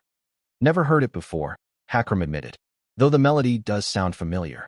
I can't remember where I heard it, I admitted. Silly thing to be bothered over, I guess. I wouldn't say that, the tall orc replied, coming to stand beside me. We enjoyed the silence for a long moment, the wind stirring my hair. Tortoise line, I spoke suddenly. They're trustworthy? As can be, he agreed. I clenched my fingers and unclenched them. I'm transferring them, and her, to your direct command. I have a job for you. Hunting rats, is it? He said. All of them, Hakram, I murmured. I want all of Eris' informants found. I don't know what she's planning, but I fully intend to set fire to that fucking plan and shove the ashes down her throat. Looking forward to it. The orc graveled, tone low and fierce. I let out a tired sigh. I could feel, deep in my bones, that we were standing on the edge of a precipice. Not just with the silver spears, though I had a feeling I'd be feeling the aftermaths of that battle for the coming years. Here, on this hill, I had to make a choice. Trust him or not. He was my friend. Of all the people I'd met since leaving Lore, he was perhaps the only person I'd give that title to without quibbling. But like Juniper had pointed out, how much did I really know about him? Why did you join the legions, Hakram? He chuckled, the sound like rocks being ground to dust. That's not the question you're really asking, he said. What you mean is, what do you want out of the legions? I did not deny it. I felt him smile. I didn't have dreams when I was a kid. I learned to fight because that's what we do. I was clever, I suppose, so the chief picked me for college and I figured, why not? The company fights weren't interesting, but they weren't boring, and some of the classes were worth the time. Then one day I looked around and realized I was about to graduate. It scared me, Catherine, because I was going to become a soldier and there was nothing I wanted to fight for. I glanced at him and saw his eyes were hooded under the moonlight, lost in remembrance. It's not a problem we usually have, you know, he spoke. Needing a reason to fight. They always tell us it's in the blood. But it isn't for me. I don't get the battle joy when smashing some poor bastard's face in. Still, I was prepared to just drift through the rest of my life. He shook himself, as if waking up. Then you arrived. Some slip of a girl with a fake name, who looked defeat in the face and decided she would win anyway. His lips stretched into a grin. You had blind spots, though, needed someone to cover them for you. I did, and it made me realize I'm good at this. He waved, encompassing everything and nothing. So I followed and I watched. It was during the melee that I realized half the Empire would rather set the table on fire than let you have a seat, and they expected to win, too. Don't they always? Sooner or later, better blood wins out. We mongrels are only ever meant to bow. His skeletal hand tightened, grinding against the hilt of his sword. The presumption makes my blood boil, he growled. It makes me want to crush them, cut through them with fire and sword down until there's nothing left but wails and a field of ashes.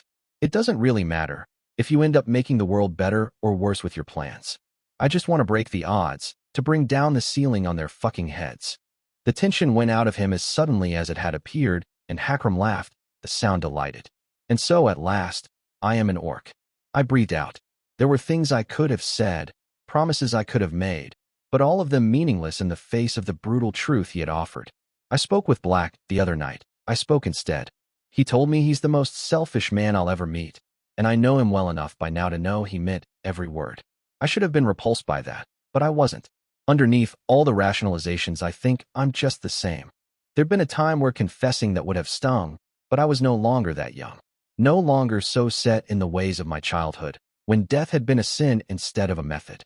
When I was younger, I looked at how lore was falling apart and wondered why no one was doing anything. Why they were just trying to squeak away a living around the mess instead of fixing it. For years, I wanted there to be a hero who came in and offered salvation. But no one came. Then I got older and started to hear the rumors about how they did come and died, having accomplished nothing. I closed my eyes. That's when I realized that nothing was ever going to change if I just waited for someone else to step up. It's not that I think I've been chosen, Hakram. I haven't. I choose. I bared my teeth at the moon in a defiant rictus. I am no longer willing to let someone else decide my fate for me, not even for my own good.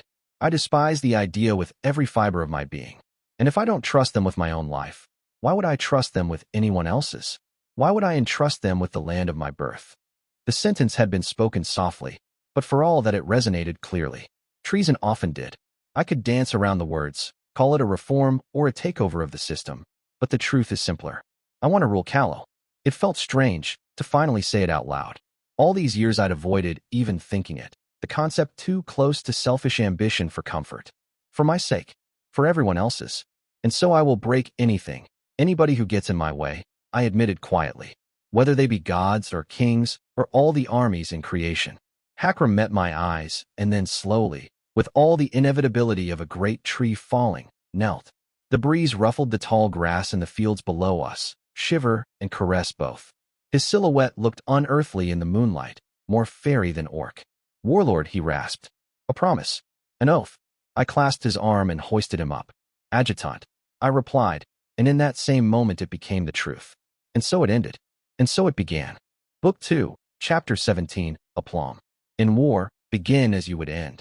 Marshal Nim. No campfires tonight. It would give away their location too easily, not that Seneca's dogs weren't already on the trail. Ranker's goblins were proving invaluable in keeping an eye on how closely the High Lord's household troops were following them. Her small warriors made light of foot and hard to find by years of raiding the other tribes. The enemy had somehow managed to block apprentices scrying, something the dark-skinned man told Squire meant they likely had a mage of more than middling talent with them.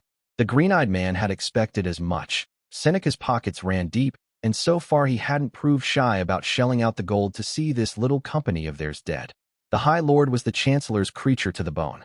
They were 600 strong now that Rancor had joined them. The raiders of the Blackfoot tribe coming to swell the ranks of Red Shields and Grimm's Howling Wolves. Not even half a legion, but it would grow in time. If they survived the night. I don't like the odds on this one, Squire, Grimm grunted from his side. The one-eyed orc was chewing on what looked like dried meat, sitting on a rocky outcropping. We've got as many warriors on the field as they do. Istrid replied with a hard look. If we run when we're this close to our backyard, One-Eye, we'll never live it down. We'll still be living, at least, which isn't guaranteed if we give battle, the scarred chieftain of the Howling Wolves told her. Numbers might be even, but a third of our number is goblins. That changes things, no offense meant, Rancor. None taken, the small yellow-eyed matron replied, her tone flat. I'm inclined to agree with you, if anything. A High Lord's personal retinue is not something to trifle with. And yet we're going to crush it, Squire said. And though his voice was calm, there was something about it that gave all of them pause. The man's pale skin made him look like a ghost in the moonlight, his armored silhouette casting shadows against the rocks. He looked up at the stars while he played with the clay ball he'd appropriated earlier, feeling the weight of the gaze of the followers he'd assembled settling on him. Apprentice laughed quietly, a grin that was all malice stretching his full lips.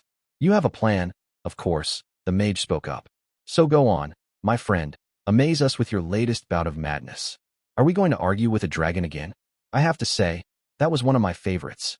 Good thing it wasn't a long conversation. Curse tacked on in that matter-of-fact way of hers. I didn't like the way it was looking at me. Squire scowled. They had nothing to complain about. It had worked out perfectly fine in the end. All of you are here because you want to change things, he told them instead. The Empire is the culmination of over a millennium of defeats. Time after time we try the same plans with new faces, somehow expecting that this once it will be different. That this once, we'll beat them, bring down the king and scatter the knights, and send the wizard packing back to his tower. Aren't you tired of losing? I know I am, and I've just begun. He met their eyes one by one, gaze unflinching. It's always going to be this way, you know, he told them. One uphill battle after another, the odds stacked against us a little worse every time. If we give them a fair fight, we'll lose. It's as simple as that. The green-eyed man smiled, and it was a wicked thing. So let's cheat, he said, lazily throwing up the clay ball and catching it. There's a new age coming, and we're going to drag them into it, kicking and screaming, if necessary. A handful of grim smiles was his answer, and somewhere in the back of his head, he felt fate laughing. Let it. He'd be the one to get the last laugh. You want a plan, apprentice? He said. We're going to play with fire. My eyes blinked open wearily, the sight of my tent's ceiling greeting my return to consciousness. No light was filtering through the slit in the goatskin walls, meaning I'd once more woken up before dawn. The bed felt empty without Killian in it. We'd been together for less than a month, and already I missed the intimacy of a warm body by my side whenever deprived of it. I slipped out of my bedroll and pushed myself up to my feet, padding across the ground to reach for the carafe of water someone, Hakram, most likely, I had left on my bedside table. I poured myself a cup, downing the liquid in a single gulp to shake myself completely awake. Unlike with regular dreams, there was no need to be afraid that the memory of the one I'd just had would become less clear with time. I knew from experience it was as good as branded into my mind. I'd be able to examine it at my leisure afterwards. And there were quite a few tidbits to examine, weren't there? The clay ball that the younger version of my teacher had been playing with was the easiest detail to figure out. They were standard issue in the legions now, filled with goblin fire. The 15th had been issued half a wagon load before we'd left a tear, and I knew that Ratface had gone behind my back and traded some of our extra rations for more. How exactly he'd managed that I had no idea. Supply requisitions were a bureaucratic nightmare, even when the legions weren't on an active campaign, so likely bribery had been involved. Hakram had been right. Ratface might be a middling tactician at best, but when it came to securing supplies he had a way of getting results. I'd have to call my wayward quartermaster out on it at some point. Of course, even though I rather approved of the initiative, we needed firepower more than we needed the extra rations they'd replaced. But it wouldn't do to let him get into the habit of doing things like this, not without running them by me first. Better I deal with it than delegate the job to Juniper. I don't want to quash his initiative entirely. Squire, a familiar voice graveled from outside my tent. You decent. I rolled my eyes at that. For an orc, Hakram had surprisingly genteel notions about propriety. The orphanage I'd been raised at had been crowded enough that being half-naked in front of people I was unfamiliar with left me indifferent. Anyhow, With spring not yet in full swing, this part of Callow got chilly at night. I always went to sleep dressed, since claiming wood to start a personal fire struck me as something of a waste. I'm wearing pants, if that's what you're asking, I replied, somewhat amused. I suppose that will have to do, Adjutant grunted back, slipping inside the tent. His appearance hadn't really changed since the night he'd fully come into his name. He was still one of the tallest orcs I'd ever met, taller than Nock even if he wasn't as broad-shouldered. Dark green skin and dark eyes, with a small scar on his right cheek he'd told me was from a hunting accident when he'd been a youngling. Most of the changes had been mental. He'd been calm since the moment I'd first met him, but ever since he'd become the adjutant he'd become positively serene. Like he knew exactly where he was meant to be, and was standing in that very place. I envied that, in some ways. Certainty was not a luxury someone in my position could afford. Shouldn't you be sleeping? I asked as he gravitated towards the fold-up chair closest to me. Don't need as much sleep anymore, he told me. Huh. I hadn't known roles could do that. I'd noticed fairly early after claiming my name that I could have a sleepless night and function anyway, but that wasn't the same thing. I was just better at dealing with tiredness than the average mortal. I still needed a good night's sleep to be at my best. Captain and Black had been the same, from what I'd noticed. And as for Scribe, well, I wasn't actually sure Scribe ever slept. I'd never seen her idle once in all the months I'd known her. Had another of those dreams, have you?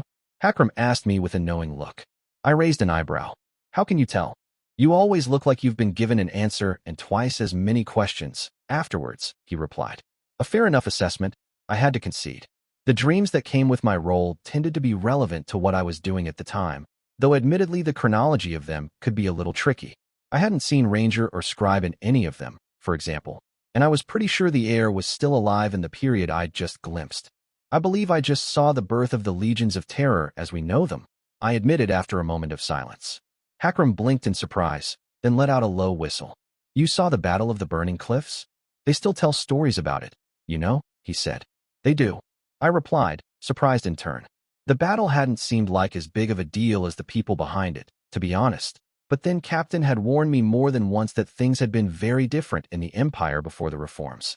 It's how Knightsbane and One Eye got the clans to back the Black Knight in the first place, Hakram told me. A High Lord's household troops wiped out to the last man in a single night? It was unheard of. If they could do that with 2 warbands, everyone wanted to see what they could do with 20 or 100. I let out a thoughtful noise. Didn't actually see any of the battle, I admitted, just the moments before it. It was enough to make me think. Now there's words to send a shiver up a warrior's spine, my adjutant murmured. Think about what? They all wanted something, and they started following Black because he was the best way to get it, I said. So what do the people who follow me want? Pouring myself a second cup of water, I reached to do the same for him, but he shook his head. Juniper wants to be the next marshal, I told Hakram. Nock wants a war. Masigo mostly wants to see interesting things, and Ratface wants his father's head on a pike. I don't know Hune or Pickler well enough to even guess. Pickler wants to test all the designs she's been fiddling with since she was a kid, Hakram graveled. Hune, I have no idea. She doesn't have any friends that I know of, and she kept a low profile even back at the college. I sipped at my glass. Too many questions, too few answers. I needed to get a better read on my officers before making any sort of move, and I was starting to run out of time. I needed to be ready by the time the lease rebellion ended, and Black had told me we had a hard limit on that. Dawn's first rays were starting to poke through my tent's entrance, and in silence the 2 of us got started with our day. There was work to do, as always. It had rained during the night. The ford Juniper had picked out as our way across the river had swelled to knee-deep, with a current that could be tricky to maneuver. Still, it would have to do. The only bridge across the left fork had been destroyed, and my scouts had been reporting more and more sighting of horsemen, keeping an eye on us. We were getting close to the Silver Spears, and I had no intention of allowing them to dig in behind the walls of Marchford. I allowed the rest of the troops enough of break to fill up their canteens and rest their legs as first companies started to cross, climbing down from zombie gingerly as they did.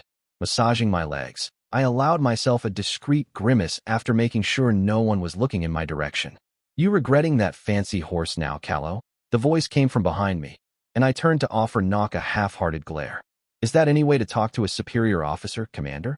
I replied, rolling my eyes at the wide grin I got for my trouble. The spectacularly large orc had continued to call me Callow, even after my name had become common knowledge, though he dropped the military rank when we'd finished with the War College. It wasn't a mark of disrespect, Hakram had assured me. If anything, Nock was one of my more fervent supporters among the 15th, so I'd never seen the need to take issue with it. Besides, watching Juniper get on his case for lack of decorum was always good for a laugh. "We got any word from Robber and his minions?" he asked as he plopped himself down on a half-soaked log close to me. I frowned, shaking my head. I told Commander Hune to send a line of scouts across the ford half a bell ago to see if there were any nasty surprises ahead, and they were about due to report.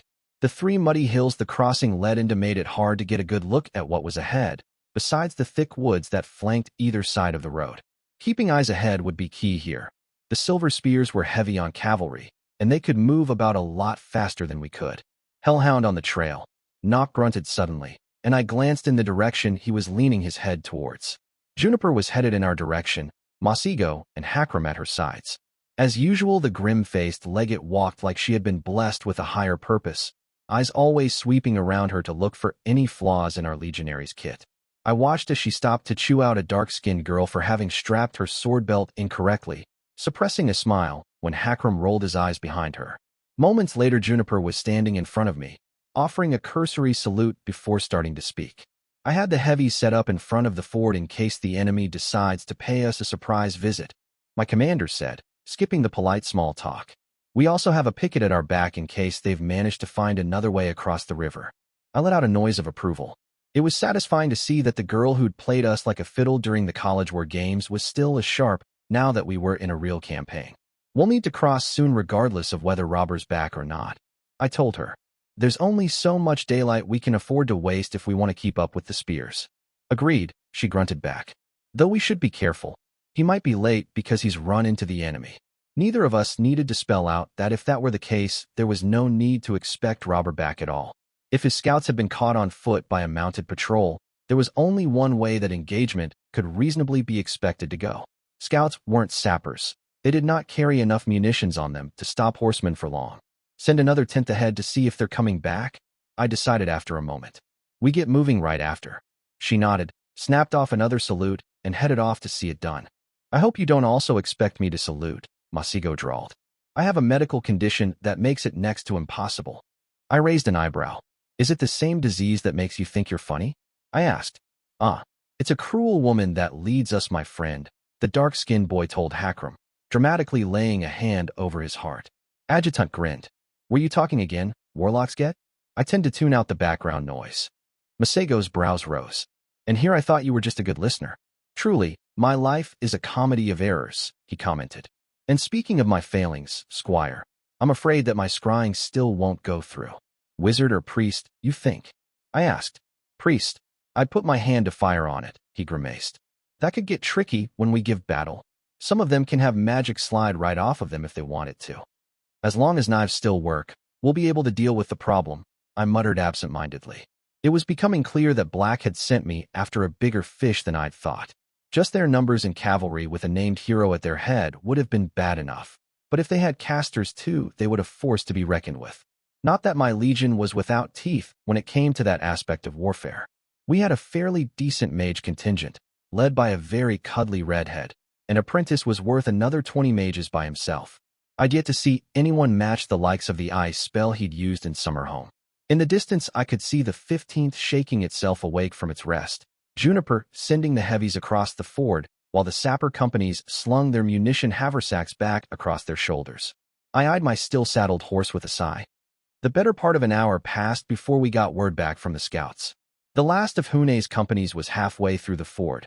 The rest of the 15th splayed over the hills in a wide arc, standing on top of the tallest of the hilltops, right by the standard. I'd been in the middle of a discussion with Hakram about the night's camping site when movement by the north side of the woods drew my attention. The party we'd sent to find out what had happened to scouts emerged from the trees, a handful of disheveled goblins among them. I felt my stomach drop. I could only see a few from the original line I'd sent, and it looked like no one else was coming. Robber went straight for the standard, ignoring the murmurs in the rank and file as he made his way towards me as far as he could. I wasn't the only one to see him, apparently.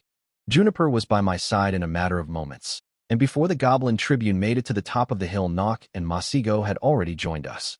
I would have preferred Hune being here too, but she was personally supervising the company that had yet to join us. My fingers tightened when I got a closer look at the tribune.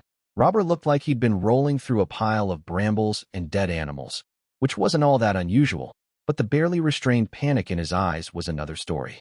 The goblin thrived on chaos. The only times I'd even seen him in a truly good mood was when he was about to spring a vicious trap on someone. It would have been enough to make most people wary of him, but I had a handle on the way Robert's mind worked. As long as I gave him someone else to focus his malevolence on, he'd never be my problem. Given how many enemies I'd managed to accumulate in my short tenure as squire, I rather doubted it would ever become an issue. I let him catch his breath for a moment before speaking up. "Tribune," I prompted. "Report." "We're fucked," he grunted, wiping blood off his cheek. He added a hasty "ma'am" at the end of the sentence after seeing the look on Juniper's face. "It's good to see war has left your usual good cheer unaffected," I replied flatly. "But I'm going to need more detail than that." He ran a still-bloodied hand on top of his hairless head, either not noticing or not caring about the black trails he left on it. "We found your mercs easy enough," Robert spoke. "Problem was, they also found us." I grimaced. There was really only one explanation for why he would have come back with 4 men when I'd sent him out with a full line, but still I'd hoped. "Where are they?" I asked. There'd be time to feel guilty about sending those legionaries to their death later. Until then, all I could do was make use of the information they'd given their lives for to make sure the same didn't happen to the rest of my legion. "About half an hour away," the yellow-eyed lieutenant said. "And boss, I don't know where you got your info on their roster from, but it's way off. The 2,000 foot is there, but Clapper said she counted at least 800 horse. Maybe more." I let out a curse at that, and from the look on everyone's faces it was a shared opinion. I rubbed the bridge of my nose, running through my options. Was it feasible to retreat back across the river? No, not if they're this close. It would be disastrous if the 15th got caught while it was spread between the two banks. "They planned this," Juniper soberly said, breaking me out of my thoughts. "They were waiting for us to cross so they could force an engagement with our backs to the river." Masigo cleared his throat daintily. "As the only one here who hasn't had military training, might I inquire as to why exactly that's making everyone look so grim?" he asked.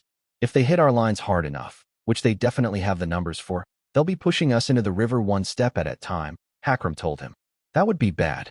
The dark-skinned mage's face retained its pleasant smile, but I could see it had gotten a little too stiff. "Apprentice might not have been an officer, but you didn't have to be one to grasp adjutant had been understating things. Go get yourself healed, Robert," I finally said. "We'll need anyone who can hold a sword for this one." He looked dead on his feet, and odds are it had come close to being more than a look. The green-skinned sapper saluted, but when he met my eyes I saw there was something lurking under the fear I'd glimpsed earlier. He was furious, the kind of vicious fury that twists your stomach until it bubbles up to your face. "You gonna get them for this, Callow?" he asked.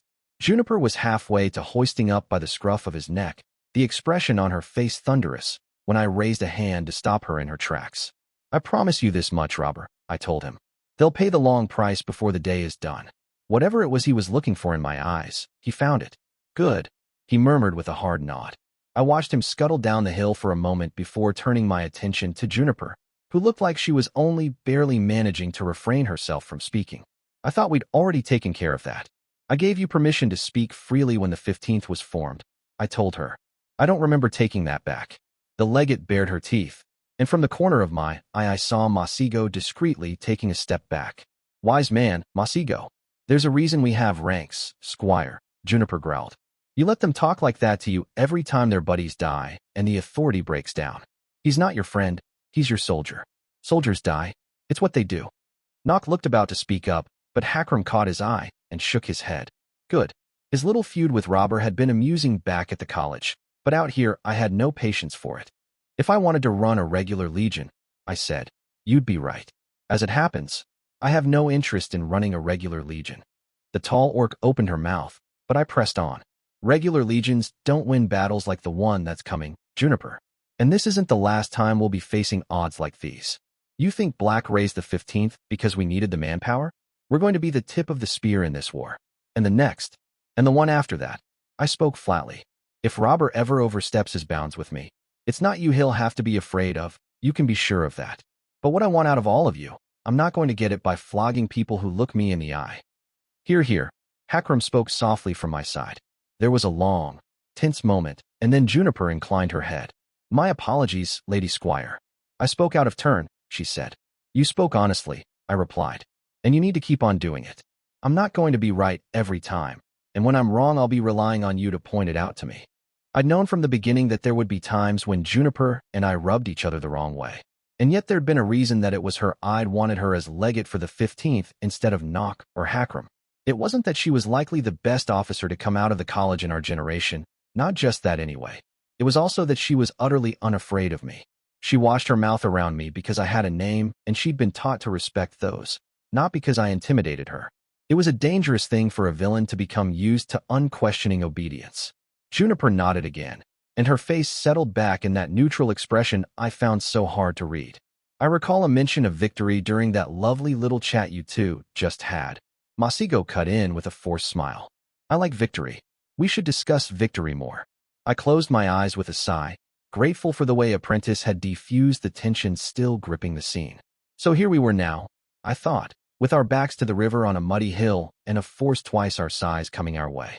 Putting aside the cavalry, they had at least our number in Free City's men-at-arms, and at their head was a man with the power of a name behind him.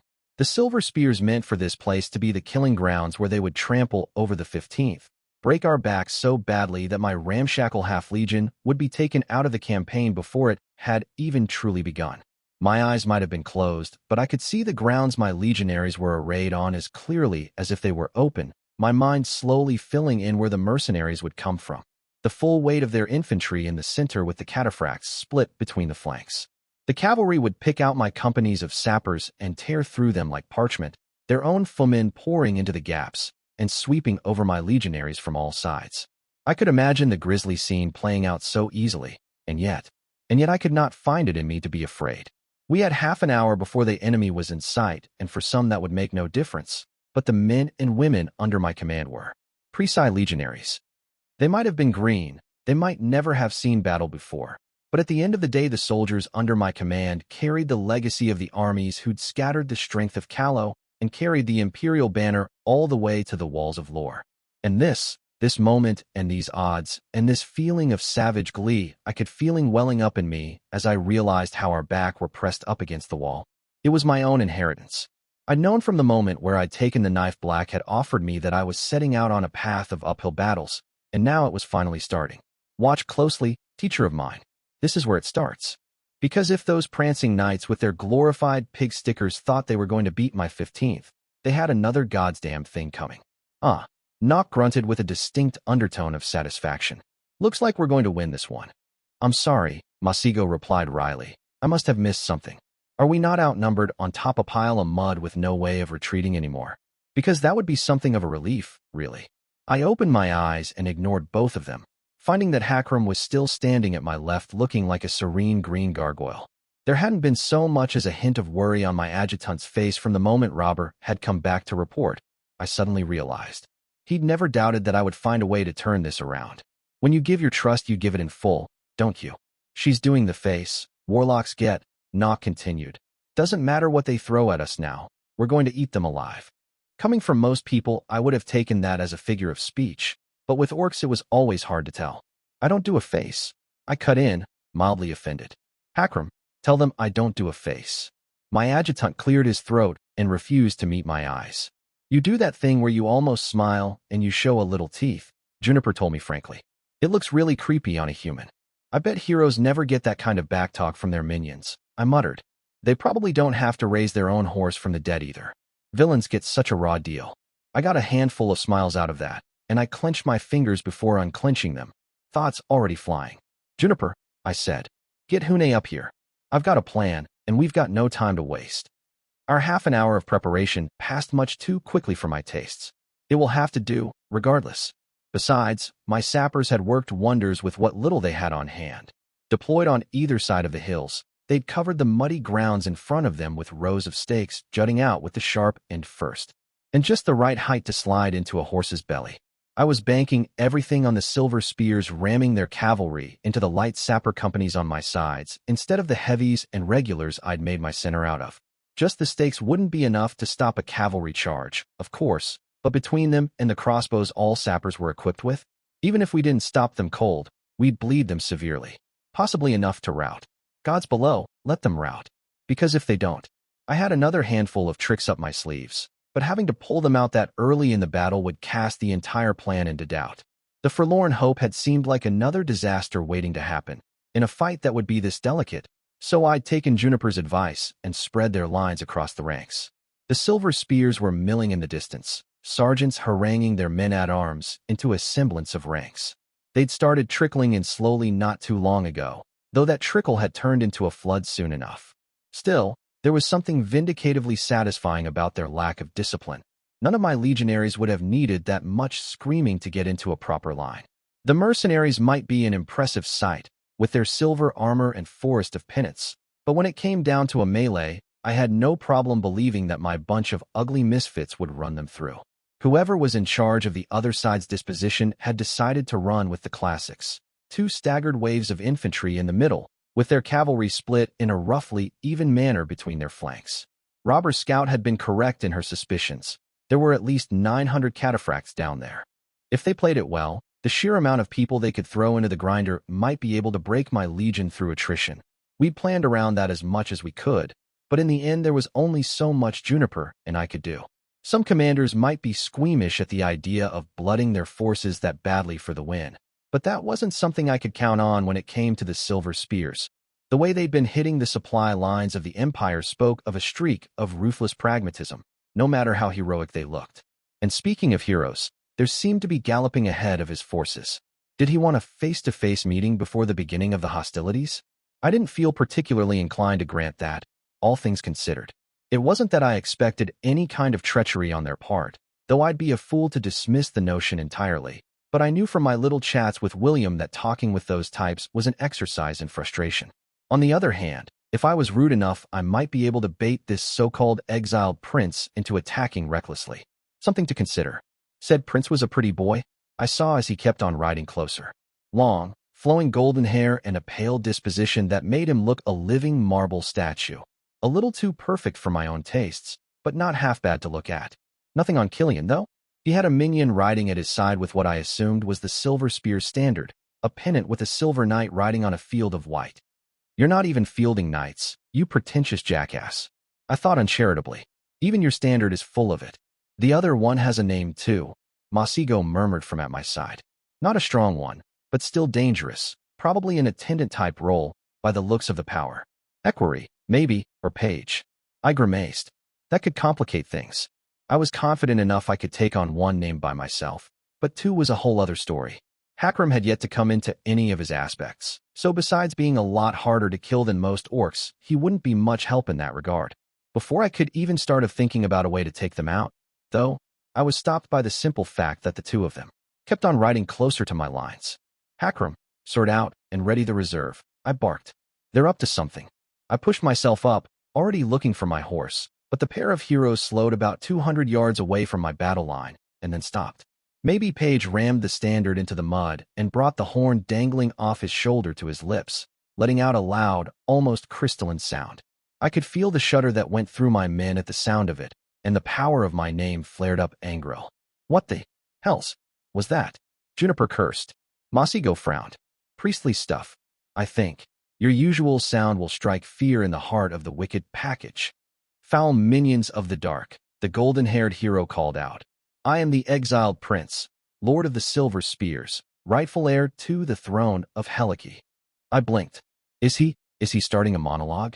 I asked, just in case I'd somehow been trapped in an illusion. Apprentice mused. I didn't think people actually did that. I mean, I've read about it, but this is a little surreal. I come to offer you the chance to end this without needless bloodshed. Let the witch that commands you step forward and meet me in single combat. I wish I was a witch, I sighed. My life would be so much easier if I could set people on fire with my mind. Juniper shifted uncomfortably to my left, a look of confusion painted on her face for the first time since I'd met her. Is he serious? She asked me. Why would he risk that when he has the larger force? Masigo chuckled. He's royalty, legate. It's not a trap. All that crown-wearing has simply atrophied the part of the brain us mere peasants get common sense from, he told her. Hakram had already prepping the reserve. I could see from the corner of my eye. Good, there was no need to rush into this. The exiled prince, apparently content that his challenge had been delivered, was sitting ramrod straight on his horse and waiting for an answer. Single combat, huh? Someone had been reading too many stories. Juniper, I murmured. Correct me if I'm wrong, but he's about 150 yards away from our front. The hellhound squinted, estimating the yards like I had a few moments ago. Give or take 10 yards, she assessed. Why? That's effective killing range for our crossbows, I pointed out. The legate grunted.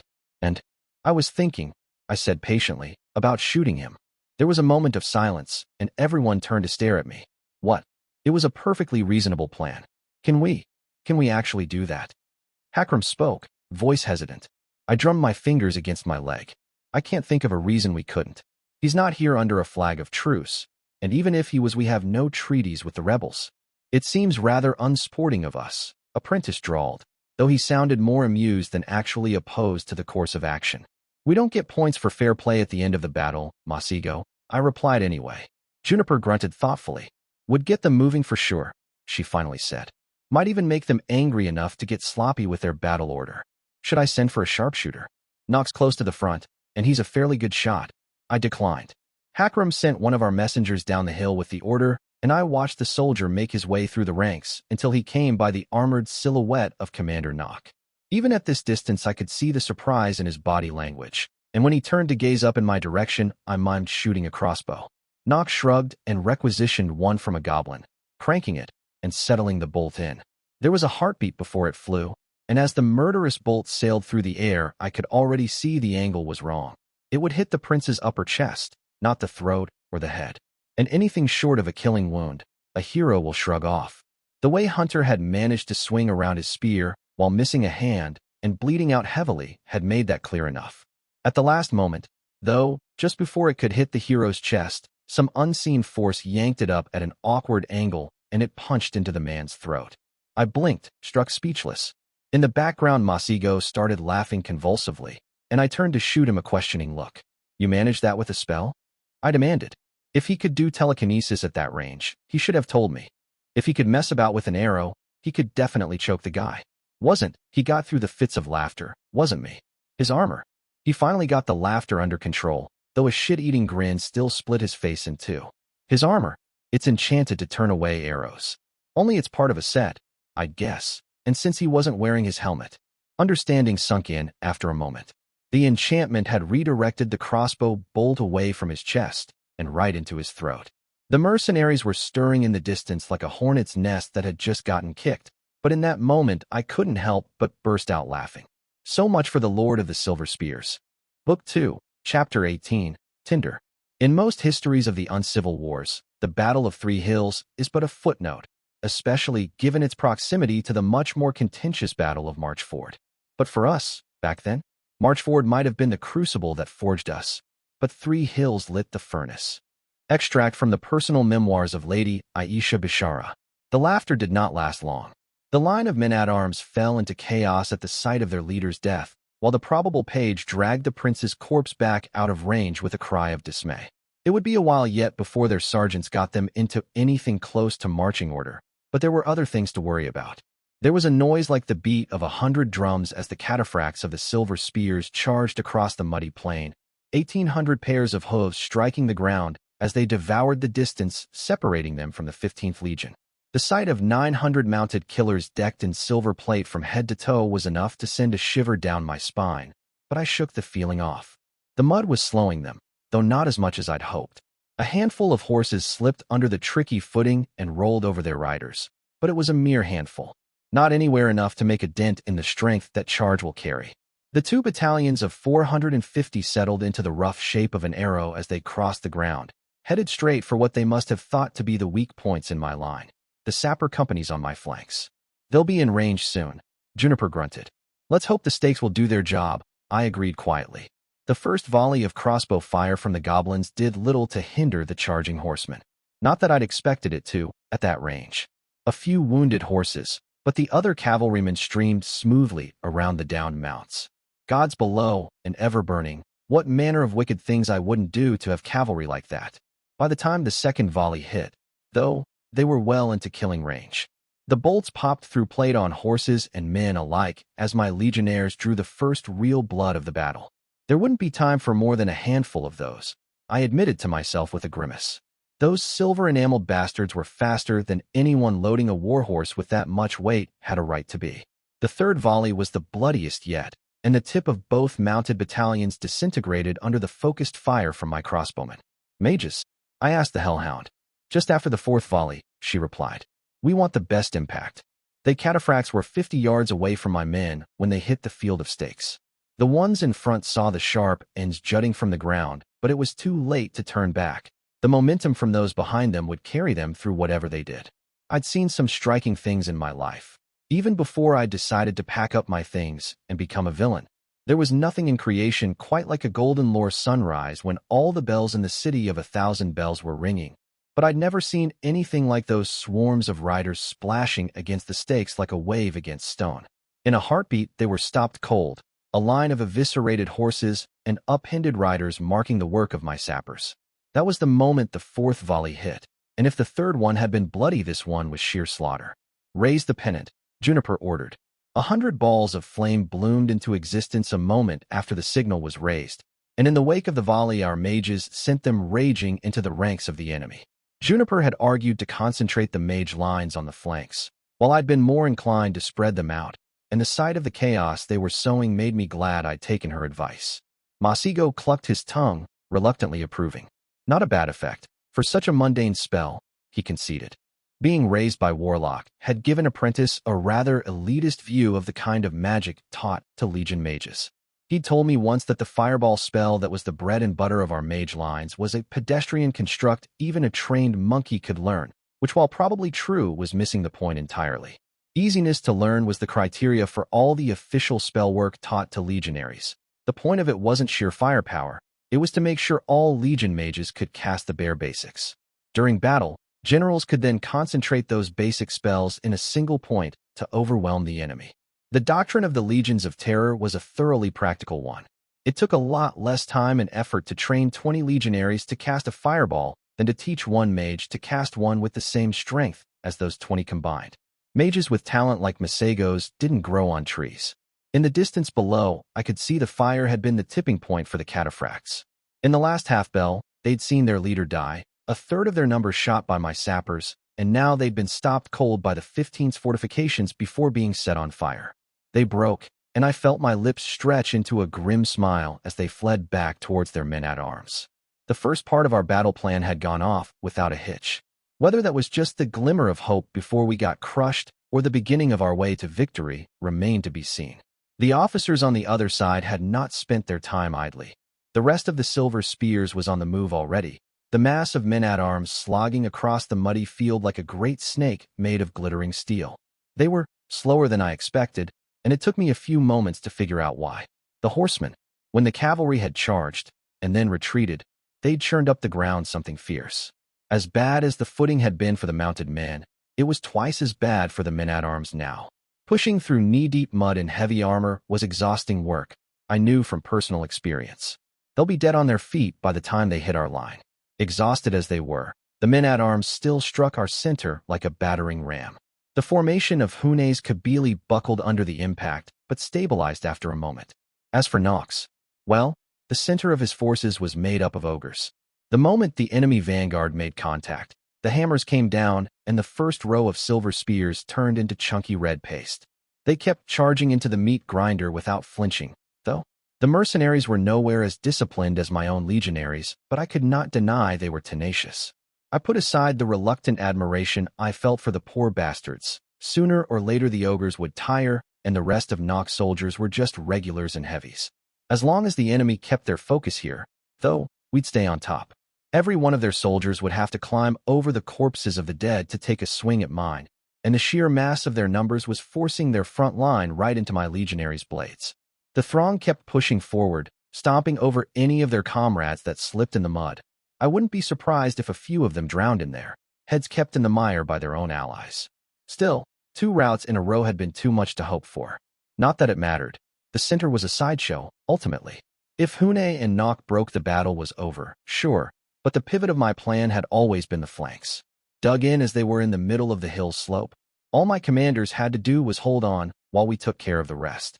Juniper had kept a cohort of 200 up the hill to serve as our reserve just in case there were any nasty surprises left, ready to plug any gaps in our defense if the worst came to pass. What in the dark gods? She barked suddenly. I followed her gaze and found exactly what she was talking about. Moving through the mass of men-at-arms like ghosts, a handful of enemy soldiers had come to the front of the melee. There couldn't have been more than 50 of them, men and women in strange leathers with their heads shaved, all of them wielding long spears with barbed heads. They moved as a loose arrow, and in a matter of moments they wedged themselves right into Nock's regulars, tearing through the front rank like it was wet parchment. Shit, who the hells are those guys? Nock was losing too many legionaries way too quickly, and the countercharges he ordered failed to dislodge the bastards. The newcomers weren't wearing the same chainmail armor the rest of the men-at-arms, and there was just no way anyone using spears should be that good at killing.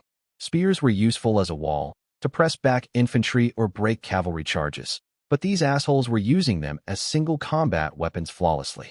Juniper looked as stumped as I was, and as usual Masigo was pretty much useless when it came to anything that didn't have to do with magic or poor social skills. Those are Heliki Spear Saints, Hakram said out of the blue. Everyone turned to look at him with varying degrees of disbelief. They're a monastic order from the free cities that dedicate their life to the spear, he informed us. Juniper spat on the ground, whether in disgust at our luck or to show her general opinion of everyone living south of the Waning Woods, I couldn't be sure. That's all well and good, she grunted. But what are the fuckers doing here? Hakram shrugged. The House of Light has ties to the Heliki royal family, remember? I guess the hero wasn't full of it when he said he was a prince. Well, wasn't that nice? Now I had to deal with a unit of shock troops intent on avenging their boss in the middle of a battle where I was already outnumbered badly. What next? Was the goddamned Wizard of the West going to come out of the grave and set my people on fire? How do you even know that? Masigo demanded. Hakram offered up a truly horrifying sheepish grin. One of these days I was going to have to tell him he actually looked scarier doing that than when he was trying to be scary. Figured we might end up fighting in the free cities at some point. So I've been looking up foreign units we should be careful around. And once again, it was made clear why Adjutant was my favorite out of our merry bunch. I really had lucked out the day I'd been made lieutenant of his line back in the college. I looked back at where the Saints were still tearing through Nock's men with practiced efficiency. Time to pull out the first of my trump cards, then. Apprentice, I said, clean that mess up. The dark-skinned teenager offered me a lazy grin. Oh. Finally letting me off the leash, are we? Good. I was starting to get bored. He sauntered off down the hill, and knowing what I knew about the kind of magic he could pull off, I felt safe in assuming the situation was now under control. You sure that's going to be enough, Squire? Could send in the reserves to be sure. Juniper asked from my side. The only other mage I've seen pulling out magic on the same level as Masigo is his father, I replied, letting the words sink in. My senior officers were all aware of who Masego's father, well, one of them anyway, was Warlock, the sovereign of the Red Skies himself. If the stories they told about the man in the wasteland were anything like the ones I'd been raised on, Juniper should understand exactly how dangerous that made Apprentice. With perfect timing, thunder boomed, and a streak of lightning struck across the noon sky, hitting right in the middle of the Saints. A dozen of them died instantly, and twice as many were thrown away like rag dolls by the impact. Their formation wavered, and Nock's legionaries immediately turned up the pressure. Masigo was already chanting his second spell, blue energy crackling around him in threads visible to the naked eye. So, that's why you keep him around, Juniper mused, eyeing Apprentice with more respect than she ever had before. Captain had been right, I noted with amusement. Proficiency at violence really was the quickest way to get on an orc's good side. Hakram cleared his throat from behind us. Flanks are seeing action. My gaze swiveled to the right side of the hills, where my goblins had started to fire on the approaching silver spears again. Most of the men-at-arms had been herded into the middle of the battlefield the way I'd intended them to be, but it looked like someone on the other side had kept their head on straight enough that the flanks were still going to have a fight on their hands. It was hard to tell how many of them there were slogging in, at least 200, maybe more. There was not even the shadow of a proper formation as they tried to hack their way through the stakes. The tribune in charge had his legionaries focus on the silver spears trying to make a path, but they brought up large shields to the front to cover themselves. A well-aimed salvo of fireballs put an end to that for a few moments, but before I could count 30 heartbeats they were back at it. I grimaced. The situation was not dire for now, but eventually our mages were going to run out of juice. A glance to the other flank convinced me that was where I should put my attention, though. There were about as many men-at-arms there pushing towards the goblins, but there was a recognizable silhouette at the head of the pack, the maybe page from earlier, carrying a banner as he led his soldiers straight into the stakes. Unlike my officers, I'd never attended the tactics classes at the college. I'd had a very different education on the subject of war. Every other day Black would sit down with me, and we'd talk for a few hours. On some occasions we'd go over old battles and the ways they'd been won or lost, but most of the time the discussion was a little more abstract. In every battle there's a fulcrum, he told me, the point that can swing it one way or another. Tactics were, generally speaking, better left to the generals. It was the place of those with names to find that fulcrum and nudge it in the right direction. He hadn't needed to spell out that nudging usually consisted of killing the right people in the right place at the right time. The page raised the pennant he'd been carrying around since earlier, and the men-at-arms behind him cheered. They ran straight into the stakes Pickler's sappers had put up, and I raised an eyebrow. Were they going to hack those down by hand while being shot at the whole time?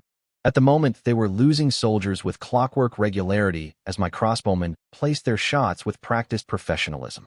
They averaged a shot every 15th heartbeat, the official requirement for crossbowmen in the Legions of Terror, but I noted more than once that they had better accuracy than they should.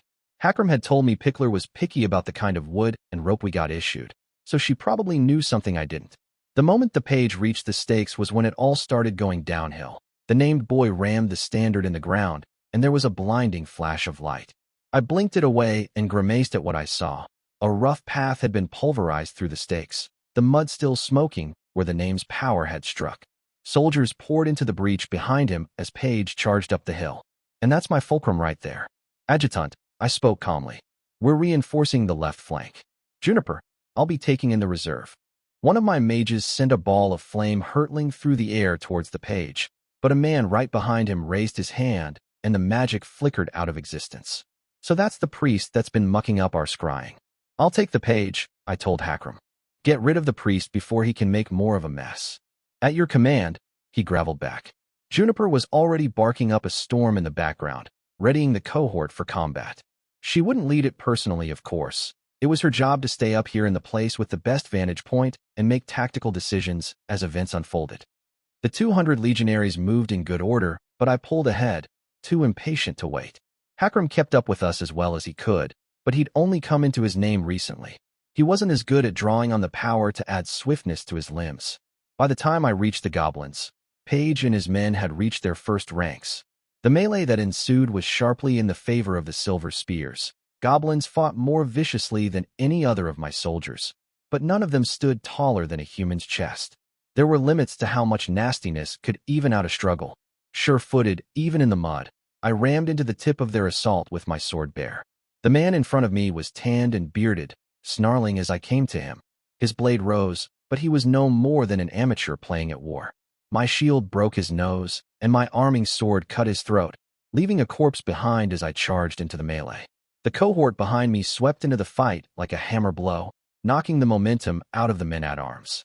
It had been some time since I'd fought men without a name, and never before had I taken the fight to them without my own power being hamstrung. The experience was enlightening. I burrowed into their line like an arrow into flesh, too horrified to smile. They were not enemies so much as silhouettes now, streaking in front of me almost too fast to follow as I scythed through them like wheat. A young boy tried to bring down a mace on my shield, but lost his hand and his head with 2 flicks of the wrist, crimson raining on the mud as I stepped past his corpse. Stories spoke of villains and heroes as having the strength of 100 men on the field, and now I understood the true terror of it. They could not stop me. They could not even slow me, and even when they tried to bury me in corpses they found, I did not tire. This was not a fight so much as a massacre, and I felt bile rise in my throat. It was almost a relief when the enemy hero came to meet me, casually running his rapier through the eye of a goblin. Page. The call came through the enemy's ranks. A prayer and a promise. Well, at least I wouldn't have to ask for introductions. Now that I was close enough to see the boy's face, I wasn't so sure he was, in fact, a boy. Maybe he just had really delicate bone structure? I suppose I could have asked, but now didn't really seem like the time. You? Page spoke, and what did you know? That was definitely a woman's voice. You're the one who ordered that filthy orc to shoot. I assumed she was referring to Nock, which was being quite unfair to my commander. He bathed exactly as often as Legion regulations required it, so he wasn't any filthier than the rest of my army. More like mimed it, really, I replied. Page's rapier slid out of the goblin's eye socket with a wet squelch. It was nothing more than cold-blooded murder, she said. her tone halfway between anguished and furious. He was a good man. Hey, good man. And now he's a dead one. I spoke flatly, eyeing the rapier's point. Way of the world, or so I'm told. She was barking up the wrong tree if she was trying to guilt-trip me about the exiled prince's death. He'd been asking for a duel, and if you took all the glorified pomp out of that concept, all that was left was the intent to kill. If you're asking me to be sorry that I was smarter about killing him than he was about killing me, you'll be waiting a long time. I should have known better than to expect contrition from a priest's eye, Paige snarled. I'm actually from Callow, I told her, raising an eyebrow. But I promise you this, Squire, she continued, ignoring my interjection, you will be sorry by the time I'm done with you. I didn't mind letting her trash talk longer than this, though she seemed like she might be done. The longer she talked, the more time Hakram had to take out the priest.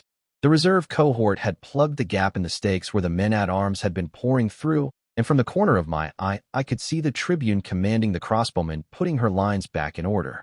That small look at the situation nearly cost me my life. In the fraction of a moment where I'd taken my eyes off of her, Paige had moved. Months of sparring against Captain had endowed me with reflexes that bordered on supernatural, though, out of habit, I took a half step to the side, turning a strike that would have gone right through my eye into one that left a thin mark on my cheek. I guess the conversation's over. Shame, we were finding so much common ground. The footing was tricky with all the mud, but I widened my stance and brought up my shield, the tip of my sword rising to face my opponent. I'd never faced anyone using a rapier before.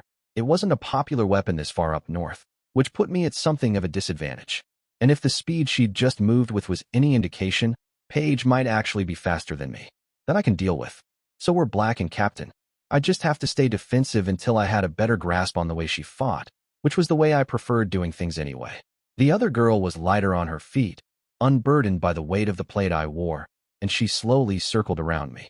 The point of her rapier flickered a few inches away from my face when I pivoted to match her, but I refused to rise to the bait. It was only when she'd done 2/3 of a circle around that I realized what she was actually doing. She'd been making her way up the slope to grab the high ground, and I'd been so cautious I'd let her do it without a challenge. Cursing under my breath, I took a few careful steps in her direction, attention divided between her stance and the tip of her sword. I almost missed it when she moved. Her weight shifted a fraction towards her back foot, and the instant afterwards she was trying to run her rapier in the soft flesh under my chin. I slapped away at the point with the side of my shield, but it was already gone. She immediately took the opening, the rapier sliding into the elbow joint of my sword arm and scoring blood. Hissing, I stepped back and brought my shield up. So that was the way Paige wanted to play me. Then, feinting with killing blows I couldn't afford to let go, and then turning them into quick, debilitating hits to my amour's weak points. She's fought people in plate before. I decided. No one our age improvised that well on the spot. She'd already worked out her tactics for this. Paige met my eyes and smiled a cold smile. Huh, I had a feeling I would have liked her, if she weren't currently doing her level best to fillet me. She was good. Better than me, much as it pained me to admit it. I had barely a year of training under my belt, no matter how grueling it had been, and there was too much of a gap in experience between us for me to able to beat her at this game. William had hammered in that point in Summerhome, crushing me even at my peak of power. That's why you don't play the game, you play the player. The kind of training she'd gone through wasn't something commoners could afford. She must have studied under masters for years to get this good, learning all the ways to take out different opponents with that little needle of hers. Those pearly white teeth, that perfectly fitting armor, that immaculate haircut. You're a noble's kid, or at least a wealthy merchant's. There was something about the way she moved that spoke of a perfectionist streak, and I happened to know how to deal with those. I rushed her with all the grace of an ogre tearing through a pottery shop, nearly slipping in the mud when I stepped around the blow she flicked towards my eye. She tried to make distance, but my name was howling like an angry beast, thirsting for blood. The power rushed through my veins, and I saw her next strike coming before she ever moved, bringing up my shield and letting her point score a thin scratch against the metal. I rammed it into her chest as she was halfway through taking a step back, feeling a savage grin tugging at my lips. At the last moment, she managed to turn her stumble into a fluid spin, and for the barest of moments we were back to back. I elbowed her, my plate-covered arm ramming into her back with a greatly satisfying noise.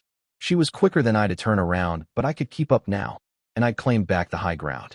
With a snarl, she tried to ram her rapier through the side of my knee joint, but I kicked the point away. I moved forward again, undaunted. I couldn't let her make space again. That was her game. Mine was to stick close where her speed wouldn't mean as much and my arming sword would work best. The edge of Paige's blade shone for a fraction of a moment, glinting like a lake under moonlight before it blurred into motion. I was ready for her this time. My name was a dark thing. I realized more every day, but it was my darkness. I owned it, and I could feel it laugh in time with my every heartbeat. My sword slapped her own away with almost insulting ease. My shield savagely impacted with her face, the telltale crunch of a broken nose resonating up my arm. She flew back, blood flying, and I let go of the shield. Paige landed on the ground and tried to get on her knee, rapier providentially still in hand, but my armored boot landed on her chest and put an end to that. She dropped the rapier, and in the blink of an eye slid a dagger I hadn't even noticed into my knee joint. I let out a noise that was half yell, half snarl, and fell on top of her. We struggled, but I was heavier, and this was my battleground. All those years she'd spent learning all her sword forms and footwork, I'd spent earning stripes of my own. Far before Black had ever taken me under his wing, I'd learned to fight in the damp darkness of the pit. I had to drop my sword to push down the hand that held the dagger, but my other one was free, and that was enough. I punched her in the jaw once, twice, and teeth flew. There was the glint of sunlight on metal, and she produced another dagger out of nowhere, trying to slip it into the unprotected stretch after my gauntlet, but it was a shallow wound. I gritted my teeth and worked through the pain as she desperately tried to slide the dagger out of my flesh while I groped through the mud for my sword. She did, and I bit down on a scream, but it was a moment too late. My fingers closed on the hilt of my sword, and I brought it down right under her chin. There was a wet gurgle, and she tried to breathe through it, but I knew a mortal wound when I saw one. With the last of her strength, she tried for a final strike, but there was no strength left in her. It just glanced off my breastplate. I leaned forward as the last of light left her eyes, just close enough for a whisper. "When you see your prince on the other side," I gasped. "Tell him he should have worn his goddamned helmet." I wrenched my sword free, and that was the end of her. Book 2, Chapter 19, Flame. Maybe I'll lose one day, but not today, and not to the likes of you. Dread Empress Maleficent the First. I pushed myself up to my feet, wincing as my knee almost gave under my own weight. My forearm wasn't as bad, though both wounds would require the attention of a healer before the day was done. At least I wasn't in any danger of bleeding out, even if I wasn't going to be winning races anytime soon. My armor was a mess of mud and blood, but I was still alive. My first duel to the death with another named, and it couldn't be called anything but a victory. There was a sweet taste to that truth. Another milestone passed. I bent over to pick up my shield, strapping it back on with a grunt, and way too much fumbling for comfort. Around me the battle still raged, but the 15th was now carrying the day. Juniper's cohort was driving back the spears into the opening through the stakes Paige had burned, one step at a time. There was a flash of light in the distance, and Hakram roared triumphantly. I grinned at the sound and hobbled towards it. The shield wall my legionaries had formed was advancing steadily, a rampart of steel the furious men-at-arms threw themselves against in vain. There was no formation to the footmen of the spears. There wouldn't be, I supposed. That wasn't what they were meant for. They were just a battering ram used to hold down the enemy, while the cataphracts rode them down. Without the silvery horsemen backing them, they'd ended up alone in an uphill melee against the finest infantry on Calernia, and they were bleeding badly for it. The cohort's front line split, and Adjutant limped back to safety behind it, the opening closing as fluidly as it had come into existence. Hakram looked like he'd been rolling around in a bed full of charcoal, and his armor's metal was warped, but aside from that he seemed unwounded. He sketched out the distant cousin of a salute when I got to him, the two of us ending up leaning against each other more to stay up than out of affection. "Got the page?" he graveled. "Stabbed her in the throat." I agreed. "Cold," he rasped out approvingly. "The priest?" I asked. "Bastard was a terrible fighter, but he did something that made him burn to the touch," Adjutant replied. He brought up his skeletal hand for me to see, the bones of it now blackened and burnt. "Turns out those don't feel pain," he graveled. "Choke the man out." I snorted. "You know," I mused, "I don't always feel like a villain, but today I might have gotten a little into it." "Snappy sentence when you stabbed her?" he asked curiously. "Helmet reference," I explained. He barked out a laugh. "That's going to stay a classic, you know," he told me. "I'll bet my good hand there's going to be a song before the month is done." Gods, there probably would be. Legionaries made songs about bloody everything. It was one of the Legion's oldest traditions.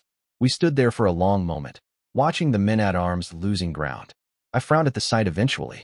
We can't drive them away too far, I said. We need them in position for the second phase. They'll follow when we draw back, Adjutant grunted. It's the other flank I'm worried about. No cohort to hold the line there. The goddamned hellhounds on it, I smiled. I'm sure she'll figure something out. Carefully, we started making our way back to the 15th's unofficial headquarters.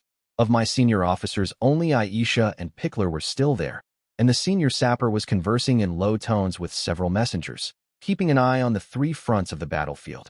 Lady Squire, my legate grunted. I see you managed not to get yourself killed. I'm touched by your overwhelming faith in my abilities, I replied. Are you sure you're comfortable gushing this much in public? People will talk. The grim-faced orc rolled her eyes. I sent Apprentice to the right flank, she informed me. It was beginning to buckle. A cursory glance was enough to tell me this was no longer the case.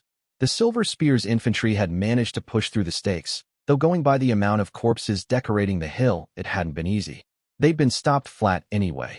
An entire stretch of the slope had been turned into a hellish wasteland of jagged ice they were failing to pass. Masigo was no longer even casting, his panting silhouette standing a little way behind the warped battlefield, but the spears were fucked regardless. The men-at-arms were slipping all over the already melting ice, some of them even getting a spike through the guts for the effort. My mage lines were breaking up any large groups of soldiers with fireball volleys, while the crossbowmen picked off easy targets one at a time, taking their time to aim. That's shooting ourselves in the foot, I frowned. We need them beyond the ice. Lord Masigo says he can melt it at will, Aisha informed me. We're waiting for more forces to trickle to the sides before pulling the trigger. I hummed, casting my eyes to the center. With the spear saints wiped out, Nock and Hune had gained back the lost ground. The ogre lines had been pulled back, made to rest, so they'd be fresh for the last push. But the 15th heavies were making an object lesson as to why Presai heavy infantry had torn through every force set against it since the reforms. Commander Hune herself had taken the field with her men, swinging around a hammer with a handle large enough to qualify as a tree trunk. Of Nock I saw no trace, though I'd be surprised if he was in the melee. He knew better than to risk going into the Red Rage when the fight was this close. With the center line holding so well, the back of the mass of men-at-arms was starting to shift to the flanks. It wasn't well organized enough to be a command decision from the looks of it. Soldiers were just looking for somewhere they could fight instead of waiting for the 24 ranks in front of them to be done going through the grinder. How'd you know they would move to the sides? I asked Juniper, watching from the corner of my eye as Hakram sent for a healer. Armies, like water, take the path of least resistance, she quoted. I raised an eyebrow. Terribilis. One eye, actually, the legate said. You should borrow a manuscript of his essays on tactics. They're a mandatory reading at the college. I was probably due subjecting myself to that torture, yes. It wasn't that I doubted Marshal Grimm would have valuable lessons to teach. Black had outright stated he considered the orc a superior tactician to himself. But orcs writing in Lower Mizan were always a pain to read. Karsam as a language added suffixes at the end of words to specify gender and numbers, which didn't translate all that well in the common tongue of the Empire. As a result, their sentences were all over the place and occasionally physically painful to read. Before I could duck my way out of the subject, the hellhound spat on the ground. Whoever's in charge on the other side finally got their shit together, she assessed. I followed her gaze and saw what had prompted the observation. Entire companies of men-at-arms were peeling off the back of their center and wading through the mud towards our flanks. I let out a whistle. That's more than we thought, I noted. With the people they've already got there, it should be, what, about 500 a flank. They're thinning their center badly. It's not a bad call, Juniper grunted. If Nock and Hune push downhill, they'll be the ones tripping all over corpses and falling in mud.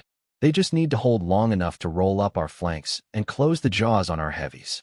Arguably, this is the best possible outcome. For us, Aisha smiled thinly. When the shock sets, they won't have a hero to keep them in the fight. Hakram waved over a dark-skinned boy towards me, and the mage saluted, stuttering out a greeting before he got to work on my knee. I suppressed a smile. Well, I supposed I'd been somewhat impressive today. For once I'd actually earned the intimidation factor on my own. They'll flee, Juniper growled. That's the problem. They'll salvage a larger force out of this than I wanted. The cataphracts we were never going to wipe out, but if they cut and run with 1,000 infantry and keep what's left of their horsemen, they're still a threat when we come for Marchford. We can't afford a protracted fight, Aisha reminded her.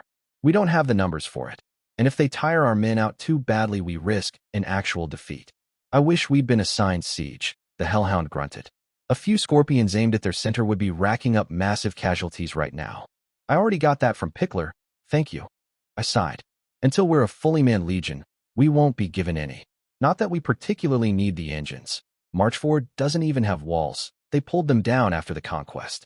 I could make some, if you give me the manpower to cut the trees. Pickler contributed from where she stood. I blinked. We have the nails and rope for that. I asked. Ratface is a man of many talents. The goblin equivocated. None of that is in the fucking list he gave me. Juniper cursed. I smothered a grin. At this point, my quartermaster didn't have an actual reason to not own up to the trades he'd made. He was just pulling the orcs' pigtails because he could. We can finish that conversation after the battle. I broke in before the situation could further degenerate. I felt the flesh on my arm close and thanked the healer, who blushed and scuttled off to take care of Hakram. My sappers are ready, by the way, Pickler told us. You just need to give the word. The hellhound grunted and sent a messenger for Masigo. He'd be needed for this part. The lot of us were watching the men-at-arms mass out of range of our mages and crossbowmen when the Sonic arrived, slightly out of breath. How he'd managed to lose none of his thickness around the waist while on military rations was beyond me, but campaigning had yet to get him in actual shape.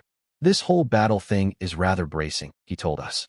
I think I could learn to enjoy it. It's more about shifting the grounds than actually taking lives. Much more interesting of an approach. Considering he'd likely killed twice as many soldiers as I had today, hearing him say that was a little jarring. Still, I let it go. He'd been raised by a calamity. That his take on this would be unusual should be expected. You can get the ice from here? Juniper asked. Distance doesn't really matter, he noted. I just have to stop feeding the constructs, which I'll need to do soon, for the record, if I'm to have enough left in me for the fire trick. I cast a look at my legate, and she nodded. Do it, I ordered. So assertive, he spoke drilly. If you keep that up, I might swoon.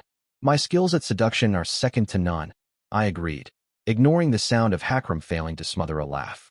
The bespectacled mage stared at his handiwork, waving a hand and muttering under his breath. And 1, 2, 3, he said. In a single heartbeat, the entire field of ice collapsed into a flood of water. It toppled a few enemy soldiers, though actual casualties had been too much to hope for. I said. I expected it to shatter, to be honest. I used ambient water for building blocks, Apprentice explained. The power was for the initial shaping, then to keep it cold. Right? Can't make something out of nothing. I remembered. It's one of the original laws. Sleeping with a practitioner has done wonders for your education, the mage praised. I flipped him the finger. He was going to pay for that comment at some point in the future, but for now there were other priorities. Juniper waved at one of her ensigns, the tagreb putting her lips to a horn and blowing 2 sharp notes. Sappers advance. The sergeants on the other side managed to put a semblance of order into their lines before the entire right flank charged up the sodden grounds. To the left, our reserve cohort was withdrawing uphill in good order, the flood of men-at-arms filling up the space behind them. In some ways, that flank was in the most precarious situation. If the enemy soldiers spilled around them, they might get stuck in the crossfire. Standard, the hellhound called out without turning. Sharpers, full volley. The orc's voice was calm, her eyes sharp. I'd seen the way my legate could get awkward around people the few times she'd joined my minions for drinks, but on the field was utterly an element. A smile tugged at her lips, showing a hint of fong, and I realized she was enjoying herself. Not the killing itself, I thought, but the battle, pitting her mind against the enemies, luring them into the trap she'd set for them. I'd always known that Juniper was a dangerous woman, on an intellectual level, but it had never quite sunk in. She didn't really care. Who? She fought. She just cared about the fight. I'd always thought Nock was the most Orcish of my greenskin officers, but looking at my legate now I knew I'd been wrong. Just because she wasn't using her own sword didn't mean she wasn't in love with war. 400 small balls of clay flew through the air, and the detonation that followed was deafening. It was the first time I'd seen real sharpers deployed in that amount. So that's why they won the conquest. How could even knights have stood up to this? On both sides, the front of the enemy's line disappeared in chunks of metal and gore. I saw the shudder go through the silver spears at the sight of all those men just ceasing to exist, the enemy host recoiling like it was a living thing. On the left flank, our cohort broke formation to get away faster, setting up their shield wall again 2/3 of the way uphill. There was no equivalent on the right, just sappers and crossbowmen scuttling away before they could get forced into an engagement. A howl of rage and anger erupted from the mercenaries at the sight of them fleeing after such a brutal hit.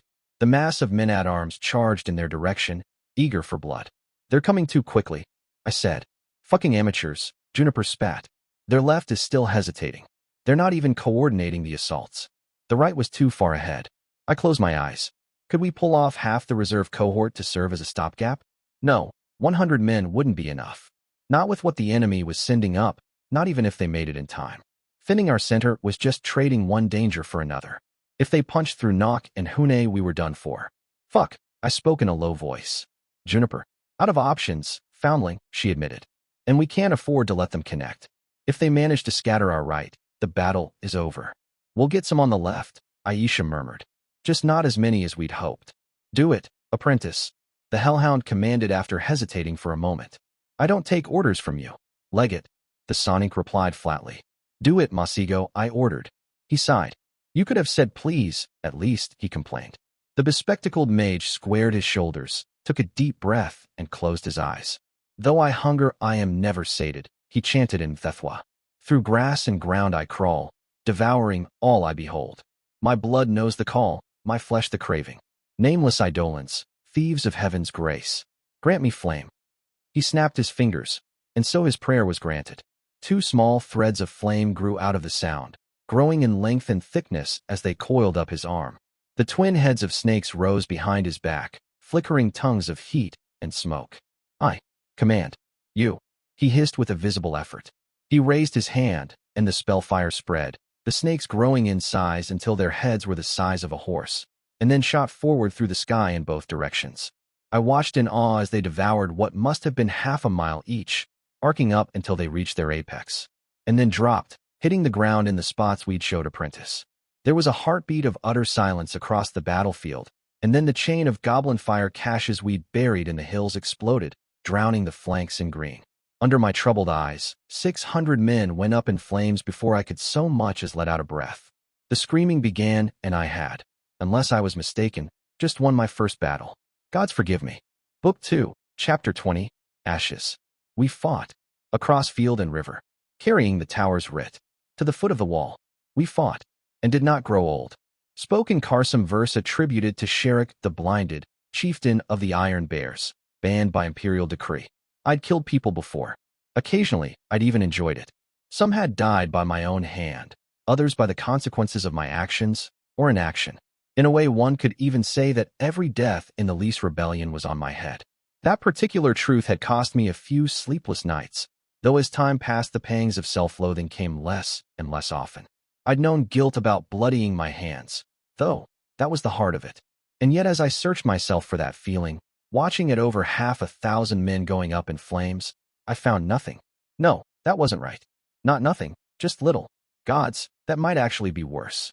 No tears need be shed for the likes of the Silver Spears, I told myself. They were Free City's mercenaries playing hero in a Caloan war while on the take from the First Prince.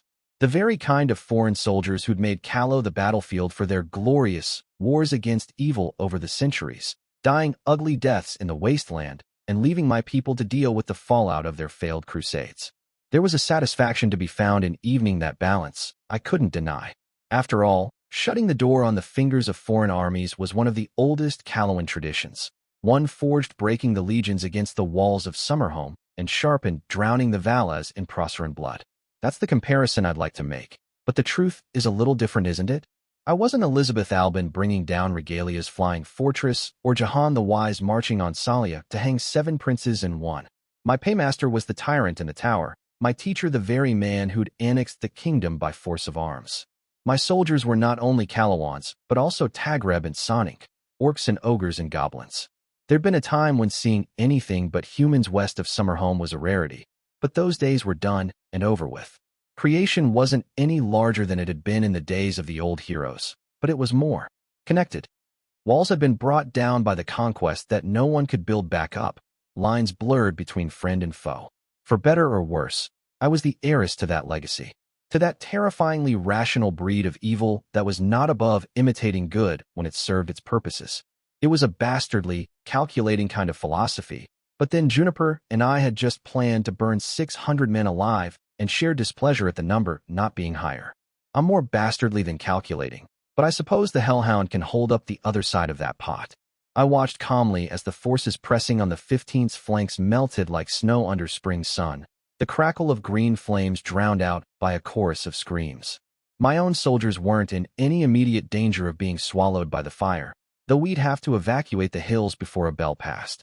Goblin fire could use anything as fuel, but it spread faster across certain types of ground.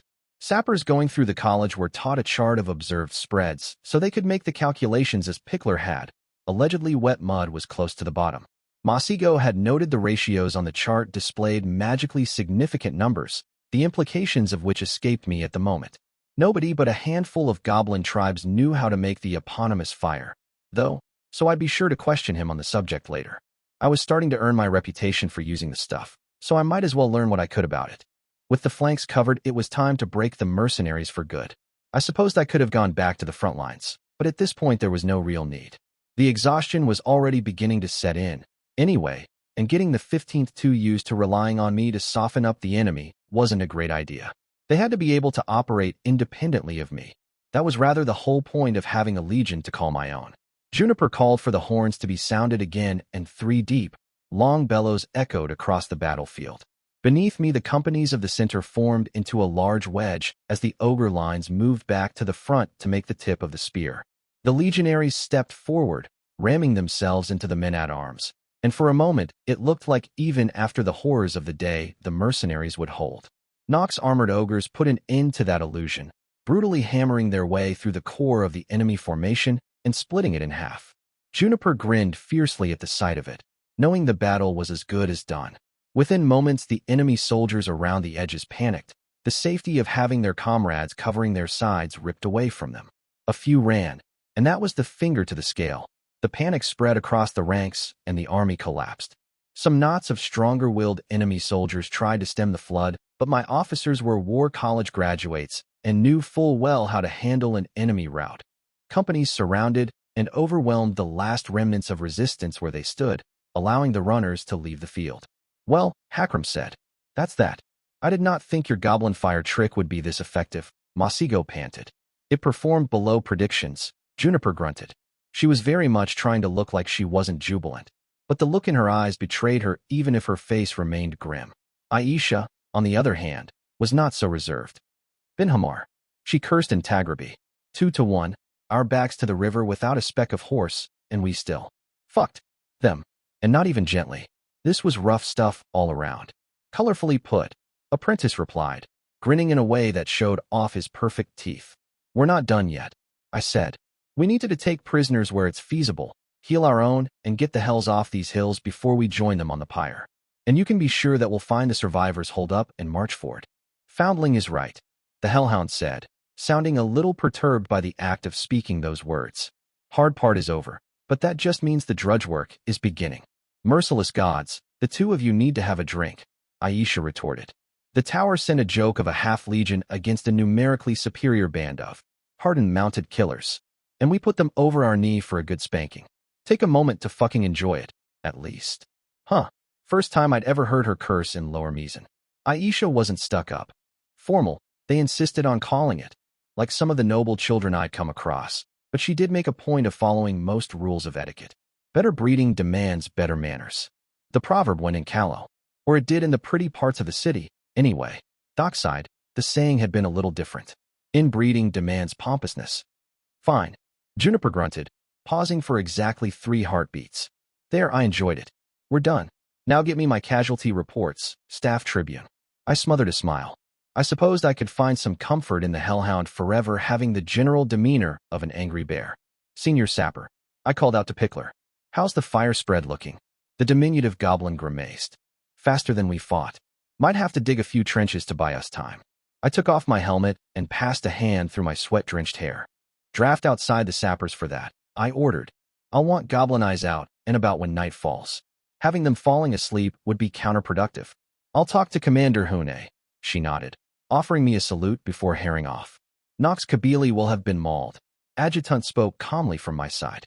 He was already under strength. I winced.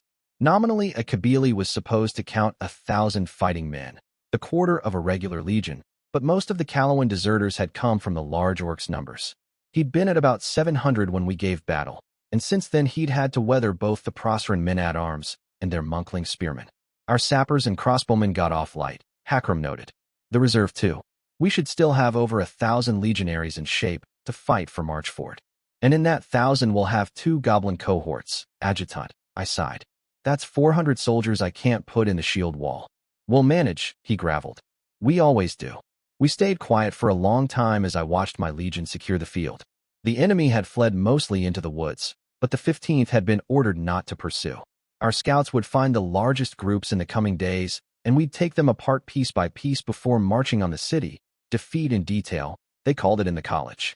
Allowing them to bunch up again would be dangerous, even if we'd decapitated their leadership. Legionaries walked across the grounds in lines, finishing off enemy wounded and occasionally taking officers prisoners. They'd be furthest down the line for healing, but if possible we'd keep them alive. Anything we could learn about the remaining spears might come in useful.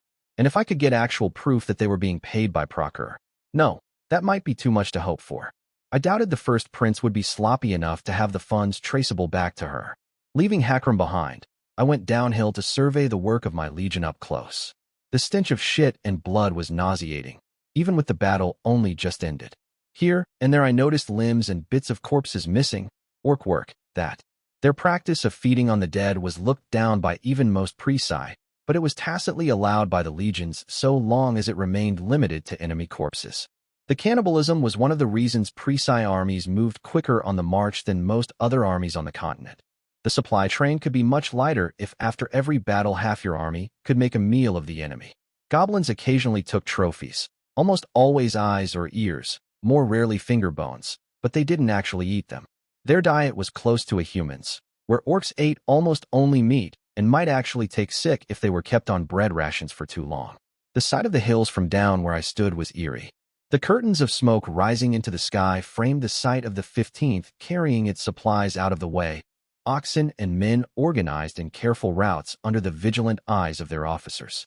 On the field itself the healers were setting up shop in knots, triaging my wounded, and carefully gauging how much power they could expend before being too exhausted to be of any use. Presi medicine was far above the Calawan equivalent, and not just because mages were born in the wasteland much more frequently than they'd been in the kingdom. They'd inherited many old secrets from the Mesans, with their only superiors on Calernia being the Assurance, whose own mage doctors were highly sought after even across the Tyrian Sea. I found my feet taking me to the edge of the battlefield, where the corpse stench was not as strong, and I could stand where the silver spears once had. I wasn't quite sure what I'd come to find down here. Not absolution, of that much I was sure. Regret was the first step on that path, and I didn't regret anything I'd done today. I'd been brutal, but war was a brutal thing. Flinching away from inflicting death to your enemies was to have your own soldiers pay the price for your squeamishness. We might have lost, had I not condemned those 600 men to a painful death, and that was an unacceptable outcome. I'd come too far, compromised too much of who I was to allow the likes of the fucking silver spears to undo all of it. Maybe, I thought, it was just for the first time since I'd taken the knife Black offered me, I actually felt like a villain. Like the monster of the story. And with that came understanding that had eluded me as a child. The villains in the stories always had a trigger, a first spark to set the blaze. They'd been wronged, laughed at. They had a grudge to settle against creation, and they were going to do it by toppling all those righteous kingdoms like a house of cards. They flew the banners of empires they'd crafted out of cold rage and egomania, sent their legions of terror to conquer everything from the sacred forests of the Golden Bloom to the burnt wastelands of the lesser hells. It didn't matter what they took, I was beginning to grasp, so much as the fact that they took it. What did the tyrants care if the heroes freed their monsters or destroyed their ancient magical weapon, if they brought down the Dark Tower on their head or sunk the ancient city they'd raised from the depths? At the end of it all, even if you lost, you'd already won. I finally got it then. You'd won because in 100 years someone was going to look at the ruins of your madness, and their blood was going to run cold. Like a child screaming at the night. You filled the silence so that someone would hear. Maybe I had a touch of that madness in me too, because I looked at the field of corpses in front of me, and I could see a fate written across the mud and the blood and the eerie green fire. The banner of the 15th flew high, a streak of darkness defying the noonday sun, and my legionaries swarmed like ants over the wounded to silence their cries. Maybe I'd been born a little twisted, and that was what Black had seen in me, back in the streets of lore, because there was a feeling welling inside me that was like a laugh bubbling up my throat. I'd won today, won against odds a 17-year-old girl with barely a year of military training had no business beating. And yet here I was alive, more gloriously alive than I'd ever felt in my life. I could see the path ahead of me, the same I'd whispered of to Hakram. Whether they be gods or kings or all the armies in creation, my name bared its fangs in approval. I shivered, wishing I'd thought of putting on my cloak and returned to my legion. 300 dead, Juniper growled. Twice that and wounded. I took a long pull from the water skin, raising an eyebrow at the taste. I snuck a look at Hakram, who tried for innocent but came out looking more like an ugly green cat whose fangs were still full of feathers. Well, if he wanted to add Eric to the stuff, I wouldn't complain. How many of those will make it? I asked. The hellhound glanced at Aisha, who grimaced. Hard to say. Mages have steadied some of our worst cases, but they had to prioritize. If I have to give you my best estimate, I'd say that by tomorrow the casualties will have gone up to around 500. Taking in the cripples, and those who won't be able to fight for a few fortnights, we should have about 1,000 in fighting shape for summer home. Adjutant did not smile, which made his smugness even more obvious. I rolled my eyes, then frowned as a realization came. Shouldn't Killian be here to report on the healers? I asked. Aisha cleared her throat uncomfortably. She's unconscious at the moment. My stomach dropped. She's wounded? Drew too deep, the staff tribune replied with a shake of the head. Apparently, she almost manifested wings this time. I swore under my breath. She's not in any actual danger, is she? It's happened once before, during war games against Morok, Hakram graveled. She was fine after 2 days of rest. I was asking Masigo to take a look at her regardless, I decided. Healing was far from Apprentice's specialty, but he'd forgotten more about that kind of magic than most Legion mages ever learned. From the corner of my eye, I caught sight of Hune and Nock striding in our direction. The orc commander said something, and the large ogre shook with laughter, patting the top of his head fondly with her pan-sized hands. A tribune stepped up to Nock, and after saying something, Hune sped off towards us. Legate Juniper, Lady Squire, she greeted in that surprisingly delicate voice of hers. You've won a great victory today. I corrected. None of this would have been possible if you hadn't held the dash. A blood-curdling scream interrupted me. My eyes swiveled in the direction it had come from just in time to see Nock's open hand impact with his tribune's mouth, sending teeth flying and the man himself sprawling into the mud. Painful convulsions racked the orc's body as his eyes clouded red. Half a dozen legionaries raised their shields and went to form a circle around him, but I waved them away, striding towards the out-of-control officer. Nock, I barked. Snap out of it. There was no trace of the orc I knew on that creature's face. Just bottomless rage, and with a feral howl he lunged at me. The hard way, then, I said. It had been a while since I'd gotten to fight someone without swords being involved, and my officer was larger than any man or woman I'd ever fought in the pit. Still, the principles remained the same, and my grip was a lot stronger than it used to be. I stepped aside and let the momentum of his charge carry him past me, turning to face him as he slid in the mud and roared. The next time he went for my throat, I was ready for him. I steadied my footing and caught his wrist, flipping him over my shoulder and down into the ground. He'd done most of the lifting for me, charging recklessly like that. He clawed at my legs but found no give in the steel. I sat on his back and pressed down his wrist, struggling to keep it under control. Even at this awkward angle, he was ridiculously strong, more than I'd ever seen him be when he wasn't under the red rage. I eventually managed to catch the other hand and forced it down with the first. He struggled while screaming at the top of his lungs, but his feet couldn't reach me, and all he managed was to smother his armor and face in mud. Eventually his movement slowed, then stopped. His breath was even and he hadn't roared in a while, though his chest still convulsed softly. I leaned forward to take a look at him. The orc's eyes were still red, but for a different reason. He was quietly weeping into the mud. During the fight, Hune had stalked back to us, and she carefully picked up the battered tribune before setting him on his feet. I frowned and gestured for him to come closer. He did, after casting a wary look at Nock. What did you tell him? I questioned.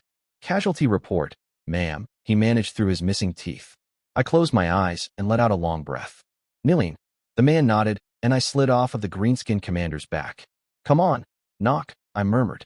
Up we go. With a grunt, I hoisted him back to his feet. The large orc mumbled an apology, tone shamed, but I ignored it. There was nothing shameful about grieving a dead friend, and the two of them had been close as brothers. Go see apprentice, I ordered the tribune. Get yourself healed. I sat knocked down on a mostly dry log, ordered for a pair of legionaries to stay with him, and gestured for Hakram to come to me. Find his corpse, I ordered. He nodded. And then, I looked up to the sky, no longer finding it so promising. The victory had taken a bitter taste, and even bitterer was the knowledge this wasn't the last time I'd lose a friend to the battlefield. Nileen, though, Nileen was the first. There was something special about that, a deeper loss. Maybe it was because he'd been a kind boy, almost too kind to be a soldier. And only a fortnight ago we were sharing a fire and bottle, joking about gravestones. Get the prince and the page, I said. Put the bodies on his pyre. If Nileen's leaving us, then he'll get an exit to be remembered. I paused, eyes turning cold. And Hakram? He turned. Tell Juniper to ready the goblin companies for pursuit in the dark. I spoke through gritted teeth. I am no longer interested in taking prisoners.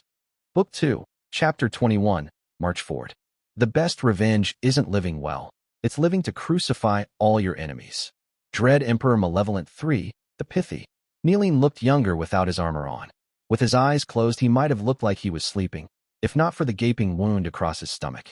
I hadn't had to order him cleaned or his insides put back inside, and for that I'd be grateful to Hakram until the day I died. Orcs took death differently than humans, he told me. They preferred avenging to mourning. One of the many reasons the steppes were such a spinning wheel of blood feuds whenever the Empire wasn't at war. Open displays of emotion were seen as a shameful act dishonoring the dead. Nock's reaction to the death of a boy he'd been close as a brother to was strange by the standards of his people, and Juniper eyed him with silent disdain whenever she thought no one was looking at her. Witnessing that sent a flare of rage through my veins every time, but I'd held my tongue. I could not expect to command a host hailing from 5 different cultures without occasionally encountering ways I found repulsive. Sonic and Tagreb funerary customs were alien to me, influenced by centuries upon centuries of rubbing elbows with necromancers. In praise, men and women could sign away rights to their bodies for gold, selling their dead flesh as materials the corpse raisers would use in their work. An abomination by the standards I'd been raised to. Of all the traditions of the wasteland, none was so despised by good nations as necromancy. The hatred had been kept fresh and callow by the multiple undead plagues unleashed on the kingdom by past warlocks, while in Procure the Lycanese had been warring with the kingdom of the dead since before the foundation of the Principate. Signing away your corpse was against regulations, however, and so Nileen was to burn.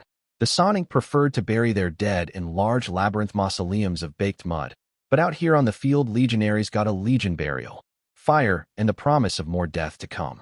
Lumber had been cut from the woods flanking both sides of the road for most pyres, but for this one things had been arranged differently.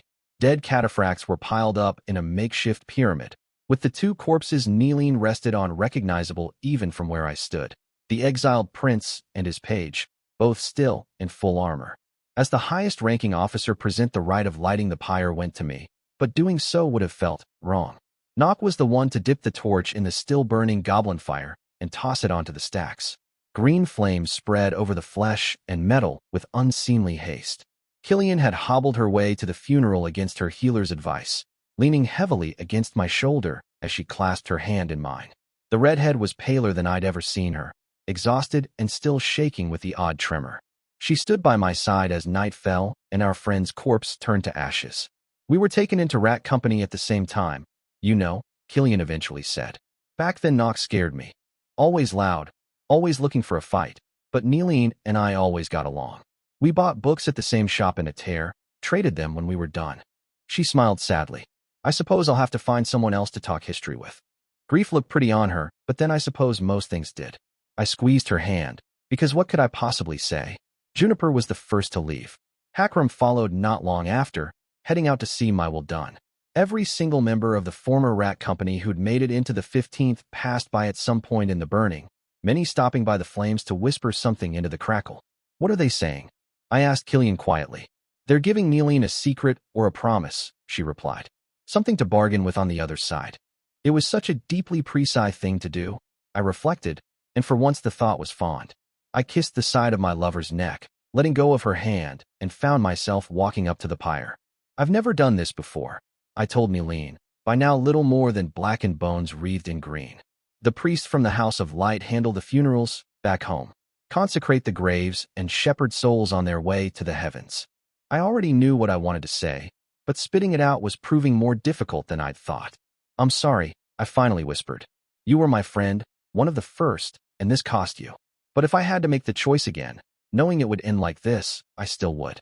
I could say that we'll win, that I'll make your death meaningful. But how will that help you? They're empty words anyway. We both know I would have done all I can to win regardless. I wondered if all the offerings he'd been given had been so bitter, or if it was just my own. Shame was not a feeling I'd felt in a while, not since I'd come to Théatre, but I recognized the sting of it then and there.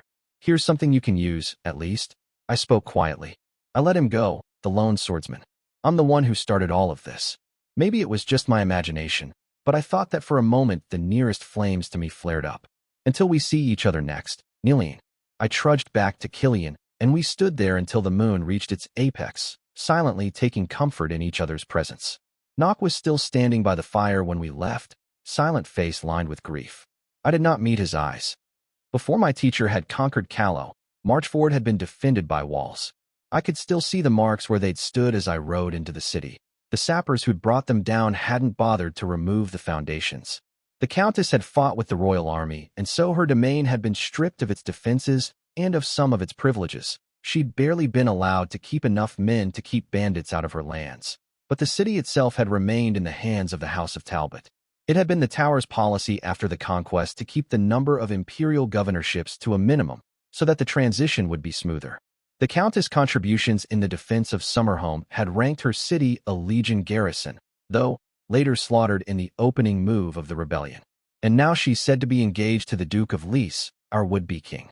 That a fucking exile who'd bailed without ever facing the legions on the field claimed to have a right to the throne of Callow rankled me, especially since he'd lived out the decades since in comfortable exile across the Valais.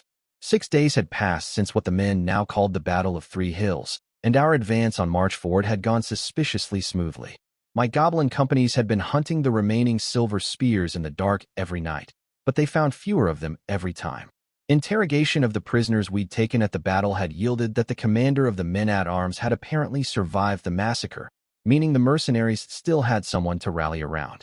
While I doubted the spears would give us battle again, now that they'd lost their main leaders and been given such a sharp lesson by the 15th, I did not want them escaping to join the main rebel army. If they fled back to Mercantis to lick their wounds, I'd make my peace with it. But having to face the bastards on the field in a few months was out of the question. Juniper had predicted they'd retreat to Marchford and choose their way from there. But as I led a company through the deserted streets of the city, it became clear she'd been wrong. There were no soldiers here, and you'd think there were barely any people at all. According to the imperial census, Marchford had a population of 10,000, though many of the residents only lived there temporarily. Many of the inhabitants were miners from the silver mines in the hills, whose families moved with them to the mining sites when a fresh vein was found and only returned to the city when they were out of work. The county itself was rich, and it showed in the way the city had been built. Stone was more common than wood, and the layout of the avenues had been planned, unlike the maze of dead ends and cramped alleys that was Lore. To the south, I could see the wide grounds of Marchford Manor, and even to my namesite, they were deserted. There were still people in the city, but they'd fled at the sight of the 15th and barricaded themselves inside their homes. I lingered at the crossing of an avenue, considering my options. Lady Squire. I glanced at Captain Abaid, the young man in charge of the company escorting me. One of Commander Hune's men, who'd apparently distinguished himself at Three Hills by killing 3 men-at-arms and dragging one of his wounded back behind our lines. He had sharp eyes, and Hakram had remembered his marks at the college being above average, if not exceptional. He looked about as wary as I felt, casting cautious looks at the empty streets. If I wanted to set an ambush for an enemy commander, I'd wait until they were too deep in the city to turn back. Or was I being overly cautious? The locals seemed terrified of us, and there'd been no resistance at all as we advanced. Send a runner back to Legate Juniper, I ordered. We'll be pressing on to the manor without waiting on her. She's to garrison the city and proclaim martial law. Ma'am, he hesitated. That seems ill-advised. We're surrounded by thousands. We're surrounded by scared civilians, Captain, I grunted. Look at them. They don't have the stomach for a fight. I'd wager the Countess took all the men of soldiering age with her when she left for Vale. As you say, Lady Squire, he deferred. A legionary peeled off from the company to carry my message. I noted with a mix of approval and amusement that Abaid tightened the formation as we headed south, positioning the men so that they could form a testudo. In moments. Good. Just because they have a villain with them doesn't mean they're safe. Kalos taught the legions that lesson again and again over the years. The path to the manor was bare of fortifications, and not because of any edict of my teachers. The hills surrounding Marchford were a natural defense that had served the city for centuries, impassable to armies save for a few goat paths the locals kept knowledge of to themselves. Back when Callow was a mess of petty kingdoms, the rulers of Marchford had fought most their battles at the ford the city was named for, only rarely facing siege in their seat of power. As a result, they'd put their wealth into men and swords instead of the kind of walls Summerhome boasted. The paved road brought us to a pretty hillied garden dotted by lovely pavilions, where fountains of white chalkstone gurgled merrily. Granite statues of stone knights guarded the last stretch to the manor gates, still smiles splitting their bearded faces. Lovely place, Captain Abaid spoke drily. Lucky they poured all that silver into the fountains instead of soldiers, or we'd have a fight on our hands. Would that we did, I replied. That'd mean less men with lease. The stables were empty and looked like they'd been for quite some time. For appearance's sake, I left Zombie in one of the stalls, though I could have left him standing in a flower bed for all the difference it made. It wasn't like he was going to wander.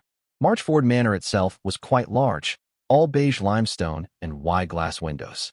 Not colored stuff, though, so unlikely to be imported from Proctor. Wide oaken doors opened without trouble when a pair of my legionaries pushed, revealing a half-dozen people in livery. Finally someone to talk to. The maids I dismissed immediately as irrelevant, but one man with a closely cropped beard wore a steward's uniform.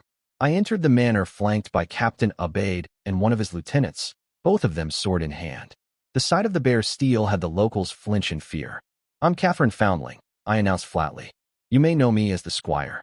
Who's in charge here exactly? The bearded man swallowed loudly but stepped forward and bowed. I'm Fourth Steward Greens, my lady, he replied. Responsible for the manor.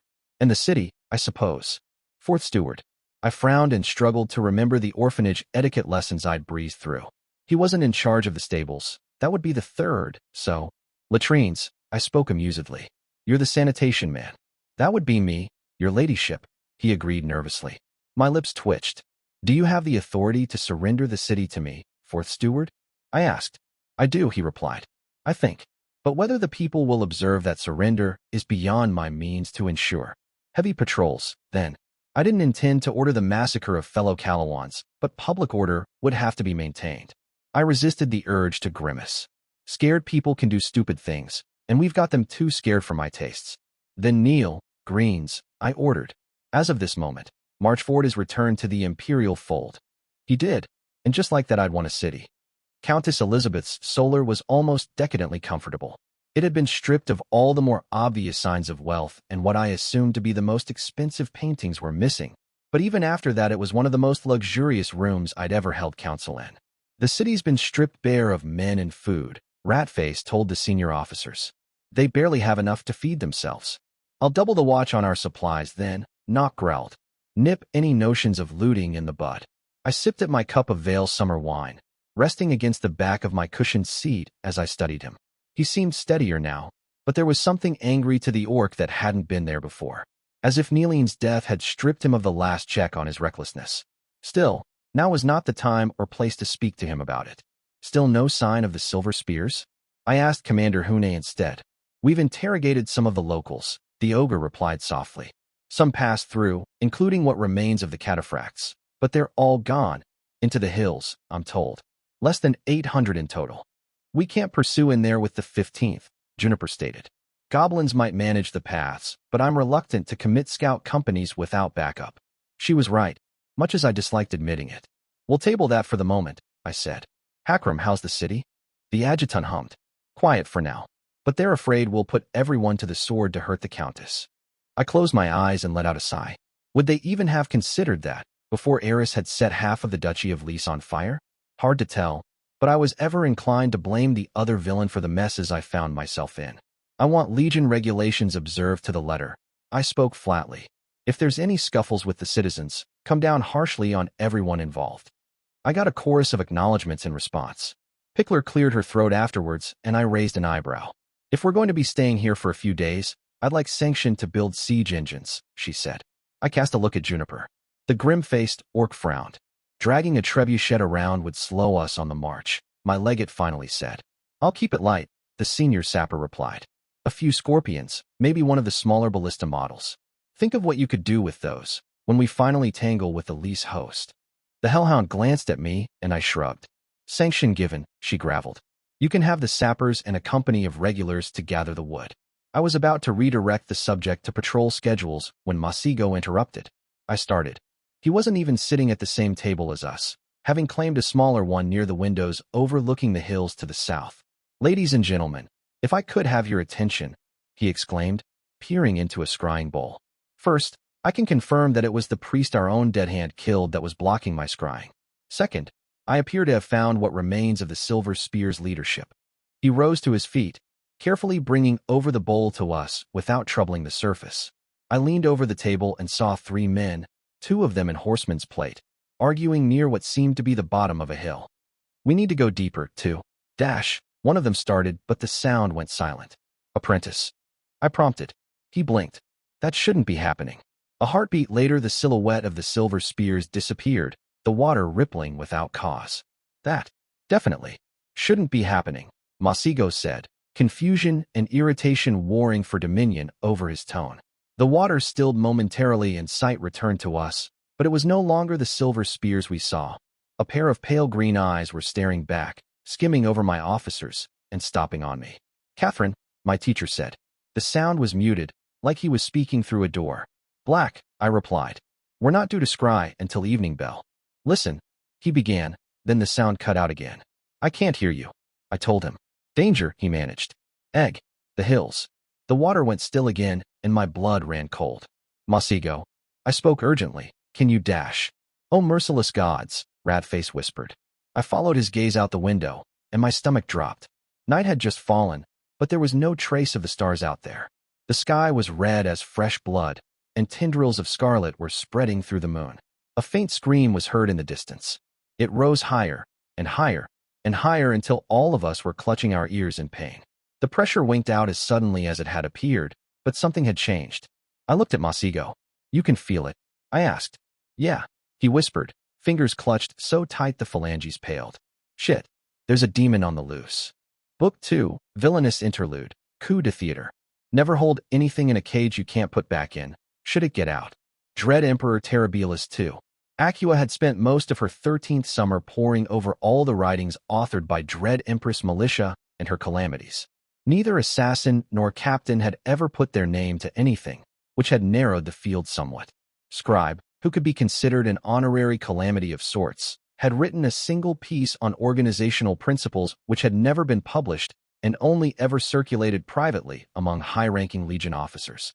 Some of what the woman had jotted down on the subject of redundancy in essential systems was useful, but none of it was groundbreaking.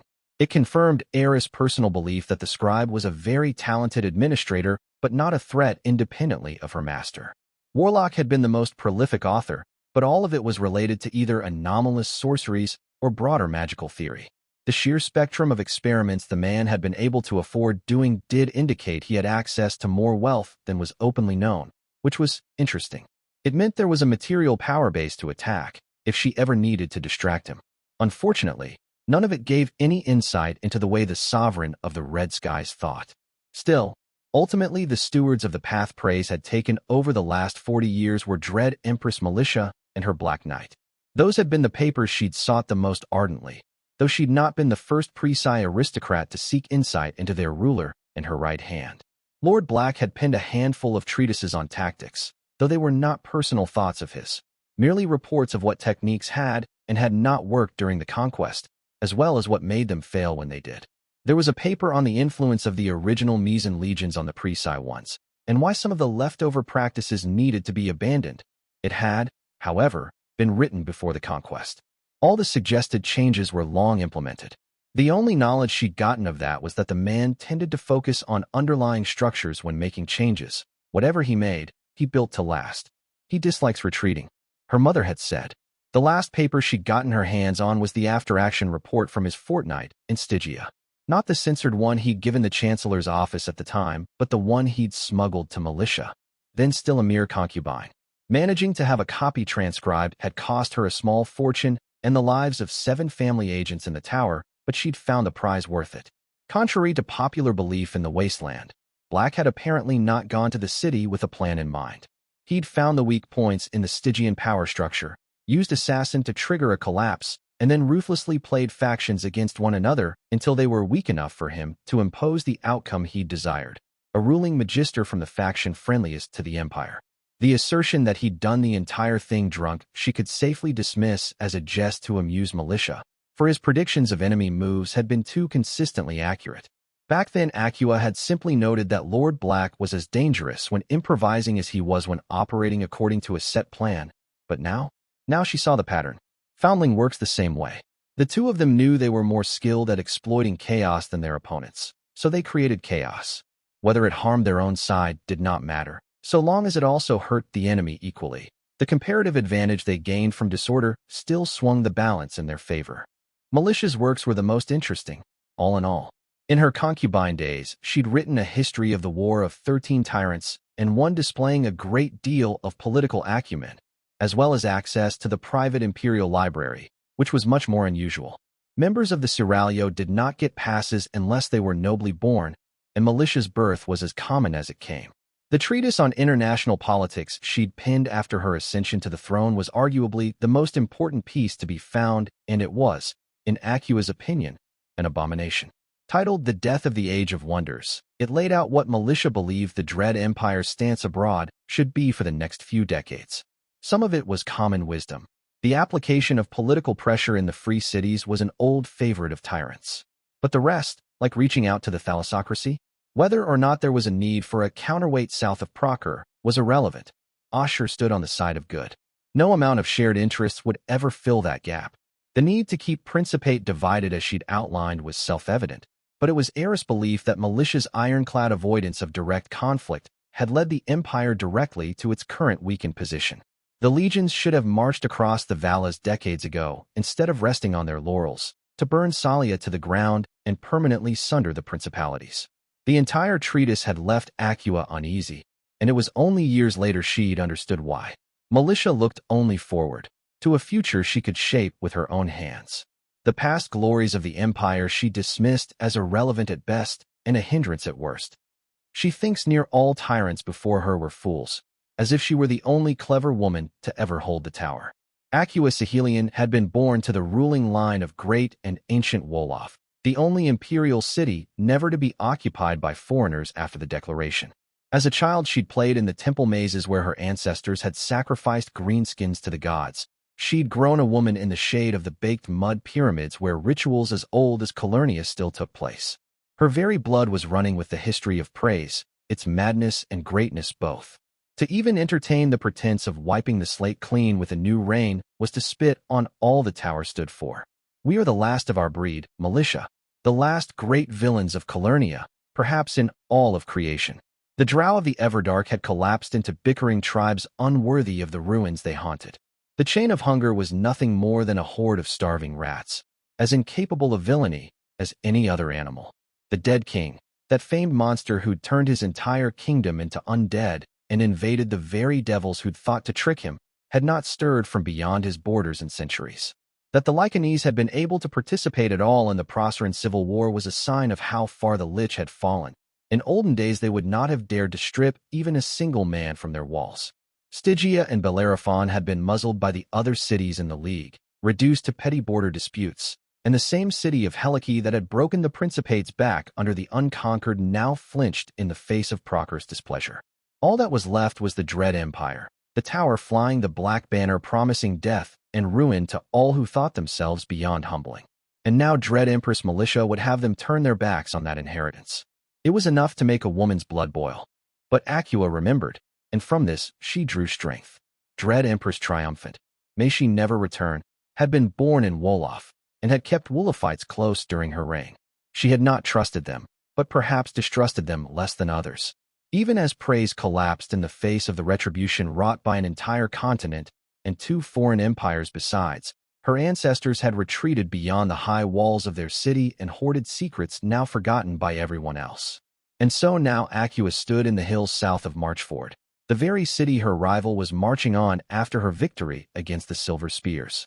Eris had not bothered to bedeck herself in plate, though she owned several sets. That kind of cumbersome protection was hardly needed. The Sonic was a skilled swordswoman, but it was a skill she'd acquired more to prevent a weakness than acquire an asset. She preferred for others to shed the blood for her, and had picked her entourage with that preference in mind.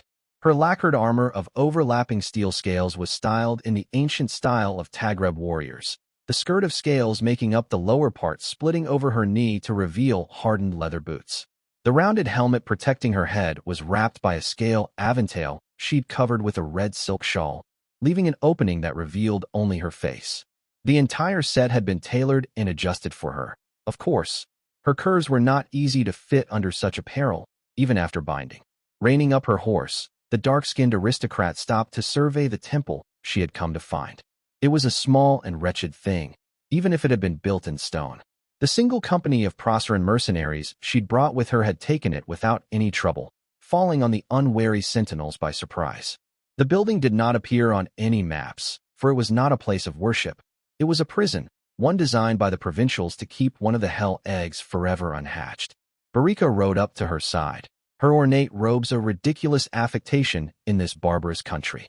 The spells woven into the cloth made it hard as steel should anything strike the other woman, as the spells in Akua's own armor made it resistant to both extreme temperatures and foreign magic. But while such elegance would have been duly appreciated and praised, it was wasted effort out here. Kalawans were a people of mud and shit, fit only for toiling fields save for a few superior breeds like the Diawraith. Of all the members of Eris' inner circle, Barika was the least valuable in and of herself. She was not as powerful a mage as Fadila, not a skilled warrior and leader of men like Ghassan, and not an inherently valuable piece like Chider. She wasn't even particularly clever, though she was by no means stupid. She is my most loyal, though, I will give her that. The two women watched in silence as Commander Chider dragged the priest of the temple and slit open his throat with obvious relish, red gushing all over scarred hands as the undead goblin smiled. Whatever the necromancer did to bring her back, her childhood friend finally said, it left marks. Savagery can be useful, if properly leashed, Akua replied.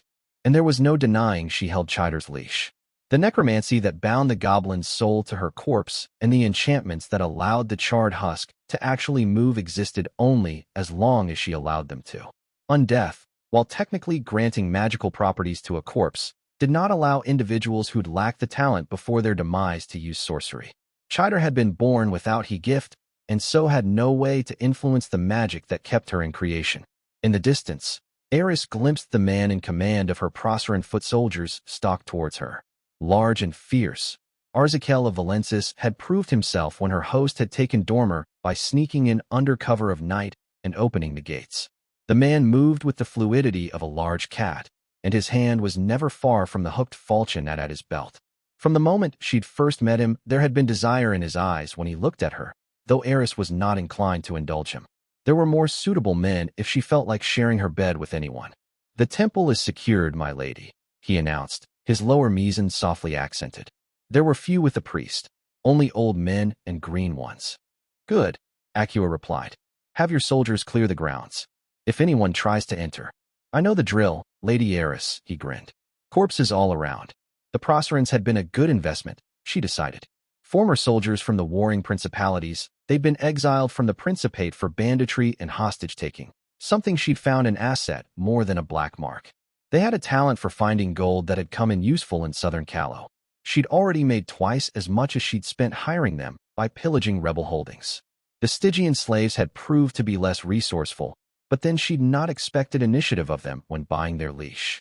Dismounting gracefully, Akua left behind the mercenaries and passed the two columns that marked the entrance to the inner temple. Barika followed cautiously, her unease at the thought of what lay inside all too visible. The structure was short compared to the high-ceilinged houses of light the provincials were so fond of building, hidden away between hills so it could not be seen from a distance. She found the inside to be miserably bare, all naked stone with only dirty beddings to decorate. The living conditions of dead men did not interest her, though. What she'd come for was in the center of the room, surrounded by markings of powdered chalk.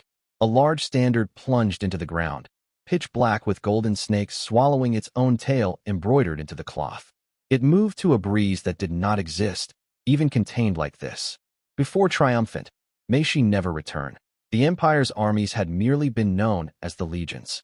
The terror in the name had been earned by artifacts like this one, the vanguard of armies that had subjugated all of Calernia for the first and only time in its history. A hell egg, Barika said, catching up to her. Gods, I never thought I'd see one. There are none in the wasteland. She let all the demons she'd bound in praise loose when the army of heroes assaulted the tower.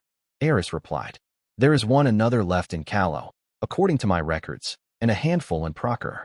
What the greatest of the tyrants had wrought was not easily undone. If it were the Sky Breaker and his wife would not still be bound at the summit of Cloudreach Peak, one cursed with endless hunger and the other with endless healing. It was said that the howls of anguish coming from them both still troubled the sleep of all who dwelled in the Titanomancy, a reminder to the giants that defying praise was never without cost. You'd think that a hero would have broken the bindings and killed the thing. After all these years, Barika said, they're not limited the way villains are. Demons were born of evil, and so evil could not destroy them, or so went the theory.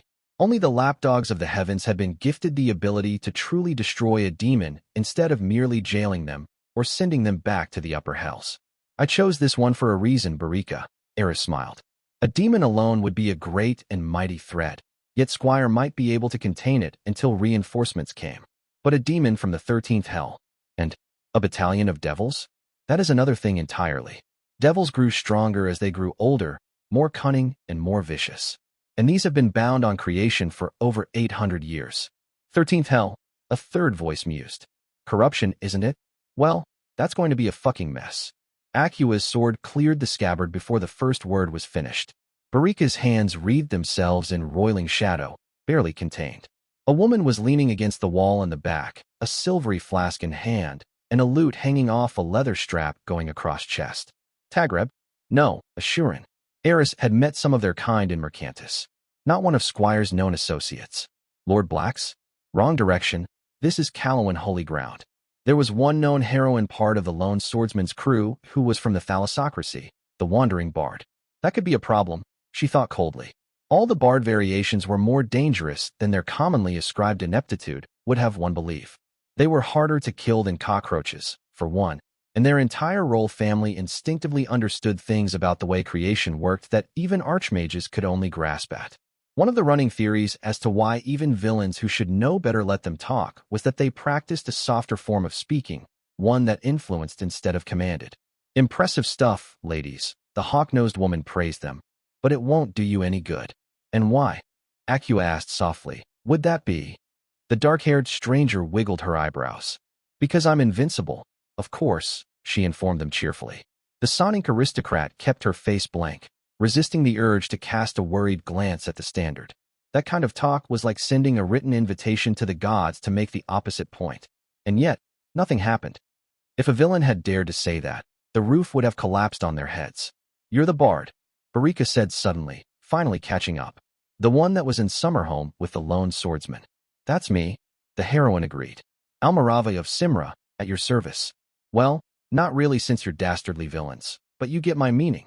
I commend you on passing Arzakel's picket, Eris said, ignoring the digression, but you seem to have squandered the element of surprise. The woman chuckled and wiped her mouth on her sleeve after taking a long pull from her flask. Acua sneered at the lack of manners. Didn't walk here, sweetling. I try not to think about how that works too much. But you know us bards, Almirava smiled. We wander into all sorts of places. And you mean to stop us? Barika snorted. You overestimate the strength of your name, Singer. Wow, the heroine huffed. Rude. What is it with villains and getting personal? I'm not even here to get in your way. You finally decided to get plot relevant, so I'm having a look, is all. You would stand aside and let us free a demon on Callowan's soil? Acua asked skeptically. Pretty much, Almirava shrugged. I mean, it's a shit plan, so why would I stop you? I'm a little surprised, though, I'll admit. Foundling thinks with her fists, and Willie thinks 3 days after the battle's over. So by default you're supposed to be the mastermind of this story. But, clearly, there's no way letting loose a personification of the concept of corruption could ever backfire, right? What you Westerners know of demons could not even fill a thimble, Acua replied flatly, then immediately clamped down on her temper.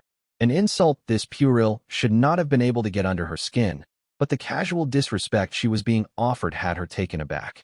Even foundling, irreverent gutter snipe that she was, had learned to watch her mouth around her. The bard raised a hand in appeasement as she polished off another part of her flask. Eris frowned. How much alcohol could there possibly be in a receptacle that large? Had the flask been made bottomless? That would be absurd. A working that rare and powerful would cost a fortune, even in praise. No need to get all offended, the heroine said. I'm just wondering what your deal is. Like, what is it you do? Being rich and pretty isn't actually a magical power, sweetheart. It seems your own deal is being a drunken twit. Eris smiled pleasantly. Oh, Almirava purred. You're one of those. Old-school pre-sci villain, with a closet full of self-importance and megalomania. At least that finally explains why your schemes are so terrible. These were more familiar grounds. This was close enough to court intrigue. Acua could glimpse her opponent's intent, and the attempt being made was feeble. This would be the part where I lose my temper and reveal all my plans to you, I imagine, Eris noted calmly. The bard grinned. Can't blame a girl for trying. But I was actually referring to your little operation in the south. You mean our victories? In the south, Barika corrected sneeringly. You know what's not going to be a great victory? Almirava said. Allowing 2,000 slaves to come into contact with a hero. In private, Willie's got all the charm of kettle of fish, I'll grant you, but out in the field? You don't need to be a bard to predict how that's going to go. Slavery is illegal under Tower law, Acua replied. They are all free men. The heroine rolled her eyes. I'm sure they volunteered to fight a war on foreign soil, because you asked nicely. Well, you girls have fun with your hilariously ill-advised plan. The battle's about to start, so I'm needed elsewhere. The shadows still wreathing Barika's hands formed into long whips, and she stepped forward. I think not, the mage said.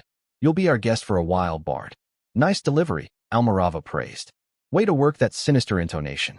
But I see you your creepy shadow tentacles, and raise you. The sands of deception.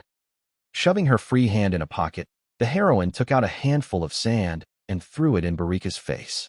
The mage coughed and lashed out blindly with the shadows while Eris carefully stepped out of the way, unsure what the effect of the artifact would be. When she went to flank the bard, though, she found the irritating wretch was gone. Outside my line of sight for the blink of an eye, and she disappears. That is a very, very dangerous ability. There had to be limitations. Names were never this generous without taking a toll of some sort, or adding restrictive clauses to how the power could be used. Barika allowed the shadows to lapse when she realized they were now alone in the temple, picking the grains out of her robes. This is just regular sand, the mage noted, confounded. Wait, is that the deception? Acua had never more keenly understood the age-old pre-sci tradition of summarily executing one's subordinates. She let out a slow breath and mastered herself. This entire interlude had been somewhat frustrating, but ultimately it changed nothing. She's right, though, isn't she? Barika spoke hesitantly after a moment. Why did you leave the Stygians with Ghassan if you knew they'd have to fight the lone swordsman? Eris walked up to the standard, idly smudging the protective powdered chalk patterns the priests had been making for centuries with her foot. That should weaken the pattern enough that the demon would break out within the next 2 days. Already she could feel a presence inside the artifact stirring awake, tasting the damaged holding spells. It would not do to linger here. For the same reason we play Shatranj, you and I, Acua finally replied. Eris had never enjoyed the game. It was horridly simple, 2 sides with equal capabilities taking each other's pieces in a slaughter without elegance. And yet she was known for playing it, because she had willed it so. As a youth her mother had introduced to Baduk, a game from the kingdom beyond the lands of the Yen-Ti, and this one she'd actually come to enjoy a great deal. Baduk was not about a limited handful of sequences, it was about positioning. The word meant encircling game, and Acua had not played it once since she'd come into her name. For the same reason you don't know I'm a better mage than you are, Barika. So long as everyone else thought they knew what game she was playing, they predicted her moves accordingly and thought they understood her designs. Her enemies had yet to grasp the most salient of all truths. In games as in all things, the only move that mattered was the last. She'd been setting up hers from the moment she'd first laid eyes on the squire. Book 2, Heroic Interlude, Attaque. Fair. Those who clap others in irons always end up choking on them. Eleanor Fairfax, founder of the Fairfax dynasty. The Baroness Dormer was strikingly beautiful, hair like spun silver. Men said, and even in her late 30s the sight of her smiling was enough to make his breath catch in his throat.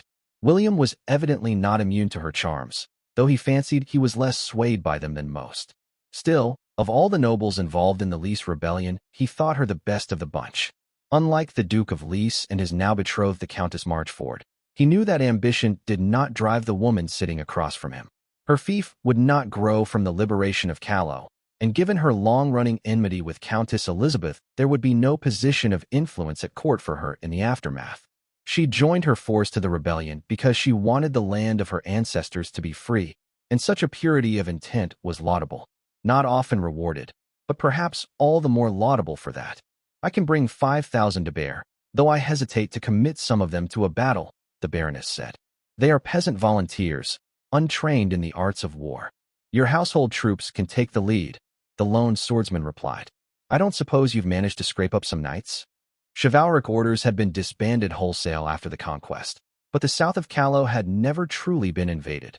After the fall of Loire and the submission of the Dear Wraith, the flight into exile of the Duke of Lys had been enough to tip the balance towards surrender.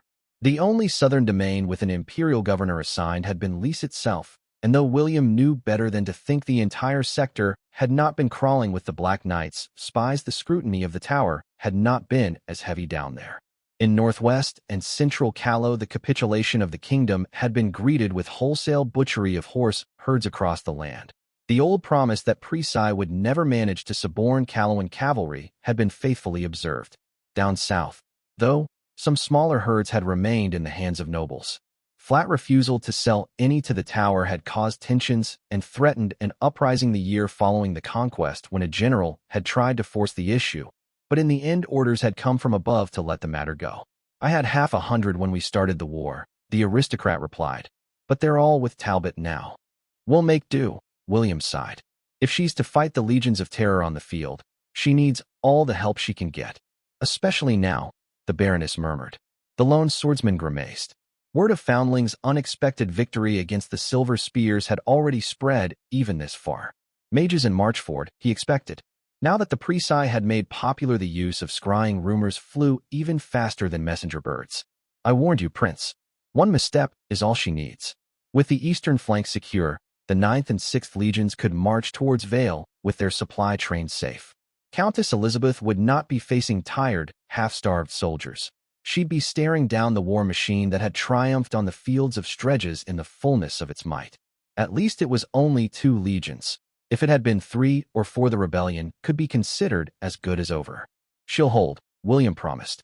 As soon as we've dealt with the heiress, host will move to reinforce her. I am glad you heeded my call, the silver-haired beauty admitted. Fighting a Stygian phalanx would have been bad enough on its own, but with a name to lead them? I dared not force a battle with the forces at my disposal. You were right to wait, the lone swordsman said. I've never been to Stygia, but the bard assures me the tales are true. On even ground, they are one of the finest in the land. The formation the slave soldiers took in battle was a slow and cumbersome thing, but it had shredded hosts from Procure and the other free cities both. The Stygians did not retreat or hesitate, for the leather cord around their neck could choke them in an instant should the person owning them wish it. So much for the Prologue being above slavery, the Baroness scoffed. I used to consider it their one redeeming feature. The heiress is from the old breed of Eastern villainy, William acknowledged. They tend to break even their own rules when it gains them advantage. Keep priests close. I would not put it above her to summon devils if things go sour. The House of Light did not officially take sides in mortal conflicts, though it occasionally did produce a clerical named who carried the banner of the heavens into battle. Mundane priests who felt the calling to combat evil could join religious martial orders, but those were not part of the house proper, merely affiliated with it. Hence why the Empire had slaughtered every last paladin from the Order of the White Hand, but allowed the many churches and cathedrals in Calais to continue existing after the annexation. Most priests did, however, take a very dim view of bringing devils and demons into creation. Those they would fight regardless of who did the summoning. I'll make sure to have them on hand, the aristocrat replied. Luck in battle, Lord Swordsman. William smiled thinly. That'd be a first. The tent they'd prepared for him had a cot and a table, the latter of which he would never use. The dark-haired man was no general, and he knew as much. The strategizing was better left to individuals with a talent for it. The one time he'd thought he had a plan, he'd gotten almost all of the people he'd brought with him killed, including another hero, and the only observer the Duchess of Daoin had bothered to send. Taking off his coat, the swordsman threw it on the cot. He'd been about to sit down and remove his boots when he paused, smoothly unsheathing his sword, and bringing the edge to rest against the throat of the other named in the tent. One of these days, Thief said, you'll tell me how you do that. Unlikely, William replied. Forcing the penitent's blade back into its scabbard was an effort. It disliked returning without having drawn blood, even if no one worthy of being bled was around. I wasn't sure you'd come back, he admitted a moment later. I wasn't sure I would, the short-haired girl shrugged. But here I am. With a tired sigh, William sat down on his cot as she perched herself on his table. I'm sure you've noticed the hosts surrounding us, he began. We'll be marching on the Presi army camped by Lake Hengist tomorrow. They're not camped by the lake anymore, the thief informed him. I paid them a little visit while considering my options. They're half a day's march away from you now, though they've stopped for the night. He did not insult her by asking if she was sure of this. It would be the same as if someone asked him if he was certain his guard stance was correct. Eris knows we're after her, then, he grunted in dissatisfaction. It had been too much to hope for that she wouldn't see them coming. Still, he was confident in his chances against this particular villain. Unlike Squire and Summerhome, she wasn't fate-bound to survive the encounter with him. Eris isn't with the army anymore, the pale-skinned heroine corrected him. She took the commander of her Proceran mercenaries with her and went into the hills. The man in charge is some wastelander lordling called Gassan. The swordsman honestly wasn't sure whether to be pleased by the news or not. Lack of a name meant their victory was all but certain, but what in the burning heavens was the villain doing in the hills? An army couldn't pass through them. That much was common knowledge in Callow. Where's Bard, anyhow? Thief asked. William snorted. You know Almirava? She comes and goes as she wills. For all I know, she's passed out drunk in some ditch, and she'll catch up tomorrow. Thief, she'd never revealed her true name to them, shook her head. William, you should know better by now. She drinks like a fish, but when have you ever seen her drunk? The swordsman raised an eyebrow. Every day since she first crashed through the window over the room where I'd assembled the rest of you. Apparently Almirava had meant to sit on the windowsill to look mysterious and all-knowing, but slipped on rain-slick stone and fallen through the glass. The sultry pose she'd tried to affect afterwards had been largely negated by the fact that her face was bleeding heavily. The thing about being a thief, the heroine said, is that you have to learn to read people. Catch when they're tired enough to dismiss footsteps on a rooftop. Guess when they're so impatient they'll send a replacement servant through instead of checking the story. She drummed her fingers against the table, crossing one leg over the other. She plays it up well, the clumsiness and the slurring, but no matter how much hard liquor she puts away, she's never been more than tipsy. You think she's deceiving us, William frowned. I think she's playing it up for her audience, Thief replied. Isn't that what bards do? She's a heroine, the swordsman eventually said. That much can't be faked. Why would she bother to trick us when she's on our side? The other Callowan passed a hand through her short hair, ruffling the tomboy cut as an uncomfortable look settled on her face. When we left for Summerhome, there were 5 heroes in our band, the heroine said. And we all knew going in that one of us would die to the warlock. Monsters like that don't go easy. It couldn't be you, because you have a mirror on the other side. Hunter was meant to be your right hand, ill-suited as he was to the role. You needed me to get into the city and to get out afterwards. That left Almirava and Simeon, William finished. Your point. Both of them are bumblers, Thief spoke quietly. There was a redundancy. But how much of an impression did Conjurer make, compared to the bard? He barely talked while she was always in the background, larger than life, drinking and badly strumming her lute. The swordsman breathed in sharply. What you're suggesting borders on murder. All she did was cover her bases, she replied. I can respect that, I really can. But I can't trust it. Almirava has always given me good counsel, William said hesitantly. She's given you advice that keeps her story moving along, Thief retorted. And I don't know about you, but I'm not looking for a starring role in a tragedy. The dark-haired hero chuckled mirthlessly. You might have joined the wrong cause then. Oh, fuck this. She snapped, falling to her feet. I've had enough of the tormented warrior Tureen. I don't care how fucking tragic your backstory is. This isn't about you. You want to know why I came back? Because even if you screwed up spectacularly in Summerhome, you're still the only option we've got. I've stolen some outrageous stuff in my time, but an entire kingdom? The Empire makes my name a mockery every day, and it's not going away on its own. So put on your big boy pants and get your shit together, William.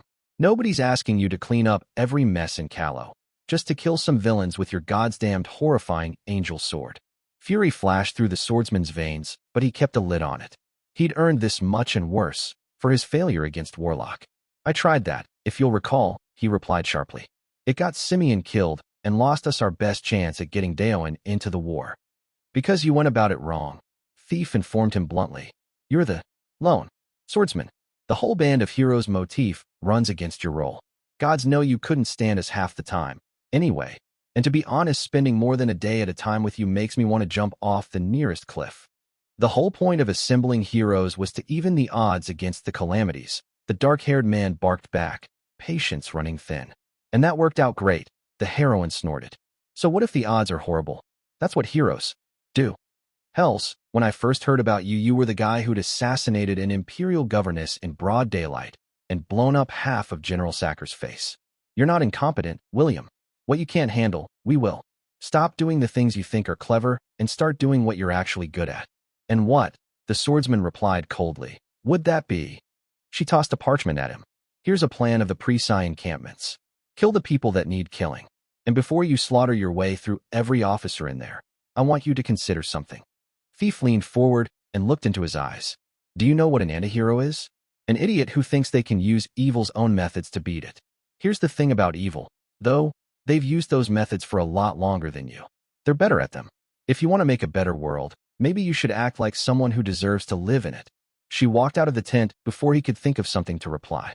It took him a quarter bell to realize that at some point during the conversation, she'd stolen his purse. The moon was almost full. The white enameled armor he'd taken to wearing after the hanging was back in his tent, traded in for his old chainmail and leather coat. It was comfortable, like he'd shed a skin that didn't quite fit for one that did.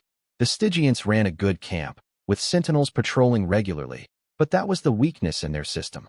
Fixed intervals made it easy to infiltrate the place, once he knew the pattern. It wouldn't do for the slaves to show initiative, would it? He thought with disgust.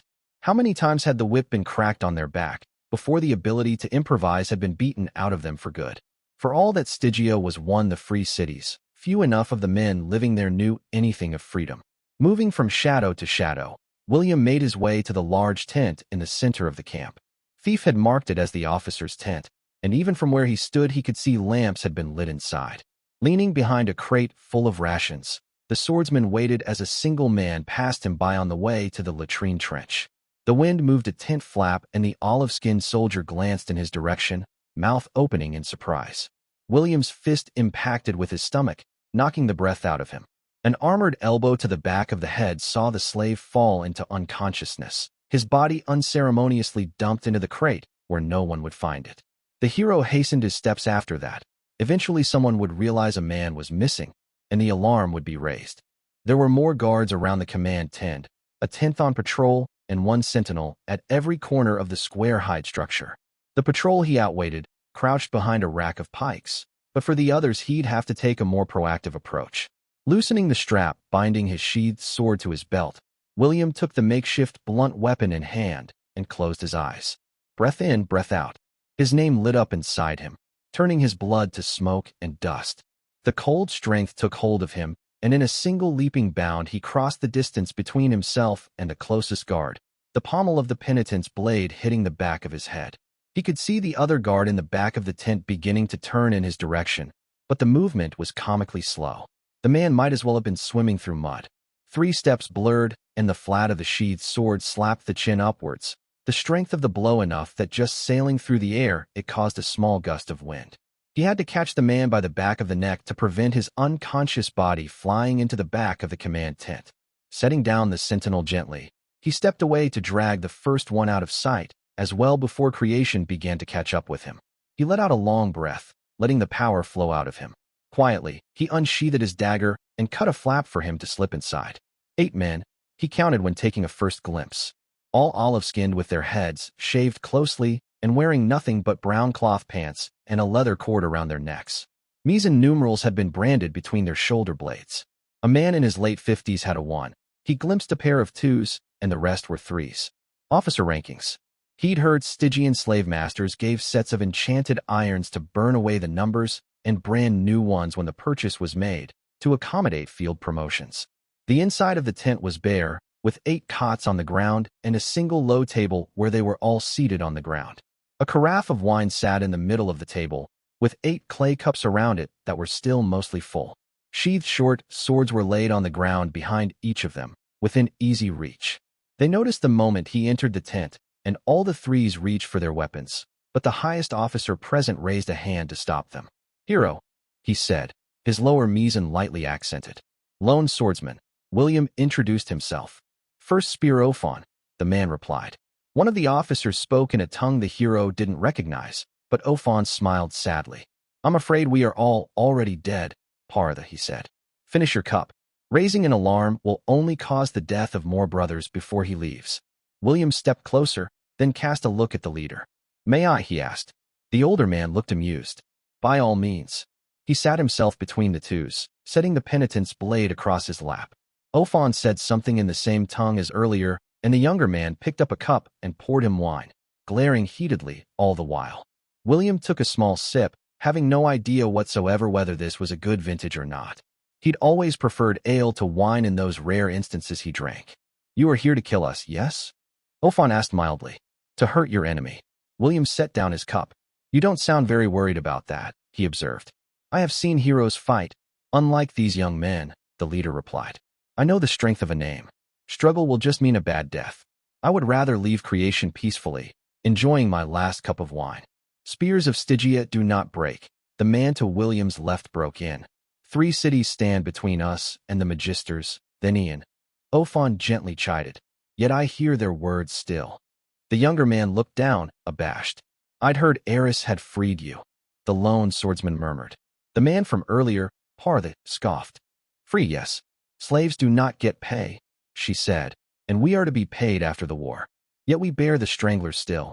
He spat, tapping the leather cord around his neck. "A strange thing, this precise freedom. Gifts from the wasteland are always poisoned," William said. "My people have learned that the hard way. Yet it is not the heiress who has come from our lives," then he barked. "No matter the side, it is always the brothers who pay the corpse price. My people have learned this the hard way." The lone swordsman brought the cup to his lips again. If he decided so, he could have every man in this tent dead before the cup hit the table. Swing. His third aspect. Not even Squire had been able to match his hits when he tapped into it, whether in swiftness or strength. The hero calmly put down his cup, rose to his feet, and let his name flood his frame. The power spread through the air, thick and lingering.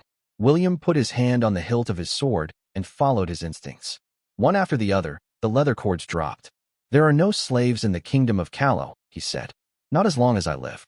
Most of them groped blindly for the collar they had been branded with since birth, faces alight with wonder at the reality that they could no longer die to whim of anyone owning their command rod. Not Ophon, though. Ophon finished his cup of wine with guarded eyes. "And what, I wonder, is the price of this freedom?" he asked quietly. The light winked out of the other's eyes, and it made William want to flinch. Because he knew, here and now, that he could convince them to fight for him. He could feel the pivot forming, the weighted decision that would set the course of fate. And the rebellion needed the troops so very badly, didn't it? They would still be free and fighting for a just cause. Would I not have been tempted if I were a better man? Maybe, but he'd just seen the joy and seen it disappear. Even now the faces shuddered at the prospect of trading one master for yet another. "If you want to make a better world," Thief had said, "maybe you should act like someone who deserves to live in it." "Nothing," he replied, and the words tasted like ashes in his mouth. "Once, years ago, my sister told me that freedom is the God's-given right of everyone who was ever born. Would that I had listened to her sooner." He settled the sword back at his hip. "I'll need one of you to escort me as I go around the camp breaking the cords," he said. "I can draw you a map if you need one, but south of Dormer along the river you should be able to find passage to Mercantis. There will be a battle with the Proceran mercenaries tomorrow, so I'd recommend swinging around north to be careful." Ophon poured himself a second cup. A long moment of silence passed, as all the others watched him carefully. "Above the gates of Stygia there is a statue of a Magister," he finally spoke. "He is a tall, proud man, this Magister. On his shoulders are 2 cranes, named Redress and Retribution. They are the patron spirits of the city, said to speak in the dreams of those deemed worthy." The soldier peered into his cup. "Never has a slave been graced with such favor, but all men of Stygia live with that hope. Even those who are not men at all, by the laws of the city." Ophon smiled. "I am an old man, hero," he said. "I find I no longer have the patience to wait for the cranes. I would seek redress, of this girl who bought me. I would seek retribution, for the lie of false freedom." First spear dash, one of the threes began. You are still young, Mamer, he interrupted gently. Do not be so eager to follow. You still have a life ahead of you. Spears of Stygia do not break. The two who'd remained silent until now rasped out. Oaths were given. I would seek the cranes with my brother Ophon. Retribution, Thinian agreed softly, hands closing around his sword. Redress, Partha growled, and it had the weight of a promise. William smiled, and for the first time in years it was genuine. Book 2, Chapter 22, Rescue. Prayer and a sword gets better results than prayer alone. King Jahan the Wise. The words had barely left Masego's mouth that my officers exploded into chatter, the panic-tinged voices struggling against one another. Two exceptions stood apart. Hakram rose to calmly pour himself a cup of wine. He tossed back instantly, then frowned and poured himself a second. After a heartbeat, he grabbed another cup, filled it, and handed the wine to the other exception, Juniper, who took it without looking. She wasn't paying attention to the mess of voices, instead eyeing a bare-bones map of Marchford County. It wasn't imperial work, so it wasn't as precise as the fare we'd both becomes used to. I allowed the babble to go on a moment longer, then slammed my palm against the table. It made a sound like a sharper exploding, and in the wake of it silence fell. A moment later a crack spread across a whitewood table that looked like it was at least 100 years old, but I valiantly managed to ignore the fact I'd just messed up an heirloom worth twice my yearly salary. Now that I have your attention, I spoke calmly. You're the ranking officers in the 15th, fucking act like it. I met their eyes calmly until the message had sunken in, then continued. Good. Masego, can you narrow down where the demon is? Wait, scratch that, can you tell me? What? It is. Apprentice grimaced. Hell egg. There's a hell egg in the hills. That's what Lord Black was trying to say, he said after a moment, my teacher's title sounding almost sardonic in his mouth. He was more used to calling him Uncle Amadeus, much as I found the idea of Black being anyone's uncle utterly horrifying. Pretend I don't know what that is, I sighed. Dread Empress, triumphant dash. May she never return. Everyone but him, and I muttered, pressing a knuckle to their forehead. That's going to get old fast, I noted. That one Empress. Apprentice spoke peevishly. Used demons and devils when she conquered Calernia. Most demons were bound to the standards of her legions, though she kept several on hand for her personal use. By the time she died and collapsed the tower on top of the heroes that came for her, there were only a handful of standards left. He paused, gratefully taking a cup of wine I hadn't seen Hakram pour for him. I suppose we could all use a liquid courage right now. Black assigned Father to find those in our newly acquired territory after the conquest. He continued, already forgetting the lordly courtesy he'd tacked on earlier. There's one near Harrow he built additional wards over. He suspected there was one in the hills around Marchford, but he could never be sure. There was some kind of priestly ward protecting it, and imperial policy is to leave those alone unless they're a direct threat. I cleared my throat. The history lesson is nice, and the Harrow location is as of now under seal by my authority as the squire, but that doesn't tell us what kind of demon it is. Is it a madness one, like the one she dropped on Lore? 9 inhabitants out of 10 had died in the wake of that particular abomination of a war tactic, including the entire Alban royal line. He shook his head. It has to be absence or corruption, he replied. All the others are accounted for. I'm inclined towards corruption, considering we remember why we need to have this conversation at all. A shiver went up my spine at that. I was unashamed to admit. Every Calawan was raised on stories about what demons could do when let loose, and both of those kinds had famous legends to their names. An absence demon was widely believed to be the reason the entire Yin-Ti Empire had no mention of it anywhere during 2 centuries, and then had suddenly reappeared in the histories. People hadn't even noticed it was gone, or even that anything had been missing at all. As for corruption, there were tales of an elven forest kingdom on the other side of the Tyrian Sea, where a stranger had once laid a single finger on the jewel that was the heart of the woods. Within a fortnight, the entire kingdom had been turned into ravening beasts that fed on blood and bones, killing thousands before they were mercifully put down by heroes. That was perhaps the most terrifying thing about demons. Most of what they did could not be undone. It scarred creation permanently. We'll operate under the assumption of corruption for now, I said. Any objections? Shaken heads all around. Lord Apprentice, Commander Hune spoke softly. Do you have any idea who could have set this demon loose? Did the silver spears disturb wards in their flight south? Oh, weeping heavens. The mercenaries were in the hills, where the fucking embodiment of corruption was. That wasn't going to end well for anyone involved. has been the target of sabotage on her part several times before.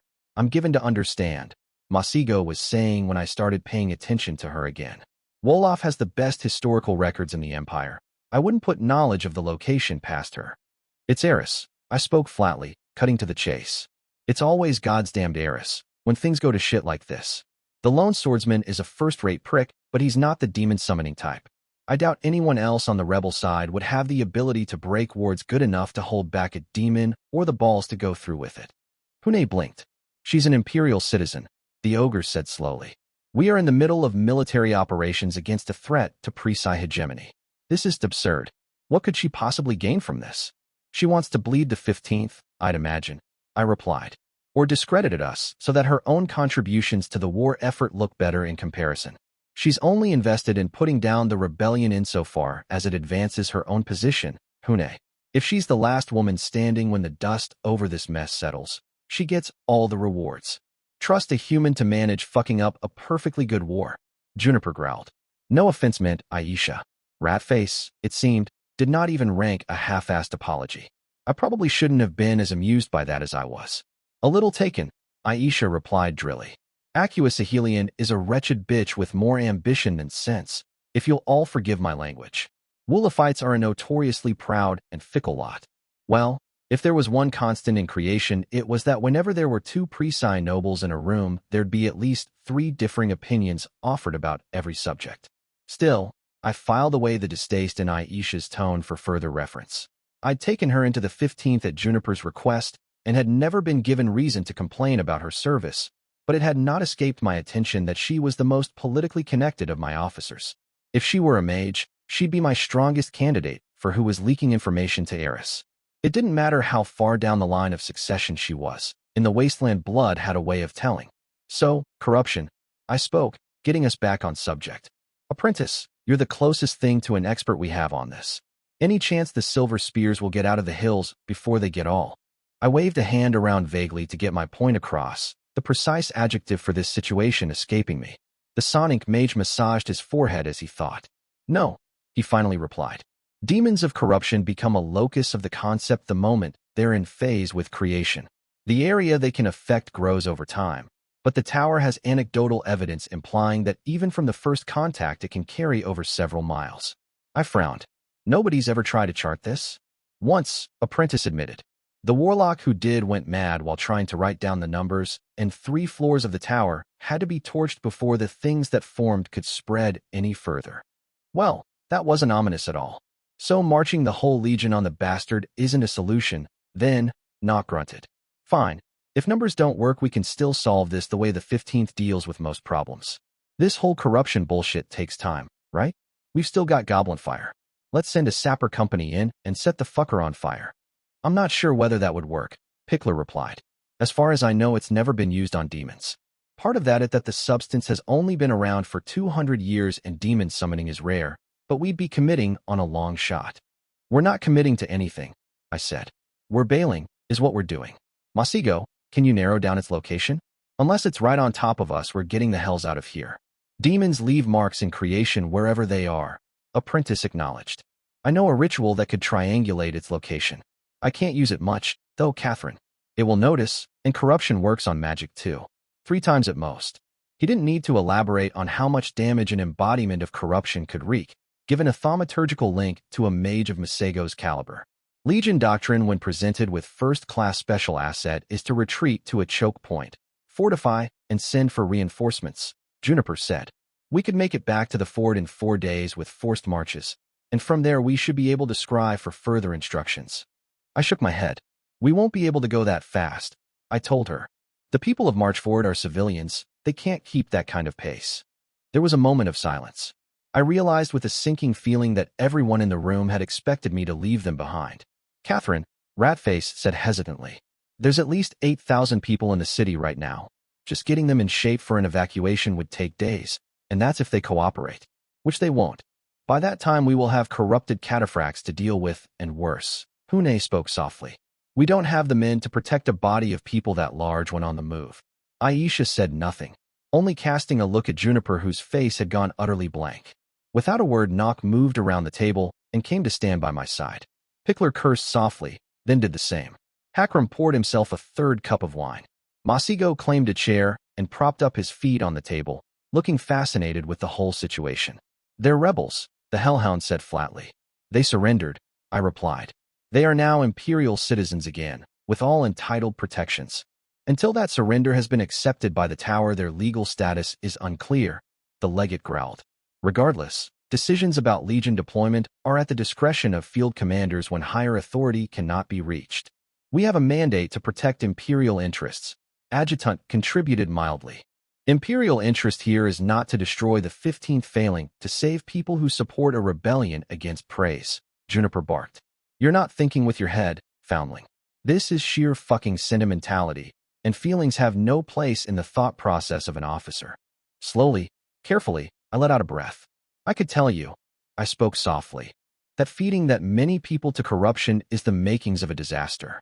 I could tell you that if word got out a Legion abandoned a city to a demon, every major city in Callow would rise in rebellion before summer comes. Gods, I could even say that the demon is a Presi mess, and the Presi should clean it up." My eyes hardened. "But that's not why I'm making this decision. There are 8,000 innocents in Marchford, Juniper. I refuse to abandon them. And by doing that, you're risking the life of every man and woman under your command," the grim-faced orc said. "Your soldiers, dying so your conscience is clear. Is Callow part of the Empire?" I asked. No reply, and Juniper seemed wary. "Anyone, feel free to answer." Ratface cleared his throat. "I don't think anyone is denying that, Lady Foundling," he said. I bared my teeth. "That's funny, because if this was Oxum or Cotton we were talking about, I don't think anybody would be arguing about how we should or shouldn't be feeding 8,000 people to a demon," I snarled. "Marchford rebelled against the tower," Aisha said, though she did not meet my eyes. "So did every city in the wasteland, at some point," I retorted. "Hells, not even 50 years ago 2/3 of the High Lords were backing the bid for the throne of the Empress' sworn enemy. There's been 7 goblin rebellions, and nearly an 8 under Nefarious," Pickler added in an undertone, "and for that I could have kissed her." "The Empire's talked a good game since the conquest," I said. "But now's the time where we find out whether it was all empty words after all. Does praise stay the course when it costs something to do it? Taking a country isn't enough to rule it, Juniper. That has to be earned. If Callow is part of the Empire, then our oaths apply to it. Every soul within its borders is under our protection, whether that means fighting Procker or the free cities or the children of hell. We don't get to pick and choose who those oaths apply to." My eyes swept across my officers. "The eyes of the rest of Calernia are on us. So tell me, all of you, are we hypocrites or not?" "Not," Nock chuckled, running his tongue over his teeth. "Doesn't matter who we fight, Hellhound. The 15th wins, that's all there is to it." "Not," Pickler agreed. "I've always been curious as to whether a trebuchet can kill a demon.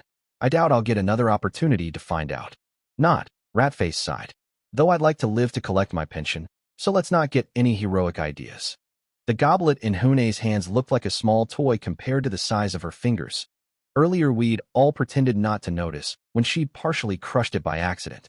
"This is foolish," the ogre commander complained, then clenched a fist. There was the sound of metal crumpling like cheap parchment, and wine dripped through her closed fist. "Not, ancestors forgive me. I was not raised to go meekly." I cast a look at Hakram, who shrugged. "Do you even have to ask?" That left too. Juniper's face had gone pale green with anger, eyes burning. Aisha had slipped back into the court mask she'd no doubt been taught as a child, expressionless save for a polite smile. "We set a pace before moving out," the legate said. "Anybody who can't keep up gets left behind." This was, I knew, as far down as I'd be able to bend her neck. I could make it in order, of course.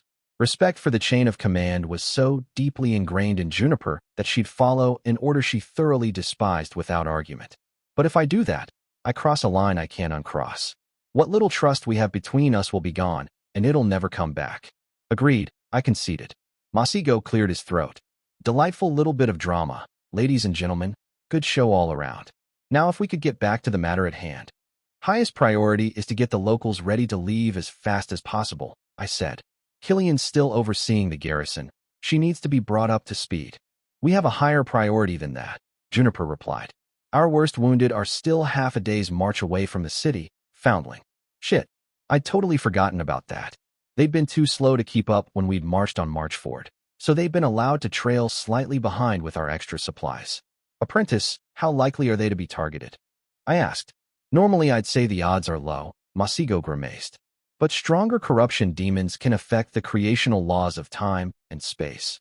There could be a force headed there as we speak. Infantry wouldn't move fast enough, Ratface mused. But the cataphracts might. I clenched my fingers, then slowly unclenched them. Hune, I'm taking one of your cohorts to back them up on the way here, I announced. The rest of you need to get this evacuation moving. There'll be riots, Aisha said. And without your skills in defusing those, we have fewer options to deal with them. I closed my eyes. Marchford is under martial law. I finally replied. Do what you have to. The awareness that a fortnight ago I would have used Neeline's cohort for this was like a throbbing wound in the back of my mind. Tribune Gallia was a solid officer, an orc nearly as tall as Hakram, with skin a shade of green, so dark it bordered on black, but she was not my friend. She'd not been with me since Rat Company, hadn't followed me through thick and thin in the war games.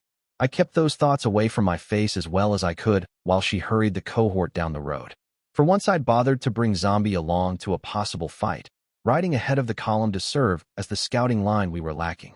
We'd already been marching for over a bell without any signs of the wounded, but we should be coming across them any moment now. The night was dark and the now blood-red moon cast treacherous shadows everywhere, so I rather wished I'd thought to bring goblins along. I was the only person in the cohort with any real night vision to speak of. I'd ordered for us to go without torches as not to warn the enemy we were coming. Skillfully guiding Zombie through the trees that bordered both sides of the road, I reined him in when I finally caught a flicker of movement in the distance. Breathing in, I focused and sharpened my name vision to get a better look. And there you are.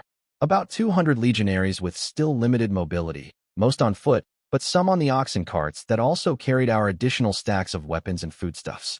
They seemed to be plowing along at a good pace, no doubt spurred forward by the fact that even the sky had apparently gotten licked by the hells. I turned Zombie around and galloped back to the cohort, skimming our moving lines and slowing when I found the Tribune.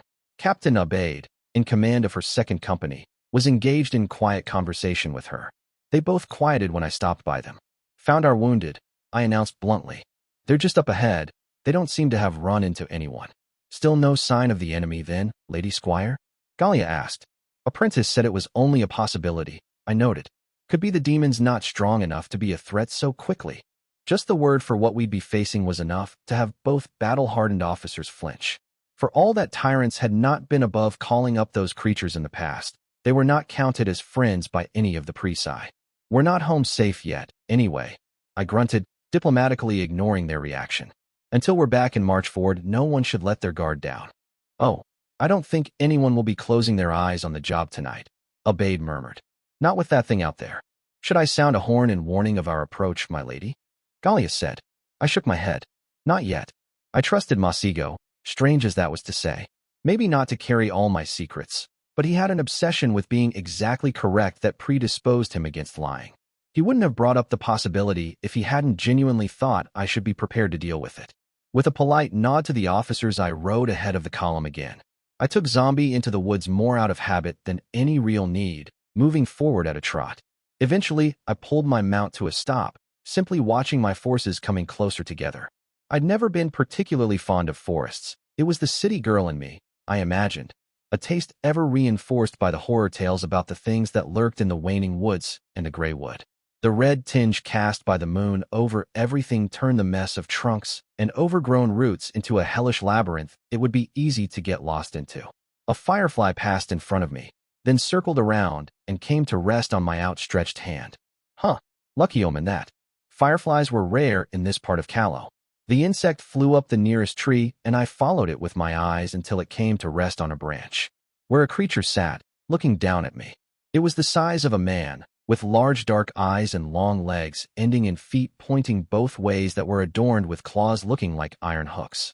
It bared iron teeth at me, rustling its red-brown fur as it jumped.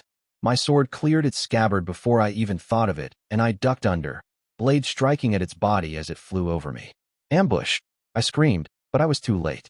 Horns sounded from both my cohort and where the wounded were. I'd sliced the creature, I saw, but there was no blood on my blade. Devil! Little girl, the hooked thing said in Tethwa, putting its human-like palms up. I mean no harm.